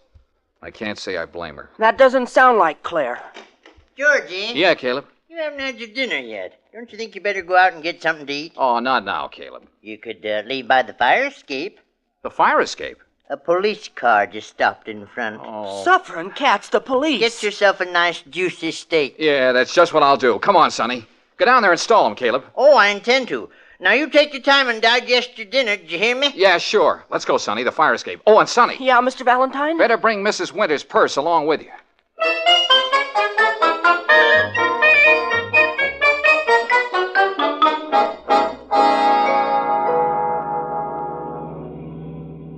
Excuse me, Mr. Valentine, but aren't you going to stop and get something to eat? That's the trouble with women. As soon as the going gets a little tough, they walk out on you. Didn't you promise Caleb you'd get yourself a steak? Boy, a big, beautiful steak. But you're right, Sonny. She is. She is, sir? Much prettier than you. Mr. Valentine, if we're not going to eat, we can't just drive around all night. We've got to find out who murdered Mr. Winters and what they did with his body, and where Mrs. Winters disappeared to and what happened to Claire. Isn't that right, sir? And she's very intelligent. That is, for a woman. Mr. Valentine. Oh, okay, Sonny. Look at the address on that letter. What letter, sir? The one in Mrs. Winters' purse. Is there a letter in here? Well, didn't you notice it when Claire opened the purse? No, sir. Oh, here it is. It's addressed to Mrs. Marcia Winters, 300 Pepper Tree Lane, Cedarhurst. Uh-huh. Hey, that's in the country. Yeah, they must have a country home, too. Cedarhurst. Yeah, that's out on Highway 6, right near... Hey, we're on Highway 6. We're headed toward Cedarhurst now. Brilliant deduction, Sonny. I'll increase your ration of bubble gum.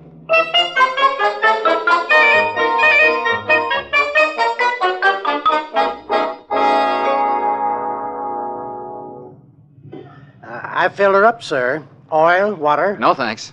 Wash your windshield. No, don't bother. I washed it once and I couldn't do a thing with it. Don't get many customers around here at night. Pretty deserted road. Yeah. I'll bet we're the first car you've seen this evening. That's right. Oh, except for that cab. Cab? With a woman in it? Now, how'd you guess it? Hey, I'll bet it was Mrs. Winters. Hang on, Sonny. We're getting warm.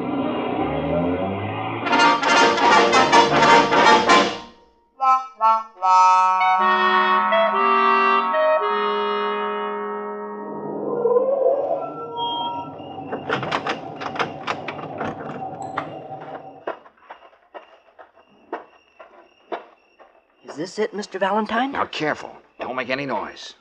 There's a light inside the cabin. And a woman. See her moving around? Oh, yeah. I can make out her shadow now. All right, Sonny, you stay out here. Mr. Valentine. I'm sorry, Sonny, but there may be trouble. I can't let anything happen to you. Oh, but I'm in this with you. Look, don't you remember? I was going to look out for you. Yeah, but you may need me. Jeepers, Mr. Valentine. All right, Sonny, you win. But stick close to me, understand? Yes, sir. Are we gonna just walk right in? No, of course not. That's no fun. What would they do in a mystery show? They'd climb in a window. Then we'll climb in a window. Mr. Valentine, she turned off the light. Shall I go in first? No, you get in back of me. Let me handle this. Yes, sir. Take it easy, Sonny. I'm okay. Oh! I've got her. Let go! No, you don't. Just stay right here. You're hurting me. Turn the light on, Sonny. Yes, sir. Let's see what we bagged. Claire! Well, if it isn't second-story Clarissa. You have to be so rough. I bet you cracked 2 ribs. I'm sorry, I don't know my own strength. Well, now that you see who I am, you don't have to keep on holding me. No, but it's fun. Claire, what are you doing here? Well, she saw the address on the letter, so she decided to follow the clue. Yeah, but why didn't she let us in on it? She thought I was a dope, Sonny, so she took over. You know all the answers, don't you? Not quite. What happened when you got here? Nothing. The place looked deserted. I crawled in the window, too. No one here? I couldn't see anyone. Are you sure? Of course. But, well, I've had the strangest feeling. Yeah? As though someone's been watching me. Mm-hmm. Stay here with Sonny. I'll look around. Suffering cat, sis. You sure had me scared. Oh, I'm sorry, Sonny, but Mr. Valentine didn't seem to be making any effort to solve the case. Don't kid yourself. He just keeps things to himself. Well, everything seems to be in apple pie order. Hey, listen. Sonny, Claire, stand back there in the corner. I'll cover the door. Be careful, Mr. Valentine. Do I detect concern in your voice? Well, I don't want to see you get shot right in front of me. Then close your eyes. Good evening, Mrs. Winters. Oh, May I present my 2 assistants, Claire and Sonny Brooks? how did you know I'd come here? What do you want? Oh, just want to make talk. Mr. Valentine, you've got to believe me. I'm not like the woman in his story. I loved Jonathan. Uh-huh. And you're the girl who never reads his manuscripts until they're finished. Well, Oh, go ahead. Turn me over to the police. I don't care what happens anymore. That's as good as a confession, Mr. Valentine. Well, I'm in no mood for confessions.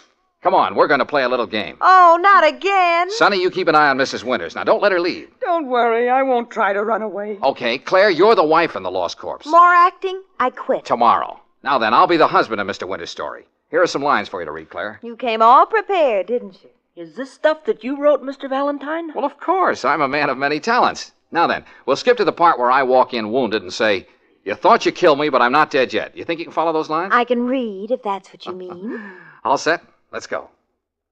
You thought you killed me, but I'm not dead yet. No, I didn't shoot you. I swear I didn't. But who'll believe you? The police? All the clues point to you. Do you mean... Yes, my dear. You wanted me out of the way. Well, you got your wish. I shot myself. No. I killed myself. But they'll think you're guilty. You'll pay for it. I'll get a doctor. Too late. Too late. Goodbye, my dear. Goodbye. Then I die.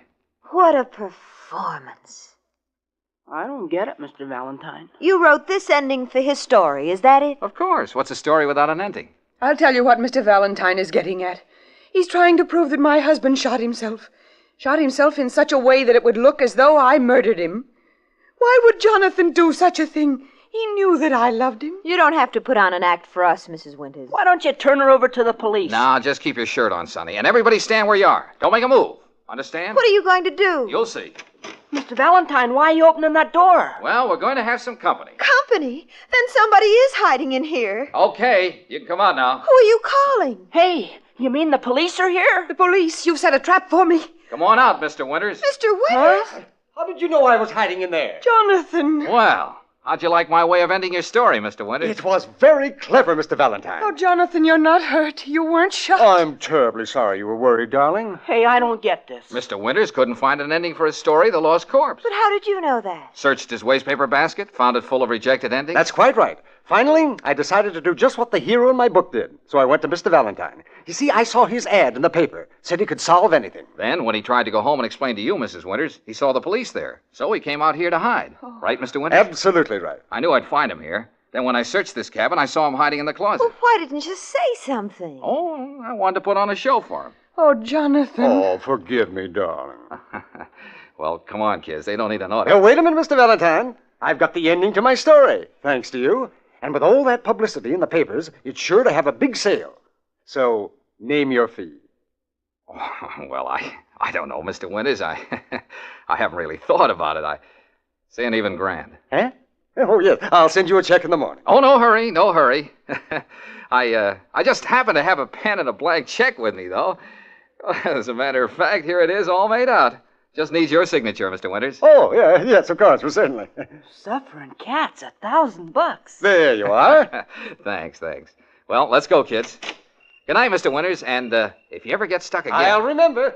Good night. Good night. Whew, what a day. Now I feel like collapsing. Sonny, come here and put your arm around me. Oh, sure, sis. Go away, Sonny. Let George do it.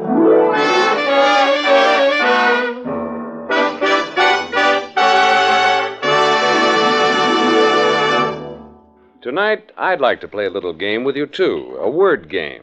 It's very simple. I say a word, and you pop out with the first thing it brings to your mind. All set? Okay, I'll say oil. I'll bet most of you immediately thought of slippery.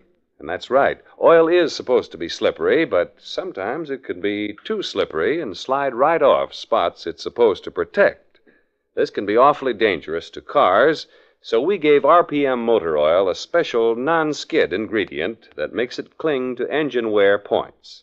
That's why it sticks to hot spots on upper cylinder walls that other oils often leave bare and exposed to wear. Other compounds in RPM gently remove carbon, prevent corrosion, and sludge. Try this all-around car saver. Ask for RPM motor oil at any standard station, Chevron gas station, or garage. And remember, fill up with Chevron Supreme, too.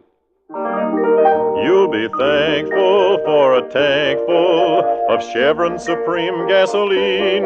Faster starting, quicker pickup with Chevron Supreme gasoline.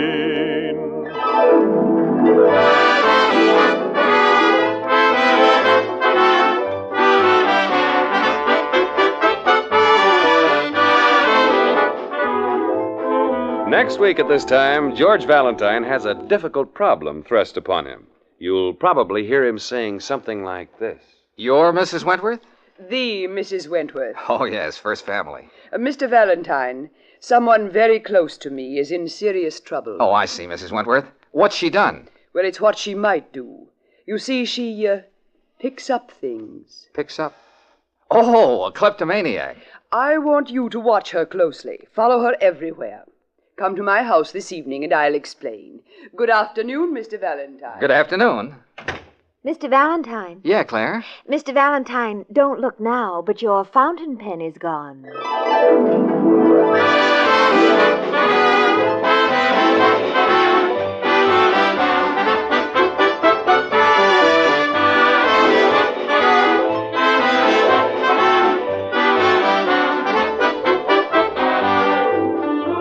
Let George Do It, starring Robert Bailey as George Valentine, is written by Pauline Hopkins and directed by Owen Vinson. Others in the cast were Shirley Mitchell as Claire, Eddie Firestone Jr. as Sonny, Joe Kearns as Caleb, Georgia Backus as Mrs. Winters, Howard McNear as Mr. Winters, and Horace Murphy as the filling station attendant.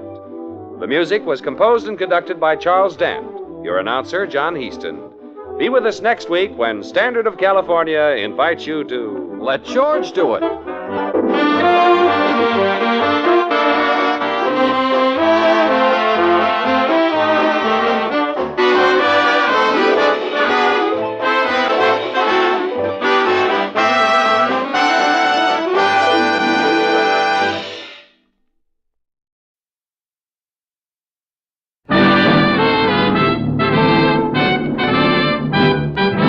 Standard of California, on behalf of standard stations and independent Chevron gas stations throughout the West, invite you to Let George Do It. Another adventure of George Valentine. Personal notice. Danger is my stock and trade. If you need the kind of help you couldn't get from a cautious man, then you've got a job for me. George Valentine. Write full details.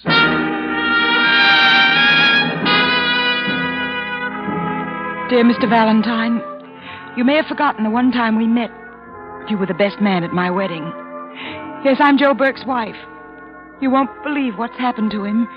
Easygoing, happy-go-lucky Joe. He's a pitiful mental case, and they've got him in a sanitarium. You were so close to Joe in the Army, I thought maybe if he saw you again, it might do more than the doctors have been able to do. I thought of this when I saw your ad in the paper, like a ray of hope. Won't you try to help me? It's signed anxiously, Laura Burke. Joe, a mental case? Oh, no, not the Sergeant Burke I knew. Well, George's wife would hardly make up anything like this. But Brooksy at Palermo, when everybody else was either cussing or praying, that hard-headed Irishman just sat around playing a harmonica. Danny boy. It's funny I never heard you talk about him. Well, you know how those things are, Angel. You swear on your GI dog tag that you're going to be sure to keep in touch with each other, but As tempus fugit, old Lang Syne becomes just the name of a song. But you were his best man. This kid Laura came down to camp. We hopped the Jeep over to the chapel, and it took 15 minutes for the tender vows. A minute for me to kiss the bride, and they were off. All Joe had was a 48-hour pass. Golly, she sounds so desperate in this letter. Yeah. What's that address, Brooksy? We'd better get right over there.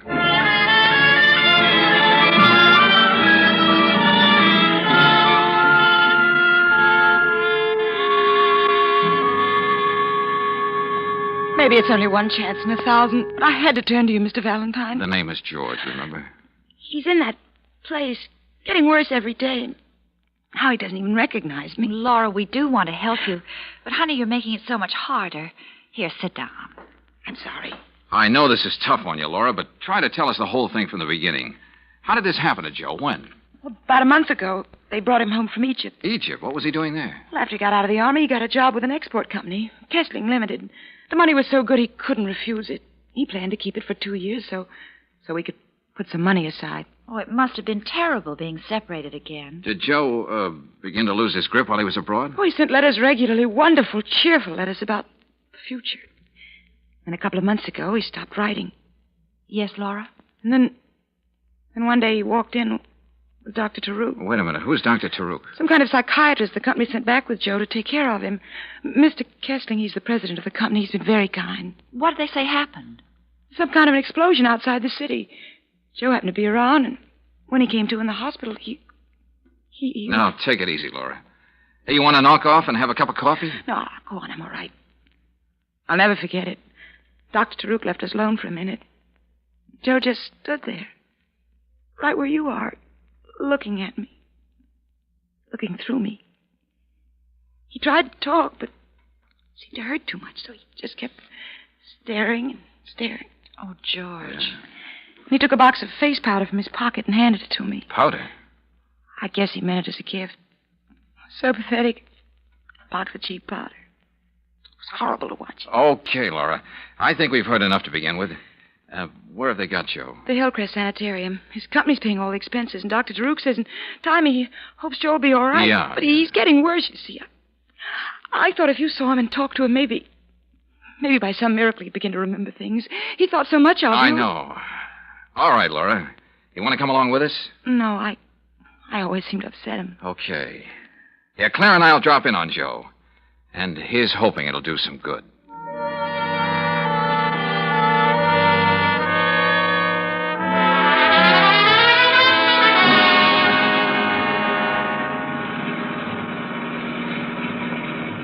A sanitarium should have peace and quiet, but they should build it where people can find it. Yes, it is out of the way. Gosh, and every time I look down into that valley, I get dizzy. Kind of unusual, isn't it, Brooksy? What? A company going to quite so much trouble for one of their people? Sanitarium special psychiatrist who seems to stay on and on? Well, darling, maybe the milk of human kindness doesn't curdle as easily as most people think. Maybe not. Brooksy, I've been in some tough spots. But I think seeing Joe like this is going to be just about the toughest.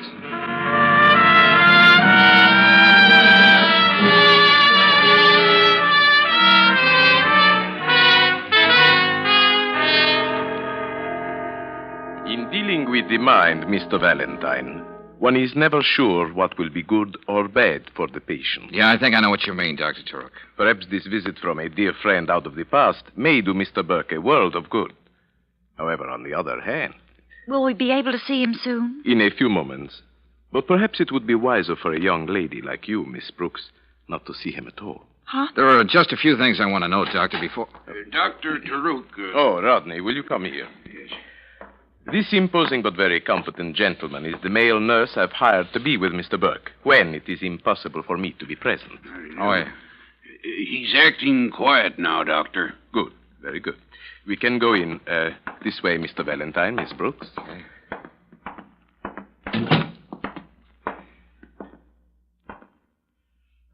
There he is.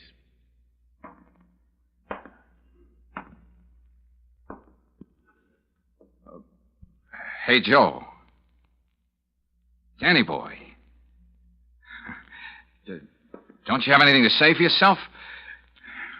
What did you do? Lose your harmonica? Oh, George. Yeah. Rodney, wipe Mr. Burke's forehead. Yes, Doctor.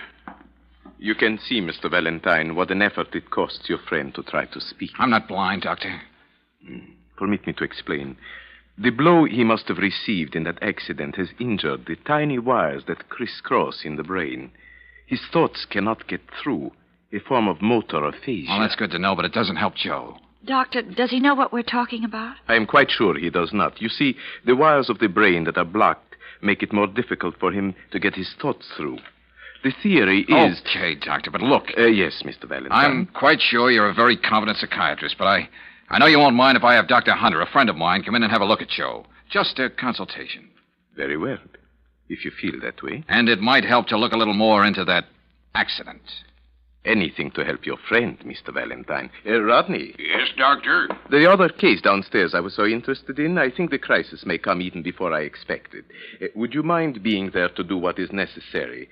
Then let me know exactly what happens. I'll take care of everything, Good. Dr. Turner. Try talking to him again, George. Hey, look, you big oaf. Stop holding out on me. You know who I am. Hey, we got a lot of old times to talk about. You know me, Valentine. Oh, I suppose it's no use. Hey, how is it, Dr. Taruk, that Joe was able to walk when he came home to his wife, and now he's flat on his back and can't use his hands or his legs? I thought he was being cured. It is my hope to arrest the progress of the paralysis. Yeah? To shield him from emotional disturbances. Rid his mind of fear. Fear? What fear? Joe was never afraid of anything in his life. This is a different kind of fear. The fear of becoming a mental basket case with no future and no hope. Oh, cut it out, Doctor. Mr. Valentine, I was just stating the facts.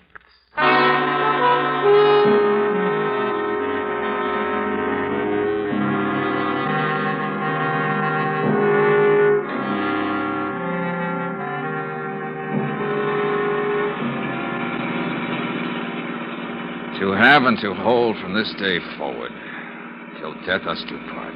What are you trying to say, darling? I'm just a best man with a photographic memory. Oh, I know how you feel about Joe This and Laura. isn't death, Brooksy. Those two should be together. Something's got to be done about it. Look, do yourself a favor, George, and listen to me. This is something you don't know anything about. You're no psychiatrist. No, you listen to me, Angel. I know Joe looks as though his head was full of nuts and bolts, but he recognized me. What do you mean? We used to have a way of winking at each other, just to say, keep your skin on, brother. This man's war will be over someday. Well? Well, that's what he was giving me back there. I know it. Are you sure you aren't imagining something you want to believe? I don't care for that oily doctor, Brooksy, and I care less for that overgrown meatball Rodney hovering over Joe every minute of the day. I just have a feeling he's not getting the right chance. You can't let it be a question of feelings, darling. Believe me. George! Ah. Golly, me too. Oh, a fine place to get a blowout. A few more yards and we would have gone pitching into that valley. Hey, wait a minute, Brooksy. Don't open that door. Get down. George, what's the matter with you? Maybe that wasn't a blowout. What? Just playing safe. Well, there doesn't seem to be anyone around now. You stay where you are, Angel. I'll take a look-see. Did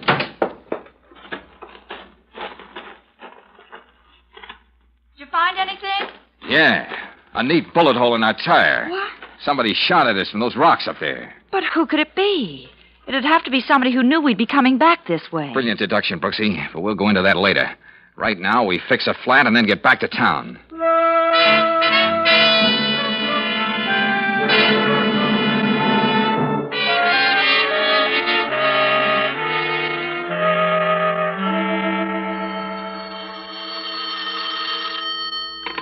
Hello? Yes, he's here. Just a moment. It's Walker, financial editor of the Bulletin, Good, returning good, your call. good. Yeah, uh-huh.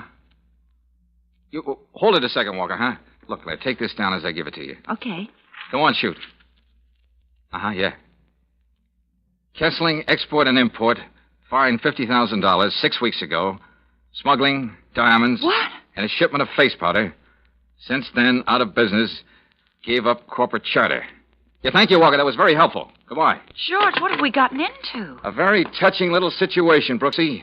The great big corporate heart of Kessling Limited bleeding for one of its employees who was hurt. Yeah. In fact, it keeps on bleeding now, long after it ceased to exist. Because it was caught smuggling diamonds, no less. Well, how do you think Joe fits into all this? I don't know yet. But right now, we're picking up Dr. Hunter and going back to Hillcrest Sanitarium. Let him take a look at Joe.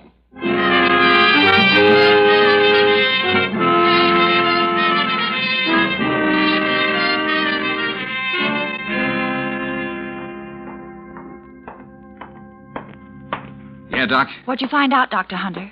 I took a good look at your friend, George, and had a long talk with Dr. Taruk. Well, Frank? In Taruk's place, I'd have to diagnose the case exactly as he has. Oh. Motor aphasia.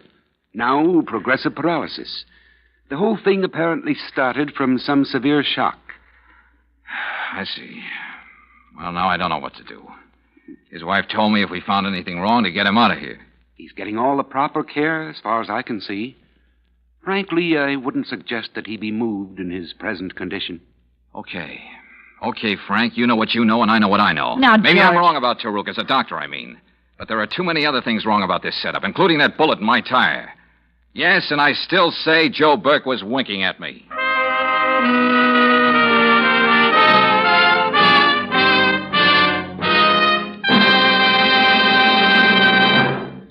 We'll return to tonight's adventure of George Valentine in just a moment. Meanwhile, a word about the great American pastime. Batter up, it's baseball season again. And here's a seasonal gift for you. It's a 48-page handbook of baseball. The title is Batter Up. To get your free copy, just ask for Batter Up at any standard station or independent Chevron gas station. This guide to baseball fundamentals was written by Bert Dunn, former pro. It has 45 illustrations and photos. Boys will be keen about it.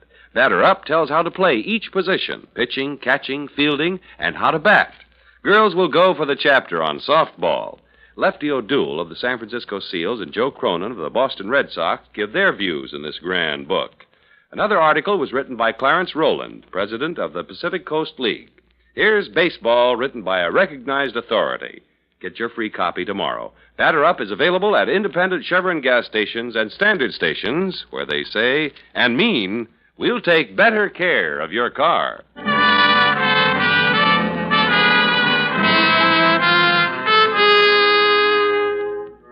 And now back to tonight's adventure of George Valentine. Well, you go through the war with a fellow who becomes your buddy.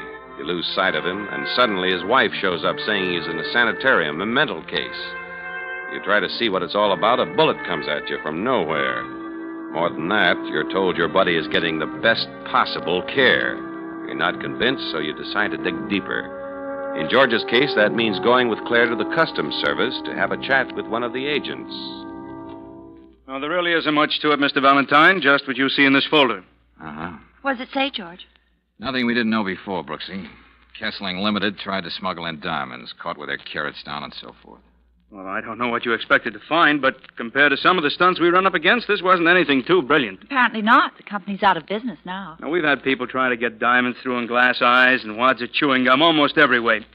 Hiding them in boxes of face powder, well, maybe they thought it was so obvious they'd get by. Yeah, maybe. Face powder, Brooksy. Why didn't it hit us before? Of course. Joe gave Laura a box of face powder. What's that? Yeah, it's not important, at least not yet. Say, tell me something, Craven. Yes? What happens to the rest of the cargo when you catch people smuggling? We have regular customs sales like an auction. In fact, there's one tomorrow. Oh, that's very interesting. It'll be held in one of those loft buildings down on Fayette Street. There's a public notice in the papers today. Good enough. Come on, Brooksy. Thanks a lot for your trouble. Oh, don't mention it. George, I think when Joe gave Laura that box of powder, he was trying to tell her about the smuggling his company was doing. Could be, Brooksy, could be. But maybe we'll know more about that tomorrow. Young lady, you and I are going to an auction.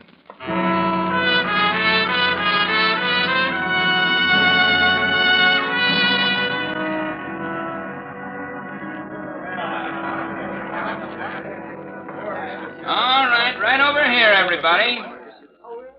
Lot 114, 3,000 boxes of face powder, quality second grade, trade name Cleopatra's Secret. Sorted shades. Now, what do I hear for? The whole lot isn't worth $100, Brooksy, but here I go, and we'll see what happens. $300, Mr. Auctioneer. How much did you say? $300. If you get stuck with all that powder, I don't know how we're going to get it out of here. Well, I don't suppose there'll be any more bids, so, 400. George. Yeah, no, Angel. But I'm going to hit it again just to make sure. 500. 600. The gentleman who said 500, you got another bid, sir? Not me. Count me out. Okay, if the gentleman who bid 600 is just in right. No one ever did find out Cleopatra's secret, Brooksy. What do you say we go downstairs and see if we can't make history?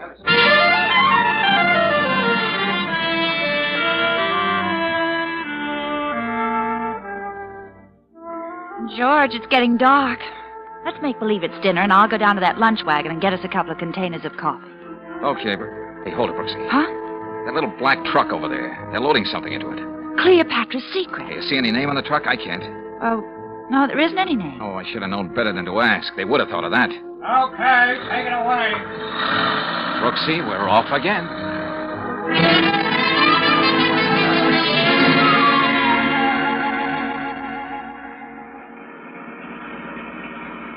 We'll keep a good half a block behind them, just like this. Darling, I never want to see another warehouse as long as I live. They could at least put some lights in the windows. Yeah, and some fluffy organdy curtains. The only light I'm interested in right now, Angel, is that little red one up ahead. It's turning the corner.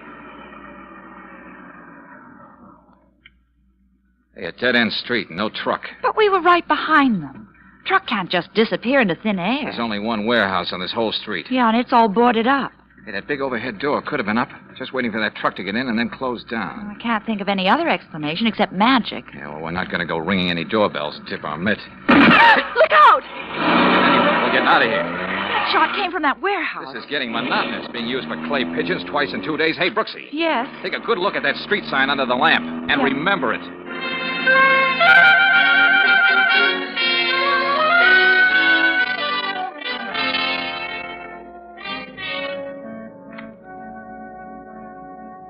Listen to this, Brooksy. All the dope on that warehouse on Barrow Street. It's owned by the Farland Trading Company. So? And the officers and stockholders of Farland are the same as those of the late Kessling Limited, including the very kindly Mr. Kessling Laura told us about. George, I can't make head or tails out of this. Why would they go and buy up all that old worthless face powder? I don't have the answer, Brooksy, but maybe Laura has. That's why we're going over and see her right now. Laura! What happened to you? I don't know, really, Claire. Something hit me. Well, didn't you see who it was? No, I was sitting here waiting for a call from you, and then I don't remember anything except waking up on the floor. George, this place is in a sham. Well, they didn't take anything. What's that? No, I looked all around. My pocketbook with almost $100 in it. And all my jewelry. All that's still there on the dresser. Uh-huh. Oh, what about Joe? Tell me what that doctor friend of yours said. Did he think there was any hope? Of course there's hope. You've got to believe that. There's every hope, Laura. But tell me something. Where did you put that box of face powder Joe gave you? Powder? Yes, you remember. You told us about it. Oh, yeah. I just opened it and then I put it in that drawer over there. Yeah, I'm sure of it.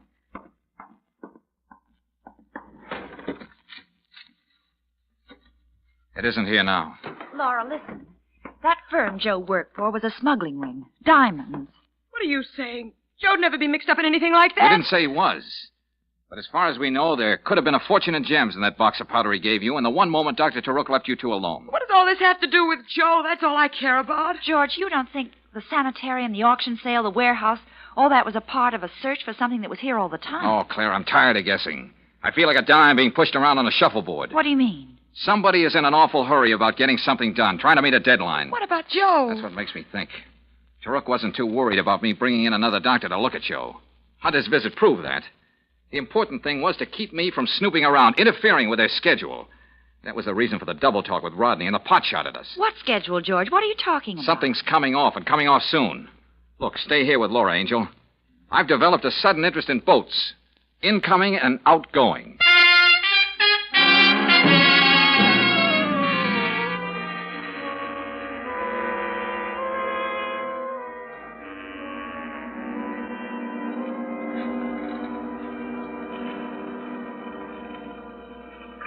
Oh, you again, Valentine. Yeah, Craven, the Customs Service and I are getting to be just like that. I'll be right with you as soon as I clear this manifesto. All right, Doherty, you can put that shipment through. Hey, look, fella, this is really important, and time is what we don't have the most of. Huh? Oh, if you've still got that Kessling deal on your mind, No. Same people, but a different name. As far as you know, is there anything coming through for the company known as Farland Trading? No, I don't know, but I can soon find out. Here, just a minute. Farland. Well? No, I don't see anything Are yet. you sure? Everything points to... Hey, wait a minute. Yeah? Here it is. I missed it because the boat's already in. Uh-huh. It's anchored out there in the harbor. Has the cargo been cleared yet? No, that's scheduled for tomorrow. What's Farland bringing in? 3 crates of powdered cocoa beans from the West Indies. Shipping in on the Pandora, Peruvian registry. Captain Martin... No, we can skip that, Craven. How soon can we get out to the Pandora? Why, tomorrow we'll I be told unloaded. you, Kessling and Farland are one and the same trading company. Hey, I think I see what you mean, Valentine. We'll take a speedboat, get right out there to the Pandora.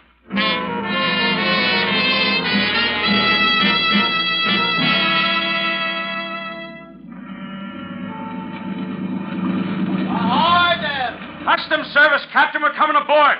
Come on, Valentine. What can I do for you? I thought you weren't ready for us until tomorrow. Something special turned up, Skipper. Yeah, specifically powdered cocoa beans for Farland Company. Lead Good us to Lord, it. this trip.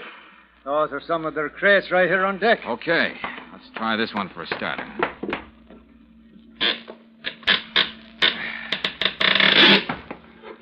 Say, what are you fellas looking for anyway? Carrots, Captain. Huh? Are you kidding? Diamonds, Captain. Oh, Now, you feel around that side, Valentine. I'll take this. Okay. Ireland, eh? I thought I knew them all. That's new one on me. All right, Craven, here we are. Huh? Yeah, it's a beauty, too. Take a look at it. Say! Oh, nice size. I wonder how many more we're going to find. Oh, just enough, but not too many. What's that supposed to mean? Look, Craven, can I take a sample of this cocoa? Just enough for a cup, let's say? Sure, go ahead. Help yourself. I doubt if they'll miss it when we auction the stuff off. Thanks again for the tip, Valentine. Oh, you're very welcome. But don't be surprised if I get in touch with you again.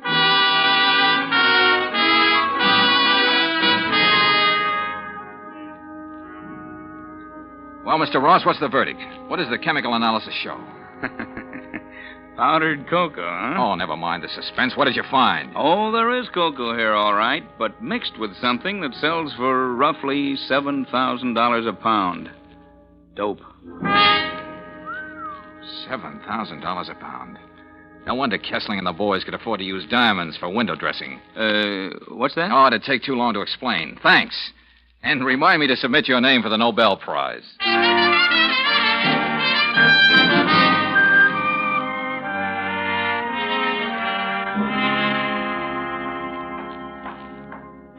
What do you want, Valentine? Out of my way, Rodney. You can't go in there. Nobody sees Burke. Dr. Taruk's orders. You're a sucker for Taruk's orders, aren't you?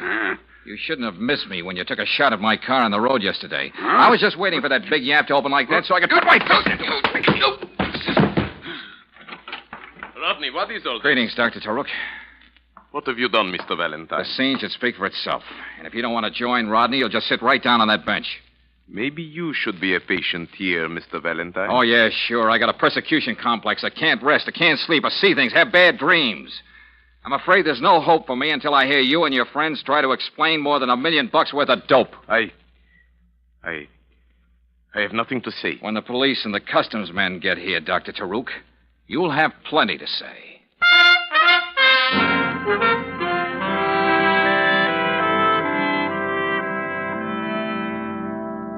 Oh, can you beat that, Valentine? Using diamonds for a smokescreen.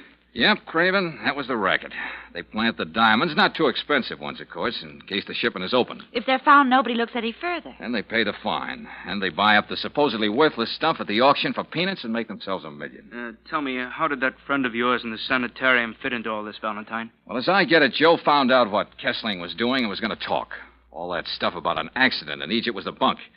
Now, they gave him a brutal going over. When he came out of it, he had what psychiatrists so pompously call functional neuroses induced by severe blows on the head. Gosh, they probably meant to kill him. Sure, but why take chances? There might be investigations. Now, they figured it was better this way. Taruk could see to it that Joe didn't snap out of it until this shipment came through, and they'd all take it on the lam. That was their deadline.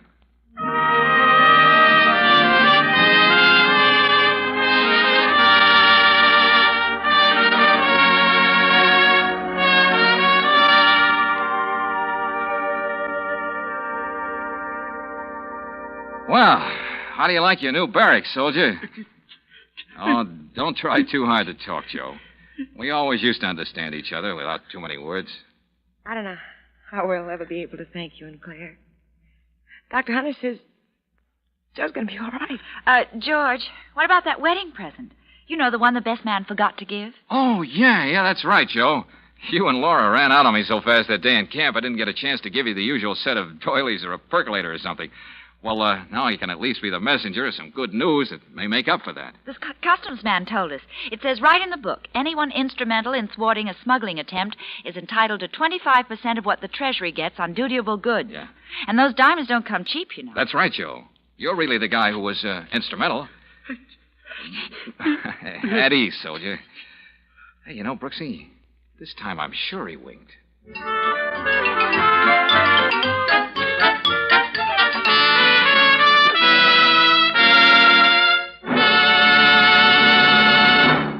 And now, a message of importance to motorists.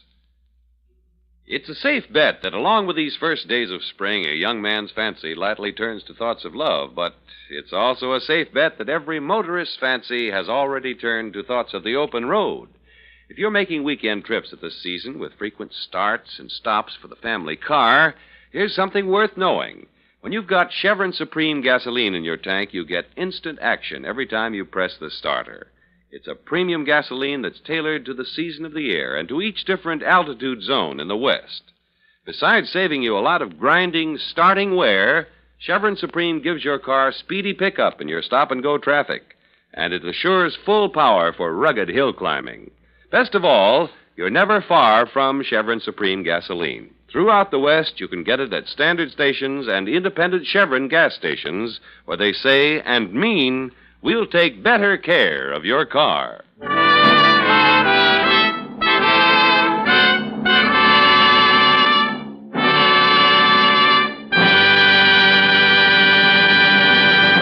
Next week, when you tune our way for another adventure of George Valentine, you'll hear...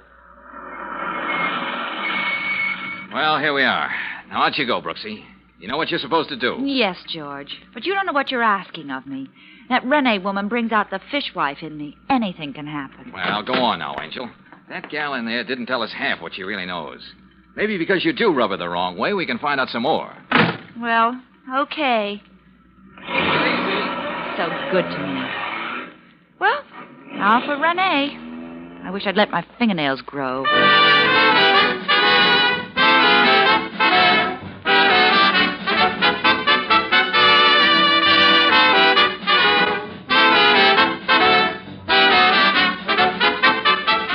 Tonight's adventure of George Valentine has been brought to you by Standard of California on behalf of independent Chevron gas stations and standard stations throughout the West. Let George Do It stars Robert Bailey as George with Frances Robinson as Claire. Tonight's story was written by David Victor and Herbert Little, Jr. and directed by Don Clark. Also heard in the cast were Betty Lou Gerson, Paul Frees, Jack Crucian, Dick Ryan, Herb Vigran, and Joe Duvall. The music is composed and conducted by Eddie Dunstetter. Your announcer, John Heaston. Listen again next week, same time, same station, to Let George Do It.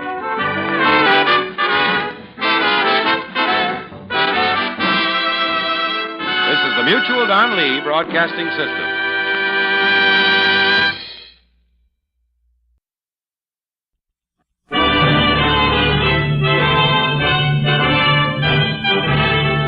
California, on behalf of independent Chevron gas stations and standard stations throughout the West, invites you to Let George Do It. Another adventure of George Valentine. Personal notice. Danger is my stock and trade. If it's too hot for you to handle and you need confidential help, you got a job for me, George Valentine. Write full details.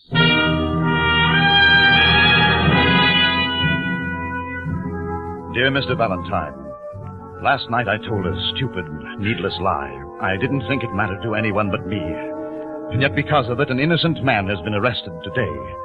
Tell the truth, you say? If I do, I lose my wife, lose my job, and end up in jail. There's got to be a way out. Will you see me at my office as soon as you get this letter? I'm editor of the News and Review magazine, and it's signed Arnold Loomis. Mr. Loomis certainly must have told a whopper, Brooksy. Oh, men will tell lies and women will shed tears. 'Twas ever thus. Okay, Sarah Bernhardt. I'm quoting Ma Perkins. Well, if this gentleman can tell such fabulous fibs, Angel, this whole letter could be the result of an overactive imagination. Yes, I know, dear. But since you have an overactive curiosity, shall we get started?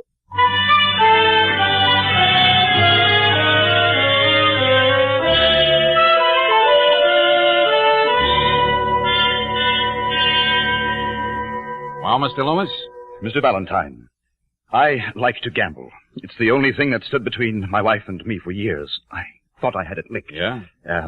Well, the day before yesterday, I left the office early and drew $1,000 from the bank.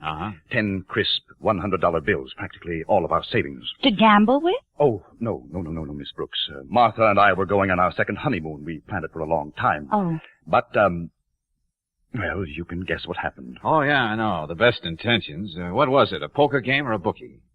The racetrack. I see. And the bangtails made off with you $1,000. Naturally, I'd have to explain it to Martha, and she'd never forgive me. She'd leave me. Then I had what I thought was a brilliant idea. I went to the police. The police? Can they arrest horses for not coming in first? Brooks. I made up a story. I told them I was driving along Randall Boulevard. A man asked me for a lift, and when he got in, he stuck a gun in my ribs and took the money. Oh, hey, playing games like that with the police doesn't come under the head of innocent merriment. Go on, Mr. Loomis. Well, they questioned me. Well, I had to give them some sort of description of the man. I made it as vague as possible. 5'10", dark complexion, medium build, age mid-30s, a grayish suit, you know. But your letter, Mr. Loomis. Don't tell me they found your mythical man. Yes, I had to go down to headquarters yesterday morning to identify him. Hold it, my friend, hold it. Fun is fun. What do you mean you identified him? I had no choice. The man confessed to holding me up. Huh? He identified me, yes. Not only that, they found 10 $100 bills in his pocket. I tell you, Mr. Valentine, it's... Yeah, I know. Absurd, incredible, etc. And was this man dark complexion, medium build, mid-30s, etc.? Yes, everything fitted. Well, I couldn't tell the police. I just dreamt up the whole thing, and of course there's still Martha. What do you want me to do, Loomis? I've got a conscience, man. I can't let this Neil Denquist, or whatever his name is, take the blame for a crime that never happened. There must be some mistake. But what? Was there any mention in the papers about your so-called holdup? Yes, a small paragraph on the back pages. What are you driving at, George? Well, no man in his right mind takes a rap for something he didn't do. What makes me feel even worse? The police gave me back my $1,000. I mean the $1,000 that I... This Denquist guy isn't crazy. He must have some very interesting reasons for playing the fall guy. I don't know what to think, Valentine, but you've got to find out what it's all about. Okay, I'll string along with you and try to keep this from your wife. Can you prove you were out at the racetrack and lost all that money? Why, no, I'm sure there was nobody there to recognize me. Well, how about the tickets you bought on the horses? No, I tore them all up. Loomis, give Miss Brooks one of your pictures. Maybe one of the ticket sellers at the racetrack may remember you. Yes, of course. Meantime, I'll talk to Neil Denquist and see just why he's so anxious to frame himself.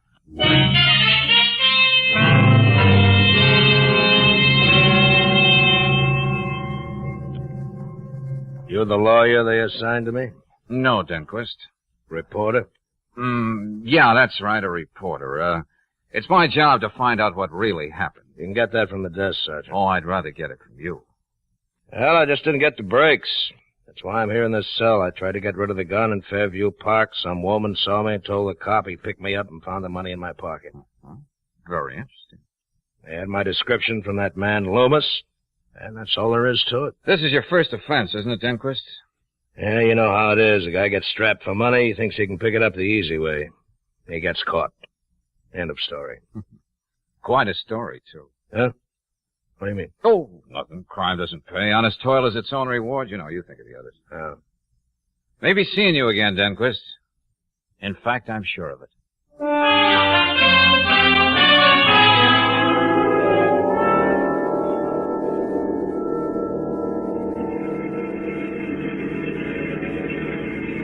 Well, Brooksy, what'd you find out at the track? Well, not a thing, George. Arnold Loomis didn't leave an impression with any of the ticket sellers. I see. Well, I didn't get anything out of Denquist. You mean he doesn't mind sitting in jail for something he didn't do? Oh, no, he's very philosophical about the whole thing. Now, listen, Angel. Yeah? I didn't tell Denquist what Loomis told us, that he was never robbed. Well, wouldn't that have helped to get to the bottom of all this? Yeah, it might have. But I think there's a better way to go about it. And that brings us to you. Me? Yeah, you. There's a Mrs. Denquist, Francine Denquist. I looked it up. Now, here's the address. So? Well, if Francine cares anything about her husband, she doesn't like the idea of his languishing in jail. Now, if you talk to her, woman to woman, and tell her there was no robbery for Denquist to commit, we might get more out of her than we could possibly get out of him. And how am I supposed to know about Loomis? Well, tell her the truth. You're working with me. Say I'm sure Denquist is innocent, and I'm going to prove it. Okay, that's the story, Brooksy. Right, George. So fancy it up a little, Angel, and see what we get.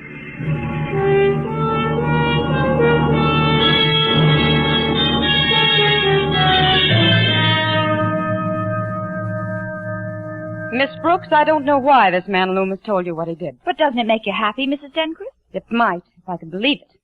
But I know what Neil has told me, and he's never lied to me. Well, there might be the first time, although I can't imagine why. He stole that money from me. We never more than scraped by with that job. He has.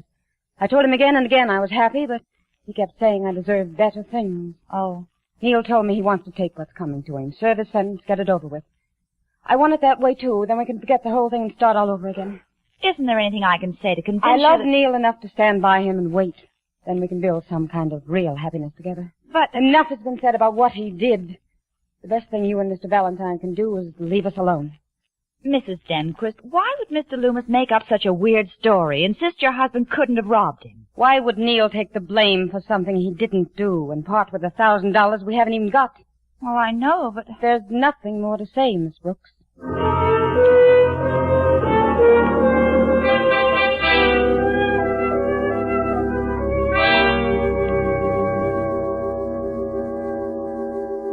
Lieutenant Riley, I admit Mr. Loomis did a very foolish thing when he handed in that false report of a robbery, but can't you see... Foolish thing? Oh, Valentine, you mustn't be harsh on your client. Huh? Just a little prank, that's all. We love to send out alarms. Oh. It's lucky for you and Loomis it wasn't a prank, and that we found the man who robbed him. Well, frankly, I'm confused, George. Both Denquist and Mrs. Denquist are satisfied with the way things are. Look, Lieutenant, I told you the only way I can make any sense out of it is Let's that... not go into that again, please. Of all the crazy... Look, a man reads in the paper about a hole. That's right. The description of the culprit might fit him. Yeah. So he puts 10 $100 bills in his pocket, gets himself picked up, then confesses all. Now, why? Why? Because he might want an alibi for something much more serious that took place about the same time. Ah, stop it, Valentine, stop it. I ought to have my head examined, but I'm having that information checked for you right now. Well, maybe it's reaching, Lieutenant, but if George is right, it would explain why Loomis and Denquist are acting as they are. And it's about the only thing that would. All right, all right. Here's the dope you asked for, Lieutenant. I'll take it, Sergeant. Thanks. Yes, sir. Now, Valentine, I hope you'll be satisfied. Loomis was held up on Tuesday night at 7 o'clock. That's right. Well, according to this report here, the only crimes of a violent nature that took place in our fair city were... Huh? What's the matter, Lieutenant? Of course. I should have remembered the Hafey case. Yeah, what about it? Young Mrs. Hafey was found murdered in her home on Norton Heights. The medical examiner says it happened around, here it is, 7 o'clock Tuesday night. Come on, let's hear some more, Lieutenant. Murderer still at large, Gloria Hafey, 27. Husband's name, John Hafey, broker. Victim previously married to... Here, Valentine. You can have the honor. You've earned it. Holy Moses, get this, Brooksy. Victim previously married to Neil Denquist.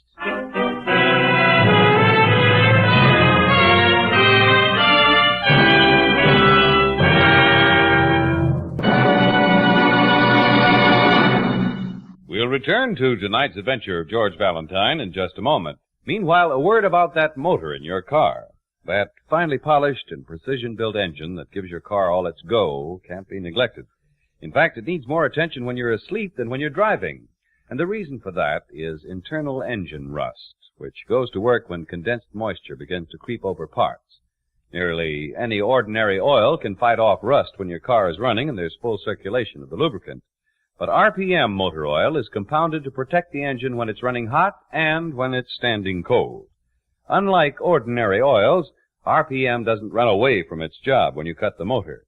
A special adhering compound in RPM keeps a tough oil film on all engine parts, protects the interior of your engine from rust. And that's another reason why Western motorists choose RPM motor oil 2-to-1 over any other motor oil. Get RPM at any standard station or independent Chevron gas station where they say and mean, we'll take better care of your car.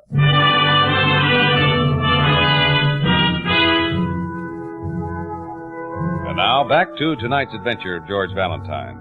Well, just put yourself in George's place. Your client, Arnold Loomis, tells you he made a great big fib about being robbed. Why? So his wife wouldn't find out he lost $1,000 on the ponies. Then he tells you that a man, one Neil Denquist, has confessed to this crime that never was. You learn that a murder's been committed about the same time of the alleged holdup. So what else would you be talking about now to Lieutenant Riley? Yeah, Lieutenant, this was an alibi for the books, all right.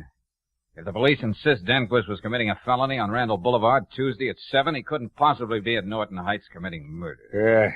Well, all I have to do now is sweat the truth out of Denquist. Oh, Lieutenant, if you can, go easy with Loomis, will you? So his wife doesn't find out that he lied? I'll do what I can.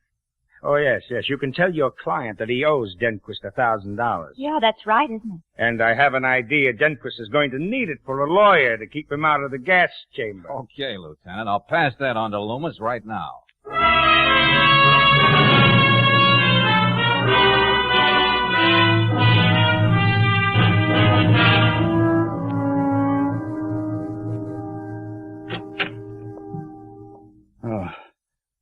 Oh, it's you, Valentine. Come in. What is this? Well, what happened to you, Mr. Loomis? That bandage. You look like the boy with the fife in the spirit of 76. I feel older than that. Oh, don't tell me your wife found out what you did with that money. No, Martha's been out all evening, thank heaven. Come on, let's get to the point, Loomis. Who went to work on your head? I don't know. What? I was in the living room reading. I heard the front door open and took it for granted it was Martha. Yeah? Then, when I didn't hear anything for a few minutes, I went out into the hall to see. And the next thing I knew, I was getting up off the floor. Anything missing? No, that's the strange part of it. Not a thing. I went over the whole apartment. I don't understand it. Yeah. Something else that defies all reason, eh, Loomis? It seems you're allergic to that sort of thing. Well, George, don't you think you ought to tell Mr. Loomis about Denquist? Huh? Oh, what about him? Did you prove that he couldn't have possibly held me up? More or less. I'll be able to tell you more tomorrow. Now think hard, Loomis. Do you know of anybody who'd want to conk you on the head just for the sheer joy of it? I know. No, not a soul, Valentine. I don't have an enemy in the world. Ah. Well, maybe it was a dear friend. Anyway, I'll call you later.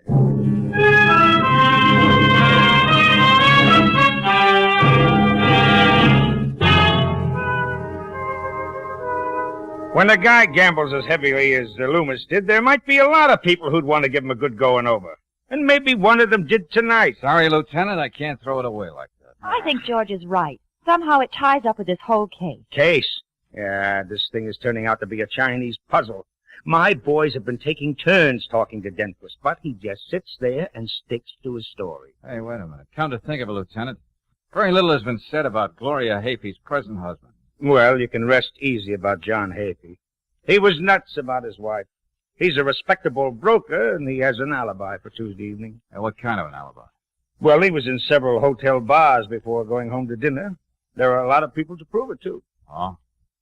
Do you happen to have any pictures of the late Mrs. Hafey? Well, just these. The one the boys took at the scene of the crime. Must have been beautiful. Yeah, and took care of herself. Looks like she'd just come back from the beauty parlor when she was killed. Hadn't even combed out her hair yet. Well, I won't take up any more of your time, Lieutenant. Miss Denquist here to see you, Lieutenant. Good. I want to see her, too. Tell her to come in. Yes, sir. Go right in, Miss Denquist. Lieutenant Riley, you're trying to frame my husband for Gloria Hafey's murder, aren't you? We're trying to get the truth out of him, Mrs. Denquist. No, you aren't. Why did this woman here come to my house and try to make me say that Neil was lying about that holdup? This woman here happens to be my assistant, Mrs. Denquist. My name is Valentine. And I didn't try to make you say anything. We were just trying to prove your husband's innocence. Yes, so the police could get him on a murder charge. Just a minute. How did you know we connected your husband with the Hafey case at all? Do you think I'm that stupid? I read about Gloria's murder in the papers. I knew you'd finally get around to Neil. Oh, yeah. You were bound to find out he hated her. When he was married to that Gloria, he had a good job. He was doing well. She bled him, spent every cent he made. When she divorced him, he had no spirit left, nothing. You know you're only building the motive for murder, don't you? You'd find out all those things anyway. But Neil is innocent. Lieutenant Riley, he was just where he said he was Tuesday night, and here's the proof. Huh? Money clip. To Arnold from Martha. Arnold Loomis. Martha's his wife's name. Where did you get this, Mrs. Denquist? Home, in Neil's bureau drawer. He took it when he stole that money. Are you sure you didn't get this somewhere else? And after going to a great deal of trouble? I don't know what you mean. Valentine, I'm beginning to feel like a weather vane. This money clip seems to support Denquist's story and call your client a screwball or worse. Yeah, well, I'm sticking with Loomis, Lieutenant. And it's going to take a lot to stop me from proving that Denquist is lying in his teeth.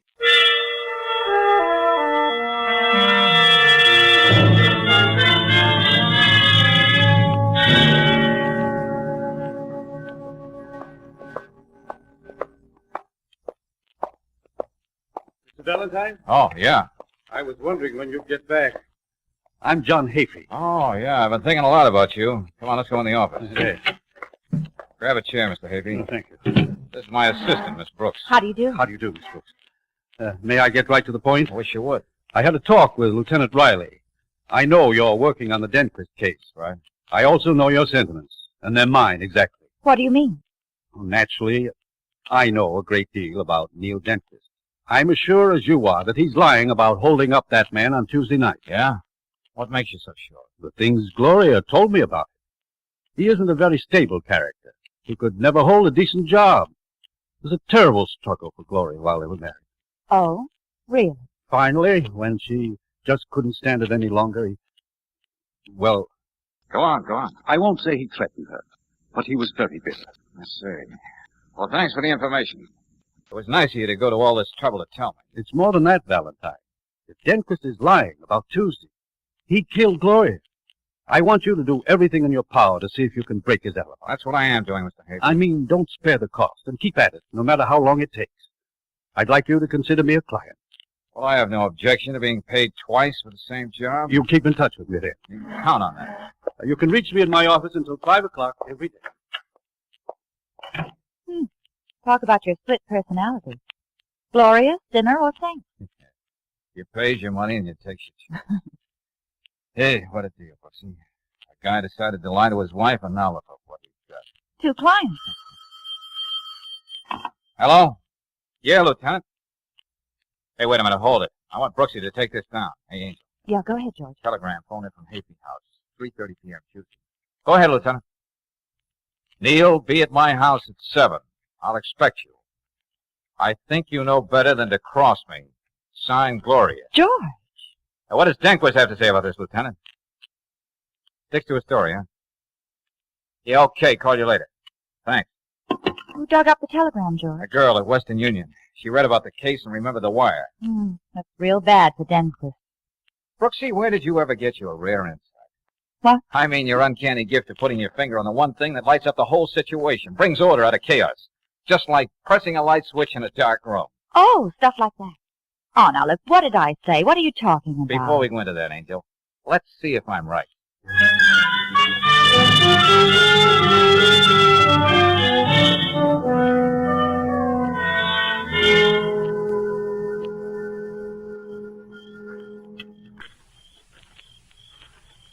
George, this could be technically called illegal entry. Now, what's illegal about dropping in at your client's house the back way through the garden? Hafey isn't home, no servants around, and I'm in a hurry. Hey, wait a minute. Let's try these French doors over here. Well, I wish you'd tell me what my psychic powers told you. You know, you can't tell a girl she's like a light switch in a dark room and then just clam up. Hey, we're in luck. Come on in. Now, what do you suppose that light switch is? That's me, remember? I'll just say something and behold, there shall be light. Oh, great. Hey, here we are. Brooksy, I gotta find the name of the beauty parlor Mrs. Hafey was in the habit of using. Oh, I see. You remember what I said when we were looking at that picture in Riley's office. Yeah, that's right. Oh, it must be in an address book or on the telephone pad. Yeah. I can't wait till tomorrow, and it can be anywhere in the city. Valentine, look out! Get down! Are you all right, Brooksy? I guess so. Stay just where you are. I'll switch the lights back on and see if everything's all right. Hafey? Yeah, just a minute. Hey, what goes, Hafey? I guess it's okay. Whoever it was has disappeared. What happened anyway? I just came home, Miss Brooks. I saw you two standing here in the center of the room. I was about to say something, then I noticed someone standing in the door to the garden with a gun in her hand. Her hand? I think so. It was hardly more than a shadow, but it looked like a woman. The only thing I could think of was to turn off the light and shout. Well, it's certainly a good thing you did. Hey, come out here, Hafey. You were right. It was a woman. Oh, You can see the heel marks here in the ground. Francine Denquist. She's the only one it could be. It's fantastic that she should go this far to keep you from smashing her husband's alibi. She's a desperate woman, Hafey, and she's in love. Well, it's lucky you came along. We owe you our lives. Don't you think we ought to call Lieutenant Riley? No, I've got a better idea. What's that, George? Hafey, I wonder if you drive Miss Brooks down to headquarters and wait there for me. Of course. Oh, yeah, and ask Lieutenant Riley to pick up Loomis and Mrs. Denquist. What have you got in mind? I just have to make one stop, then I'll join you. Mr. Hafey, I think I can clean this thing up for you tonight.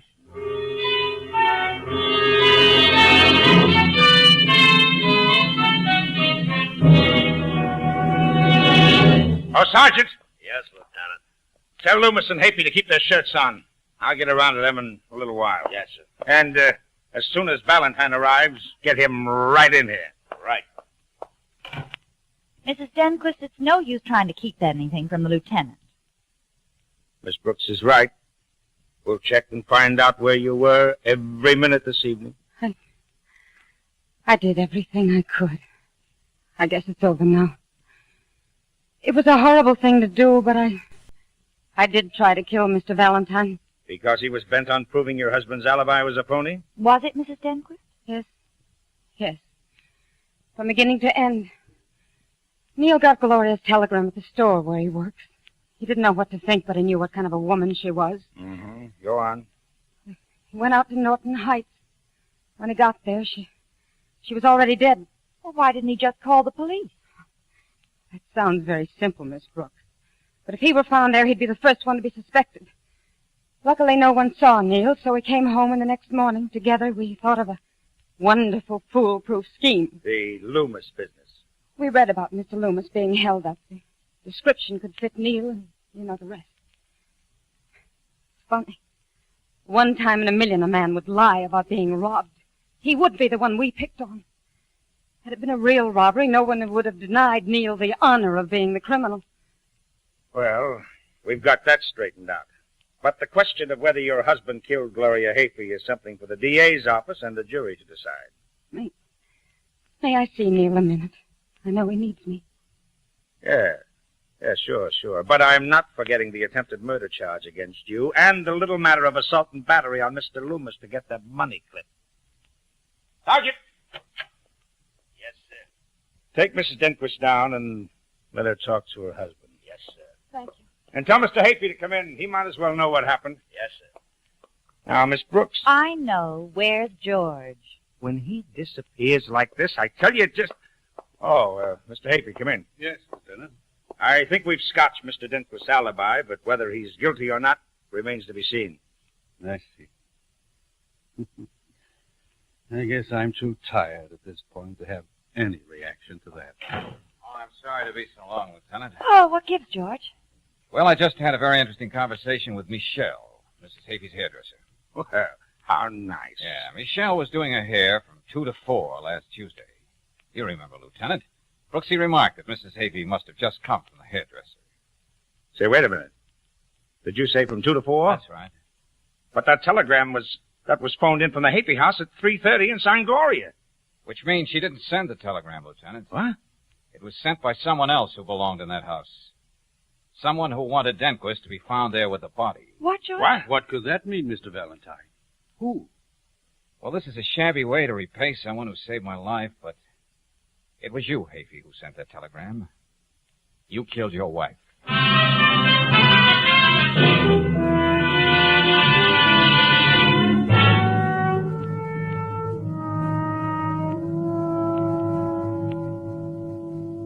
How many twists can one case take, Brooksy? Well, I've stopped counting the ones this one had.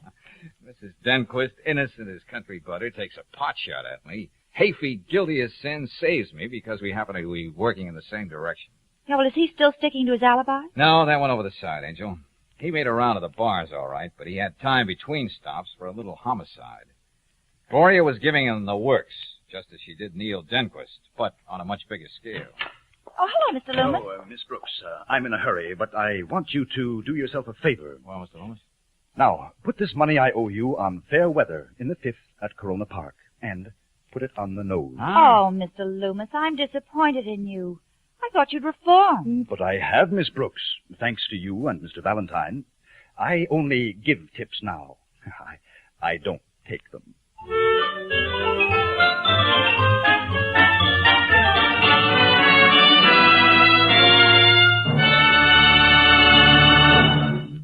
Like a rolling stone, a rolling wheel bearing gathers no moss, but in 5,000 miles it does roll through a heap of dust. Often the first sign that your car's front wheel bearings have been neglected and need prompt attention is uneven tire wear. And without a repacking job, dry bearings are in danger of being ground to pieces by the weight of your car. So to keep a large-size repair bill away from your door, get front wheel bearings serviced every 5,000 miles. For this important job, rely on the experts at independent Chevron gas stations and standard stations.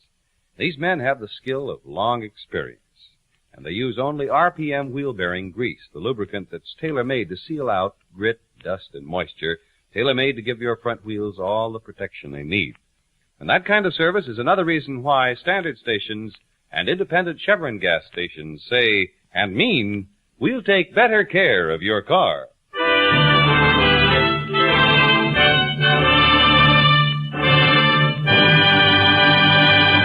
Next week, when you tune our way for another adventure of George Valentine, you'll hear... Couldn't wait till you got here, Valentine. Oh, it's so good to see you, George. I was so afraid that gorilla saw me slip you that note. What about Bigelow, Lieutenant? Well, this is just how we found the place. Empty. I put out a general alarm for Bigelow. Hey, what was in that note about Collins, Brooksy? Well, it's too late now. Collins is dead. Not just dead either, Valentine. Collins was murdered. And that means we're not looking for just a stack of paper. We're after a murderer.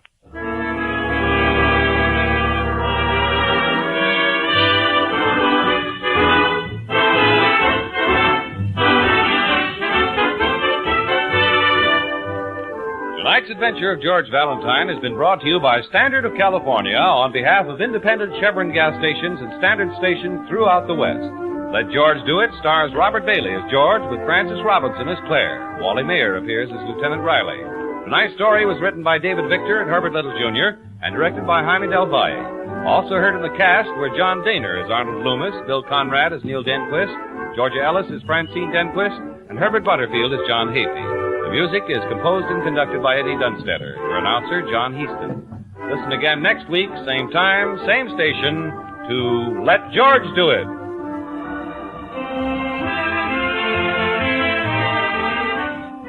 This is the Mutual Don Lee Broadcasting System.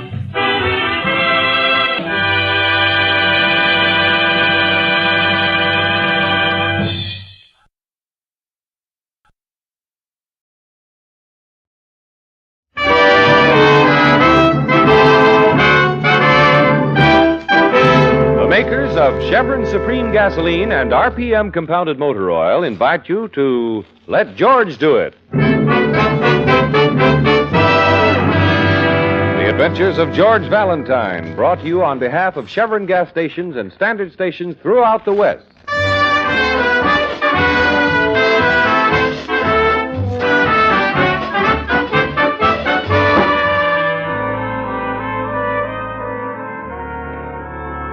Tonight's adventure begins as George, feeling very safe after making a special trip downtown to pay the premium on his accident policy, walks briskly down an isolated street to where he has parked his car. Suddenly, from the open stairway of a building, a cascade of small round pellets bounces to the pavement, followed closely by a young woman in great haste. There is a collision, and George hits the sidewalk with the force of a blockbuster.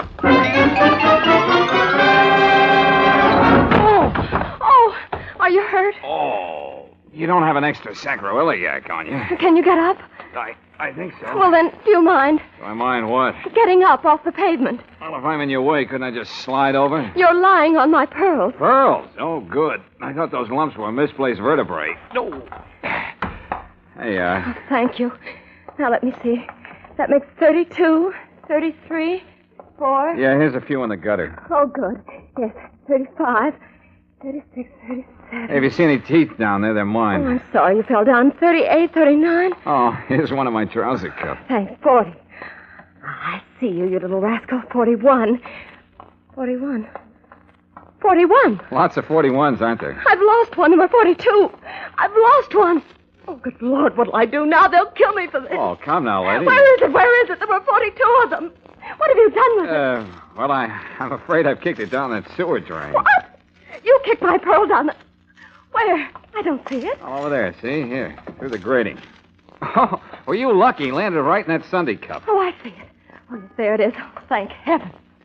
But how did we get it out of there? Well, it's a very delicate engineering problem. I need a long stick and a chewing gum if you're through with it. Here. Thanks. Now, let's see. That's lucky. Here's a stick. That might do it. Can you reach it? No, not long enough. You know, that's quite a drop down there. Oh, good Lord, if anything happens to that pearl. Well, I hate to do this, but... Are you going down there? Here, hold my coat, will you, lady? All right. There's a ladder in here. Don't fall down and hurt the pearl. Oh, thanks a lot. I'll be careful. Got it. Give it to me, quickly. All right. Catch. Oh. Nice one. Thanks. Hey, wait a minute. What are you doing with Thanks that a lot, ladder? Has. You've been very helpful. Hey, what is this? Put that ladder back. The least we can do is leave things like we find them. Hey, come back here. You, what's the matter with you? Don't worry, lover. A heavy rain ought to float you right up to the top. Sorry, I just can't stand saying goodbye or answering questions. Well, I'll be... Hey! Help!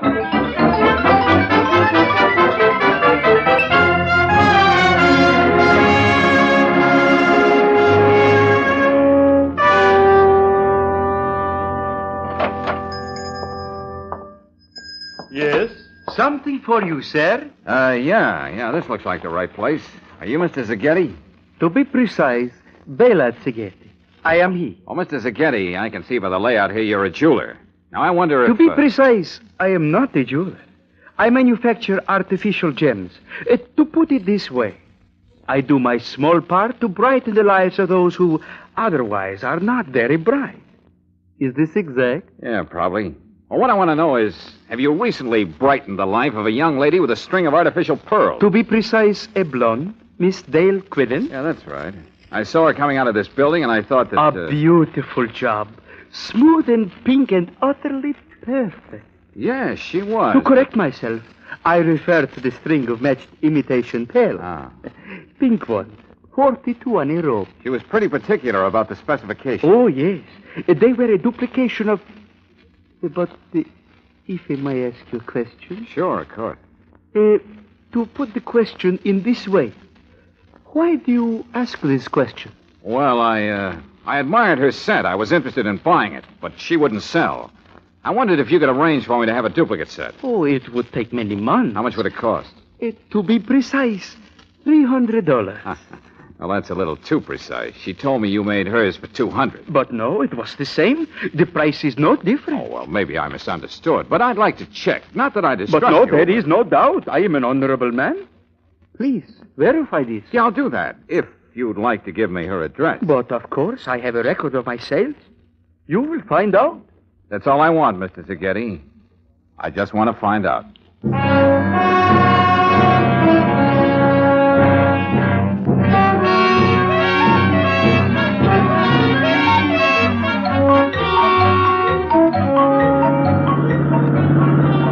Well, after all, George, anybody who'd go down into a sewer pipe after a blonde deserves everything... Oh, now listen, Brooksy, I didn't follow her into the sewer. I was doing my good deed for the day, and she ran off with my coat and wallet. What were you looking for, a merit badge? Oh, now, Brooksy, listen. Well, it's a nice way to meet a girl, I must say. Sprawled senseless in the gutter. And all she has to do is blink those big brown eyes and... Blue eyes. Blue eyes. And you go scurrying down the drain pipe like a... Rat. Rat. Thank you. And then because you're caught in your own trap... Well, that'll teach me to keep my trap shut. You come cringing back to me like a... Good puppy. Puppy. And you expect me to feel sorry for you. So she jilted you. Good for her. What were you trying to prove anyway? Well, I guess I was just trying to prove I was willing to start at the bottom and work up. Brooksy, What? you're not mad. Oh, George, of course not. But I hate to see a woman make a fool out of a man like you. Another woman, that is. Well, don't you worry. I'm going to prove to her I'm nobody's fool. I know you're not, darling. Yes. Huh? But I'm working on it. Hey, wait a minute. Here we are. Yeah, you're right. There's the number. 7700. Uh-oh, he's right. Sure you want me to come along? Unless you're afraid of the competition. What? Oh, aren't you smug? Lead on, Macduff.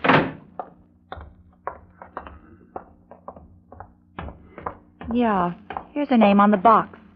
Miss Dale Quillen. I'd like to give her a piece of my mind. Now, Brooksy, let me do the talking. Yeah? Miss Dale Quillen? You're kidding? I mean, she means, is Dale Quillen at home? You're kidding? Well, Is he kidding? well, someone is. Hey, did you get a look at that house? What, through that solid wall of muscle? The place is a wreck. Furniture turned over, paper scattered on the floor. Poor housekeeper as well as a crook. What are you going to do? What is this, a gag? We've decided to wait. What are you, a mad character or something? Blow. Oh, come off it now, handsome. Anybody can see you've got a heart as big as all outdoors. Yeah? Then stay outdoors. Hey, character, get your foot out of the door, I'll chop it off. You know, you could be a lot of company for us while we're waiting. Yes, sir. A lot of company. Yeah? Give me your address and I'll drop you a postcard. If you want it any clearer, I'll step outside. Come on, I dare you. Hey, take it easy, Claire. I warned you, joker. Let him go, Nubbin. You're too quick with the fist. We're all friends now. Yeah, that's a great little equalizer you got there. It is small but persuasive. Bring him in, Nubbin. I think we have interest in common. Come on, you. In one piece, Nubbin. Perhaps you can take him apart later. Inside, kidder. Easy. Yes, Nubbin is just a big, playful child. He loves to take things apart, but he has never quite learned how to put them together again. Now, shall we talk?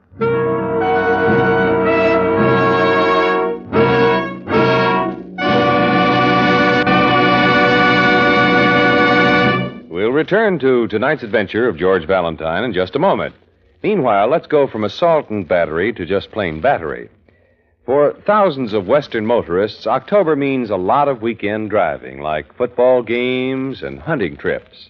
But for the battery in your car, October means extra work and power drainage because of the colder weather and lots of stop-and-go driving. So let me give you a two-way economy tip. First, depend on the men at your standard station or independent Chevron gas station for periodic battery checkups. They have all the equipment and know-how for keeping up your battery's maximum power and for giving it longer life. Second, when you fill up your tank, ask for Chevron Supreme gasoline. Tailor-made for each different climate and altitude zone, high-octane Chevron Supreme assures instant starts, eliminates grinding on the starter, and drain on the battery. So for definite battery economy in colder weather, just remember regular battery checkups at any Chevron gas station or standard station and Chevron Supreme gasoline.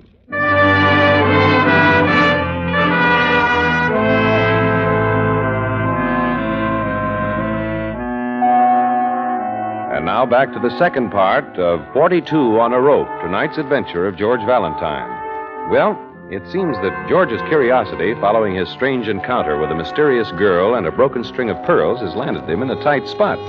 For minutes now, Baptiste and Nubbin have been questioning George and Claire until... I've told you everything I know. This girl, this Dale Quillen, made me look silly, so I came here for an explanation. Now I feel even sillier. You have come here looking for something. So have we. Naturally, we are all sincere people. Perhaps we can help one another, Monsieur... Valentine. George Valentine. And it depends on what we're looking for. Naturally. Pink pearls, no?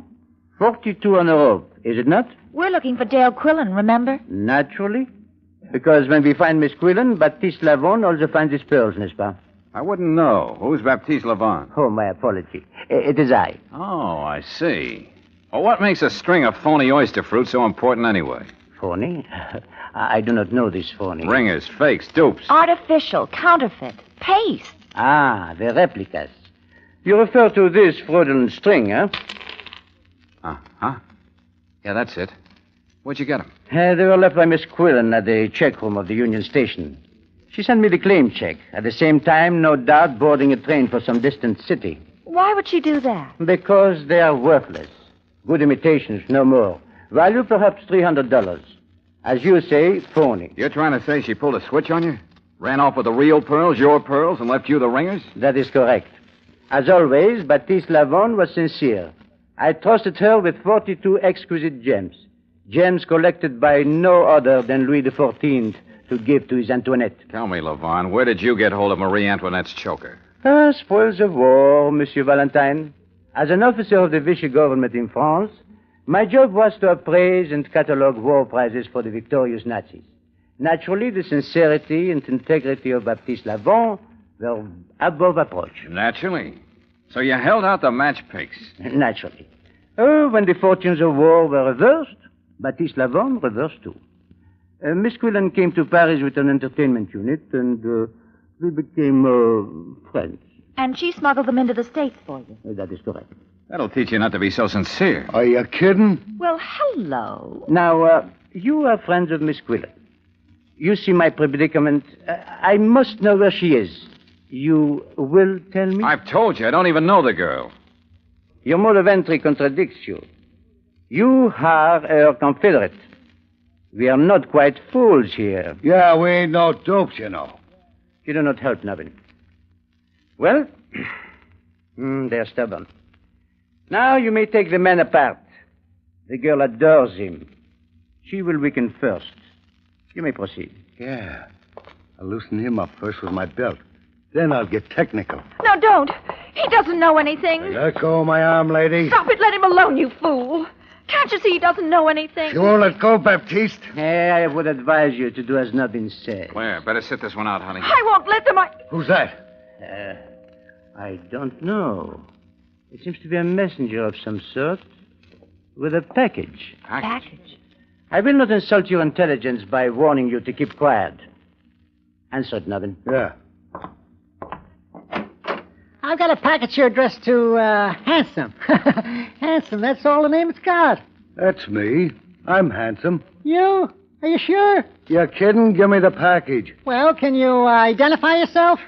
Sure. Take a good look at me.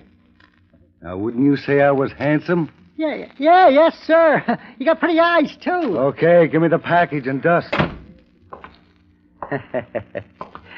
Handsome, is it? This is surely not Nubbin, nor is it Baptiste Lavon. Handsome, then, is Monsieur Valentine. Oh, no, not me. No, it's... Oh, yes, Monsieur Valentine. I will open the package for you. Sacre bleu. They're not here. It's nothing but a map. Yes, but a large map of the city, with 4 small crosses marked on it, and these words, X marks the spot.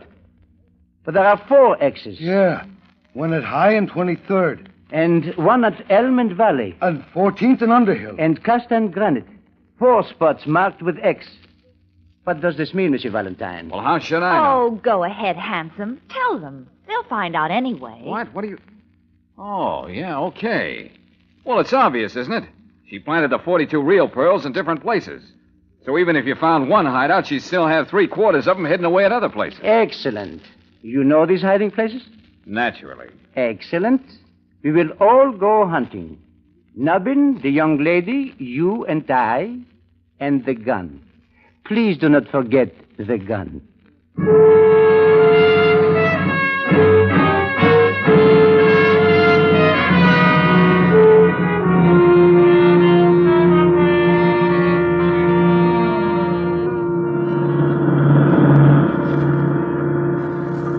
Well, here's the first stop, Costa and Granite. Where am I going to park? Pull up to the curb, Nubbin. Let us out. Then drive around the block and pick us up here. Okay.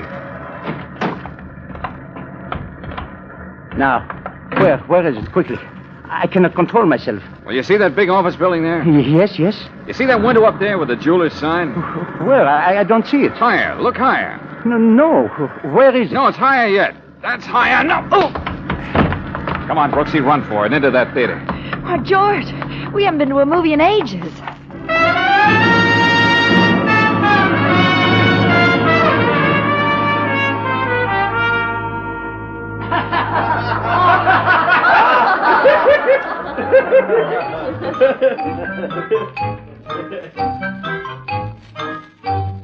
Oh, it's a cartoon. Good, I could stand a laugh. We didn't come in here for laughs, Brooksy. Do you think Levon saw where we went? I don't know. It's pretty dark in here. Can you see? Oh, a little. It's crowded. Maybe we better take singles. You leave me alone and I'll scream the place down. Okay. Hey, that looks like 2 in the middle there. Good. Excuse us, will you? Pardon me. I beg your pardon. Oh, this is fine. We can hold hands. Oh, George, are you all right? I think so. Oh, did you see that? That was very funny.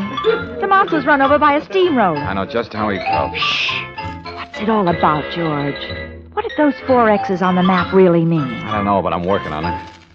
You think we're safe in here? Well, there are 4 X's and we're right in the middle. Wait a minute. Shh. Quiet, I got it, Claire. That's it. The 4 X's and us in the middle. Shh, quiet. What, you two? No, look, George.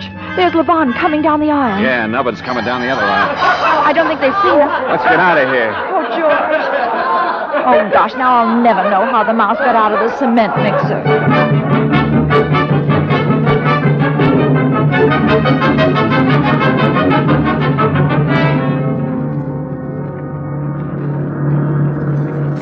Is anybody following us now, George? No, I think we've shaken him. Driver? Yes, sir. Got a map of the city? Yeah, here you are. Good, thanks. Say, pull over to the curb a minute, will you? Sure. What is it, George? I only hope Levon doesn't figure it out as fast as I did. Hey, you got a pencil, Brooksy? Yeah, an eyebrow pencil. Good. Thanks. Hey, now look. You remember the 4 intersections where the X's were? Yes. Now, I fold the paper here. Yeah. And draw a straight line from this X to this X. Fold it again and draw another from here to here. And you get a big X. Yeah, Brooksy. X marks the spot, intersecting at DeLong and King Avenue. And that's where we'll find Miss Dale Quillen.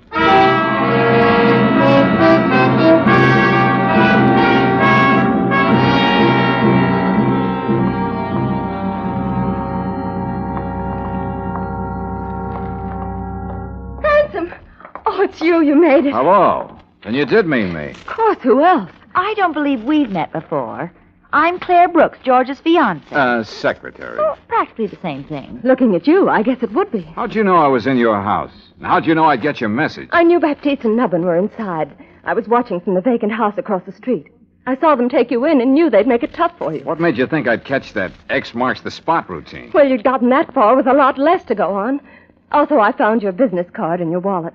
You're George Valentine, aren't you? Well, perhaps I should introduce you two. I figured you'd know the score because you're a professional troubleshooter. And brother, have I got trouble. Well, if I can be of any Now, help. wait a minute. Remember the sewer, George. Oh, I'm awfully sorry about that. I was panicky. It won't happen again. Darn white of you. Come on, let's get away from here. First of all, suppose you tell us what you did with Marie Antoinette's necklace.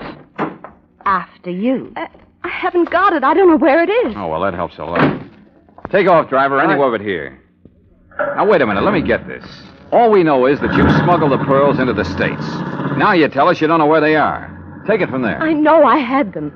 Levon concealed the pearls in a bottle of wine. I saw him do it. They were stuck to the bottom of the bottle with wax so they wouldn't rattle. Then he filled the bottle and sealed the top. I paid customs duty on the wine and got them through. Very smooth. Go on. Well, when I got here, the seal was still unbroken. But, well, you won't believe this, but when I opened the bottle, the pearls were gone. Somewhere in the middle of the Atlantic, somebody had made a switch. You're telling me the pearls were hijacked from you? It's true, I swear it. But do you think Levon would believe that? He'd say I double-crossed him. Men are so skeptical. Do you believe me? Well... Say you do. Say you'll help me. All right, I do, and I'll help you. Oh, swell. Now, all we've got to do is find the person who stole the pearls from the girl who smuggled them in for the boy who stole them in the first place.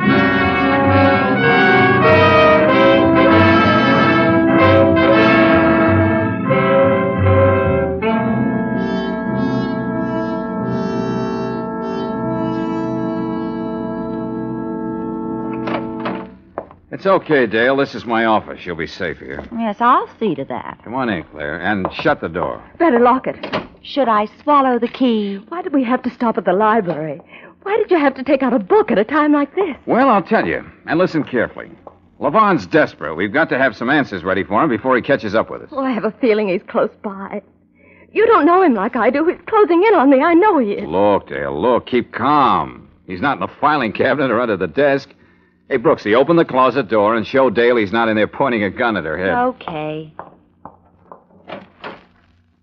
I have a surprise for you. He is. Huh? Keep your hands away from that desk, Monsieur Valentine. Back up, please, both of you. Miss Quillen, remain where you are. Oh, no. No, I knew it. I knew it. Face the wall, both of you. Your hands high. Higher. Nubbin? Yeah, Baptiste? Keep them covered. If either one makes a move to interfere, squeeze the trigger twice. I'll do that thing. And that's no gag, Joker. And now, we come to you, Sherry. At long last, eh? Baptiste, listen. You've got to listen. You've got to give me a break. You made a fool of Baptiste Lavon once. For that alone, I hate you. Should you do it twice, I would hate myself. No, Sherry. Your luck has run out. I didn't double-cross you, Baptiste. I swear I didn't. No? What do you call these? Pearls? You rotten little cheat. No, listen. I had them made, but give me a chance. I can explain. No, Sherry, they're phonies.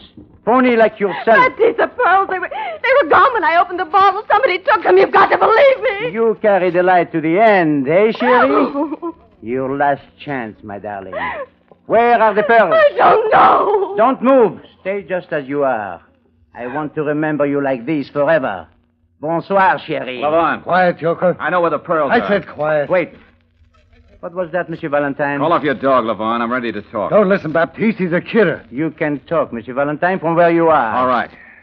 Your story about Marie Antoinette's necklace got me interested in famous jewels. I've been to the library and picked up a book. That's it on my desk there, the red one. Now go on, open it.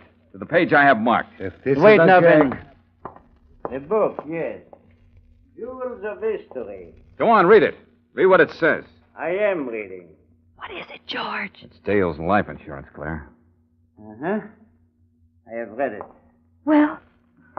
Well, I guess you win, Valentine. Can we put our hands down now, Lavon? Of course. Let them alone, Navin. You have very nearly made a tragic mistake. I thank you, Monsieur Valentine. Baptiste Lavon thanks you. I don't get this, Baptiste. Come, Nabin. We've worn out our welcome. Monsieur Valentine, we will trouble you no more. You will never see us again. Bonsoir, chérie. Now I will remember you always as you were in Paris.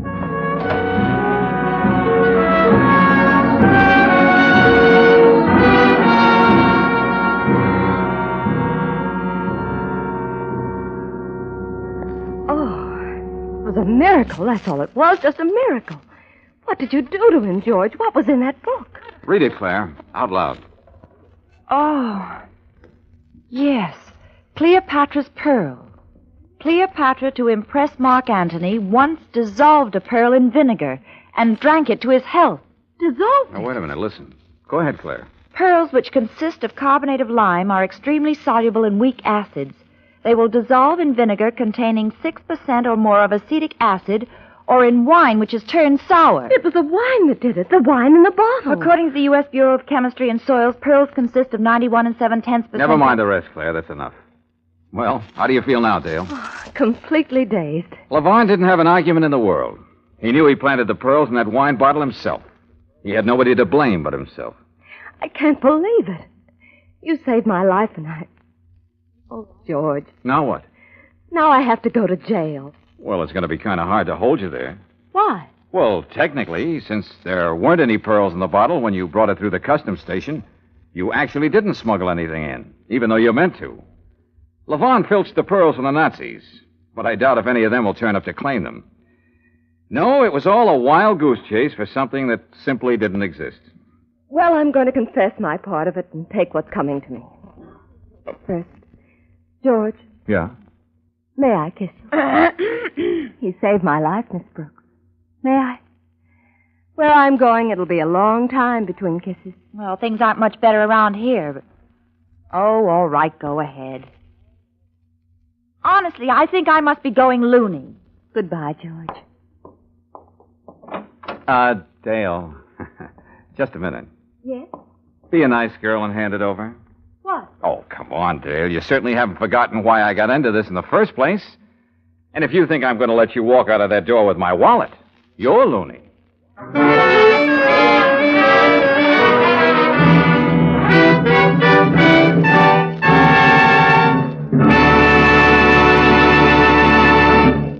If your family car is the kind that does all-around duty, like taking mother shopping, dropping the children off at school, picking up father after work, you can't choose your tires too carefully. That's why I'd like to talk to you tonight about Atlas Grip Safe tires. The Atlas tire has a specially designed tread that actually grips the road and brings you to a sure, safe stop whenever you apply the brakes. Tomorrow, ask at your independent Chevron gas station or standard station about the built-in safety features of Atlas tires. Then try them on your car for extra protection and extra riding comfort. Best of all, when you buy an Atlas passenger car tire, you get a written 1-year guarantee against the cuts, bruises, and blowouts that threaten the life of ordinary tires. While you're talking tire safety and comfort at the standard station or independent Chevron gas station, ask for those two other motor car friends, Chevron Supreme Gasoline and RPM Motor Oil.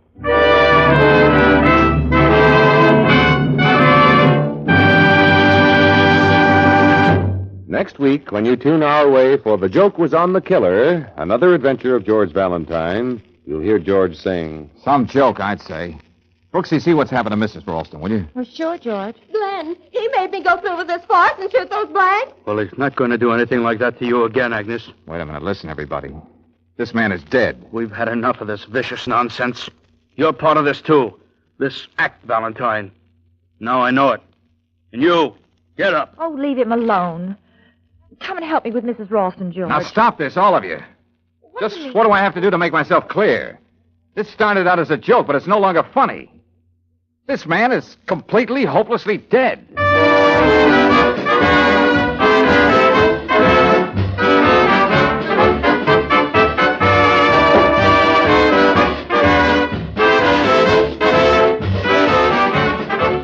Clinic care, hospital care, a visiting nurse in your home. They are made possible by funds from Community Chest.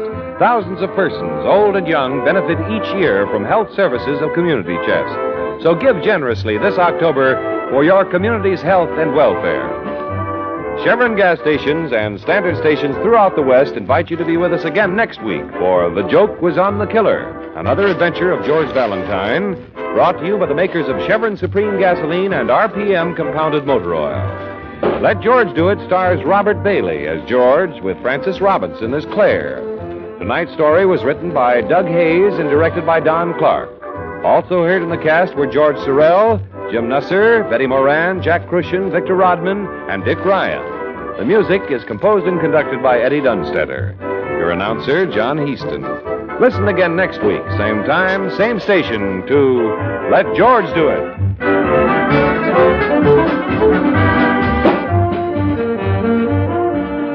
This is the Mutual Don Lee Broadcasting System. KHJ Los Angeles. Memo from stationers.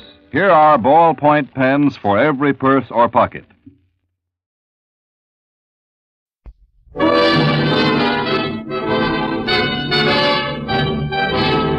Standard of California, on behalf of independent Chevron gas stations and standard stations throughout the West, invites you to Let George Do It. A minor case of murder, another adventure of George Valentine. Personal notice, danger's my stock and trade. If you're on a spot nailed there tight, you need my kind of help, George Valentine. Write full details.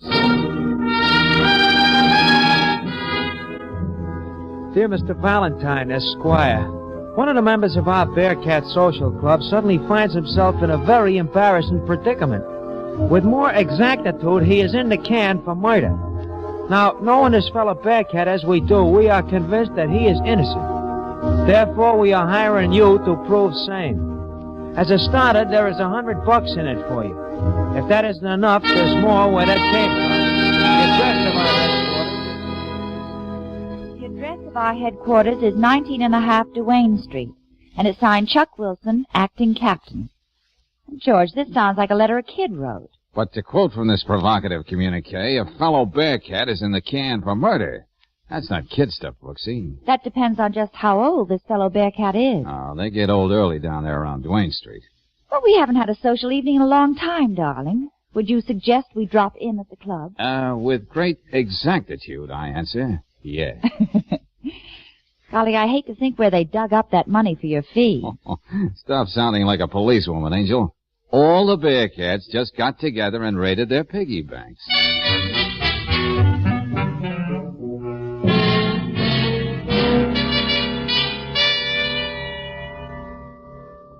Nice place you got around here, Chuck. It's just an empty store we fixed up. Yeah, but look at that furniture we got. See that red plush chair? right out of the lobby of the Piccadilly apartment. Shut up, Barney, will you? Valentine, I believe in getting right to the point. And that's the way I like to do business, too, Chuck. What's on your mind? Now, look, Dan Corey is the real captain of the Bearcats. Uh-huh. The cops got him jugged for shivving his stepfather. For what? Shivving him, lady. You know, pushing a knife in him. Oh. Yeah, but he didn't do it, Valentine, even if he said he did. Oh, he admits he did, huh?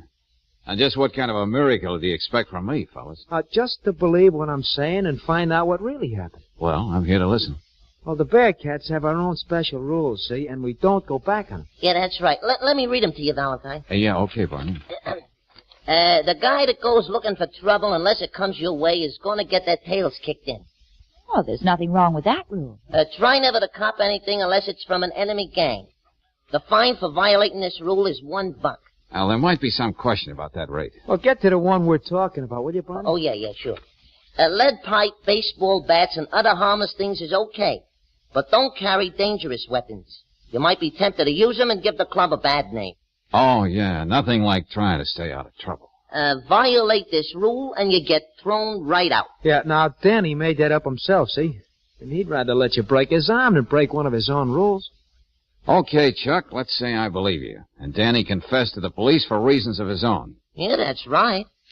Now, can you think of anyone in the neighborhood who'd want to kill Danny's stepfather? Just about everybody. His stepfather was nothing but a phony. Always pushing people around, even Danny's mother. Yeah, but did the babes go for him? Look, why don't you drop dead? Don't you see we got a lady present? Huh? Oh, don't let me cramp your style. What else about Corey? Well, he was in some kind of a racket with Leo Sudan, see? They worked out of the Swedes pool room on Malone Street. Uh-huh. Well, you going to take it on, Valentine? What would you say, Brooksy?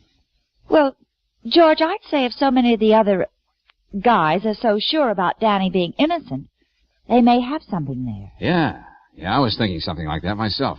Brooksy? Yeah? You drop in and see Danny's mother.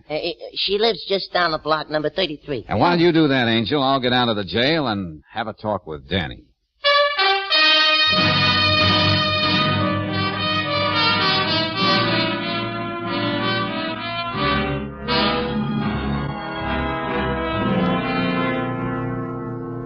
Just what did happen that night, Danny? The story's the same every time they make me tell it. I came home that night from the club. The key was in the door, so I just walked in. Yeah? Well, the man who married my mother was leaving. He had his bags all packed. I knew right then he was throwing her over. So yeah, I know. But how is it the police didn't find the knife? Well, I threw it in the river. Yeah? Why'd you go to all that trouble, Danny? And then walk up to the cop on the beat and confess? I don't know. I guess I was just half crazy. Oh, I see. So now you know.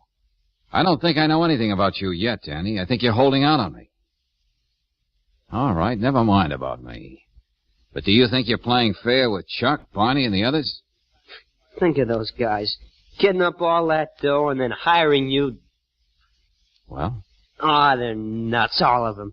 And don't think I'm sorry for what I did. Corey had it coming to him. You don't treat any woman the way he treated my mother. I ought to know. After the swell way my real father always acted. Before he... All right, Danny. All right, take it easy. You're just wasting your time, Mr. Valentine. Forget it. Danny. I can be just as tough as you. I'll be seeing you, kid.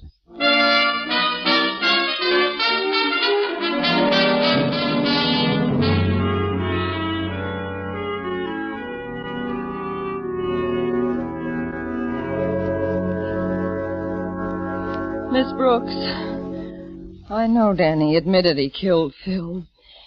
But if anybody's to blame, it's me. Oh, mothers have a habit of blaming themselves, Mrs. Corey. Yeah, but I knew how he worshipped his own father. And yet I married a man like Phil. A man who lived his days in a pool parlor. He wasn't the father I should have picked for my boy. But you had the right to make your own choice. Oh, Danny and his stepfather fought right from the beginning. There was no peace in the house. That's when Danny became an altogether different boy. Started that gang of his. Oh, I suppose I should have known something like this was going to happen. Why do you say that, Mrs. Corey? A few weeks after we were married, Phil was coming upstairs from that pool parlor. Danny was waiting for him. He pushed Phil down the stairs. I opened the door just in time to see him. All Danny did was look at me and walk out. Well, that's just going to make it look all the worse for Danny when he comes up for trial. Oh, I know. Everybody thinks he did it, but I can't believe it. Oh, I didn't know you had company, Mrs. Corey. Sorry. Oh, that's all right, Mrs. Revell. Come in. This is Miss Brooks, a good friend. How do you do? Hello. Oh, I do hope you've been able to talk some sense into Mrs. Corey. She can't just sit around moping all day. Well, you've been very kind. Kind, my foot. I know what it means to feel you're all alone in the world. You forget I spent half my life in hallrooms in the strange towns when I was in the chorus line. I think I'd better be running along. And you don't have to worry about Mrs. Corey, not a bit, dearie. Like I told her, as long as I own this rooming house, there'll always be a place for her here, and I own it outright. Best kind of security for someone in show business. Like my late husband used to say. Everybody tries to be so kind. Oh, now. All you need is a good sleep, and I'm going to see that you get it. That's good advice, Mrs. Corey. You want to look your best when you see your son. See him? Dan won't talk to me. He won't let me visit him in jail. Well, sometimes things change awfully fast, Mrs. Corey. So suppose we just wait and see.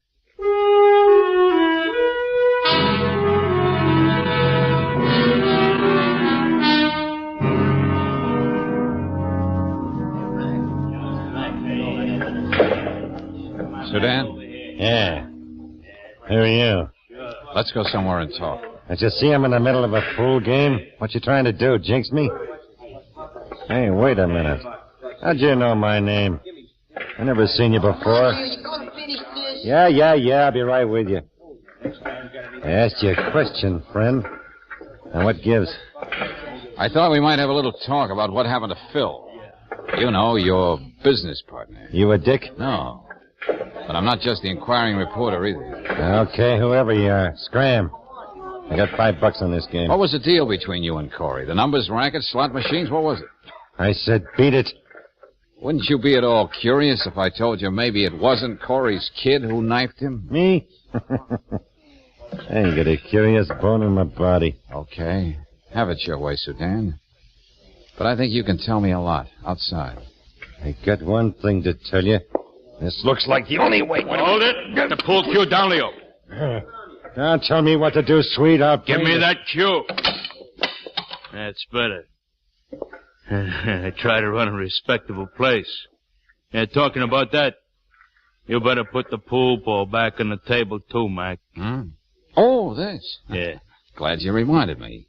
Leo almost got it between his teeth. Swede, this guy's been asking me about Phil Corey. You don't say. Hey, look, be a nice fellow, Mr. Run Along. Leo wants to finish his game. You and him got a beef, see him later. Somewhere else. Okay, you win. I know when I'm not wanted. But don't get me wrong, pal. Nothing against you personal. Just that I pride myself on running a nice, peaceable recreation parlor. You know, Swede, you're a man with ideals. I like that. But I got a few broken down ideals, too. What's that supposed to mean? I never get kicked out of the same place twice. I mean, and still leave it nice and peaceable.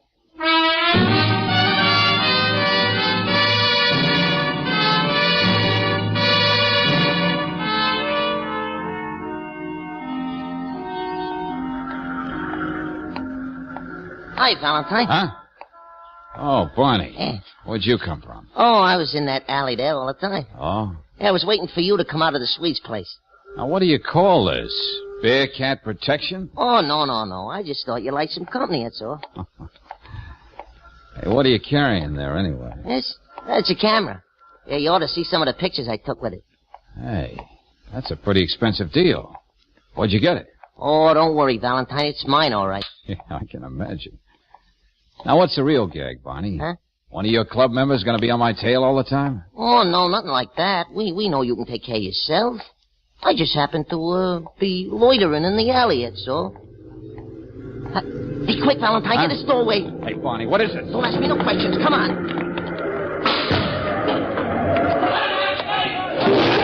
Hey, what the devil is this, Barney? Oh, you mean all that noise? Yeah, you're dragging me in this doorway. Boy, look at that car turn around. It's getting the works. I wish I could take a picture of it. Hey, what works, Barney? What's going on? Give. Well, Chuck figured you might be followed when you left the suite, see? So the Bearcats were already on the roofs up and down the street. They must have seen that car was trailing you. How do you like that? But all that stuff out there on the street. Oh, the street cleaning department will clean that all up in the morning. Nothing but ash cans, bricks, cans of garbage, things like that. I suppose I should say thanks. We wasn't going to let anybody wake you over. And you notice we didn't use no guns or knives. Oh, yeah. Perfect little gentleman. Yeah, that's right. But what did you find out about Danny, huh? Nothing much, kid. Except now there are at least two characters who do anything to keep me from finding out what really happened to Phil Corey.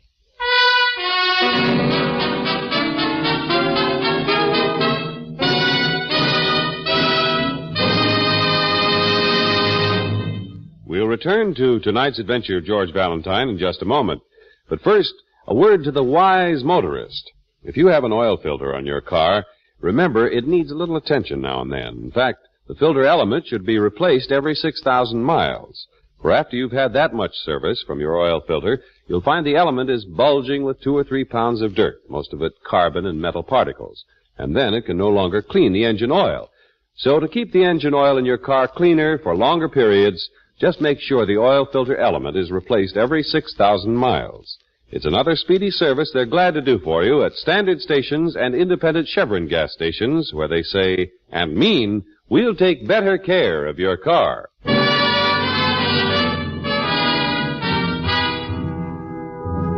And now, back to tonight's adventure of George Valentine. Well, you find yourself working with a gang of rough kids called the Bearcats, just about as tough as they come. They won't believe that one of their members, Dan Corey, is guilty of murdering his stepfather. You play along because you don't believe young Danny did it either, and that's why, like George Valentine, you find yourself with Brooksy in the one-room headquarters of the Bearcats right now, addressing the membership. All right now, all you guys, clam up. Come on, stop yapping, will you? I mean, the meeting will come to order. We got some official business to discuss. Okay, Mr. Valentine, the floor is yours. Oh, yeah, thanks a lot, Chuck. Well, fellas, before I get started, what do you say about unloading some of those, harmless weapons your Constitution allows you to carry? Okay, I'm waiting, fellas. Come on now, put them on the table. Well, come on, fellas. You're not afraid to walk down the streets like everybody else without all that stuff. Or are you? Well, okay, you heard what the lady said. Come on, get clean, will you? Thank you, Angel. Hey, did you hear that? He called her Angel. All right, forget it. All right, Valentine, what about Danny? I'm coming to that right now. I don't have anything like real proof to clear him.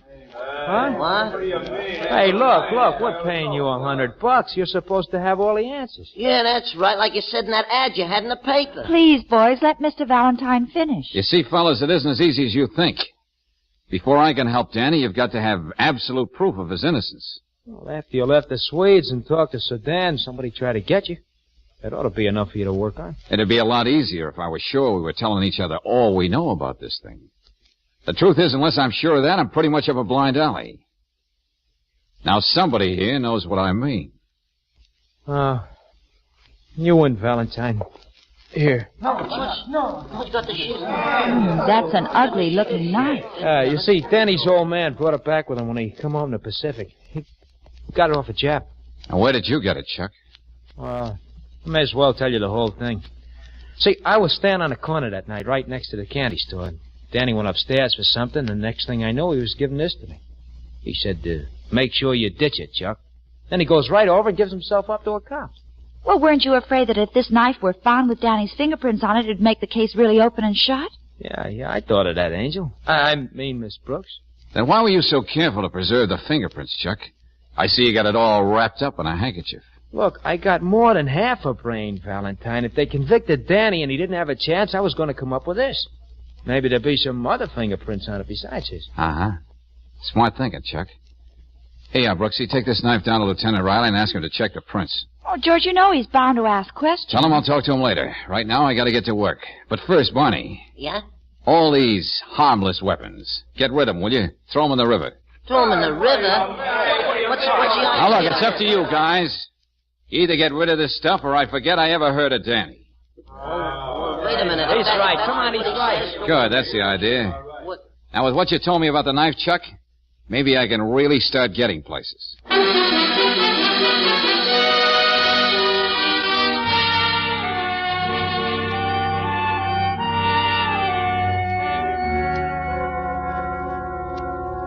I told Chuck to get rid of that knife. What's he trying to do to me? Danny, wasn't that the knife your father brought back from the Pacific just for you? Oh, he brought back all kinds of other souvenirs, too. It was hanging over the mantelpiece in the front room. You were very proud of it, weren't you? I saw it hanging there, so when I got mad at him, I grabbed it and I let him have it. You're lying through your teeth, Danny. The police believe You're me. trying to protect somebody. You went right out and gave yourself up. But first you made very sure you got rid of the knife. Now, why? You asked me that before. Yeah, but this time I don't need the answer. So long, Danny. I'll still be seeing you.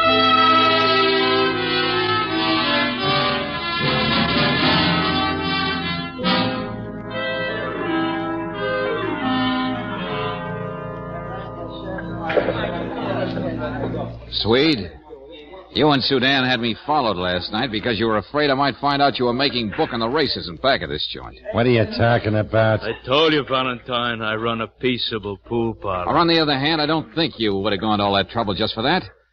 Maybe it was because the police didn't find just a railroad ticket, the key to his place, and things like that on Corey. They also found quite a wad of dough.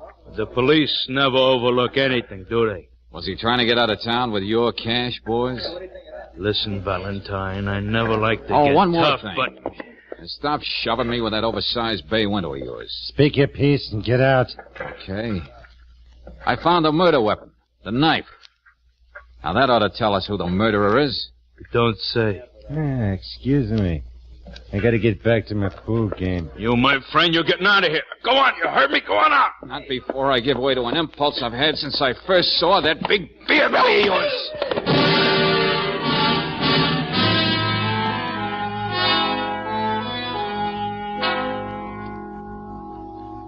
Well, Brooksy, there's nothing we can do but wait here in the hall till Danny's mother gets back. May as well sit here on the stairs and make ourselves comfortable. Uh-huh. You don't know the job I had persuading Lieutenant Riley to let me bring this knife back with me. Why'd you want it anyway, George? Oh, just a hunch, Angel. May come in handy. About Danny. When they arrested him, all they found was a key to the door and a couple of dollars in change. But those fingerprints, I don't see how... Hold it, Angel. Oh, hello, Mrs. Corey. Oh, Miss Brooks. This is Mr. Valentine. Remember, I was telling you about him. Oh, how do you do? How do you Mr. do? Valentine? Now, look, Mrs. Corey, there's no time to waste. Dan's trial begins tomorrow. Oh, I know. That's why I've been out walking and walking, trying to think what to do next. Mrs. Corey, your son thinks you killed your husband. Are you sure, George?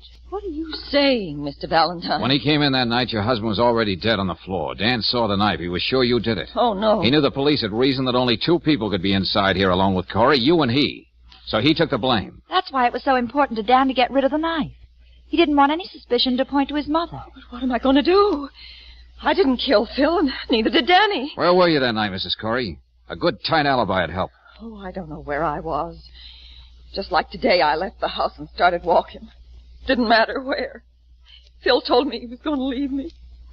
I'd lost my son and my husband. I'll get it. Oh, sorry, Miss Corey. Seems I keep walking in when you have company. Oh, hello, Mrs. Ravel. Hello.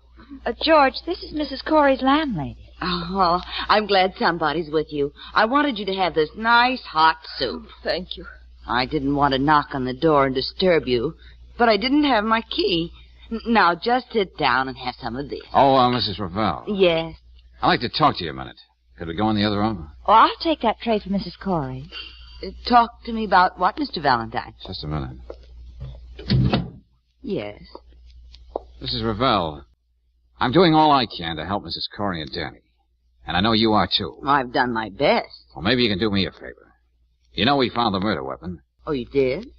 Well, I hope it means something. Something good. Yeah, I hope so, too. Now, here's what I'd like you to do. The knife is wrapped in a handkerchief. You'll find it in the desk of the store at 19.5 Duane Street, the Bearcat Social Club. What? I want you to go over there and get it and bring it back here. But why me, Mr. Valentine? Well, because I can't leave here, and neither can Miss Brooks. You see, we're expecting Lieutenant Riley of the police and a couple of other people. Now, if you'll do this little thing for me, you'll be saving me an awful lot of trouble. Oh, sure. But it'll take me a few minutes to make myself presentable. Well, take your time, Mrs. Ravel.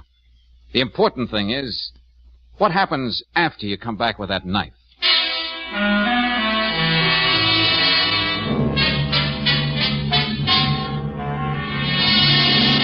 Brooksy, you know what to do. Now get on it. I got to use that hall phone here. I suppose it would be impolite if I asked what was going on. No time, Angel. I have to call Lieutenant Riley. Ask him to have a squad car pick up Sedan and the suite and bring him over here. Oh, that's all very enlightening. Now get going. Mrs. Ravel is not going to take forever to make herself presentable. Now, if I can only get Barney on the phone.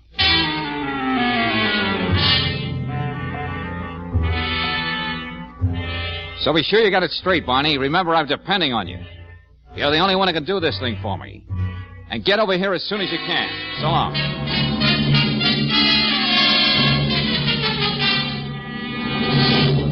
All right, sweet Sudan, you may as well sit down. Why'd the cops pick us up and bring us here? Oh, we'll get to that. Oh, Mrs. Corey, you didn't have any of that soup. She'll have it some other time, Mrs. Ravel. Valentine, nobody's got anything against us. You can't hold us here. Uh-huh.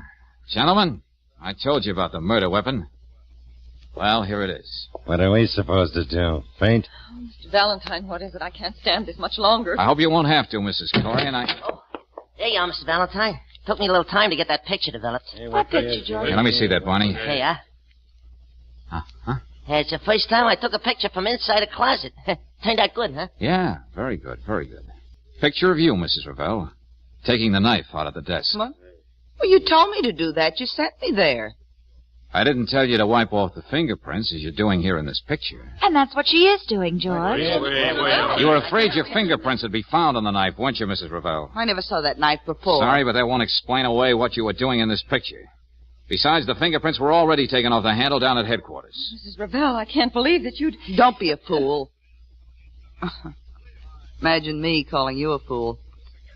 There wasn't a good-looking woman in the whole neighborhood Phil didn't try to make time with.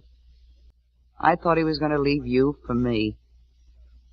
Then when he told me he was going away, alone, I killed him. And if you didn't, sister, we might have.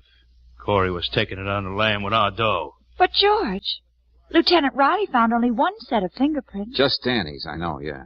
He wiped off what he thought were his mother's fingerprints. Then my fingerprints weren't... No. You were quite safe, Mrs. Ravel.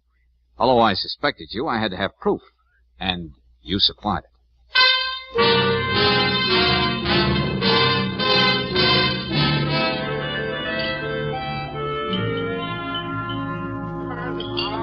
What are we waiting for? All right, now, all you mugs, clam up, will you? Hey, stop yapping. I mean, the banquet will now come to order. Hey, listen, before we get started, Chuck, I got something to say to Mr. Valentine, and I want the rest of you guys to listen too, will you? Okay. I already told you, Mr. Valentine, how I feel after what you did for me, but there's something else. Nobody but you would have gone along with a gang like us. You believed everything Chuck told you. You trusted Barney and all of us. You stuck by us. I guess the Bearcats have been a little off the beam, but you can take my word for it. After this, we're going to straighten up and fly ride. We're going to start a baseball team and use those bats the way they were meant to be used. Well, Well, fellas, after that, I don't think there's anything to add, except, well, let's see. Sure. And don't worry about the food, Mr. Valentine. We paid for it with our own money. Sure. Oh, yeah, Mr. Valentine, how did you suspect that Mrs. Ravel anyway? Well, it was all a matter of keys, Barney. Whoever killed Corey had to be inside the apartment. Yeah? When Danny came upstairs that night, he found a key in the door. The police took it as evidence. Mrs. Corey had her key. Oh. Bill Corey's key was found on him, and you, Danny, they found your key on you, and you were arrested. Now, the only person who didn't have a key, had to knock to get in, was, of all people, the landlady. The landlady? How do you like it? Order. Come on, everybody. Wait a minute. I got a motion, hey. What this club needs is an honorary captain. We already decided who it's going to be, huh, fellas? Sure we have. Oh, no. Now, wait a minute, fellas. You don't You don't have to do that. After all, Sorry, Mr. Valentine. We was really thinking about Angel. I mean, Miss Brooks.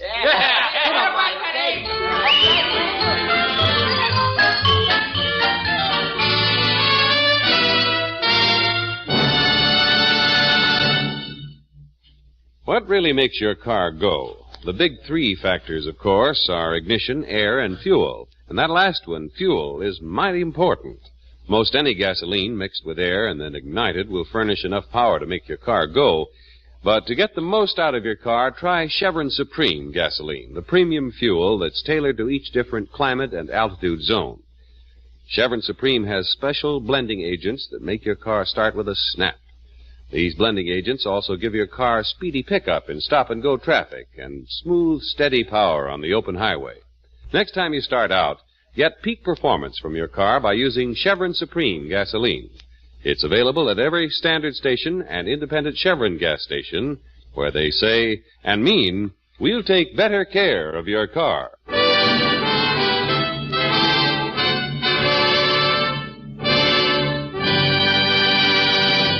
Next week, when you tune our way for another adventure of George Valentine, you'll hear... George, the woman's asleep. Maybe it'd be better if we came back in the morning. Brooksy, even when people sleep, they manage to breathe. Huh? Yeah. Oh. Look, George. Maybe this empty bottle on the bed table means something. I don't know. This note does. When you will find me, I am dead. I could not tell you the secret of the Montoyas and go on living in peace and honor. Forgive me, Maria.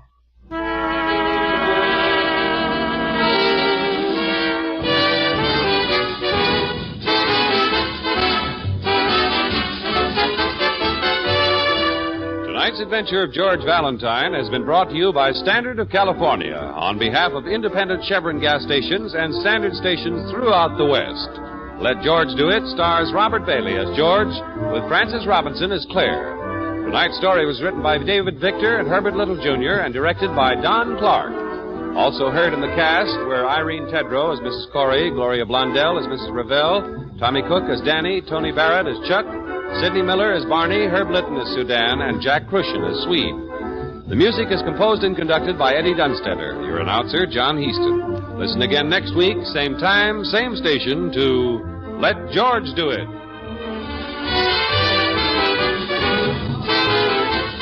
This is the Mutual Don Lee Broadcasting System.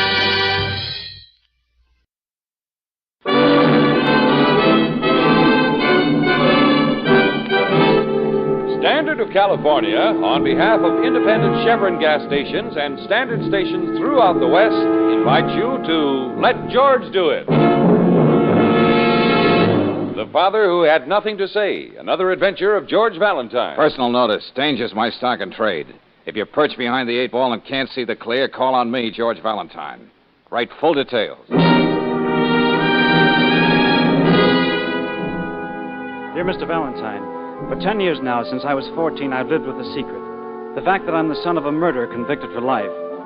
Now I'm going to take a step I know may threaten everything that means happiness to me. Still in all conscience, I must take it. And I can't think of anyone who can help me, except perhaps you. Suppose we talk this over as quickly as possible. As quickly as possible so I can supply what you so blithely call full details. Signed, Ralph Lochner.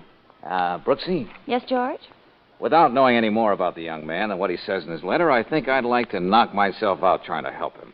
But aside from the startling fact that his father is a convicted murderer, he didn't say very much. Yeah, but the way he said it, Angel. Take a step that threatens his happiness, and he must take it in all conscience. That's a nice phrase, in all conscience. Well, if things have worked out for him in the last 10 years, well, why doesn't he leave well enough alone? Well, that's what we're going to find out, Brooksy. Oh, I suppose that means we're on our way. Huh? Could we do anything else? I mean, in all conscience?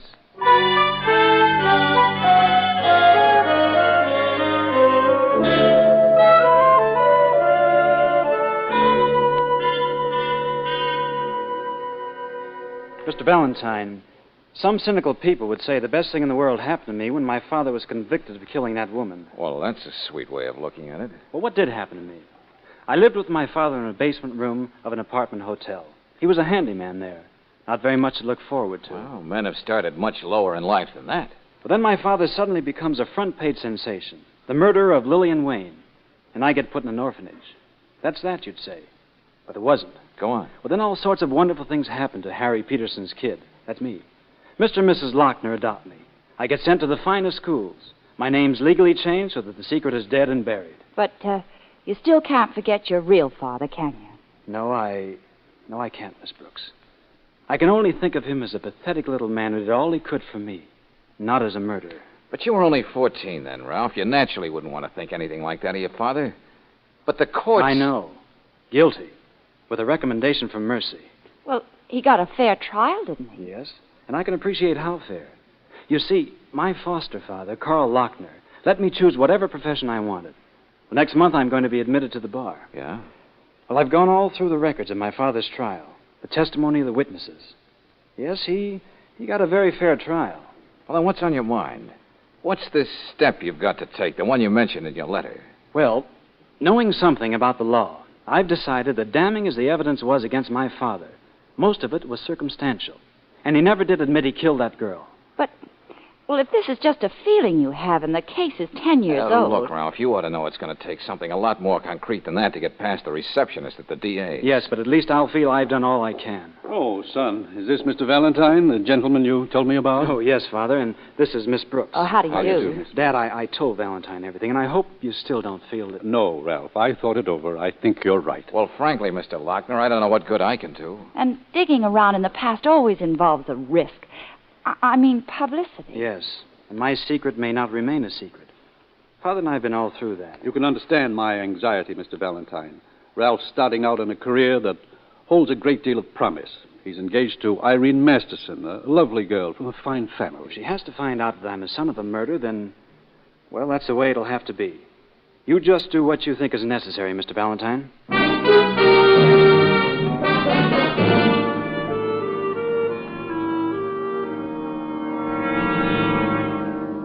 Mr. Valentine, the warden told me you're going to try to prove I'm innocent. I want you to do nothing. Get out. Now, wait a minute, Peterson. I don't want you to reopen the case. You will not find anything different. Aren't you changing your tune after 10 years? Not once did you admit you killed Lillian Wayne. Just the same, you stay out of this. And do not come back to see me again. Wait, take it easy, Peterson. We still got a few minutes. You heard what I said? Yeah. I may as well tell you, no matter how you feel about it, I'm going to find out the truth. Why do you do this when I tell you no?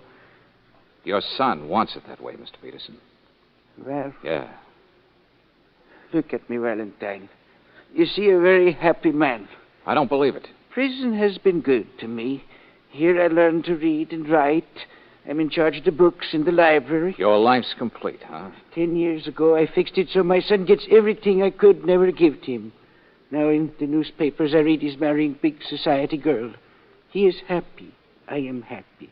Why do you poke your nose in? Don't you like to see people happy? Oh, Peterson, let's stop kidding each other.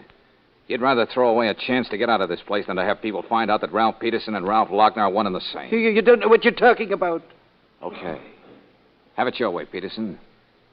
But if you didn't kill Lillian Wayne, it's my job to find out who did. And believe me, I'm going to give it a good try.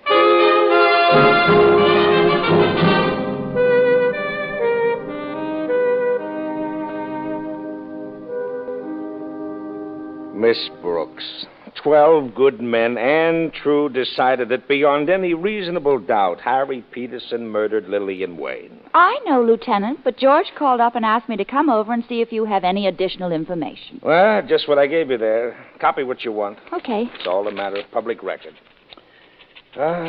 Say, just a second, Miss Brooks. Hold it. Is there something Valentine knows about this case that I don't know? Huh? I mean, just being a member of the police force. Oh, I couldn't tell you. The last time I heard from him, he was calling from the penitentiary after he saw Mr. Peterson. What? You mean he went all the way up there to... another one of his hunches, huh? Say, what's the name of this witness here, Lieutenant? You can read, Miss Brooks. But I tell you, there can't be anything to it. 5 witnesses put Harry Peterson on the scene of the crime. His fingerprints were all over the table lamp that was used to knock her out. And what about motive, Lieutenant Riley? Well, to pull it delicately, Miss Brooks, this little shrimp gets a yen for Lillian Wayne, who's, by the way of being a gorgeous model. She can't see him, he can't take no for an answer, and zowie. Very delicately put, Lieutenant. Well, if it's as open and shut as all that, George will just come up with the answer you've got here. well, of course. There's only one answer. He's just wasting his... Oh, never mind. I'm just whistling in the dark.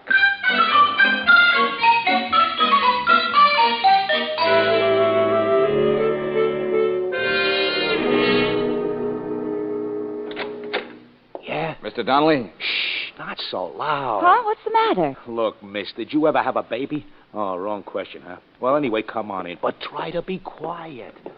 Hey, what's this all about? Oh, it's the kid. The wife's out shopping. You should have seen the time I had getting that baby to sleep. Say, who are you anyway? And how'd you know who I was? Look, where can we talk above a whisper? Oh, well, come on in here. Okay, now what do you want? I'm just checking on exactly what happened to Lillian Wayne the day she was murdered. Who? Lillian Wayne. Yeah, I heard you. But why are you bringing that up? Look, who are you, mister? Just someone who's not so sure Harry Peterson killed Miss Wayne. Oh, I don't know anything about that. I told the police my story. Sure, I had a fight with Lillian, but that was all. And they let it go at that? They had to. Well, I went down the elevator an hour before the chambermaid saw Peterson go into the apartment. What was the fight about? Just me waking up to find out what a sucker I was. Hey, translate that, will you? Well, I was a pretty sharp middleweight those days. Dames a dime a dozen. But Lillian says she's only got eyes for me. And like a school kid, I believed her. Oh, then you found out about the little black book. Yeah, but that I didn't know till later, Peterson's trial. All I knew then was that some guy was sending flowers to her every day from the florist shop around the corner. So we had a fight, and I guess I lost my temper. How badly did you lose it? Well, I guess I poked her one. Oh. Uh-huh. Well, if it weren't for Peterson, then you would have been tagged for suspect number 1. Don't remind me, pal. And for Pete's sake, don't let this get back to my wife. She don't know anything about me and Lillian. Oh, don't worry, Donnelly. I have to be good at keeping secrets. Oh, thanks. You don't know my wife's temper. If she ever found out, she'd knock my ears off.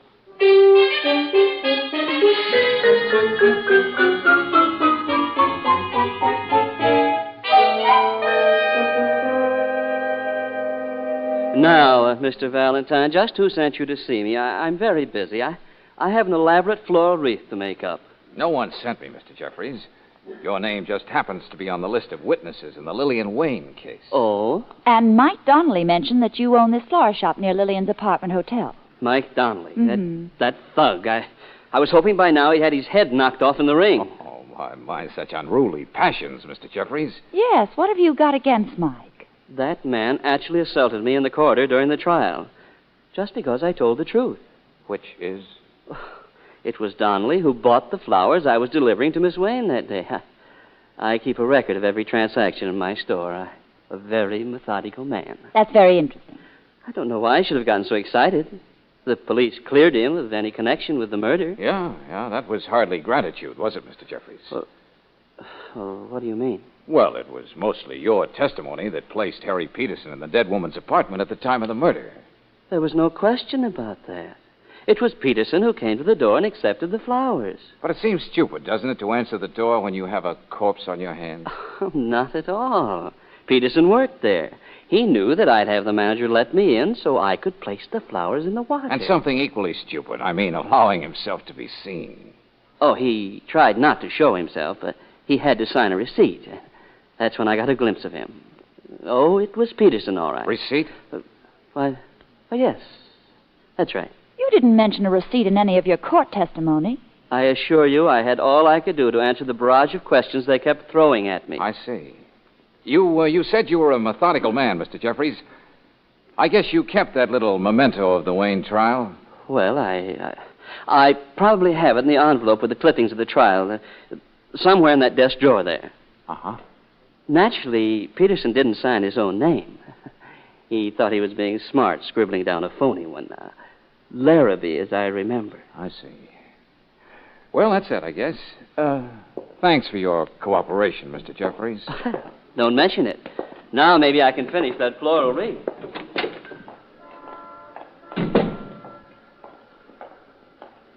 All right, George, let's have it.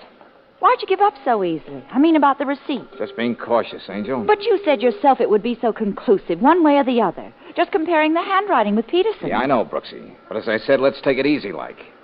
Jeffries is lying through his teeth, but I can't afford to scare him off until I find out why. You mean he actually framed poor Peterson? I'm sure of it. You see, Angel, Peterson couldn't possibly have signed that receipt. Huh? He didn't learn to read or write until after he was sent to prison.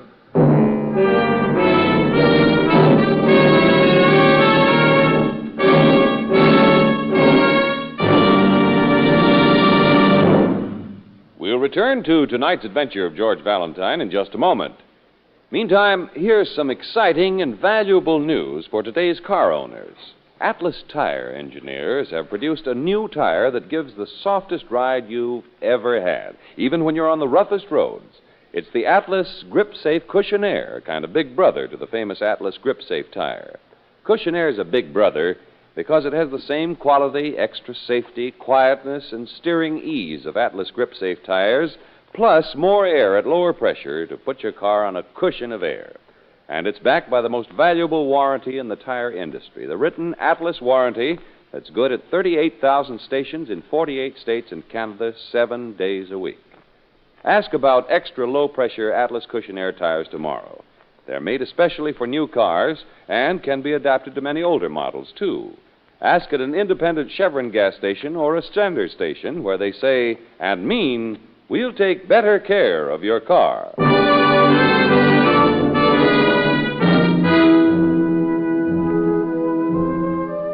And now, back to tonight's adventure of George Valentine. Well, a very intense young man named Ralph Lochner says he wants you to make sure, one way or the other, if his father is guilty of the murder he was convicted of 10 years ago. Finally, if you play it like George Valentine, you arrive at the unshakable conviction that the father is innocent. And, in effect, that's just what you're telling Ralph and his foster father, Carl Lochner, right now. It's as simple as that, gentlemen. What do you mean? Understand. I know Mr. Peterson didn't kill Lillian Wayne. I might even be able to prove it. But it would be a lot easier and a lot surer if first I found out who the murderer really was. Why didn't that fool Jeffrey say something about a receipt? Of course my father could never have signed it. I remember as a kid how ashamed I was because he couldn't read or write. I know how you feel, Ralph. It was a terrible oversight. Oversight?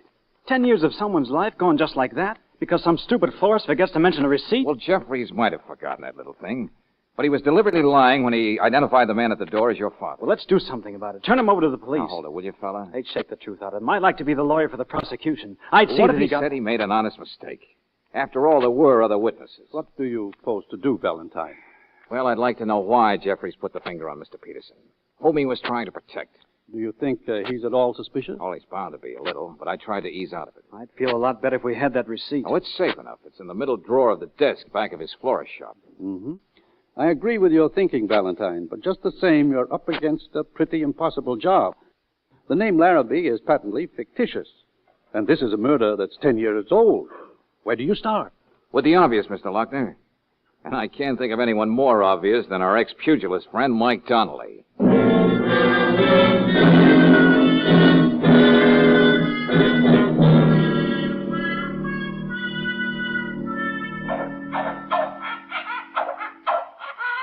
Oh, I ask you, Miss Brooks, did you ever see a kid like that, always bawling? Your wife out shopping again, Mr. Donnelly? Yeah. Thursday night she's got a bingo game. Oh, excuse me a minute, huh? Okay. Yeah, that's better. Now we can go on talking. Well, you don't mind giving us your signature so we can compare it with the one on Mr. Jeffrey's receipt. Oh, why should I mind? Fine. Here you are. Oh, thanks. Hey, just what did that guy tell you about me anyway? Well, he said you ordered the flowers for Miss Wayne the day she was murdered. Oh, he did, huh? Go on, what else? And, that you and he had a little fight in the courthouse during the trial. A little fight? Well, I nearly killed him. And I'll tell you why. Because it might interest you, Miss Brooks. Yes. Of course, it makes me look like a dope, but here it is just the same. I knew he was getting flowers and presents from somebody. So I used to stroll around downstairs to see who it was. I see. All I saw was Jeffries delivering flowers. The owner of the flower shop himself, mind you, not one of the boys. Then it dawned on me. It's also beginning to dawn on me. Yeah. He was making time with Lillian, too. She admitted it. That's why we had the fight the afternoon she was killed. So there was room in Lillian's big, generous heart for our Mr. Jeffries as well. Yeah, among others. You know, Mr. Donnelly, I wouldn't be surprised if you haven't given me a lot more than your signature.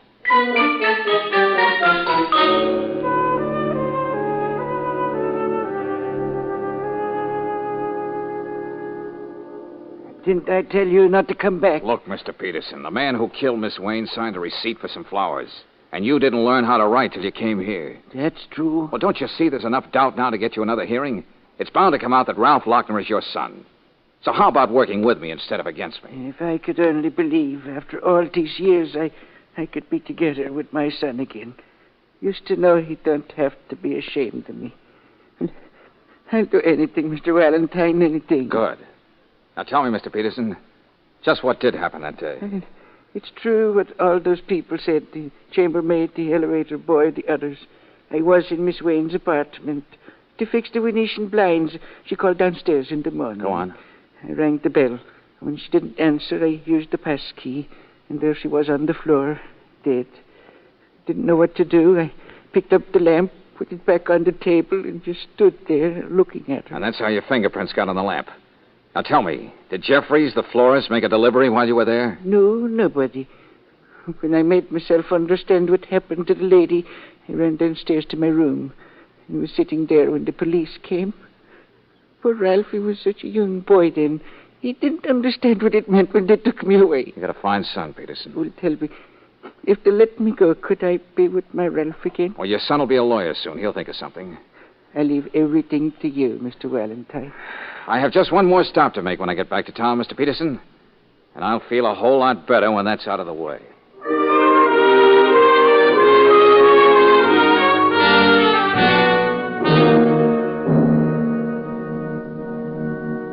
Come on, quick, Brooksy. Close that door. We don't want the cop on the beat to spot the light back here. Or we'll just tell him we're a couple of flower lovers. What do you think of Donnelly's story about Jeffries being on Lillian Wayne's bandwagon, too? More about that, Angel. Right now, I want to get a picture of that receipt. If I can get Riley working on it without Jeffries getting suspicious... George, look. The desk. Hey, a very clumsy job. Oh. I would have jimmied open the drawer with much more finesse. It's only a formality, but let's see. Yeah. Just about everything else on the Wayne trial, but no receipt. Oh, I outsmarted myself, Brooksy, and missed the boat. Well, one sure thing, George. Jeffries wouldn't break into his own desk. Why not, if he wanted to make it appear that someone else stole that all-important piece of paper? If it meant so much to somebody, he probably destroyed it by now. Yeah, Hey.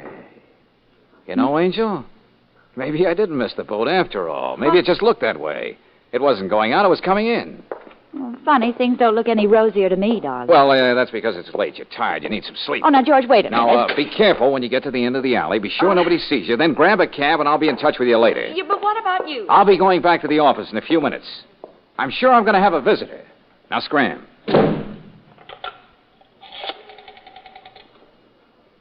Hello, operator.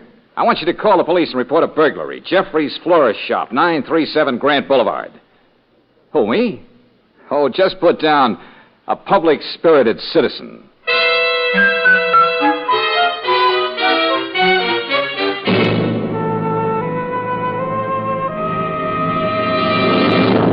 Huh? Well, if it isn't Nature Boy. I was just about to give you up. You were in my shop tonight, weren't you? Oh, why don't you give up, Jeffries? You don't stand the chance of a deep-freeze salesman in Siberia. You've just been lucky for 10 years.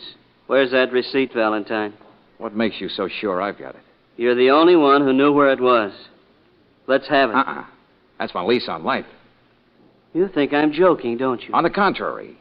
But I know you won't let that 38 in your hand go off until you find out what happened to that. Don't be too sure about that. I haven't any time to waste on you. You're a many-sided character, my friend. It was a real shock when I found out that you were another one of the boys in Lillian Wayne's male harem. You're a liar. Liar? Now you're adding slander to perjury. Get up. Now put your hands up. If you have that receipt on you, I'm going to find it. Doesn't it ever make you sick to your stomach having to live with yourself? Shut up. Didn't you ever think of Peterson in the prison laundry or the jute mill while you were flouncing around up to your hips in flowers? It's got to be here somewhere. You're trapped, back. Jeffries. You're trapped. Peterson couldn't sign anything. He didn't know how to read or write. What was that? What did you say? I knew I'd get a rise out of you. I'll kill you. Better drop it, Jeffries, if you want to use this arm again. All right. Oh, what are you going to do? I was just wondering how to make you stay put while I make a couple of phone calls. You can't. Uh-huh. I think Harry Peterson would like it done this way.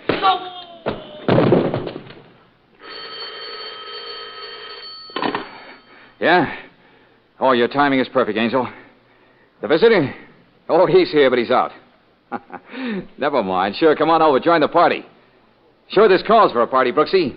Less than 5 minutes ago, I found out who really killed the fair Lillian.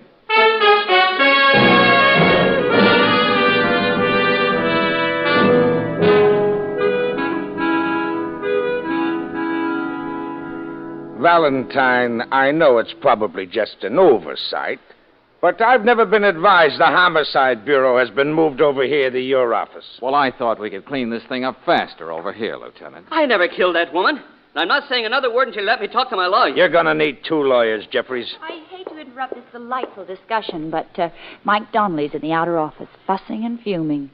George, it seems when you called him, you woke up his baby. Sorry, but he has the answers to a lot of questions that'll have to be asked. What right do you have to keep me here? What's the charge? There isn't any. That's why you won't let me get to my lawyer. Oh, so I have no charge to hold you on, huh? Well, forgetting about suspicion of murder, there's a little matter of perjury. Then there's illegal entry, forcing your way into a respectable citizen's place of business. Thank you, Lieutenant. Assault and battery on the same defenseless citizen. No charge, huh? Why, you... Hennessy! Take this monkey downtown. Yes, sir. You won't get a thing out of me, no matter what you do. And watch him, Hennessy.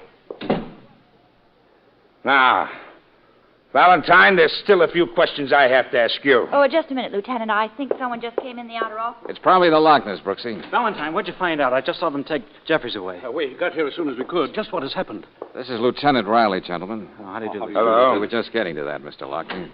Hey, what about me, Valentine? Okay, Donnelly, come on in. The wife's at a midnight movie. I had to get a neighbor to stay with the kid. Please, and you know Valentine, what'd you find out about Jeffries? The name of the murderer. What? Jeffries didn't have the receipt, and I didn't take it from his shop. Well, how does that tell you who the murderer was? Oh, the simple process of elimination, Lieutenant. I don't follow you, George. I told only 2 people where that receipt was. You, Ralph, and you, Mr. Lochner.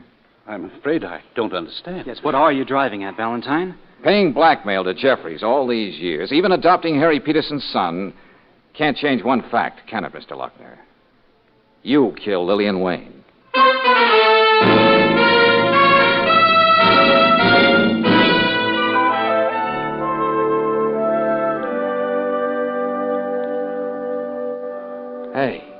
Hey, come on, Brooksy, come on. Get your head up off the lieutenant's desk. I wasn't sleeping. Oh, no. You were just trying to see if you could look through your eyelids. Well, come on, kids. I'm going to have me a gallon of coffee. It's been a long night. Did you get a statement from Lochner and Jeffrey? Yeah, it's all sewed up. Victim of circumstance. You keep reading that corny phrase, but you only appreciate it when you run up against a Harry Peterson. Oh, come now, Lieutenant. It wasn't just the hand of fate. It got a couple of assists. Yeah. Jeffries delivers some flowers to his girlfriend. The rat hangs around downstairs to see who his rival is. It turns out to be the wealthy Mr. Lochner. So, Jeffries helps put Peterson away, and then blackmails Lochner plenty for keeping quiet. You know, I was wondering, Lieutenant. What's that? Did it really ease Lochner's conscience adopting Peterson's kid? The longer I'm in this game, the less I know about people. I was wondering about something, too. Albert? I was wondering if poor Donnelly had much trouble getting his baby to sleep. Oh, you're punch-drunk, Angel. Let's get that coffee.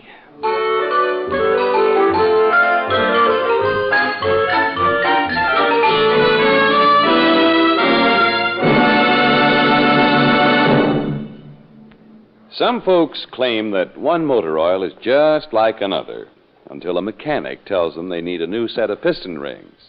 But folks who use RPM motor oil find piston ring troubles are few and far between. This premium quality motor oil is compounded to keep a cooling lubricant on upper cylinder walls at all times. Whether your car is standing cold for hours at a time or running hot, RPM clings to vertical engine parts left bare and exposed to wear by ordinary oils. And because RPM is always on the job, your chances of engine trouble caused by rust are reduced to about zero. That's mighty important when you remember that hidden rust causes as much as 80% of engine wear in the average car. No wonder RPM motor oil is the choice of Western motorists 2-to-1 over any other motor oil. For trouble-free operation and longer car life, get RPM tomorrow at independent Chevron gas stations and standard stations where they say and mean, we'll take better care of your car.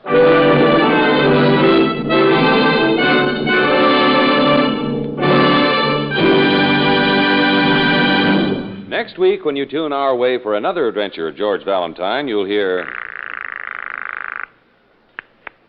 Hello? Oh, Brooksy. Oh, George, I've been worried about you. Where are you? Well, Careful what you say, buddy. Yeah, I see what you mean. Oh, Brooksy, I just want to tell you not to worry if I'm away for a couple of days on this job. Huh? I know I can leave everything to you. George, something's wrong. I'm going to call Lieutenant Riley. Yeah, that's fine. That's enough, Valentine. Hang up that phone. If you know what's good for you. Yeah, I know, all right. Good night, Brooksy. I'll be seeing you. I hope.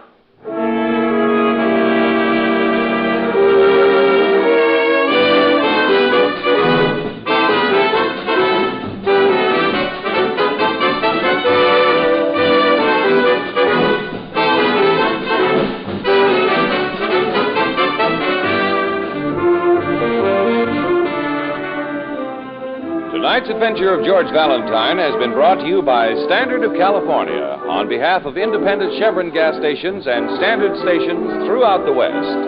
Let George Do It stars Robert Bailey as George with Frances Robinson as Claire. Wally Mayer appears as Lieutenant Riley. Tonight's story was written by David Victor and Herbert Little, Jr. and directed by Don Clark. Also heard in the cast were Harry Lewis as Ralph, Herbert Butterfield as Lochner, Louis Van Ruten as Peterson, Eddie Marr as Donnelly, and Robert Jellison as Jeffries.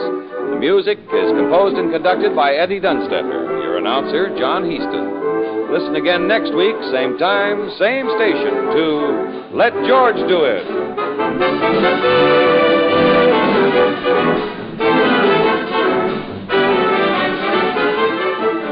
This is the Mutual Don Lee Broadcasting System.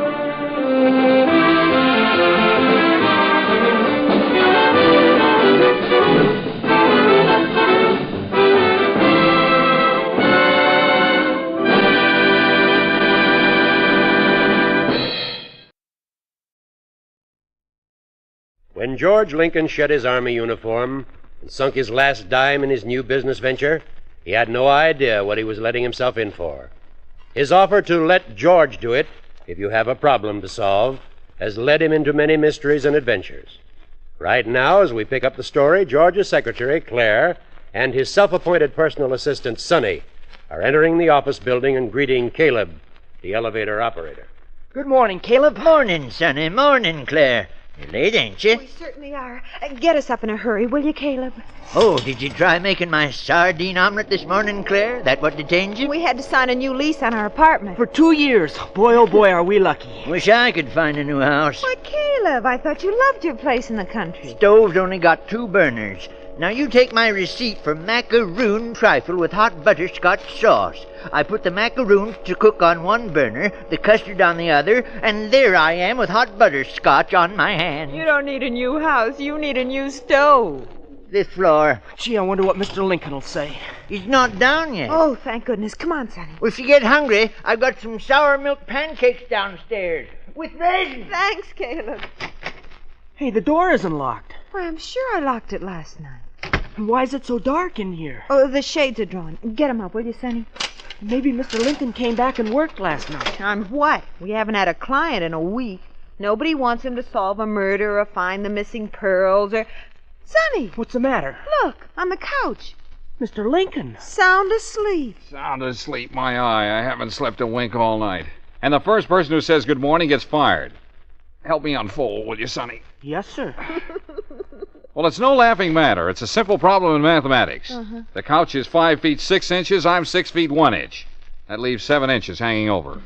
After the 7 inches got numb, I tried tucking them under. But, Mr. Lincoln, after all, you have an apartment. Put that in the past tense. What do you mean? I shared an apartment with Dave Thorne. Well, last night something horrible happened to him. What happened? He got married. Oh. She moved in, I moved out. You see before you, Claire, a man without a bed. What a shame. Hey, Sonny, go ask Caleb if he has any donuts hanging around. Well, the donuts are sour milk pancakes with raisins, but I'll get them. Start the coffee perking, will you, Claire? I suppose this is hardly the time to mention that we're late because I had to sign a 2-year lease on my apartment. 2 years? May I touch you? 2 years. Is it furnished? Mm-hmm. How many rooms? 5. 5 rooms? Claire, will you marry me? Mr. Lincoln? Hey, where are those sour milk pancakes with raisins? I met this gentleman outside. This is Mr. Duncan. He's a client. Oh, well, come in, Mr. Duncan. Come right on in. Sonny, you beat it.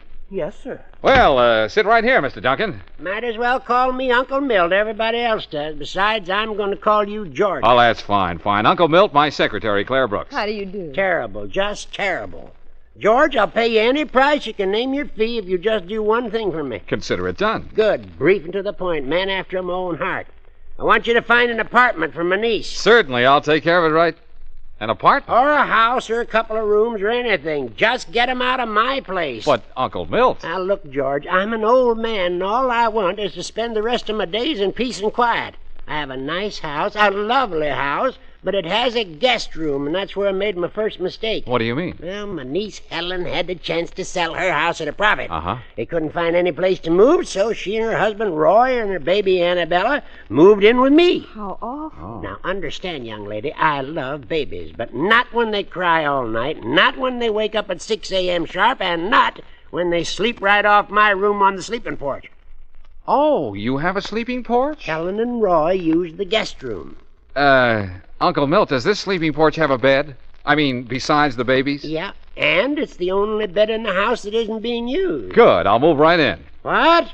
You haven't got a place to live yourself? Now, how do you expect to help me? Oh, well, now, don't get excited. I just want to be there to look things over. You know, in on the ground floor. On a soft bed? Well, I don't care where you sleep or what you do. Only for heaven's sake, find my niece and her family a place to live. And here's my card and my address. I expect results. You'll get 'em. See you later, Uncle Milt. Fine. Well, that ought to bring us a good fee. Mr. Lincoln, you of all people ought to know the housing situation. Do you expect to work a miracle? Aren't you worried? What have I got to worry about? Tonight I have a bed to sleep in. Come in, George. Come in. Oh, thanks, Uncle Milt. Have you got good news for me? Did you find him a place to live? Not yet. I just came to leave my suitcase. Roy Finney, stop reading that paper and get up off that couch and help me move it. What's that? Read all day long. My niece, Helen. Oh. Hurry up, grab up one end of the couch. She's changing the furniture around. Oh. Helen. Uncle Milt, grab one end of the couch and help me move it. Who's that? Helen, this young man. Never mind, is it doesn't matter. Young man, you grab up the other end of the couch. I want to move it where the piano is. We'll put the piano where the radio is, and we'll put the radio... Well, why don't you move the couch? Wouldn't it be easier to move if he'd get up off it? Roy, will you get up? He never hears me when he reads. We'll have to move him with it. Come on now.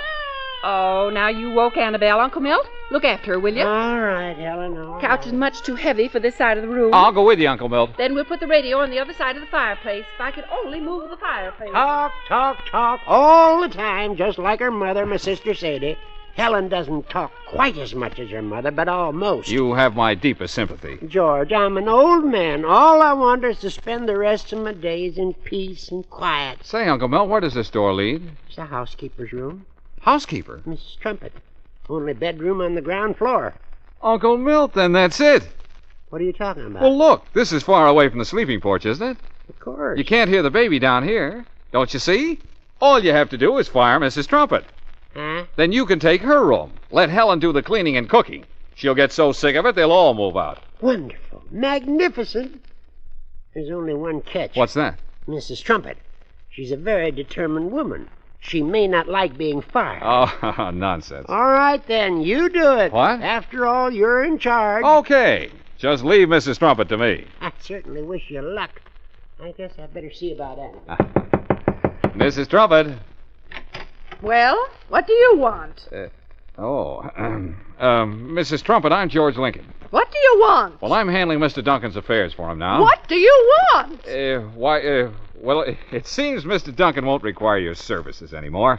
He'll give you 2 weeks' notice, of course, but you won't have to work them out. In fact, you can leave right now. I'll help you pack. Oh, no, you don't. Well, you must have some place to go. You have a family, haven't you? I have a husband and a daughter. Fine. Where do they live? In a house. Excellent. We just sold it. Made $5,000 on the deal. Well, where are they going to live? This is a comfortable room. They'll move in here with me. But, Mrs. Trumpet... And I just dare you to put us out. Nice room you have here, Mr. Lincoln. Never mind my room. What have you got to report? And keep quiet or you'll wake the baby. Sonny and I tramped all over town. Yeah, my feet are killing me. Not so loud, the baby. Oh, I forgot about it. All right, now, come on. What goes? You first, Sonny. Well, I went to every boarding house in town. Finally, at one place, the landlady agreed to give up her room. Great. When can Uncle Milt's family move in there? Anytime. But they'll have to share the room with the landlady's cousin and his wife. Yeah, well, that's a big help. Well, Claire, what about you? I tackle the hotels, all of them. I can get them one room with the hotel Manning. That's great. In 2 months and for 2 days. Oh, great guns. Hey, but here's an idea, Mr. Lincoln. Huh? If the nephew should meet with an accident or happen to get sick... What are you talking about? He's perfectly healthy. Well, I thought you were desperate. Oh, all right, I'm desperate. Suppose he has an accident. Then I can get him in at the American hospital. They'll give him a cot in the corridor. Oh, Sonny. And about his family, they have a very comfortable waiting room at the hospital with a nice couch. And that's your report. Well, I told you we couldn't work a miracle. But there must be some place in town. Other people have apartments.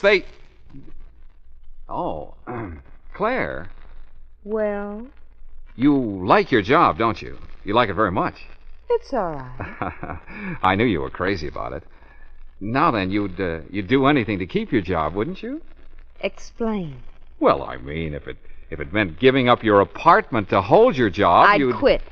That's what I thought. Well, a fine office force I have. I give you a simple little problem. Find a place for my client's family, and what happens? You talk about a cot in a hospital and a room in a hotel for 2 days. What do you think I hired you for? What do you think I'm paying you for? Oh, now you did it. Now you woke the baby. I told you to be quiet. Oh, all right, fellow. All right. No need to cry, little fella. That fella's name is Annabelle. It's all right, fella, Annabelle. It's I, Georgie. You remember me? Your roommate. Oh, Claire, take over, will you? Oh, no, darling. Who woke up that confounded baby? Oh, hello, Uncle Milt. Oh, be a good little girl. Look, George, I'm an old man. All I want is to spend the rest of my days in peace and quiet. She'll fall asleep in a minute. Uncle Milt, did I hear the baby? She's all right, Helen. Who are all these people? Why, they're... Never mind, it doesn't matter. Uncle Milt, Roy just broke the news. He quit his job. What? And I don't blame him. It wasn't good enough for a family man with responsibility. But Helen... After all, when a man has a wife and 2 children... 2 children? Oh, didn't I tell you? Annabelle's going to have a brother. Or a sister. Or maybe both. Twins run in the family, you know. Helen, for heaven's sake... Now, don't wake Annabelle again. I've got to go back. I'm moving the bed to where you had the chest of drawers, and I'll move the chest of drawers next to the window. If I could only move the window. George, did you hear her? You've got to do something. I'm an old man. All I want... I know, Uncle Milt, I know, but everything's going to be fine now. But Roy quit his job. And I'm going to get him another. Just find them a place to live. That's all I ask. You see, Uncle Milt? I'll find Roy a job out of town. Out of town? Certainly. He'll move out there, and then he'll send for his family. Are you sure? Why, of course. He won't want his wife to be alone at a time like this. Now, don't you worry, Uncle Milt. Everything's going to be all straightened out. Just let George do it. George thinks his latest brainstorm is going to solve Uncle Milt's problem. Little does he know what's in store for him. Now, Claire is just ending a telephone conversation with the airport. No, make that a one-way ticket to Seattle. That's right. Thank you. It's taken care of, Mr. Lincoln. Good. Oh, Mr. Lincoln. Oh, Caleb, I'm busy. I haven't time to hear about a new receipt. Oh, no, Mr. Lincoln. This time I've come for some professional advice. Yeah, well, some other day, Caleb. I'm up to my neck. Whatever you say, Mr. Lincoln, but it's mighty important. Good morning. Let George do it. Helen, why doesn't he do it? Oh, just a minute, Uncle Milt. Oh. Hello, Uncle Milt. Listen, George, now that Roy's home all day, he grabs my newspaper before I get up, and by the time I never mind that. But the front page and the funnies and the ads are all mixed up. It takes me a half an hour to put it together again. Now, look, George, I'm an old man. All I want is to spend the rest of my days... In peace and quiet. You will, Uncle Milt. Tell Roy to pack his things. I got him a job in Seattle. Sonny will have his ticket, and he'll meet him at the airport in an hour. Well, that gets rid of one of them, but what Roy's to spend the whole day looking for a place to live. Then Helen and the baby can leave tonight. George, if you pull it off this time, It's as good as done, Uncle Milt. See you this evening. Has Helen heard from Roy? She's talking to him long distance now. Oh, fine. I've got a ticket. I'll drive her to the airport myself. Take her right away, will you, George? Talk all the time and moves the furniture just like her mother, my sister Sadie. Helen doesn't talk quite as much as her mother, but almost. I'll have her out of your house in a half hour. Good boy, George. Oh, about my check, Uncle Milt. Check? My fee. Oh, your fee. Yes, of course. Yes, if you'll just make out a check to, Oh, wait a minute. It just so happens I have a check right here with me. And it happens to be all made out, too. Just sign it, Uncle Milt. Uncle Milt, I just talked to Roy long distance. Oh, who's this? Helen, this is... Never mind, it doesn't matter. Roy says there's no place to live in Seattle. What? He's sharing one bed with 4 fellows from the office. They take shifts. Well, what about you? You can't stay here alone, not at a time like this. I mean, when a woman's going to have a... Well, after all... Oh, don't worry. I won't be alone. It's all right, Uncle Milt. You don't have to upset yourself. I phoned Mother. You mean? Isn't it wonderful, Uncle Milt? Mother's coming here to live with us. Oh. Mr. Lincoln, you really should go out and have some breakfast. Oh, I haven't time. Come on now, Claire. Who else do I know? I'm going to phone every friend I've got. Somebody must know about a place for Uncle Milt's family. Oh, that's the phone in my office. I'll take care of it. Mr. Lincoln? Any luck, Sonny? I went to every real estate agent. Yeah? Would they be interested in renting a swimming pool? Oh, Sonny. I even went out to the cemeteries. No room there either. All right, get out of here. Keep looking. Yes. Oh, say, Mr. Lincoln. Oh, what do you want, Caleb? Have you got time to talk to me now? No, I'm still busy. But I need your help, Mr. Lincoln. Just as soon as I have a minute. Now, don't you forget. Mr. Lincoln, it's Uncle Milt on the telephone. He wants to talk to you. Oh, all right, I'll take it here. Hello, Uncle Milt. George, I'm an old man. All I want... Yes, Uncle Milt, I know. Sadie came this morning. Helen's mother? They're moving the furniture now, and talk, George, that woman never stops to take a breath. She just lets in air between words. Well, now, don't give up, Uncle Milt. I'll find something yet. Oh, it wouldn't be so bad if it was my other sister. Myrtle's tight with her money, but she doesn't say much. Well, don't you... Who's Myrtle? I told you, mother sister. Does she live in town? Yeah, has a great big house, lives here all alone. Uncle Milt, that's terrific. Let them all move in with her. Oh, you don't know Myrtle. She's very careful with her money. What's her address? 1300 Sycamore. Okay, Uncle Milt, leave it to me. I'll handle Myrtle.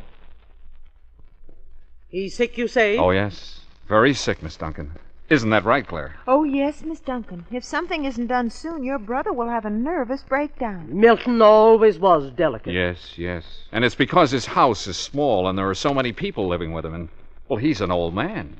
All he wants is to spend the rest of his days. You can forget about my brother, Mr. Lincoln. I'll take care of everything. Oh, then you mean Goodbye, Mr. Lincoln. But will you... Mr. Lincoln, I assure you it's taken care of. Myrtle's gonna let him move in with her? That's what I said. I don't see how you did it, George. It's not like Myrtle. Oh, well, when it comes to women, I have a way. Why, charm, you know. Well, I have to hand it to you, George. Now about my check, Uncle Milt. Check? My fee. Oh, your fee, of course. It just so happens that I have a check right with me, and it happens to be made out, too. If you'll just sign it, Uncle Milt. Yeah, my pen's in the desk. Wait a minute. Dear me, where's the desk? They moved it this morning. Oh, it's under that window. Why? Well, look. Huh? What's that pulling up in front of the house? A moving van. Moving van? Well, see, what'd I tell you? Didn't I say I'd handle Myrtle? She sent a moving van for Helen's thing. Oh, wonderful. Well, then what's Myrtle doing out there? Oh, well, she must have come for the folks. Oh, come on, we let her in. That's very thoughtful of her, bringing a van and moving them right out. Well, that's how George Lincoln operates. Young man, be careful of that dresser. It's an antique. Hello, Milton. You look peaked.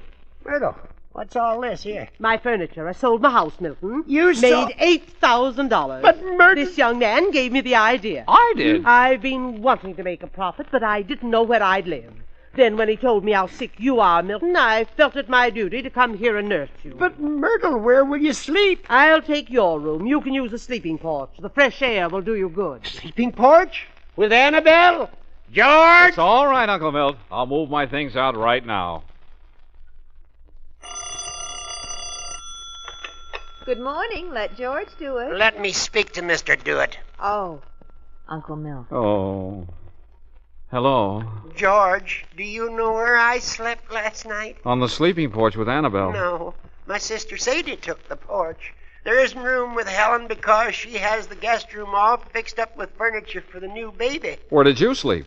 On a cot in the garage. Oh, good heavens. George, I'm an old man. I know. I'm working on it, Uncle Milt. For heaven's sake, George, hurry up. I'm an old man. Oh, Claire, I'm about ready to call it quits. Well, maybe Sonny will find something today. I slept here again last night. Pulled a chair over to the couch for my feet. Claire, you're looking at a very discouraged man. Oh, now, Mr. Lincoln, don't say that. Does your head hurt? Yeah, terribly. Here, let me rub it for you. Feel better? Oh, don't stop. I won't. You know, Claire, you're a very sympathetic person. Well, right now you're a figure to arouse sympathy. And at the same time, you're very beautiful. Why, thank you. Claire, Yes? how about your apartment? So that's it. You can rub your own head. Claire. You're not going to soft soap me out of my apartment. Well, you can't blame me for trying, can you? Mr. Lincoln. Oh, Caleb, I told you I have troubles enough of my own. But, Mr. Lincoln, I just hate to go to somebody else for advice. Oh, all right. What do you want? Well, I hate to put you out in it. You see, I spend so much time in the room downstairs anyway that I was wondering, do you think you can help me rent my house in the country? House? Rent? I just moved my things right into the room downstairs. The stove's so much better there. Caleb, I love you. Mr. Lincoln. I love you dearly. Give me the keys to the house. Claire, get Uncle Mill on the telephone. Tell him we'll pick him up in 5 minutes. Tell him we found a house for his whole darn family. Do you think there might be room for Myrtle in it, too? Of course. Plenty of room. We didn't have time to talk to Caleb, Uncle Milt. We just grabbed the keys and ran. Yeah. And I was wondering if we could put up Mrs. Trumpet with him. You know, my housekeeper. Well, why do you want to do that? Well, now that Roy's gone, Mrs. Trumpet's husband always grabs him a paper in the morning. I don't mind cooking for myself. I just want to live alone the rest of my days. We'll move them all out here, Uncle Milt. Every last one of them, bag and baggage. After all, the country, open spaces, plenty of room. 2234. Must be right on this corner. Huh? Yep, there it is. Is this it? Is this all there is to it? Oh, no. It's a narrow lot, that's all. Must go way back. Well, it doesn't look very big. In fact, it looks very small. Now, don't you know you can never tell by the front of a house? Probably very compact. Come on. How many rooms do you suppose it has? Oh, we'll see in a minute. Remember, there's Helen and Annabelle and Myrtle and Sadie and Mrs. Trumpet and her husband and her daughter, not to mention the new baby when it comes, and that may turn out to be twins. Uh-huh. I'll walk right in, Uncle Milt. After you, Claire. Oh.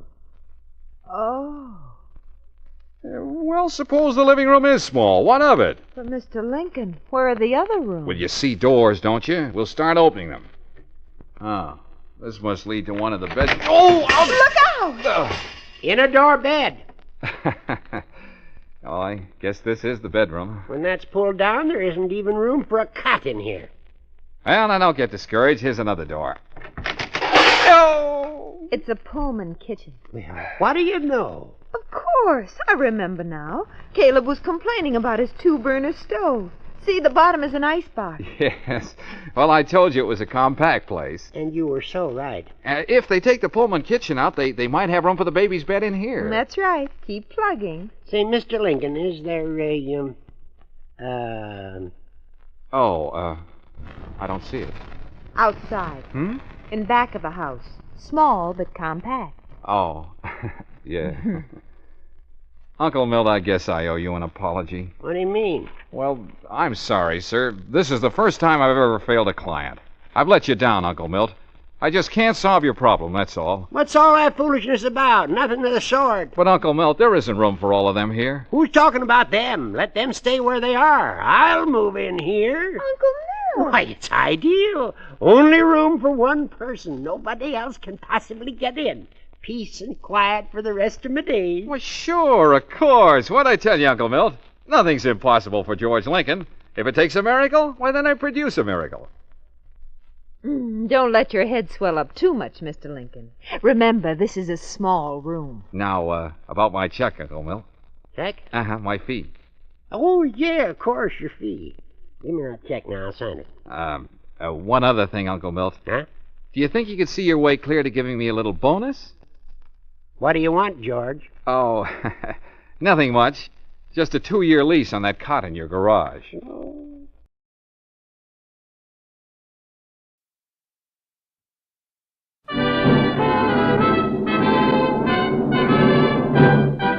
Standard of California, on behalf of independent Chevron gas stations and standard stations throughout the West, invite you to Let George Do It. Another adventure of George Valentine. Personal notice. If it's so fantastic you can do nothing about it yourself, then you've got a job for me, George Valentine. Write full details.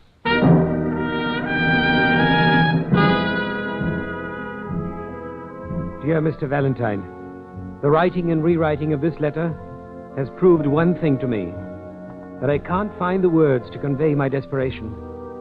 Somehow, in a way I can't explain, my life has been touched by evil, pure, undiluted evil. There is something here too strange for me to comprehend, something unworldly almost. Unworldly almost. It is not only for my sake that I ask for your assistance, but for the continued sanity of my fiancé.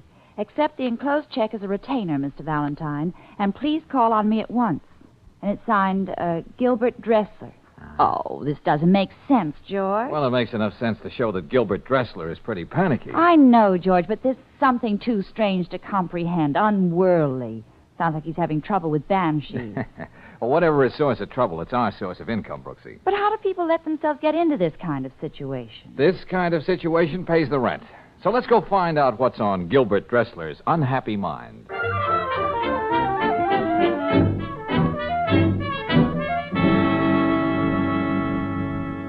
In my 10 years on the desert, Mr. Valentine, I've witnessed events that would freeze the very marrow in your bones. Yes, I'm not doubting your word, Mr. Dressler, Terrifying events.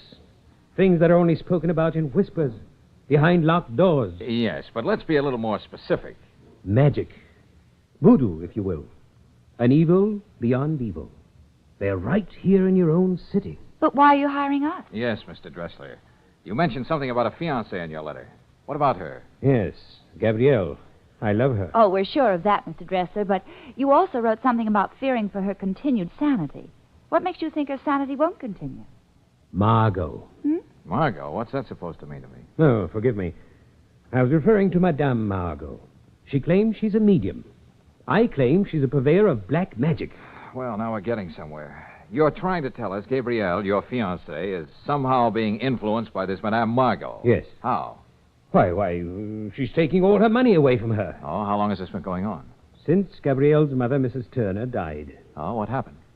Mary Turner was cleaning her hunting rifle, and it went off. Very unfortunate. The sporting world lost a great devotee because of Mrs. Turner's accident. All right, what do you want us to do? Expose Madame Margot. That's what I want you to do. Expose her? Certainly. I've arranged for you to visit Madame Margot this very afternoon. Here, this is her card. And tonight, you shall attend a séance at the Turner Mansion. A séance?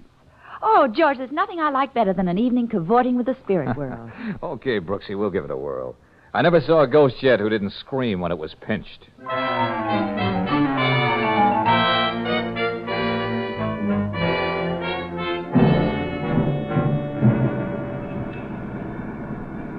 There's Madame Margot's place, George, 214. Yep, I'll pull up in front.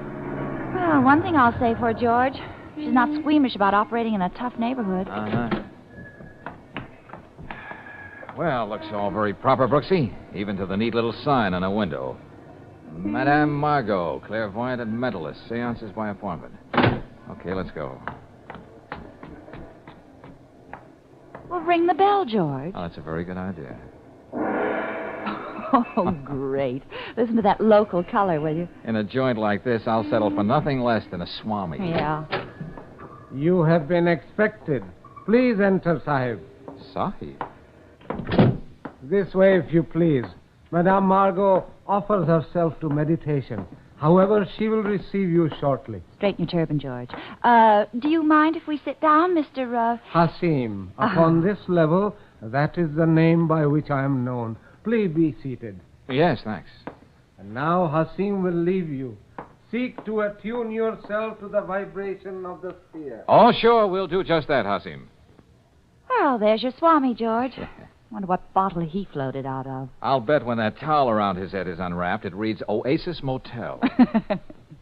Hey, this Madame Margot must do all right. Look at the jade vases, carved teeth. Look at this rug. Oh, Brooksy, for a candy bar in North Africa during the war, I could have filled a barracks bag with this junk. Junk?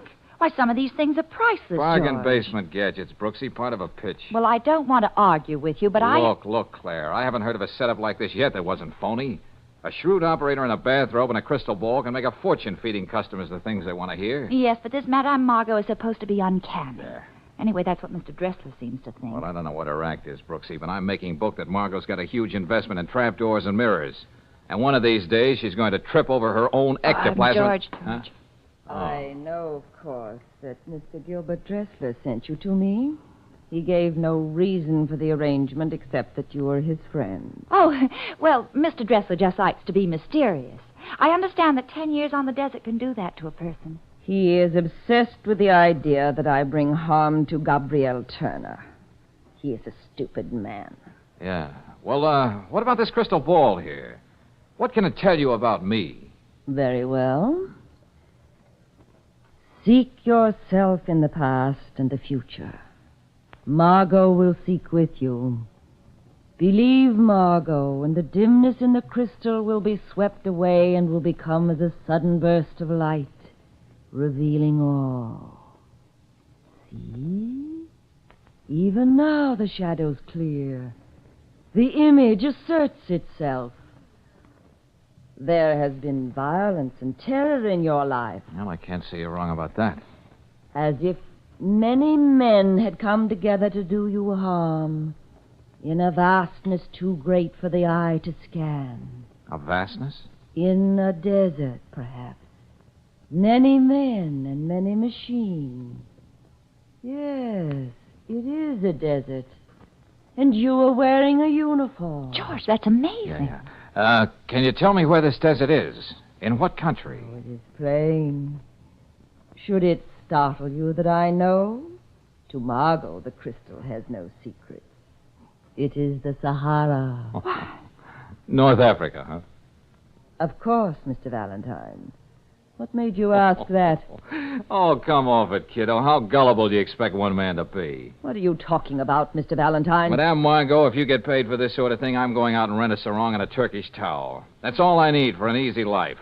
That and a detective phone with a hidden mic. Get out of here. Now, wait a minute. I've got a couple of other things that I would... Get out of here. Hasim! Oh, why don't you let that poor guy alone, Margot? Making him stand behind those drapes all this time? Perhaps one day you will laugh yourself to death on your poor humor, Mr. Valentine. George, he's got a gun. Don't worry, Brooksy. Madame Margot can't afford to get rough. This kind of melodrama sometimes leads to scandal. That wouldn't be good business for her. He wearies me with his glibness, Hasim. You should have kept looking in your crystal ball, Margot. Then you could have warned your number one boy. Always keep that gun close to his side. You fool. Let's get out of here, Brooksy. Okay, George. You will regret this. Oh, look, honey, don't go dramatic on me. Save those pear-shaped tones for Gabrielle Turner. I don't understand, George.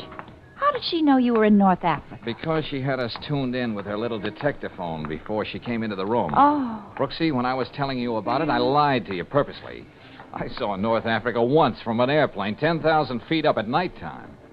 Well, now that we know that Margot reads past, presents, and futures by direct wire, what are we going to do? Have dinner, Brooksy. Oh, fine. And we've got a date with a few assorted ghosts. Oh, fine.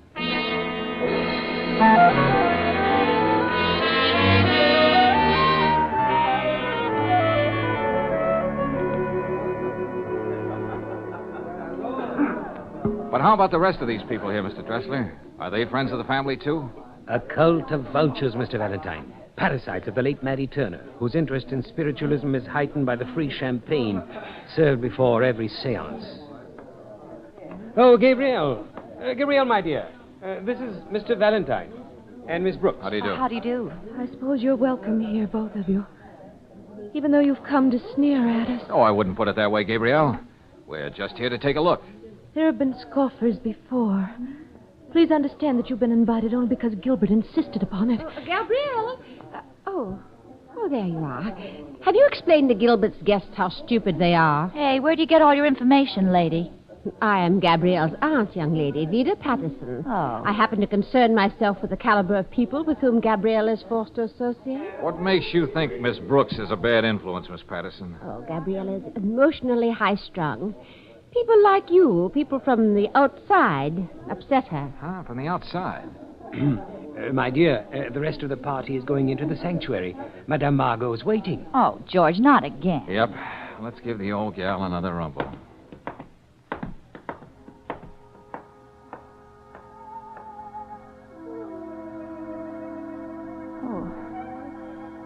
Hey, George. The hair on the back of my neck is going to look funny with my permanent. This thing is scary. Yeah, with all the trimmings.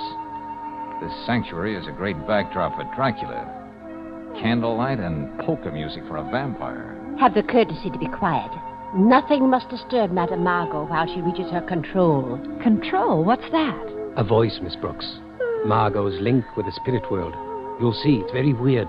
The voice with which Margot speaks will not be her voice at all. Oh, Gilbert, why did you bring these people here? Hush, child, hush. There are alien presences here. Contact has been difficult, but there is a message to one who has traveled from a far place to be here. George. Listen. Listen.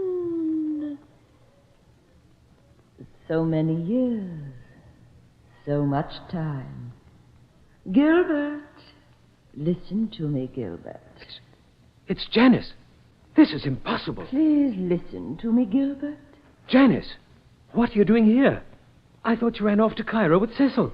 Rid yourself of those who would bring harm to Margot. They are evil. Remember, Gilbert, I've always known what's best for you, my dear. You haven't changed a bit, have you, Janice? Always showing up at the wrong time and knowing what's best.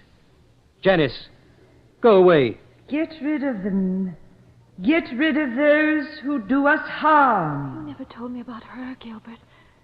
You never mentioned a girl named Janice. She was always interfering. Always. I hardly expected her to pop up again, my dear. There is another message here from one who has newly passed over. She is suffering greatly. Oh, no. She has been murdered, shot. She suffers from the anguish of knowing her murder. Oh, no. I couldn't help it. I couldn't.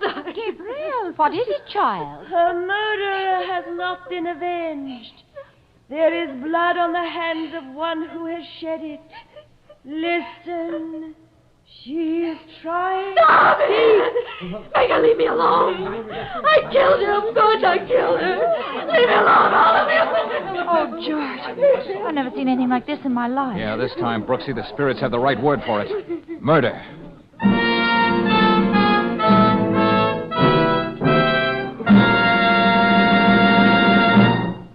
We'll return to tonight's adventure of George Valentine in just a moment. Meanwhile, a word about problems, major and minor.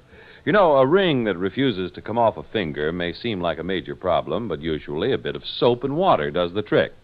Stuck rings in an automobile engine would be something else again, and could be very costly, in fact. But today, compounded RPM motor oil keeps the danger of stuck piston rings at just about zero. Even more important, the added compounds in RPM put a stop to the biggest bugaboo of engine wear, internal rust. They also prevent crankcase foaming and stop the formation of gum and lacquer in your car's engine. And a cleaner engine system means extra life for your car. Add up all these advantages of RPM motor oil, And it's easy to see why motorists choose RPM 2-to-1 over any other motor oil in the West. Try this premium quality motor oil tomorrow. Get RPM at standard stations and independent Chevron gas stations where they say and mean, we'll take better care of your car.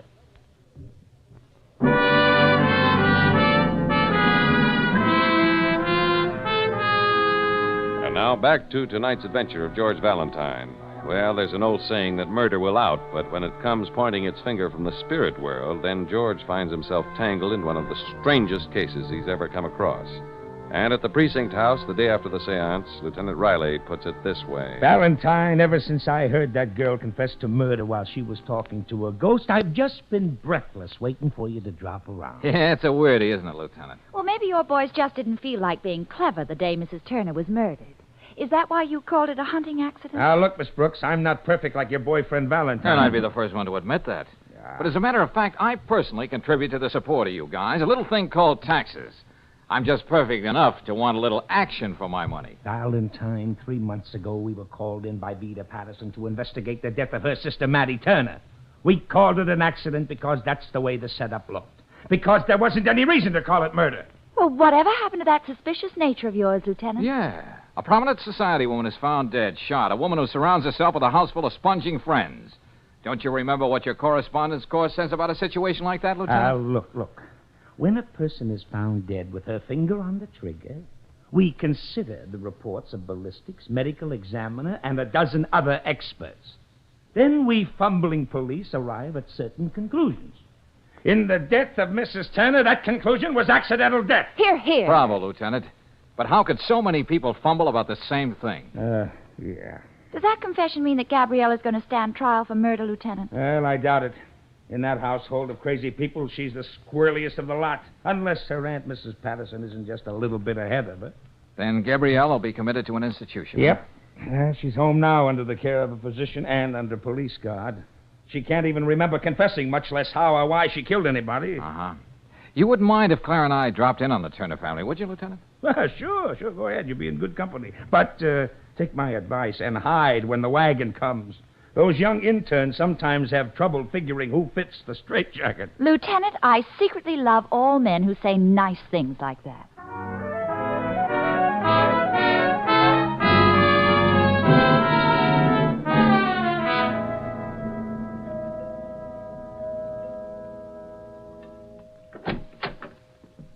Oh, it's you two.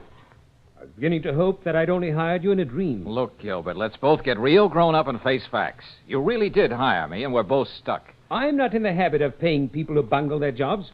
It must be quite obvious that I don't need your alleged services any longer. But we haven't finished our job, Mr. Dressler. So if you will return my fee, which you have not earned... Oh, yeah. Well, let's chat, Gilbert. Mind if we come inside? I certainly do. Thanks a lot. Close the door, Brooksy. Now, look, Gilbert, you hired me to do a job. I'm not backing out of it. Why should you? You admit you failed, don't you? You don't have much room to talk, Mr. Dressler.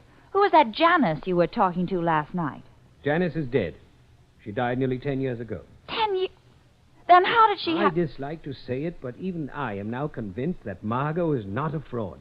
How could she have known about Janice? Oh, it's very simple. You blurted out Janice's name as soon as Margot began to broaden her age. Yeah, it's a good thing Margot didn't drop her H's, Mr. Dressler. You might have come up with the name of some little barmaid in Soho. You're not very amusing, young lady. Now, what about Gabrielle? Where is she? They've taken her away, Mr. Valentine. Poor girl. I was deeply attached to her. Uh-huh. I'll bet her aunt is overcome, too. Vida Patterson is a remarkable woman. She buries her sorrow in her books. Books. Ledgers would be a better word. Where is she? In the library. She explicitly informed me that she wishes to grieve. Well, now, that's very touching. Come on, Claire. What is it, Gilbert? I told you I wanted no interruptions unless it's absolutely necessary. It's absolutely necessary. Oh, it's the intruders again. Yes, I hate to take you away from your tears, Miss Patterson, but there are a few questions I want to ask you. And by what right? You're not the police? Oh, this won't take long. Just a moment of your lonely time, and you can go right back to eating your heart out. What is it you want? I want to know a little bit more about the murder of Mattie Turner. It was murder, wasn't it? Oh, imagine the ingratitude of the child. Killing my poor sister after all the wonderful things we've done for her. Oh, yes. She was so overcome by those wonderful things, she can't even remember killing your sister. Oh, Gabrielle has lapses of memory.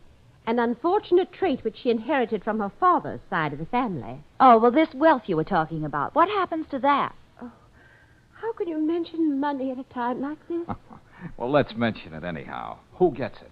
Well, of course, Gabrielle inherited the mother's estate, and now that she will be declared insane, why, I suppose well, I don't know. I've never given it a thought. No, I'll just bet you haven't. Well, thanks a lot, Miss Patterson. I just know it'll kill you every time you spend a penny of all those thousands of dollars. Get out of here! Miss Patterson doesn't like us, George. Yeah, we've got crazy ideas, Brooksy. All right, come on. Let's go see whether one of them will pay off.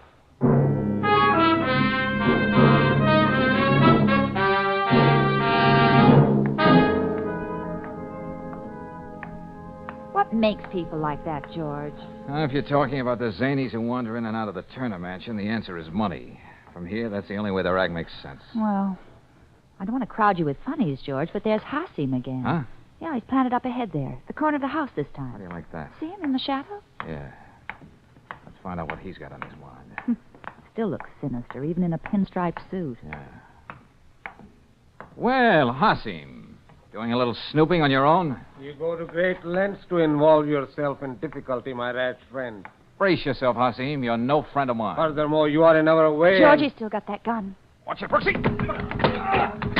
All right, pick up the gun quick. Yeah, George. Here you are. Yeah, you shouldn't carry such things around after dark, Hasim. And so it doesn't accidentally go off and hurt somebody, I'll just take out the clip. And the extra bullet in the chamber.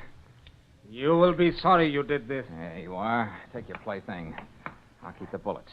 Now, why did Madame Margot send you here? I know nothing. You're so right.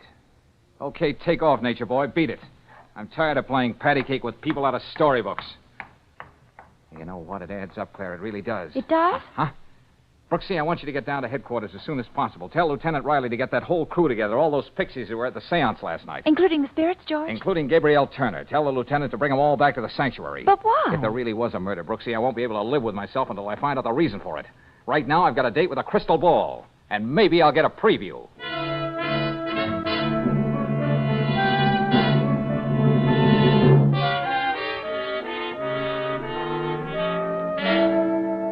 Margot, in the jargon of the street, your chances aren't worth a dime. Stop speaking in riddles, Mr. Valentine. What's on your mind? You are, Margot. Madam Accessory after the fact, Margot. The fact being murder. If I were acquainted with your brand of humor, perhaps I would be amused. I doubt it. Look, you're worried, honey. That's why you tagged that small-time Svengali on me. You can be sent to jail for years and years, and that's really something to worry about. What are you trying to say? Well, I hate to sully those shell-like ears of yours with nasty words, Margot, but just take my advice and be my buddy for the next few hours. Why do you speak to me like this, as if I'm As if you're a phony, and you are. You can throw your voice pretty well, but last night you threw it a little too far. What do you want me to do? I want you to finish that seance you started. It never did get done. But for what reason? So you can turn state's evidence. Now, a clever girl like you can appreciate a good twist. I think I understand. Yes, I think you do. So let's not keep the cult waiting, Margot. Besides, Lieutenant Riley is a very impatient man.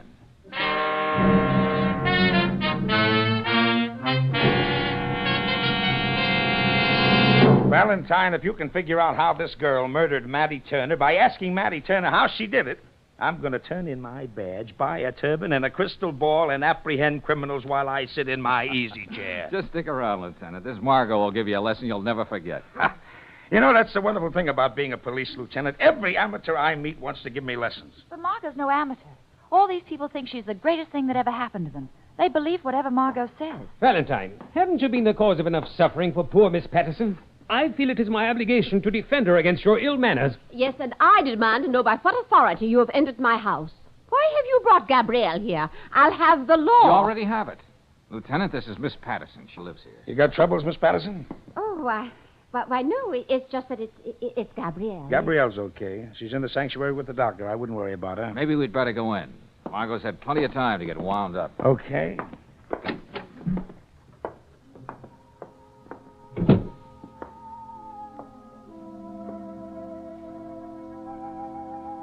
Hello, Gabrielle. How do you feel? I don't understand. This all happened before. Long ago. A very long time ago. Yes, now you're all right. Just take it easy. I really didn't mean to. I didn't hate my mother, you know. Just sit tight, Gabrielle. And Whatever happens, don't say anything. You understand? Don't say anything. Of course. Of course, I understand. I killed her, but I didn't mean to. Tonight, for the last time, we seek to journey together into a strange land. A strange land where familiar faces and forgotten dreams dwell without perishing. Already the vapors which cloud our way are cleared. There is someone here who is trying to get through. She wishes to speak. Is this why you dragged me here, Valentine? I know a ventriloquist when I hear one. You know a lot more than the rest of these people. Just get this She pitch, Lieutenant. loves has been grievously wronged. There is so much that stands in her way of happiness here. She wishes to speak to us. She says an injustice has been done. The way is clear. Peace. Stop her. Peace. Can't you see this is a fraud? You don't know what you're doing. Send her back. Listen. You're breaking up the party, Miss Patterson. Why don't you relax? Have they harmed you, Gabrielle? Maddie. And you, Vida. All that blood. Oh. Your sister's blood. Mine. Murderous. Oh, stop it. Stop it, please, please. Murderous. You watch me die. Death becomes you, my sister. Oh, send her back. Oh, let's stop it. I did it. I killed her. I killed her. I'll take over from here, Valentine. Well, how about that, Brooksy? A killer trapped by a ghost. Only there wasn't any ghost.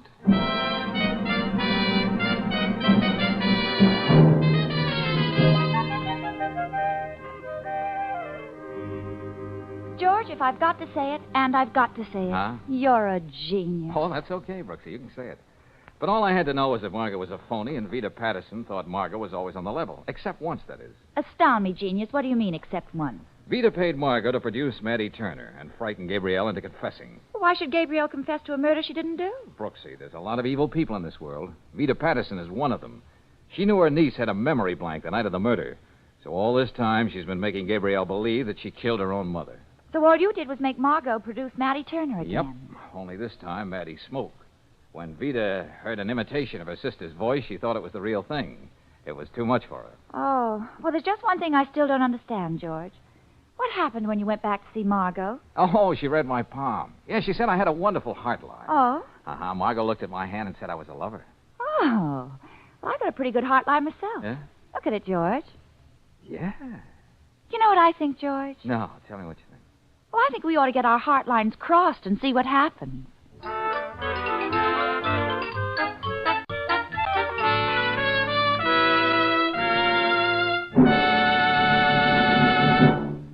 And now, a word of importance to motorists. Maybe you've run into the kind of motorist who always says, grease is grease, and it doesn't matter where you take your car for lubrication service. Well, don't you believe him. At independent Chevron gas stations and standard stations, they use many specialized grades of RPM greases and oils to give your car a thorough lubrication. And each one is tailor-made to do a wear-saving job at some vital wear point on your car. The regular 1,000-mile grease job at these stations is done by trained experts. They follow a lube chart approved by the manufacturer of your car, and they take pride in doing a spick-and-span clean job for you. Next time your car is due for lubrication service, rely on the standard station or the independent Chevron gas station, where they say and mean, we'll take better care of your car.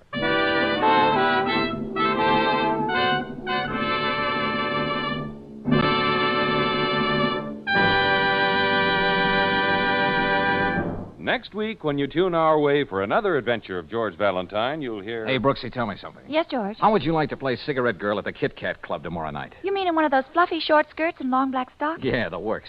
Yeah, but what are you talking about, George? We're going to stage a little drama, Brooksy, with a cast of two. A Carnation and Art Gary. And I have a hunch the Carnation will be the star of the show.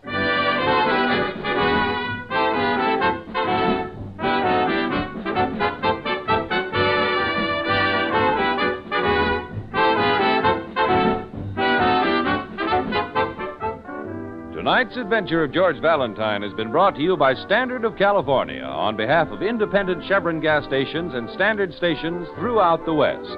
Let George Do It stars Robert Bailey as George with Frances Robinson as Claire. Wally Mayer appears as Lieutenant Riley. Tonight's story was written by Morton Fine and directed by Don Clark. Also heard in the cast were Don Morrison as Gilbert, Irene Tedrow as Margot, Sarah Selby as Vida, Gene Bates as Gabrielle, and Lal Chan Mehra as Hasim. The music is composed and conducted by Eddie Dunstetter. Your announcer, John Heaston. Listen again next week, same time, same station, to Let George Do It. This is the Mutual Don Lee Broadcasting System.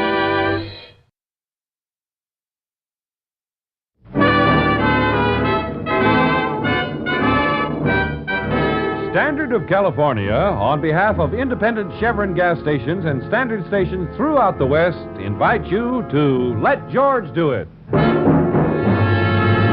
Another adventure of George Valentine. Personal notice. Danger is my stock and trade. If it's too hot for you to handle and far off the beaten track, you got a job for me, George Valentine. Write full details.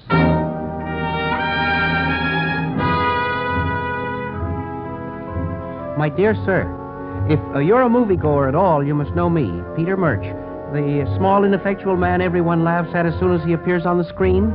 But there's nothing humorous about my present dilemma.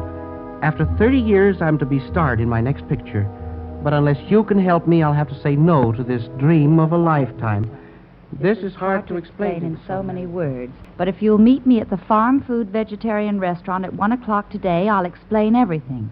Signed, urgently, Peter Murch. Oh, sure, Brooksy. You know, that gnome-like character from the movies? Oh, Casper Milquetoast himself. That's the guy. The henpecked little man who puts galoshes over his rubbers when it rains. George Valentine, maker of stars. Hey, I wonder how I fit into this picture. Well, I can't wait to find out. Well, then, on to Mr. Murch. Oh, but just one thing, George. Yeah, what's that, Angel? Well, if we have to have lunch at a vegetarian restaurant, could we stop off for a hamburger first?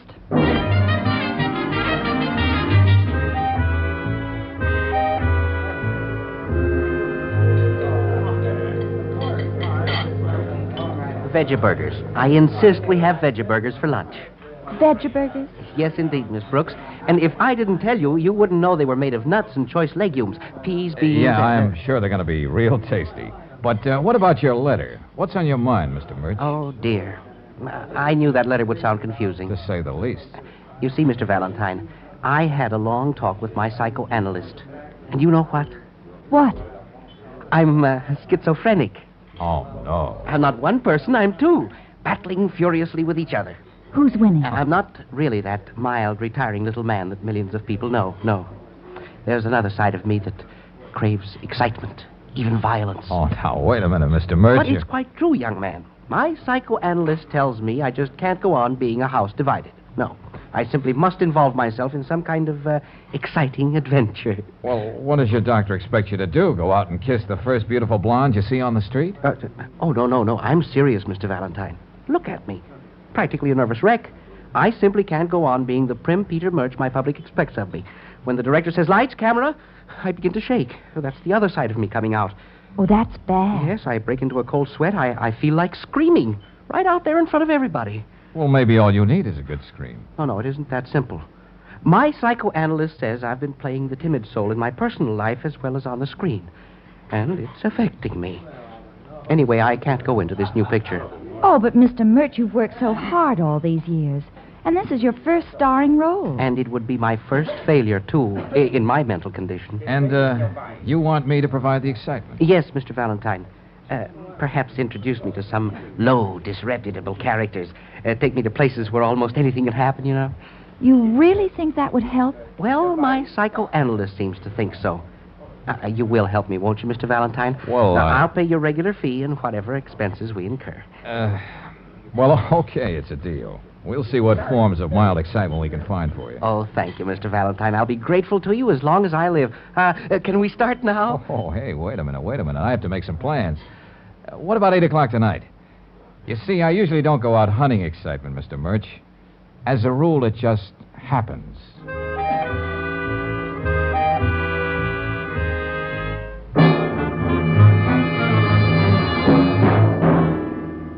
Oh, no, George. You're not going to take poor Mr. Murch to Mark Logan's grotto. Well, he wants excitement. Yeah, but not that low dive. He'll faint as soon as he gets in the door. Oh, darling, Mark Logan is a respectable citizen these days. He's gone straight. Yeah, in a crooked sort of way. He's running a genteel pool parlor and so-called grill. And if a fight breaks out now and then, you can't blame Mark.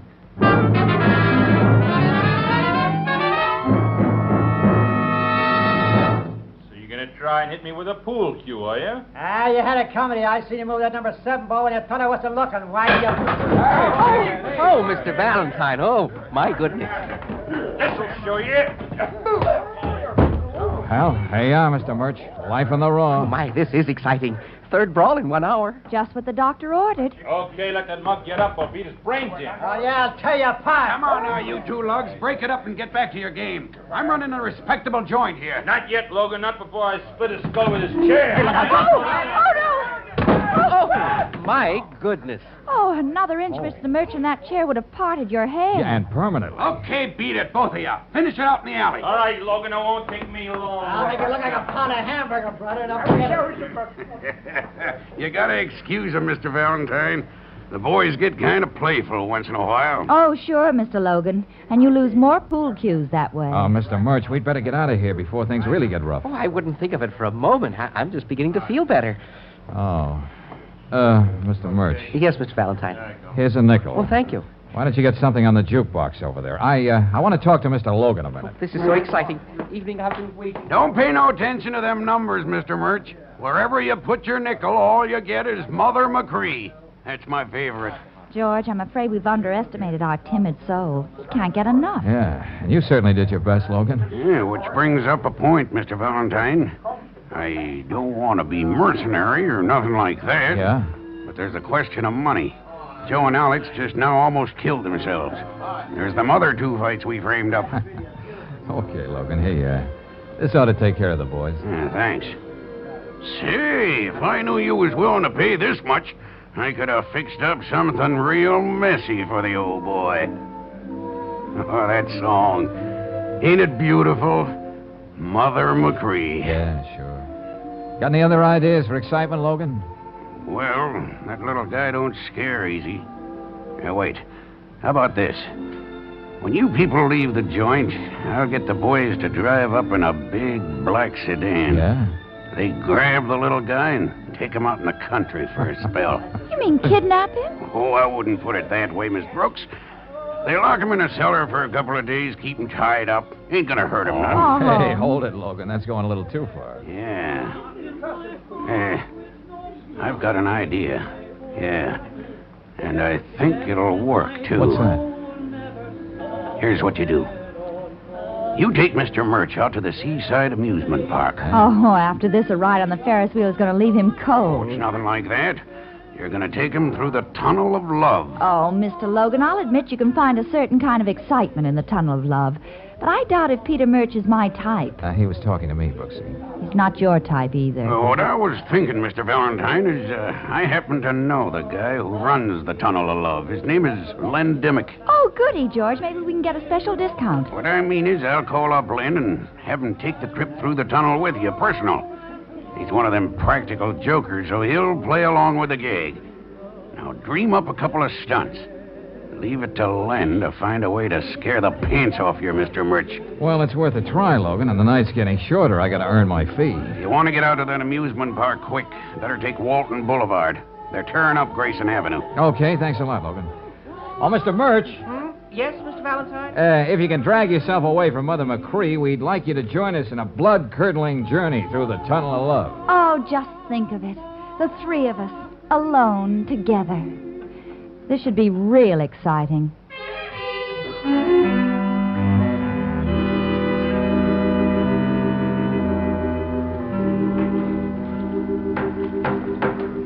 Nice racket you got here, Dimmick. Selling 5 minutes worth of darkness? Darkness is a valuable commodity, Mr. Valentine. It is? Yeah, just like I was telling Mr. Murch here. Well, after all those gruesome things you've been telling us, I don't think I want to hear any more. Well, facts are facts, Mr. Murch. Dimmick is right. Now, could you find a cozier place for a murder than a Tunnel of Love? Yeah, that reminds me. I remember a happy couple who took a ride through here just for a little innocent smooching. And then, Yes? suddenly death struck. A silent, cruel blow. I wish we had some light in here. What? In the Tunnel of Love? Oh, yeah, I remember that, Timmy. It was an unsolved crime, wasn't it? Often wondered how the poor man was killed, and how the young lady felt when she heard him scream. Here, in the darkness.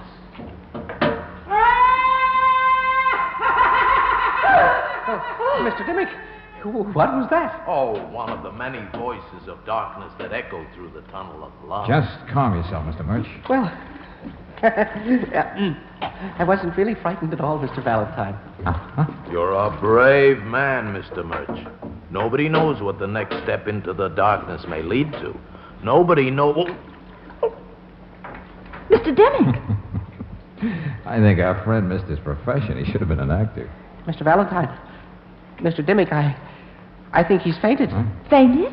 And his hair, I think it's blood. Oh, what are you talking about? Wait. My head. Let me get to it. George, he's not doing it. I'll light a match.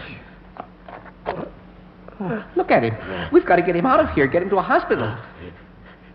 In my... He's trying to say something to you, Mr. Valentine. What is it, Dimmick? What is it? What are you trying to say? In my pocket. Oh. Transfer. Yeah. Take it. Bus. Transfer. Hold on. Huh? We'll get a doctor, Mr. Dimmick. He'll take care of you. Here, strike another match, will you, Mr. Murch? Yes. I don't think Dimmick has much use for a doctor now, Brooksy. George. But, Mr. Valentine, this can't be true. Why, the things like this simply don't happen. I'm afraid this is an exception to the rule, Mr. Murch.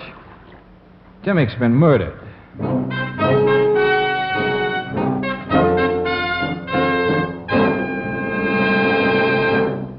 We'll return to tonight's adventure of George Valentine in just a moment. Meanwhile, a word about how to be kind to your starter. It's often the little things that make your day a good one or a rough one. The simple business of starting your car, for example. If it's obstinate and gives you a bad time when you want to get going, it can add up to a lot of irritation. For fast starts every time and wherever you're driving, just try Chevron Supreme gasoline in your car. This premium quality gasoline is climate-tailored, specially adapted to each different climate and altitude zone in the West. Day or night, summer or winter, you can depend upon it for fast starts. And that's a saving, too, of the power in your battery. What's more, Chevron Supreme gives your car smooth acceleration and extra power for rugged hills. Get a tank full tomorrow at any standard station or independent Chevron gas station where they say and mean, we'll take better care of your car.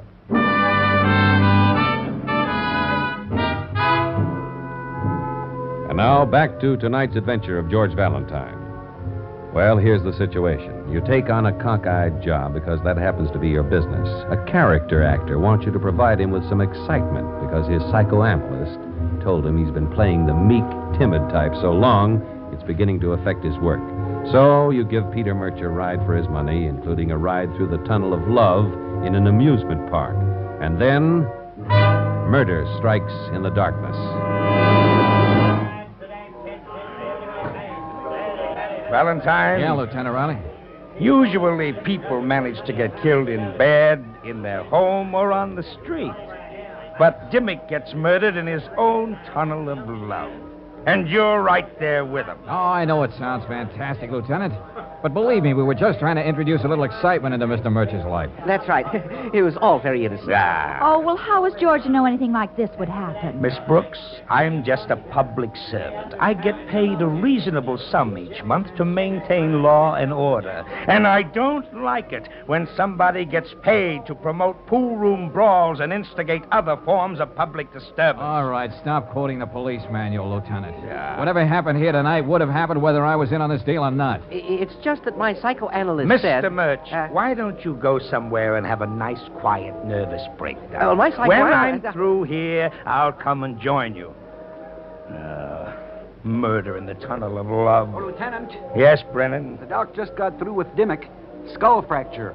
Blunt instrument. All right, I'll be right there. Tell the boys to get some lights set up in that tunnel. We're going to go over it inch by inch. Yes, sir. Now, Valentine, I suppose you're going to go home to your nice warm bed. Oh, well, I'll be glad to stick around, give you a hand. No, thanks. I've got enough trouble. But I want to see you the first thing in the morning in my office. Sure. And you too, Miss Brooks. Yes, sir. And Mr. Murch. Yes? It might give you a little extra excitement to see the inside of a police station. So be there at 9 sharp. But looks like we're not wanted around here, so come on, Mr. Murch.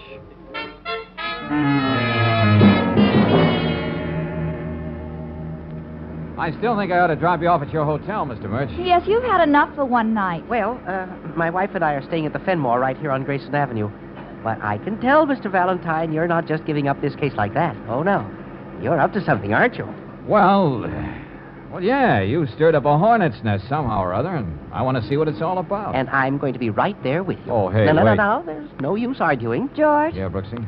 Well, that part of a bus transfer Dimmick wanted you to have. What do you make of it? I don't know yet. Well, why should anyone keep a piece of old transfer? Now, that's probably one of the most worthless things in the world. And only a third of a transfer at that. Yet that man insisted that you have it. With his dying breath. Must mean something. Yeah, well, we'll see what the lieutenant makes out of it. I gave it to him. Told him what Dimmick said. But you've made something out of it already, haven't you, darling? Come on, let's have it. Well, as a matter of fact, you can tell a lot from a bus transfer, Brooksy. Even a third of a one, if you look at it real careful like. Meaning what? That it was issued by the Orange Bus Company, route number 411. And the little punch holes, one for the year, one for the month, and even the day and the hours during which it was good. You noticed all those things? That transfer was issued July 29th, 1943, between the hours of 4 and 6 p.m. All of which still means nothing to me. Nor me either at this point. But I have an idea the late Mr. Dimmick meant it to provide free transportation for his murderer to the end of the line. Hey, why are we turning off, George? Where are we going? Hey, you know something, Brooksy? Riley and I don't always agree, but he knows his business, and so do his boys. We're going down to police headquarters. Well, what for, Mr. Valentine? The police don't miss much, and when they do, they make a record of it so they'll never forget. And that's where we're headed, Mr. Murch. The Department of Unsolved Crimes.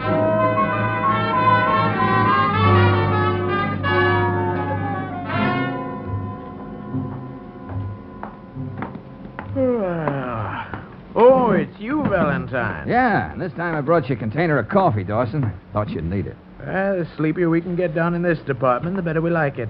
Who are your friends? Oh, my assistant, Miss Brooks and Mr. Murch. How do you do? What do you want, Valentine? You know these files aren't open to the public. Well, I'm not just the public, Dawson. Your boss, Riley, told me to be down here tomorrow morning and be sure I had the right information. He said that? Oh, yeah, sure. Go on. Call him up. Check for yourself. Oh, no, as long as he said so. What do you want to know? If there were any unsolved crimes on July 29th, 1943. July 43, let's see. Oh, it's that file in the corner near the window. Okay, thanks.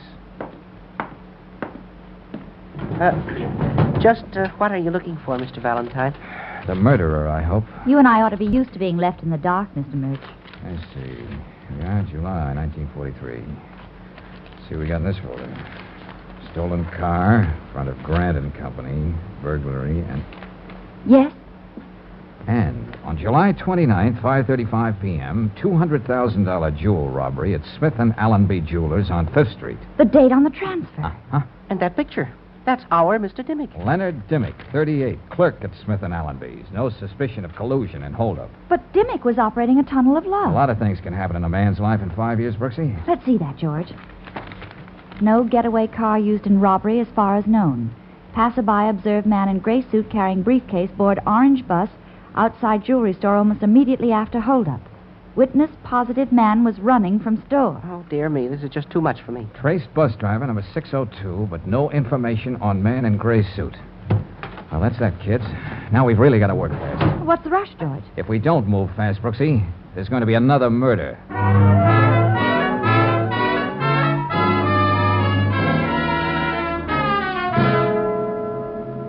Mr. Valentine, as I told you, this is the busiest time of the day for us here at the depot. You know, getting the buses out on schedule. Yeah, I understand, Mr. Eldridge. But look, this is very important. Who was your bus driver, number 602, on July 29th, 1943? Oh, very well. If you can't wait, I'll look it up for you. You see, we have a file here on every man who ever worked for us. 44, 43, July the 29th. Oh, yeah, here we are. Yeah? Yeah, number 602. It was Bob Gray. Still work for you? Oh, yeah, Bob's still with us. As a matter of fact, he's one of our steadiest men. There's nothing wrong, is there? I don't know yet. Well, where can I get hold of Mr. Graves? Why, I don't know. This is his day off. All right, what's his address? Come on. 1411 Dever Street.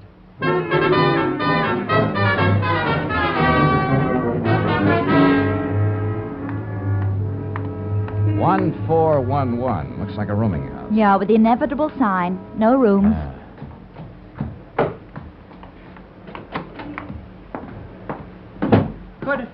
Could you take these steps a little slower, please? Oh, Mr. Murch, I almost forgot about you. Well, I'm not just as young as I used to be. Who is? But right now, I'm interested in seeing that someone else has a chance to grow a little older. Wait a minute, George. There's a name here under this bell. What does it say?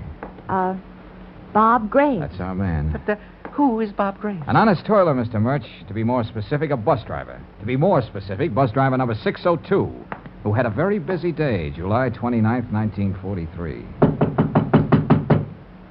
Yeah, who is it? A friend of yours sent me over to talk to you, Graves. Go on, beat it. Get out of here. Okay, Bob. But Len Dimmick wouldn't like the way you treat me. What'd you say? Who are you?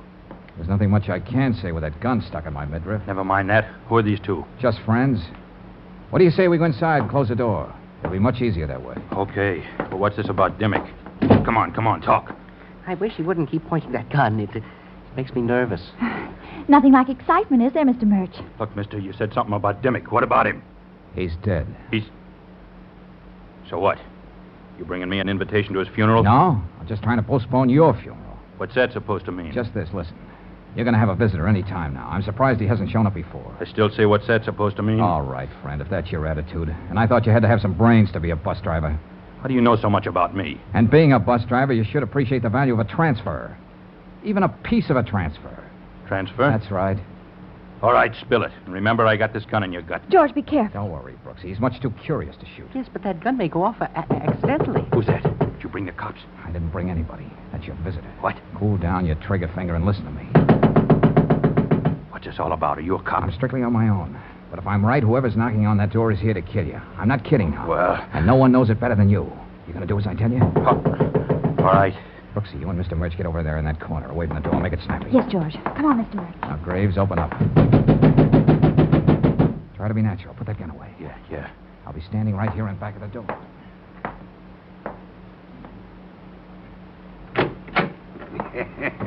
Well, Graves, I was beginning to think you were out. You know how it is, Logan. My day off. I guess I fell asleep. Awful thing happened to Len Dimmick, didn't it? Yeah, I heard about it. Come inside, huh? And just when we were going to split everything 3 ways.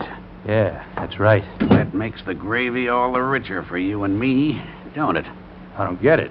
And if there was only one, there'd be nothing but gravy left. What are you talking about? You want me to interpret? Valentine, you... What Logan means, Graves, is he was going to kill you just as he killed Dimmick. You're out of your mind. Maybe, but you killed Len Dimmick. When I heard about Len, I thought it was something like that. Don't listen to him, Bob. You were just too clumsy about it, Logan. I took Grayson Avenue coming back. It wasn't torn up at all the way you said. So what? You sent us the long way so you could get to the Tunnel of Love before us. That's right, George. And he'd be the only one to know that Dimmick would be inside the Tunnel of Love with us. He arranged the whole thing. Oh, my goodness. You sneaked into the tunnel before us, Logan. You were waiting on the platform for the boat to pass. But in the darkness, it could have been me. I could have had my head bashed in. I don't think I feel so good. No, it wouldn't have been you, Mr. Murch. Len Dimmick was doing all the talking. Made himself the perfect target. Graves, you're not going to believe this guy, are you? Yeah, I believe him. You killed Len, and you came here to kill me so you could have all the gravy you was talking about. Put that gun down, Bob. Put it down. Double-cross me, will you? Yeah, let me have that, Graves. You got a big enough rap against you now. George, let him go. He shot Mr. Logan. And the first one who moves will get what he got. I'm getting out. Stay where you are. Drop that gun. Huh? I said drop it. That's better. Oh, Lieutenant I'm Riley. glad to see you, Lieutenant. Sergeant Dawson called and said you were snooping around the Unsolved Crimes Department, so I had you tailed. Now, who's this guy on the floor here? How bad's he hurt? My arm. You should have blown your head off. Brennan, get this man out of here into a hospital, whoever he is. That's Mark Logan, Lieutenant. Ex-con. Now runs a pool parlor. Now, what's this all about? Well, Logan's one end of a triangle. Len Dimmick, former jewelry clerk, was the second. And Graves here, bus driver, is the third. They're the trio who waltzed through that Smith and Allenby job back in 43. How do you know all of this, Valentine? Lieutenant, I think that if you go through Logan's clothes when he gets to the hospital, you'll find a third of a bus transfer on him. Wouldn't you say so, Graves? Why not? Sure, we pulled that job, the three of us. Dimmick, Logan, and me. We decided to wait 5 years because the jewels were too hot to touch right away. Where are they now? Buried under the water in the Tunnel of Love. But those transfers... Yes, what about them? Lots of things can happen in 5 years.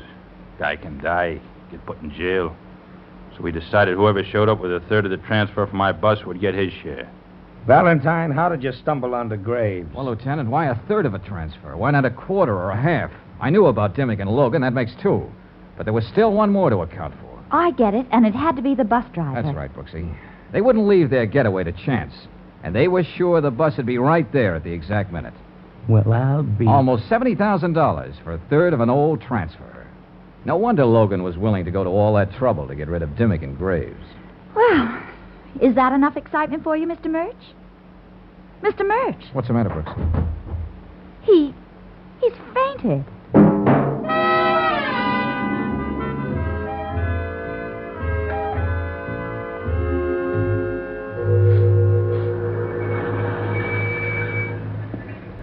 Well, here we are, Mr. Murch.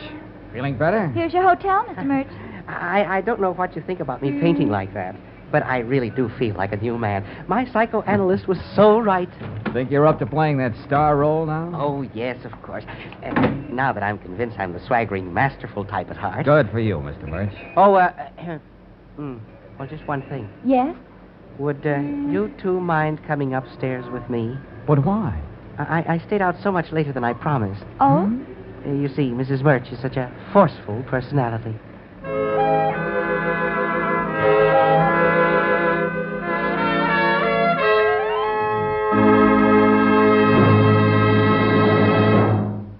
If you're planning a motoring trip, here's something you should do to make it a safe trip. Stop in at a standard station or independent Chevron gas station before you start out and have your tires inspected.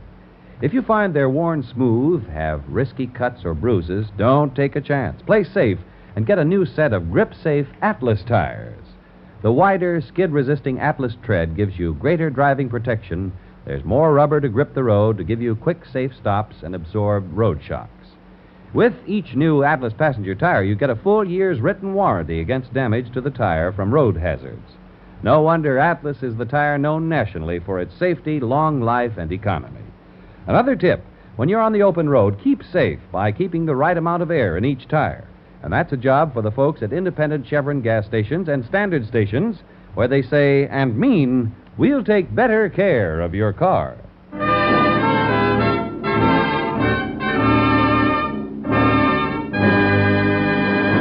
Next week, when you tune our way for another adventure of George Valentine, you'll hear Lieutenant Riley saying... Look, Miss Brooks, my feet hurt. Let's get back to the house. Oh, please, Lieutenant. George and Maud have been away so long, I'm really worried. Let's take one look up here in the lemon grove. Well, all right. Wait till I put the flashlight on. Look, over there. Valentine. George. Oh. Hello, everybody. I was just thinking of getting up anyway. Oh. Somebody must have been staging an atomic test around here. Hey, where's Marta? Here's your answer, Valentine. She's right over here, but no hurry. She couldn't move if she tried.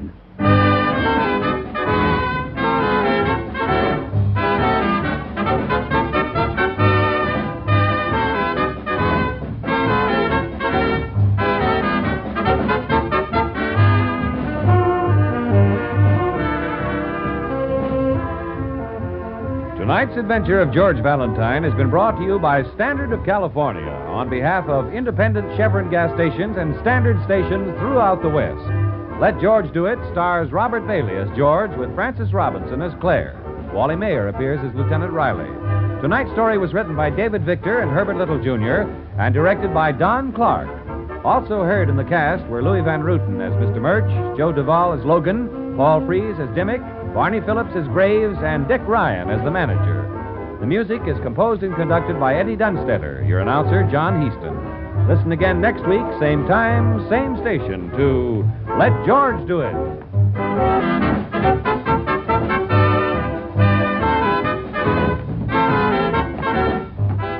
This is the Mutual Don Lee Broadcasting System.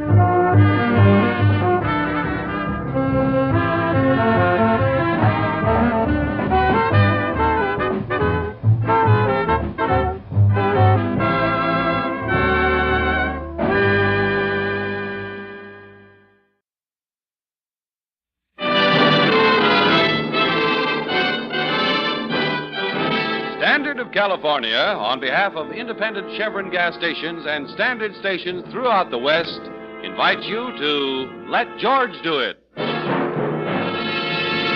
Another adventure of George Valentine. Personal notice. Danger is my stock and trade.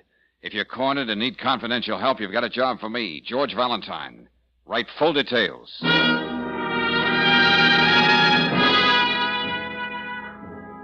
Dear Mr. Valentine, I've loved a man now for many years, a hopeless love. Because, you see, I'm his wife's best friend. He says we must be together at all costs.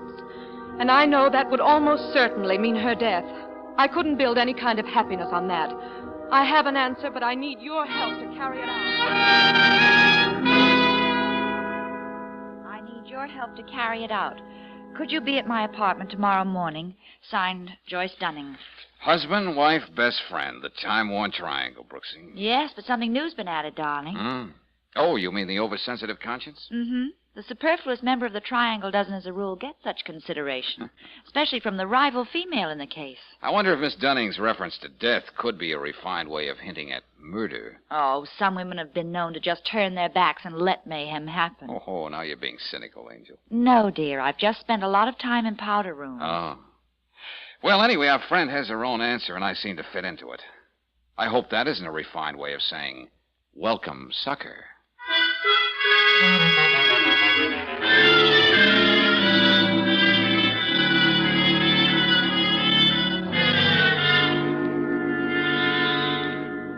Yes, Mr. Valentine, you're in love with me. But I am.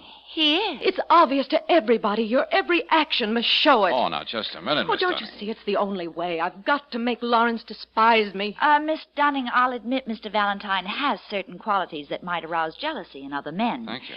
But just why are you going to all this trouble? As a stand-in Romeo and potential punching bag for your Lawrence, I'd like to know that, too. Lawrence Putnam isn't an easy man to convince.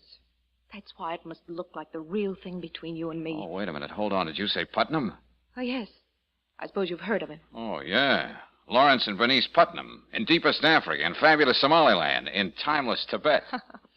Lawrence and Bernice Putnam, one of the ideally mated couples of our time, sharing adventure and romance side by side. But he loves me. And for years I've fought against my love for him. But it's there. And, Bernice Putnam? She doesn't know. And she mustn't know, ever. Well, she doesn't sound like the kind of female who'd keel over when she found out her husband had fallen in love with another woman. If she found out, it would mean her death. What? Yeah, you mentioned that in your letter, Miss Dunning. Now, what's it supposed to mean? Bernice's heart. Dr. Llewellyn, the family physician, told Lawrence a few weeks ago just how bad it is. I see. Almost any kind of exertion or shock might mean... Anyway, you can imagine what would happen if Lawrence told her he wanted to be free to marry me. Uh-huh. And you think that if you and I were seen going places and doing things, people would say we're in love. Especially Lawrence. I am Bernice's best friend.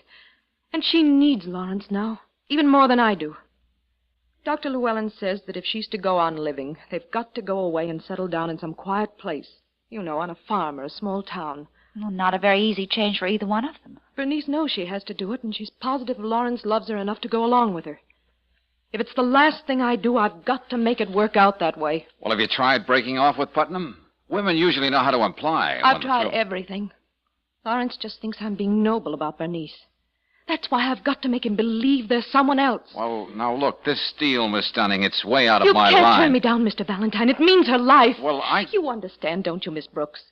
Yes, I believe I do. You're trying to do a pretty decent thing. Okay, well, how do we work this? Well, tonight, for instance. Yeah? Lawrence is meeting a circus man for dinner at the Croydon. He's selling some of the animals from his last expedition. He keeps them on his estate at Mount Webster. And? Lawrence doesn't think I know about the appointment. So if he saw us there and we were playing our parts, it might help bring this thing to the head. Convince him that I'm only thinking of myself. Okay, Miss Dunning, okay. But as I said before, this is something new for me, so I may need a little coaching. But I'll keep Tyrone Power in mind and do my best.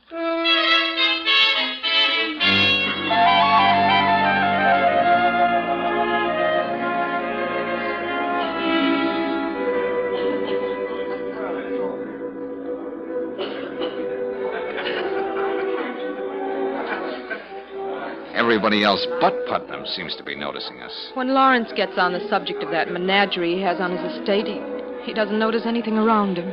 Well, we're certainly playing the romantic couple to the hilt. Your tiny hand in mine, rapturous glances by candlelight. You know, all we need is a gypsy violinist at our table playing Zagonia. I never thought anything could hurt so much. Oh, I'm sorry, Joyce. Dr. Llewellyn told Lawrence he has to get Bernice away in a matter of days. This has to work. Hey, wait a minute. What? Don't look over, but I think he spotted us. Darling? Oh, George. We should at least pretend we're interested in all this lovely food. What'll the waiter think? Well, he's had a good look at you, hasn't he? Oh, I think he'll forgive me. You are beautiful tonight, Joyce. Oh, if I hadn't told you just a few minutes ago how much I loved you, I'd say it again. Why don't you, Joyce? What? Why, Lawrence, What does one say in a situation like this? What a coincidence, or fancy meeting you here?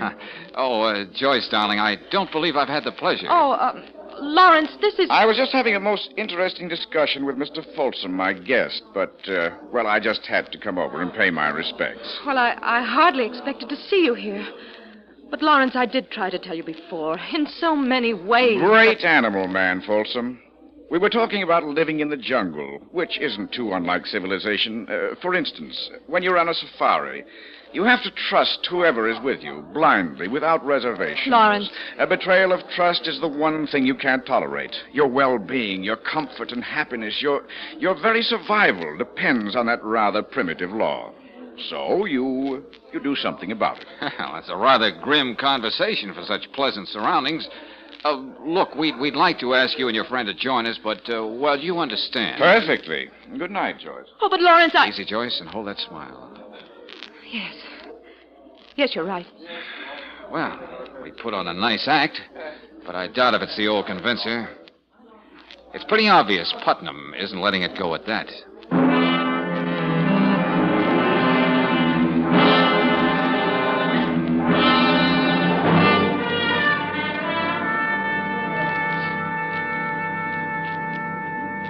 Miss Brooks, I believe? Why, yes, but Mr. Valentine isn't here. I know. I made sure of that.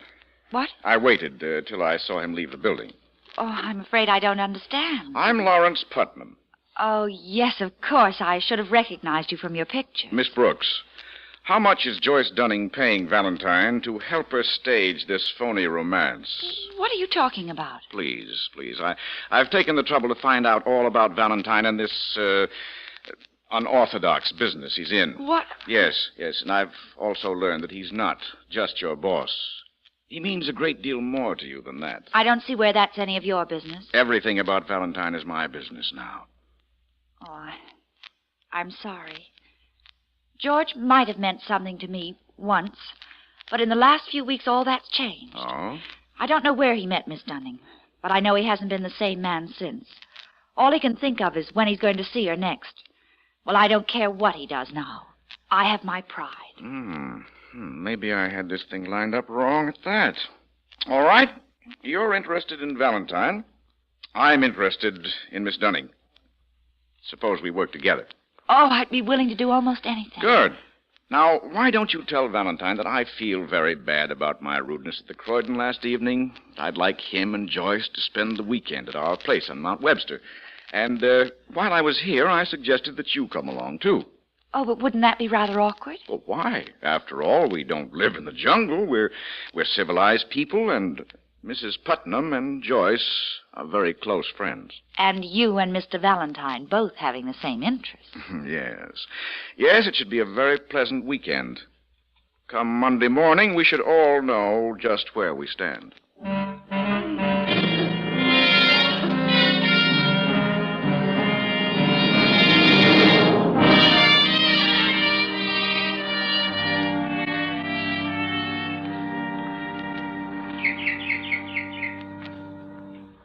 Bernice, are you sure it isn't too cold for you out here on the terrace? Oh, now, Joyce, you stop pampering me.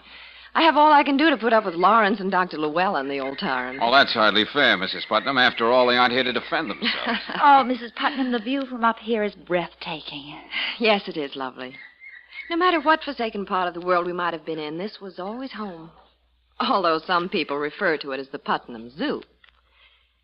It's not easy for Lawrence to be giving it all up. Oh? Then he has decided. Yes. He's selling some of the animals to circuses and others to zoos. Then we'll just be two homebodies. Oh, but this couldn't possibly interest Mr. Valentine and Miss Brooks. Oh, here comes Lawrence and Dr. Llewellyn. Good. Time for your nap, Bernice, and no wheedling out of it. He's right, my dear. Do you see what I mean by the thin line between thoughtfulness and tyranny? Come along, Bernice. I'll go with you. Now, Dr. Llewellyn has me billeted in Lawrence's study on the ground floor. I don't have to climb stairs. But whenever I wake up, it's so big, I feel as though I'm sleeping in the middle of a gymnasium. I think I'll curl up with a good book while the gentlemen pay tribute to the animal kingdom. Oh, yes, Lawrence. Mr. Valentine made the fatal remark. He'd like to look around. Give him the special $1 tour. I'll do that, Bernice. I think you might learn a lot from this little tour, Valentine. Come along. This way. Okay. I could never understand anybody living in the middle of a zoological garden. Not only the infernal noise, but, the odors. Say, in that cage, what are those birds? Parakeets, Valentine. Probably the most beautiful ever brought into this country. Oh, this is nothing. On the other side of the hill, he actually has cheetahs, jaguars, and crocodiles. You don't say. Oh, here's something for you to see, Valentine. What's that? Here in this big cage, a bird that very few people know anything about. Wow. He's an ugly character. Looks like a buzzard or a vulture. Yes. The condor. The killer bird of the Andes. Oh, Juan! Si, senor. Open the cage, Juan. Tomorrow, maybe, senor. Tonight he has very bad temper. He looks harmless enough. Well, don't let appearances fool you.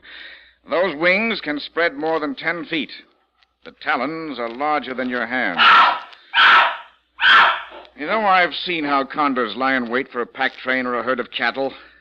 They single one victim out, blind it with their claws, and go at it even before it's dead.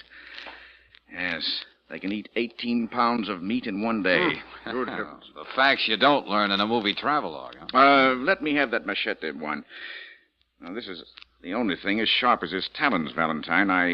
I made him learn to respect it. You must not go in tonight, Senor Putnam. Look here, Lawrence. I thought you were going to sell all these things and give up all this nonsense, Llewellyn, I'm not the invalid. Oh, yes, but... Perhaps you'd like to join me, Valentine.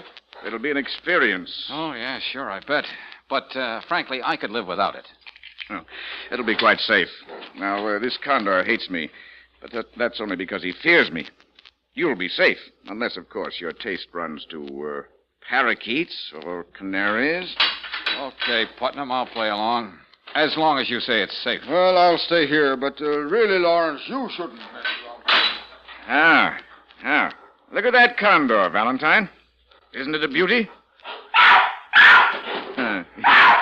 He's beginning to spread his wings. You're up to something, aren't you, you beady-eyed monster? Watch him. He's coming at me. He is like the devil. He's coming at me. Lawrence, Hey, Putnam, don't stand there. Putnam, quick! Get away from me. You. All right, get back. Get back. That's enough. I'd kill you if you weren't worth so much. Hurry, senores. Come out quick. Are you all right, Lawrence? Yeah, he's all right. And I'm all right, too. Well, you were correct, Putnam. That was an experience. You know, a condor is a strange creature, Valentine. This is his cage, and he resents it when somebody threatens what he's claimed for his own. That was pretty obvious. And he doesn't know what it means to fight clean. You can understand that, can't you? Yes, Putnam, I can. And don't you worry. I'm not going to forget it.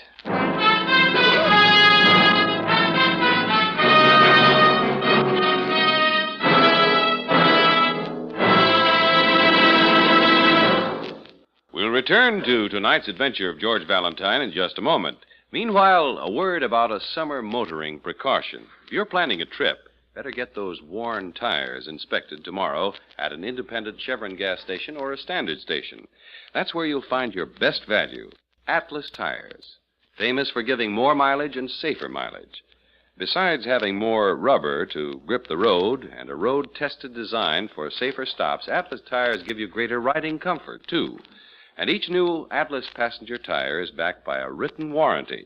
For a whole year, this warranty covers damage to the tire from ordinary road hazards and guarantees the materials and workmanship for the life of the tire.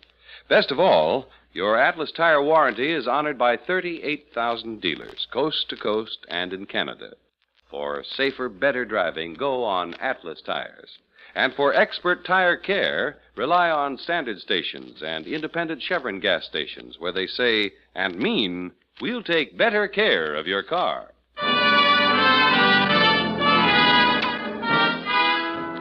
And now back to tonight's adventure of George Valentine. And if you were in George's place, here's the situation you'd be facing.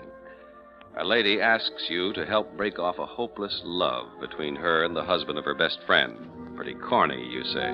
But then she explains that the wife has a heart condition. The shock would most certainly kill her. So you pretend to be the man who supplanted the husband in your client's affections. But then there's a thinly veiled threat from the husband. He won't hesitate to kill you if you stand in his way. Still, being as stubborn a character as George Valentine, you play along even though you can't help asking certain questions, such as... Hey, Putnam, isn't this a lot of trouble to climb all the way to the summer house just for a cup of tea? Oh, it'll be worth it, Valentine. From the upper terrace, you can look down and see all the trophies of a lifetime. Birds and animals you've risked your life to find in every corner of the world. Oh, take it easy, Lawrence. It's a steep climb, and there's not that much of a hurry. Dr. Llewellyn, This has been my whole life. This one last look, before I give it all up, means a great deal to me. Are you all right, Bernice? Yes, dear, fine. Joyce and Miss Brooks said they'd have tea all ready when we get there. And Joyce promises a special surprise. Wonder what it could be. What's the matter with you people? Tea's getting cold. Yeah, we're coming, Brooksy. We set the table up right out here on the porch. Oh, it's beautiful, Joyce. And all these flowers. Why, this must be an occasion. It is. Please, Miss Brooks, will you help me serve? Of course. I feel like a romantic schoolgirl. But I know you've already guessed, Bernice. And the rest of you will find out anyway. Yes, Joyce? I'll never know how it really happened. Just what is it that makes two people suddenly realize they're in love, George? Oh, I suppose you just call it the sweet mystery of life or something like that. What I'm trying to say, everybody, is that George and I are engaged to be married. Lawrence. Just not used to such world-shaking announcements. Sorry. Let me be the first to congratulate you both. Well, thank you, Brooksy. I know how much you mean it. My best wishes, of course. Well, isn't it wonderful, Lawrence? Just the thing we've always wanted for Joyce. Yes. Lawrence, where are you going? What's the matter? Lawrence!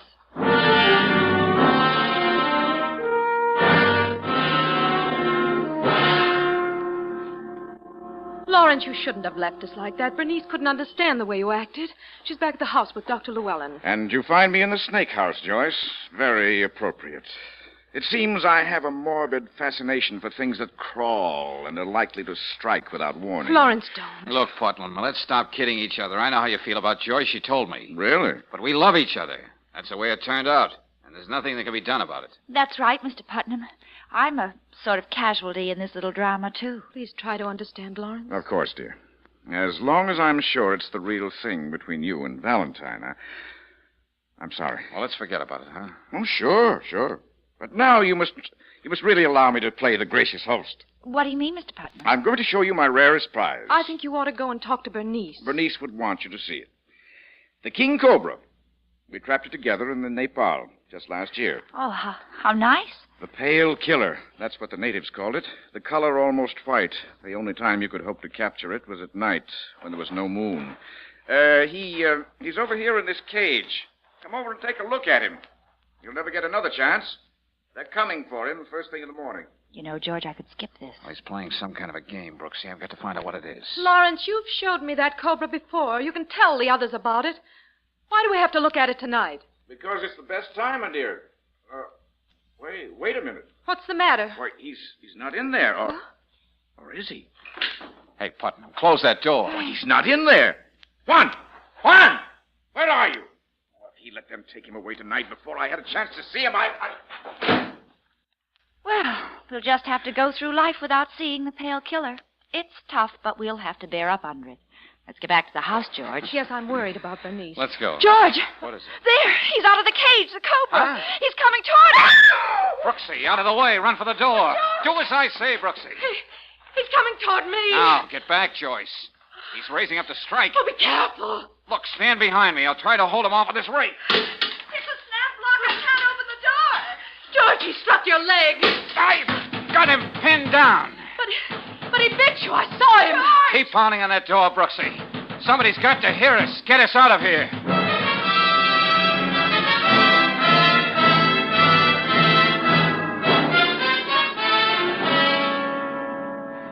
It's about time you showed up, Lawrence. This man might die. Don't just stand there like that. Lawrence, you certainly must have an antidote for something like this. But there's really no need for all this excitement. Glad you think so. Well, but how can you talk like that? Can't you see? What are you saying? I thought I mentioned it, Miss Brooks. We had the poison sacs of that cobra removed. Oh. He'd be much too deadly to have around otherwise. Well, I guess you could stop pampering me now and I can get up. Yes, I'm sorry about this, Valentine. I could have sworn the cage was empty. That cobra must have been coiled up in a dark corner. Uh-huh. I heard all the commotion in the snake house. When I looked in, I saw you, Valentine, get Miss Brooks out of danger and then go to Joyce's rescue. You saw all that? But why didn't you do something? Yes, Lawrence. As I said, I thought I told you the snake was harmless. I did open the door as quickly as I could. Yeah, Oh, thanks. you could have saved us all a lot of worry if you weren't more concerned about getting that cobra back in his cage. Well, it's all over now, Doctor, and the best thing for all of us would be to turn in. Oh, yes, Doctor. On the way to my room, shall I stop in and give Bernice those pills for her heart? I've done that, Lawrence. She's probably fast asleep. Oh, it's a good thing, too, considering all this excitement. Mr. Putnam, I suppose this little incident should make a chapter in the next book you write. Well, you may have something there, Valentine. It was quite an experience. The kind of experience we learn a lot from, whether we realize it or not.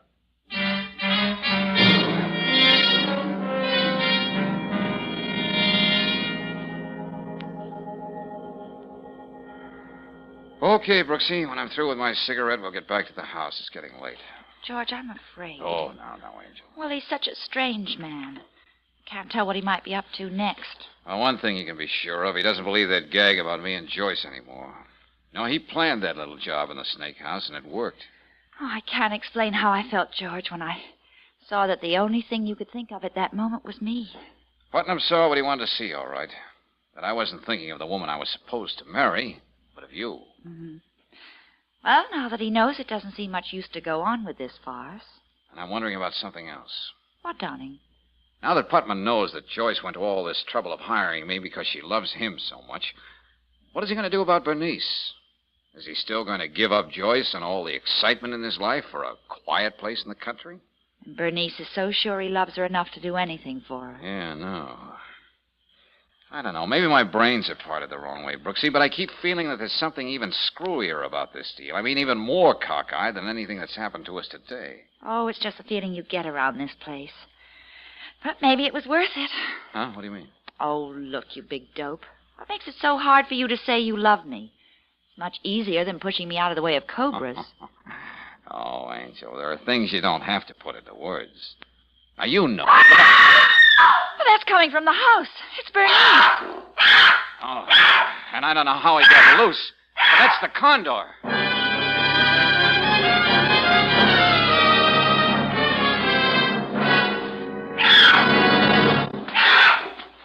Lawrence! Lawrence, don't go so near him. Watch your eyes. I thought I taught you to fear me. Bernice, get into the closet. So you finally found a way to escape. Lawrence, look out. Don't try to fight him. And your hate even led you right to my room, didn't it? Putnam, don't be a fool. You can't fight this thing off with a chair. Stay out of my way, Valentine. I've listened to you enough today. This is the only way to handle a killer like this. Oh, is he? Yeah. Now we know what a dead condo looks like. Oh, God. Look, go on over and take care of her niece. Yes, George. I'll get Dr. Llewellyn the shot. What in heaven's name is... Yes, what's happened? Fortunately, nothing, Joyce. That bird never had the chance to touch him. Dr. Llewellyn. George. Lawrence, on the floor like that. Huh? Oh, Lawrence, oh, my God. But I told you the bird never got to him. Bernice, Lawrence is dead. What's that? Oh, no. He was trying to save me. But how, Dr. Llewellyn? Why? I guess all our deception didn't work, Bernice. Deception? What do you mean, Doctor? We knew Lawrence would never give up the kind of life he wanted and needed, not for himself. He would do it for Bernice. Dr. Llewellyn. Yes, you see, it was Lawrence whose heart was so bad.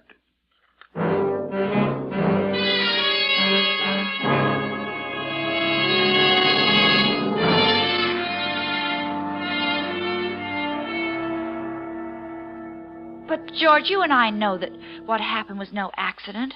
Putnam wasn't there in that room to save Bernice. That's right, Brooksy.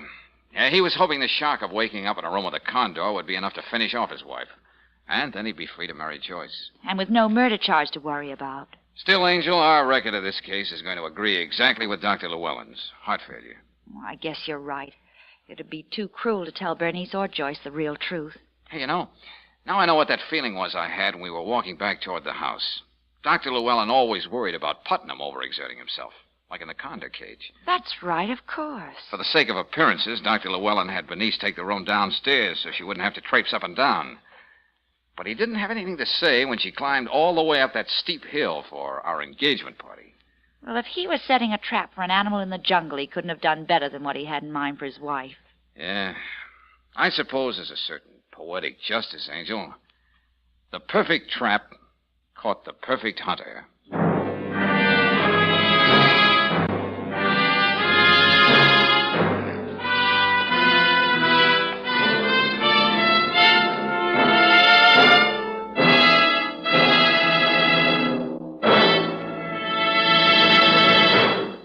Maybe you've run into the kind of motorist who always says, grease is grease, and it doesn't matter where you take your car for lubrication service. Well, don't you believe him. At independent Chevron gas stations and standard stations, they use many specialized grades of RPM greases and oils to give your car a thorough lubrication. And each one is tailor-made to do a wear-saving job at some vital wear point on your car. The regular 1,000-mile grease job at these stations is done by trained experts. They follow a lube chart approved by the manufacturer of your car, and they take pride in doing a spick-and-span clean job for you. Next time your car is due for lubrication service, rely on the standard station or the independent Chevron gas station, where they say and mean, we'll take better care of your car.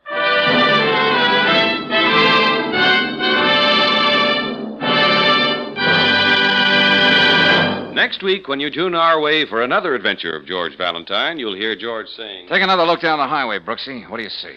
A pretty highway. Yeah? One lane going east, the other going west. Uh-huh. And an island of trees in the middle. Yeah. Joe Logan left this place and started to walk down the highway on the right-hand side, walking toward the Half Moon Motel, not away from it. Well, if you're right, George, Logan never even got there to kill Potter. Which should simplify things for us, but it doesn't. I've got a hunch whoever killed Potter ran Logan down. And, Brooksy, that's what we've got to find out.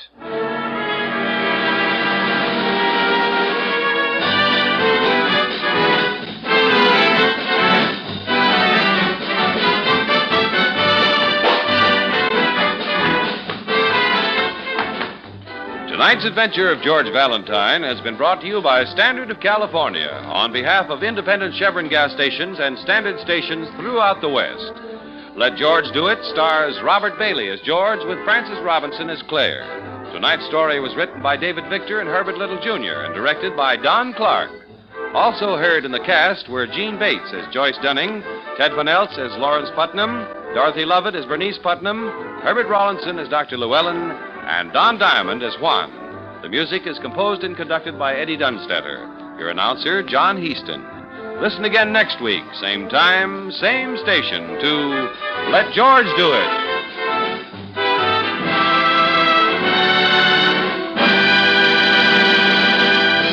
This is the Mutual Don Lee Broadcasting System.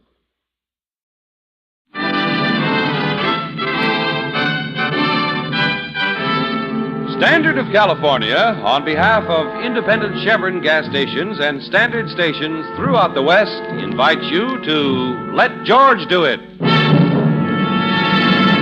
Who is Sylvia? Another adventure of George Valentine. Personal notice. Danger's my stock and trade.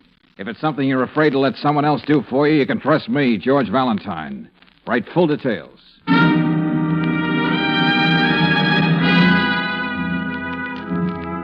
Dear Mr. Valentine, is she trying to get me out of her life, or is it my imagination? Is she in love with someone else, or am I just going mad with jealousy?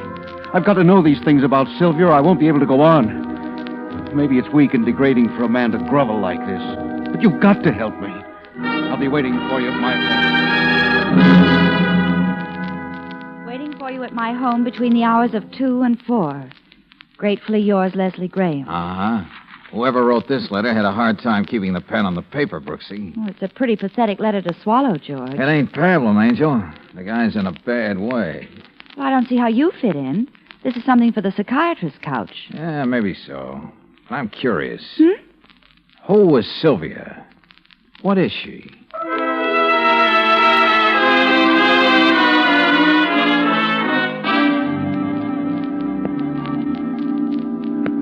Valentine, we have to hurry. Sylvia may be back any minute. She's out shopping. Yeah, I was waiting for you to get started, Graham. Yes, why don't you pull yourself together? Valentine, I want you to put my mind at ease.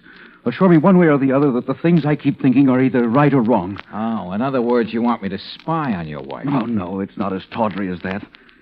It's something that happens to a man when he's in love with a creature as beautiful as Sylvia. Why don't you try trusting her, Mr. Graham? Why? Here, Miss Brooks. Take a look at this picture. Can't you see why the word trust becomes meaningless? Yeah, very choice. But there are a great many beautiful women in the world, Graham. Some of them even manage to wash diapers. Oh, you wouldn't understand. When we were first married, the only person I was jealous of was her dead husband. Then it started. I began to hate every man who stared at her in the street. Then whenever I was away from her, I was no good for anything. All right. But now there's a handsome blonde gentleman named Tom Vickers who trails around after her. So you can see how... I can see everything, Graham. But it's no soap. Divorce cases as such are not in my line. You would help me if I could make you understand. Understand how a man can get on his knees and keep begging a woman over and over again to tell him that she loves him. Yes, you could be that much afraid of losing her, Valentine. Find the liquor cabinet. Get him some brandy. Okay, George. Oh, I'm tired. Come on now, sit down. Now go on, do as I say. Sit down. I feel like I'm dead inside. You'll be all right in a minute. Here, Mr. Graham. Take this. Thank you. Oh, Leslie. This is a pretty tableau, I must say. What's happened? Just two friends. They were just leaving, Sylvia. What has Leslie been telling you? And who are you? The name's Valentine, Mrs. Graham. Your husband thought we could investigate a private matter for him. And we were just leaving. I'm the only private matter in my husband's life, Mr. Valentine. But it seems that I'm not private enough. Please, Sylvia, not in front of these people. What difference does it make after what you must have told them? I'm sure Leslie hired you to spy on me. You can relax. I'm not for hire. I know what Leslie's like when he starts raving, Mr. Valentine. What were some of the more vivid highlights of his fantasies? Believe me, Mrs. Graham, he had nothing but good to say about you. Oh, Leslie, what am I going to do with you? I know. Oh, darling, what's happened to this love of ours? Well, you ought to know. You've done everything to strangle it with your insane jealousy. How the other side lives. You never trusted me a moment. When you could have loved me, you made scenes. I stopped off and got that. Oh, I didn't realize you had company, Sylvia. This isn't company, Tom. It's a three-ring circus. Leslie, after the disgusting spectacle you've made of yourself, I think you ought to go upstairs. Yes, Sylvia. All right, I'll go. Sylvia, you shouldn't have spoken to Leslie like that. Oh, shouldn't I have? Here, darling, take these packages into the other room. But that's true. Please, You had... Tom. I want to speak to these people. Alone. Okay, Sylvia. Yes, Sylvia? I see we've become friends. You should live that long. No, I must apologize for Miss Brooks. Sometimes her frankness embarrasses me. What were you going to say? Well, Mr. Valentine, I wanted you to understand. I have to be firm with Leslie. If I coddled him, he'd only feel sorry for himself. Well, it seems to me that when a man's in a state like that, even a very beautiful wife could find a touch of kindness in her. Good night, Sylvia. Good night. You didn't mention your first name. Oh, brother. Never knew fresh air could smell so good. Oh, I think I know the secret of Sylvia's attraction. She wears knockout drops for perfume. Who is Sylvia? Well, the beautiful Sylvia seems to have made an impression. Brooksy, I got a fast research job for you. Back files down at the newspaper. What do you mean, George? There's a house full of dynamite back there, Angel. And when and if the blow-off comes, I want to be well informed. Curious again? Still curious. Who is Sylvia? What is she?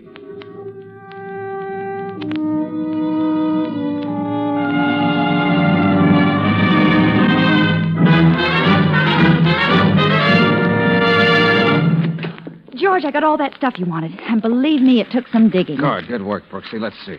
Well, Sylvia hooked Leslie 3 years ago. He was a wealthy investment broker. Uh-huh, but what about the late spouse number one? Oh, hold your hat, darling. Sylvia and Hugh Frankel, a Chicago importer, enjoyed married bliss less than a year. Then, alas, the poor man departed this world under sad circumstances. Yeah, Brooksy. Never mind the suspense. Well, after a midnight snack of liver patty sandwiches, which proved to be tainted, Frankel died of ptomaine poisoning and indigestion. It seems Sylvia wasn't feeling well that evening and just had toast and tea. Well. And according to the Chicago newspapers, the coroner's jury could see nothing other than an unfortunate accident. Yeah, well, it was probably looking at Sylvia all the time. What goes with that girl, George? What has she got? You mean besides deluxe equipment and extras? Mm-hmm. A mind that's always figuring what's best for Sylvia. A heart that's just put there to beat, and a soul that thrives on men rolling in the dust. Oh, wait a minute. That's a recipe worth putting down. To some guys, that combination's like the apple was to Eve. They know it's no good for them, but they want it. Yeah, well, we'll go on with this session on abnormal psychology in a minute. Hello, Valentine. Oh, yeah, Lieutenant. Well, sure I was out there. What's that, Riley? Oh, yeah, I see. Yeah, of course I'll be right over. What is it, George? For Lieutenant Riley, that was a short conversation. The good lieutenant happens to be very busy at the Grahams. The Grahams? Yeah, Brooksy. Leslie Graham killed himself this evening.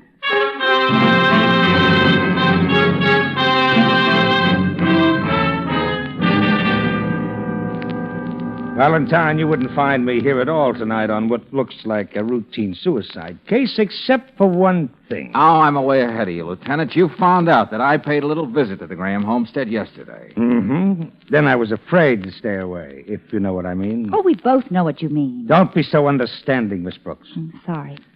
We checked with the partner in Graham's firm downtown. He says Graham was making all kinds of morbid remarks throughout the day about life not being worth the candle. You know, scintillating stuff like that. Does that check with what you found, or is there more to it? Well, Lieutenant, Graham was in an even worse frame of mind when I saw him. Yeah? What do you want to see about? Unhappiness, Lieutenant? Oh, unhappiness, he says. Now, would you mind being just a little more specific? Was he unhappy because of his golf game? Or did someone nudge his fenders? Come on, get to the point or I'll... Yes, sir, Lieutenant, yes, sir. Yeah. Graham was unhappy because he wasn't getting along with Mrs. Graham. He wanted me to get the usual kind of evidence. And we have scruples, you know, Lieutenant. I know. Well, he wouldn't be the first guy to bump himself off because of a sour marriage. Where is Mrs. Graham? In the drawing room with that whatchamacallit guy, Vickers. Oh, how cozy. Yeah. Hey, Doc, are you through? Yes, Lieutenant. Seems to be just as the family doctor said. And what was that? Oh, hello, Valentine. Graham loaded his highball glass full of Renapol, Lieutenant. Renapol? Yeah. You can buy it in any drugstore. You don't need a prescription. It's specific for headaches, mostly migraine. Well, wouldn't Graham have to take a lot of it? He took a whole bottle. Oh. And with whiskey, that really means a one-way ticket. Anyway, he didn't find it hard to take. It's practically tasteless. Well, I'll go and tell Mrs. Graham. There'll be an inquest in a couple of days. And I'll go write out my report. So long, Doc. All right, my fancy friend. Why did you hold out on the lieutenant like that? Did I do that? Oh, stop being coy, George. Well, everything I said was the absolute truth. Yeah, but you didn't say enough. You could have made this thing look more like murder and less like suicide. You know, house full of dynamite, the first husband who was crazy for liver patty sandwiches. Well, you heard the lieutenant, Angel. There'll be an inquest, so the facts will come out a few days later. Yes, but what's the idea? Just this, Brooksy. I want Sylvia to play her hand as though she had all the cards in the deck. Give her every chance to make a slip. Oh. George. What have you got there under your top coat? You mean this? Oh, you swiped her picture. Oh, now, wait a minute. Yeah, I'm going to put it on my desk and just stare at it. What do you think it'll do to me? It'll get you a black eye from me. Oh, now, look, what's on your mind, George? I don't know, Brooksy. Let's say just a hunch. Now, you run along home. I'm going to pay a few calls on the neighborhood druggists. See you in the morning.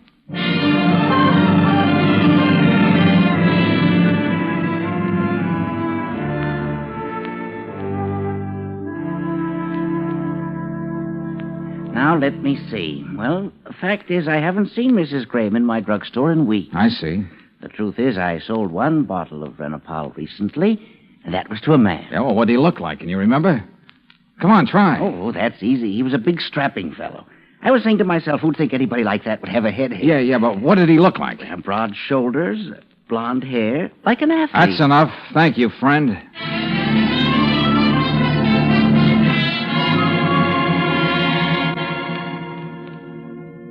Alone, Sylvia? What did you do? Send Tommy home? Yes, George. You see, I took the trouble to find out your first name. Oh. I thought Tommy'd be here trying to comfort you in your bereavement. Well, he was. But his efforts were getting a little too arduous. And I've had a long and hectic day. What do you want? I just wanted to tell you I know Tommy bought that Renopal. Oh, really? Well, maybe he had a headache. Oh, I'm full of all kinds of miscellaneous information tonight. I also know that a certain Mr. Frankel ate his way into an early grave. I'm an ill-starred woman. I just can't keep husbands. Well, it should make interesting small talk at the inquest. Oh, you won't get a rise out of me. I can try. How about this? What happened to your picture, Sylvia? What? So you're the one who took it. Well, it's just a picture. I want it back, and you're going to give it to me. Going to the police?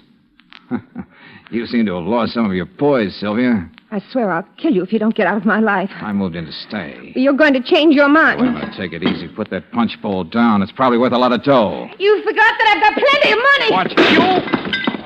You're going to have a face full of scratches for weeks. Get away. Do you want me to take it? You still think that I couldn't kill. Sylvia, what's going on? Oh, Tommy. So glad you've come back. Valentine, what are you trying to do? Defend myself, and not too successfully. Tommy, 1 minute more, and I wouldn't have known what to do. You do anything to hurt her, Valentine, and I'll kill you. Well, why don't you start now? I feel just like Well, you bet I'll do. Yeah. Now, don't bother getting up, Jungle Jim. Just listen. Being threatened with murder twice in 5 minutes does something for my ego, but it does even more to my temper. You have had a pretty busy 5 minutes, haven't you? Slow motion, Sylvia. Just wait till I really get started.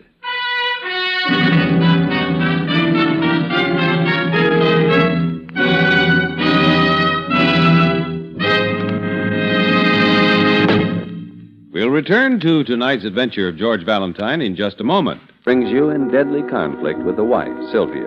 You can't say she's the most beautiful woman you've ever seen because you haven't seen them all. Yes, Sylvia, who has you threatened with death twice in 5 minutes. George, isn't it enough to have Sylvia's picture in front of you on the desk? You don't have to stare at it with a magnifying glass. Yeah, well, somehow, Angel, I don't feel I've gotten close enough to that lady. Well, you've gotten close enough for her to play tic-tac-toe all over your face. Well, it wasn't all one-sided. She has a few broken fingernails to show for it. Oh, darling, you know you're skating on thin ice. Especially now that you found out Vickers bought that Renopal. That's right. Go ahead and comfort me. Now, look, Brooksy. Yeah. This picture of Sylvia stealing all the glory from the beautiful mansion in the background was taken by a professional photographer. Well, so what? So his name is on the back of it, Horace Maddox in Sanford. I want you to have a chat with him. Way out in Sanford? Yeah, that's right. Find out when he took this picture, where, the name of the woman, everything. Oh, George, we know the name. Don't argue, Brooksy. Just make sure you're back in time for the inquest. I'm going to need that information. To prove what? What I'm only guessing now.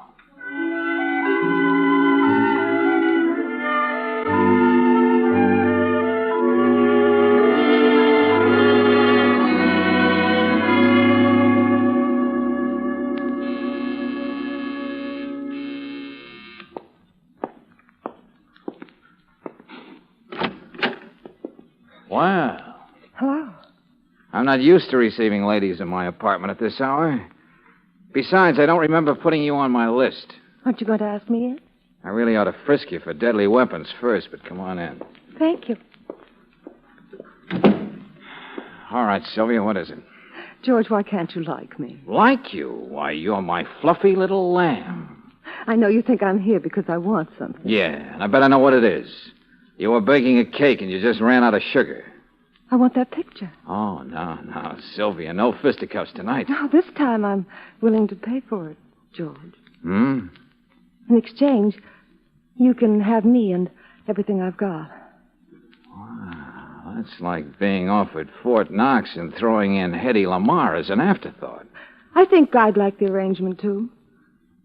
I have an idea that you'd be the first man I ever met who'd be able to tell me what to do. Well, thanks. That puts me right in the same class with Clyde Beatty. As far as money's concerned, George, you may know what you're getting. I don't want there to be any unknown quantity in the deal.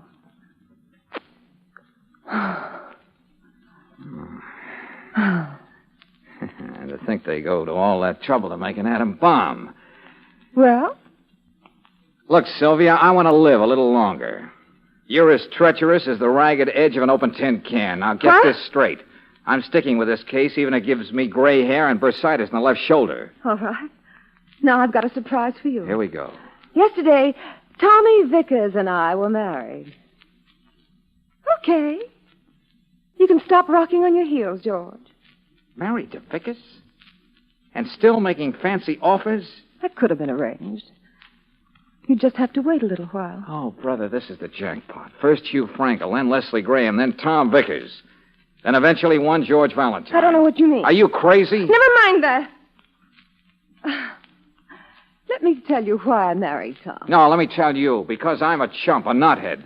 With what I knew, I could have stopped it. Yes, but you didn't, Doc. Now, when this case comes to trial, you won't have to testify against Tommy. All the background of this sordid little triangle. The story I'll tell is that I knew suspicion might point to Tom. But to show my faith in his innocence, I married him anyway. Oh, I gotta hand it to you, Sylvia. Me too.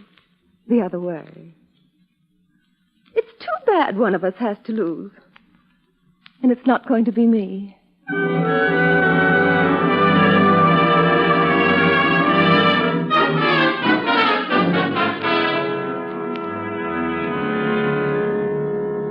Oh, yes, Miss Brooks. I remember very well the day I took that picture. Well, that's fine, Mr. Maddox. Annie was so excited I could hardly make her stand still. Annie? Why, yes. Annie Ferguson, that's her name. Oh, yes, please go on. She was so beautiful that day. She kept rattling on about her father's mansion. She wanted to make sure that I got Woody Crest into the picture. In a way, it was, well, a little pathetic. Well, is there anything else you can remember about her? Well, I know she couldn't have been very happy there because shortly afterward she ran away. Oh, I see. Well, now tell me, just how do I get to this Woody Crest? Oh, it's just on the outskirts of town. Any cab will take you there. Oh, that's fine. They'll be glad to see you. I know they've been trying to locate Annie all these years.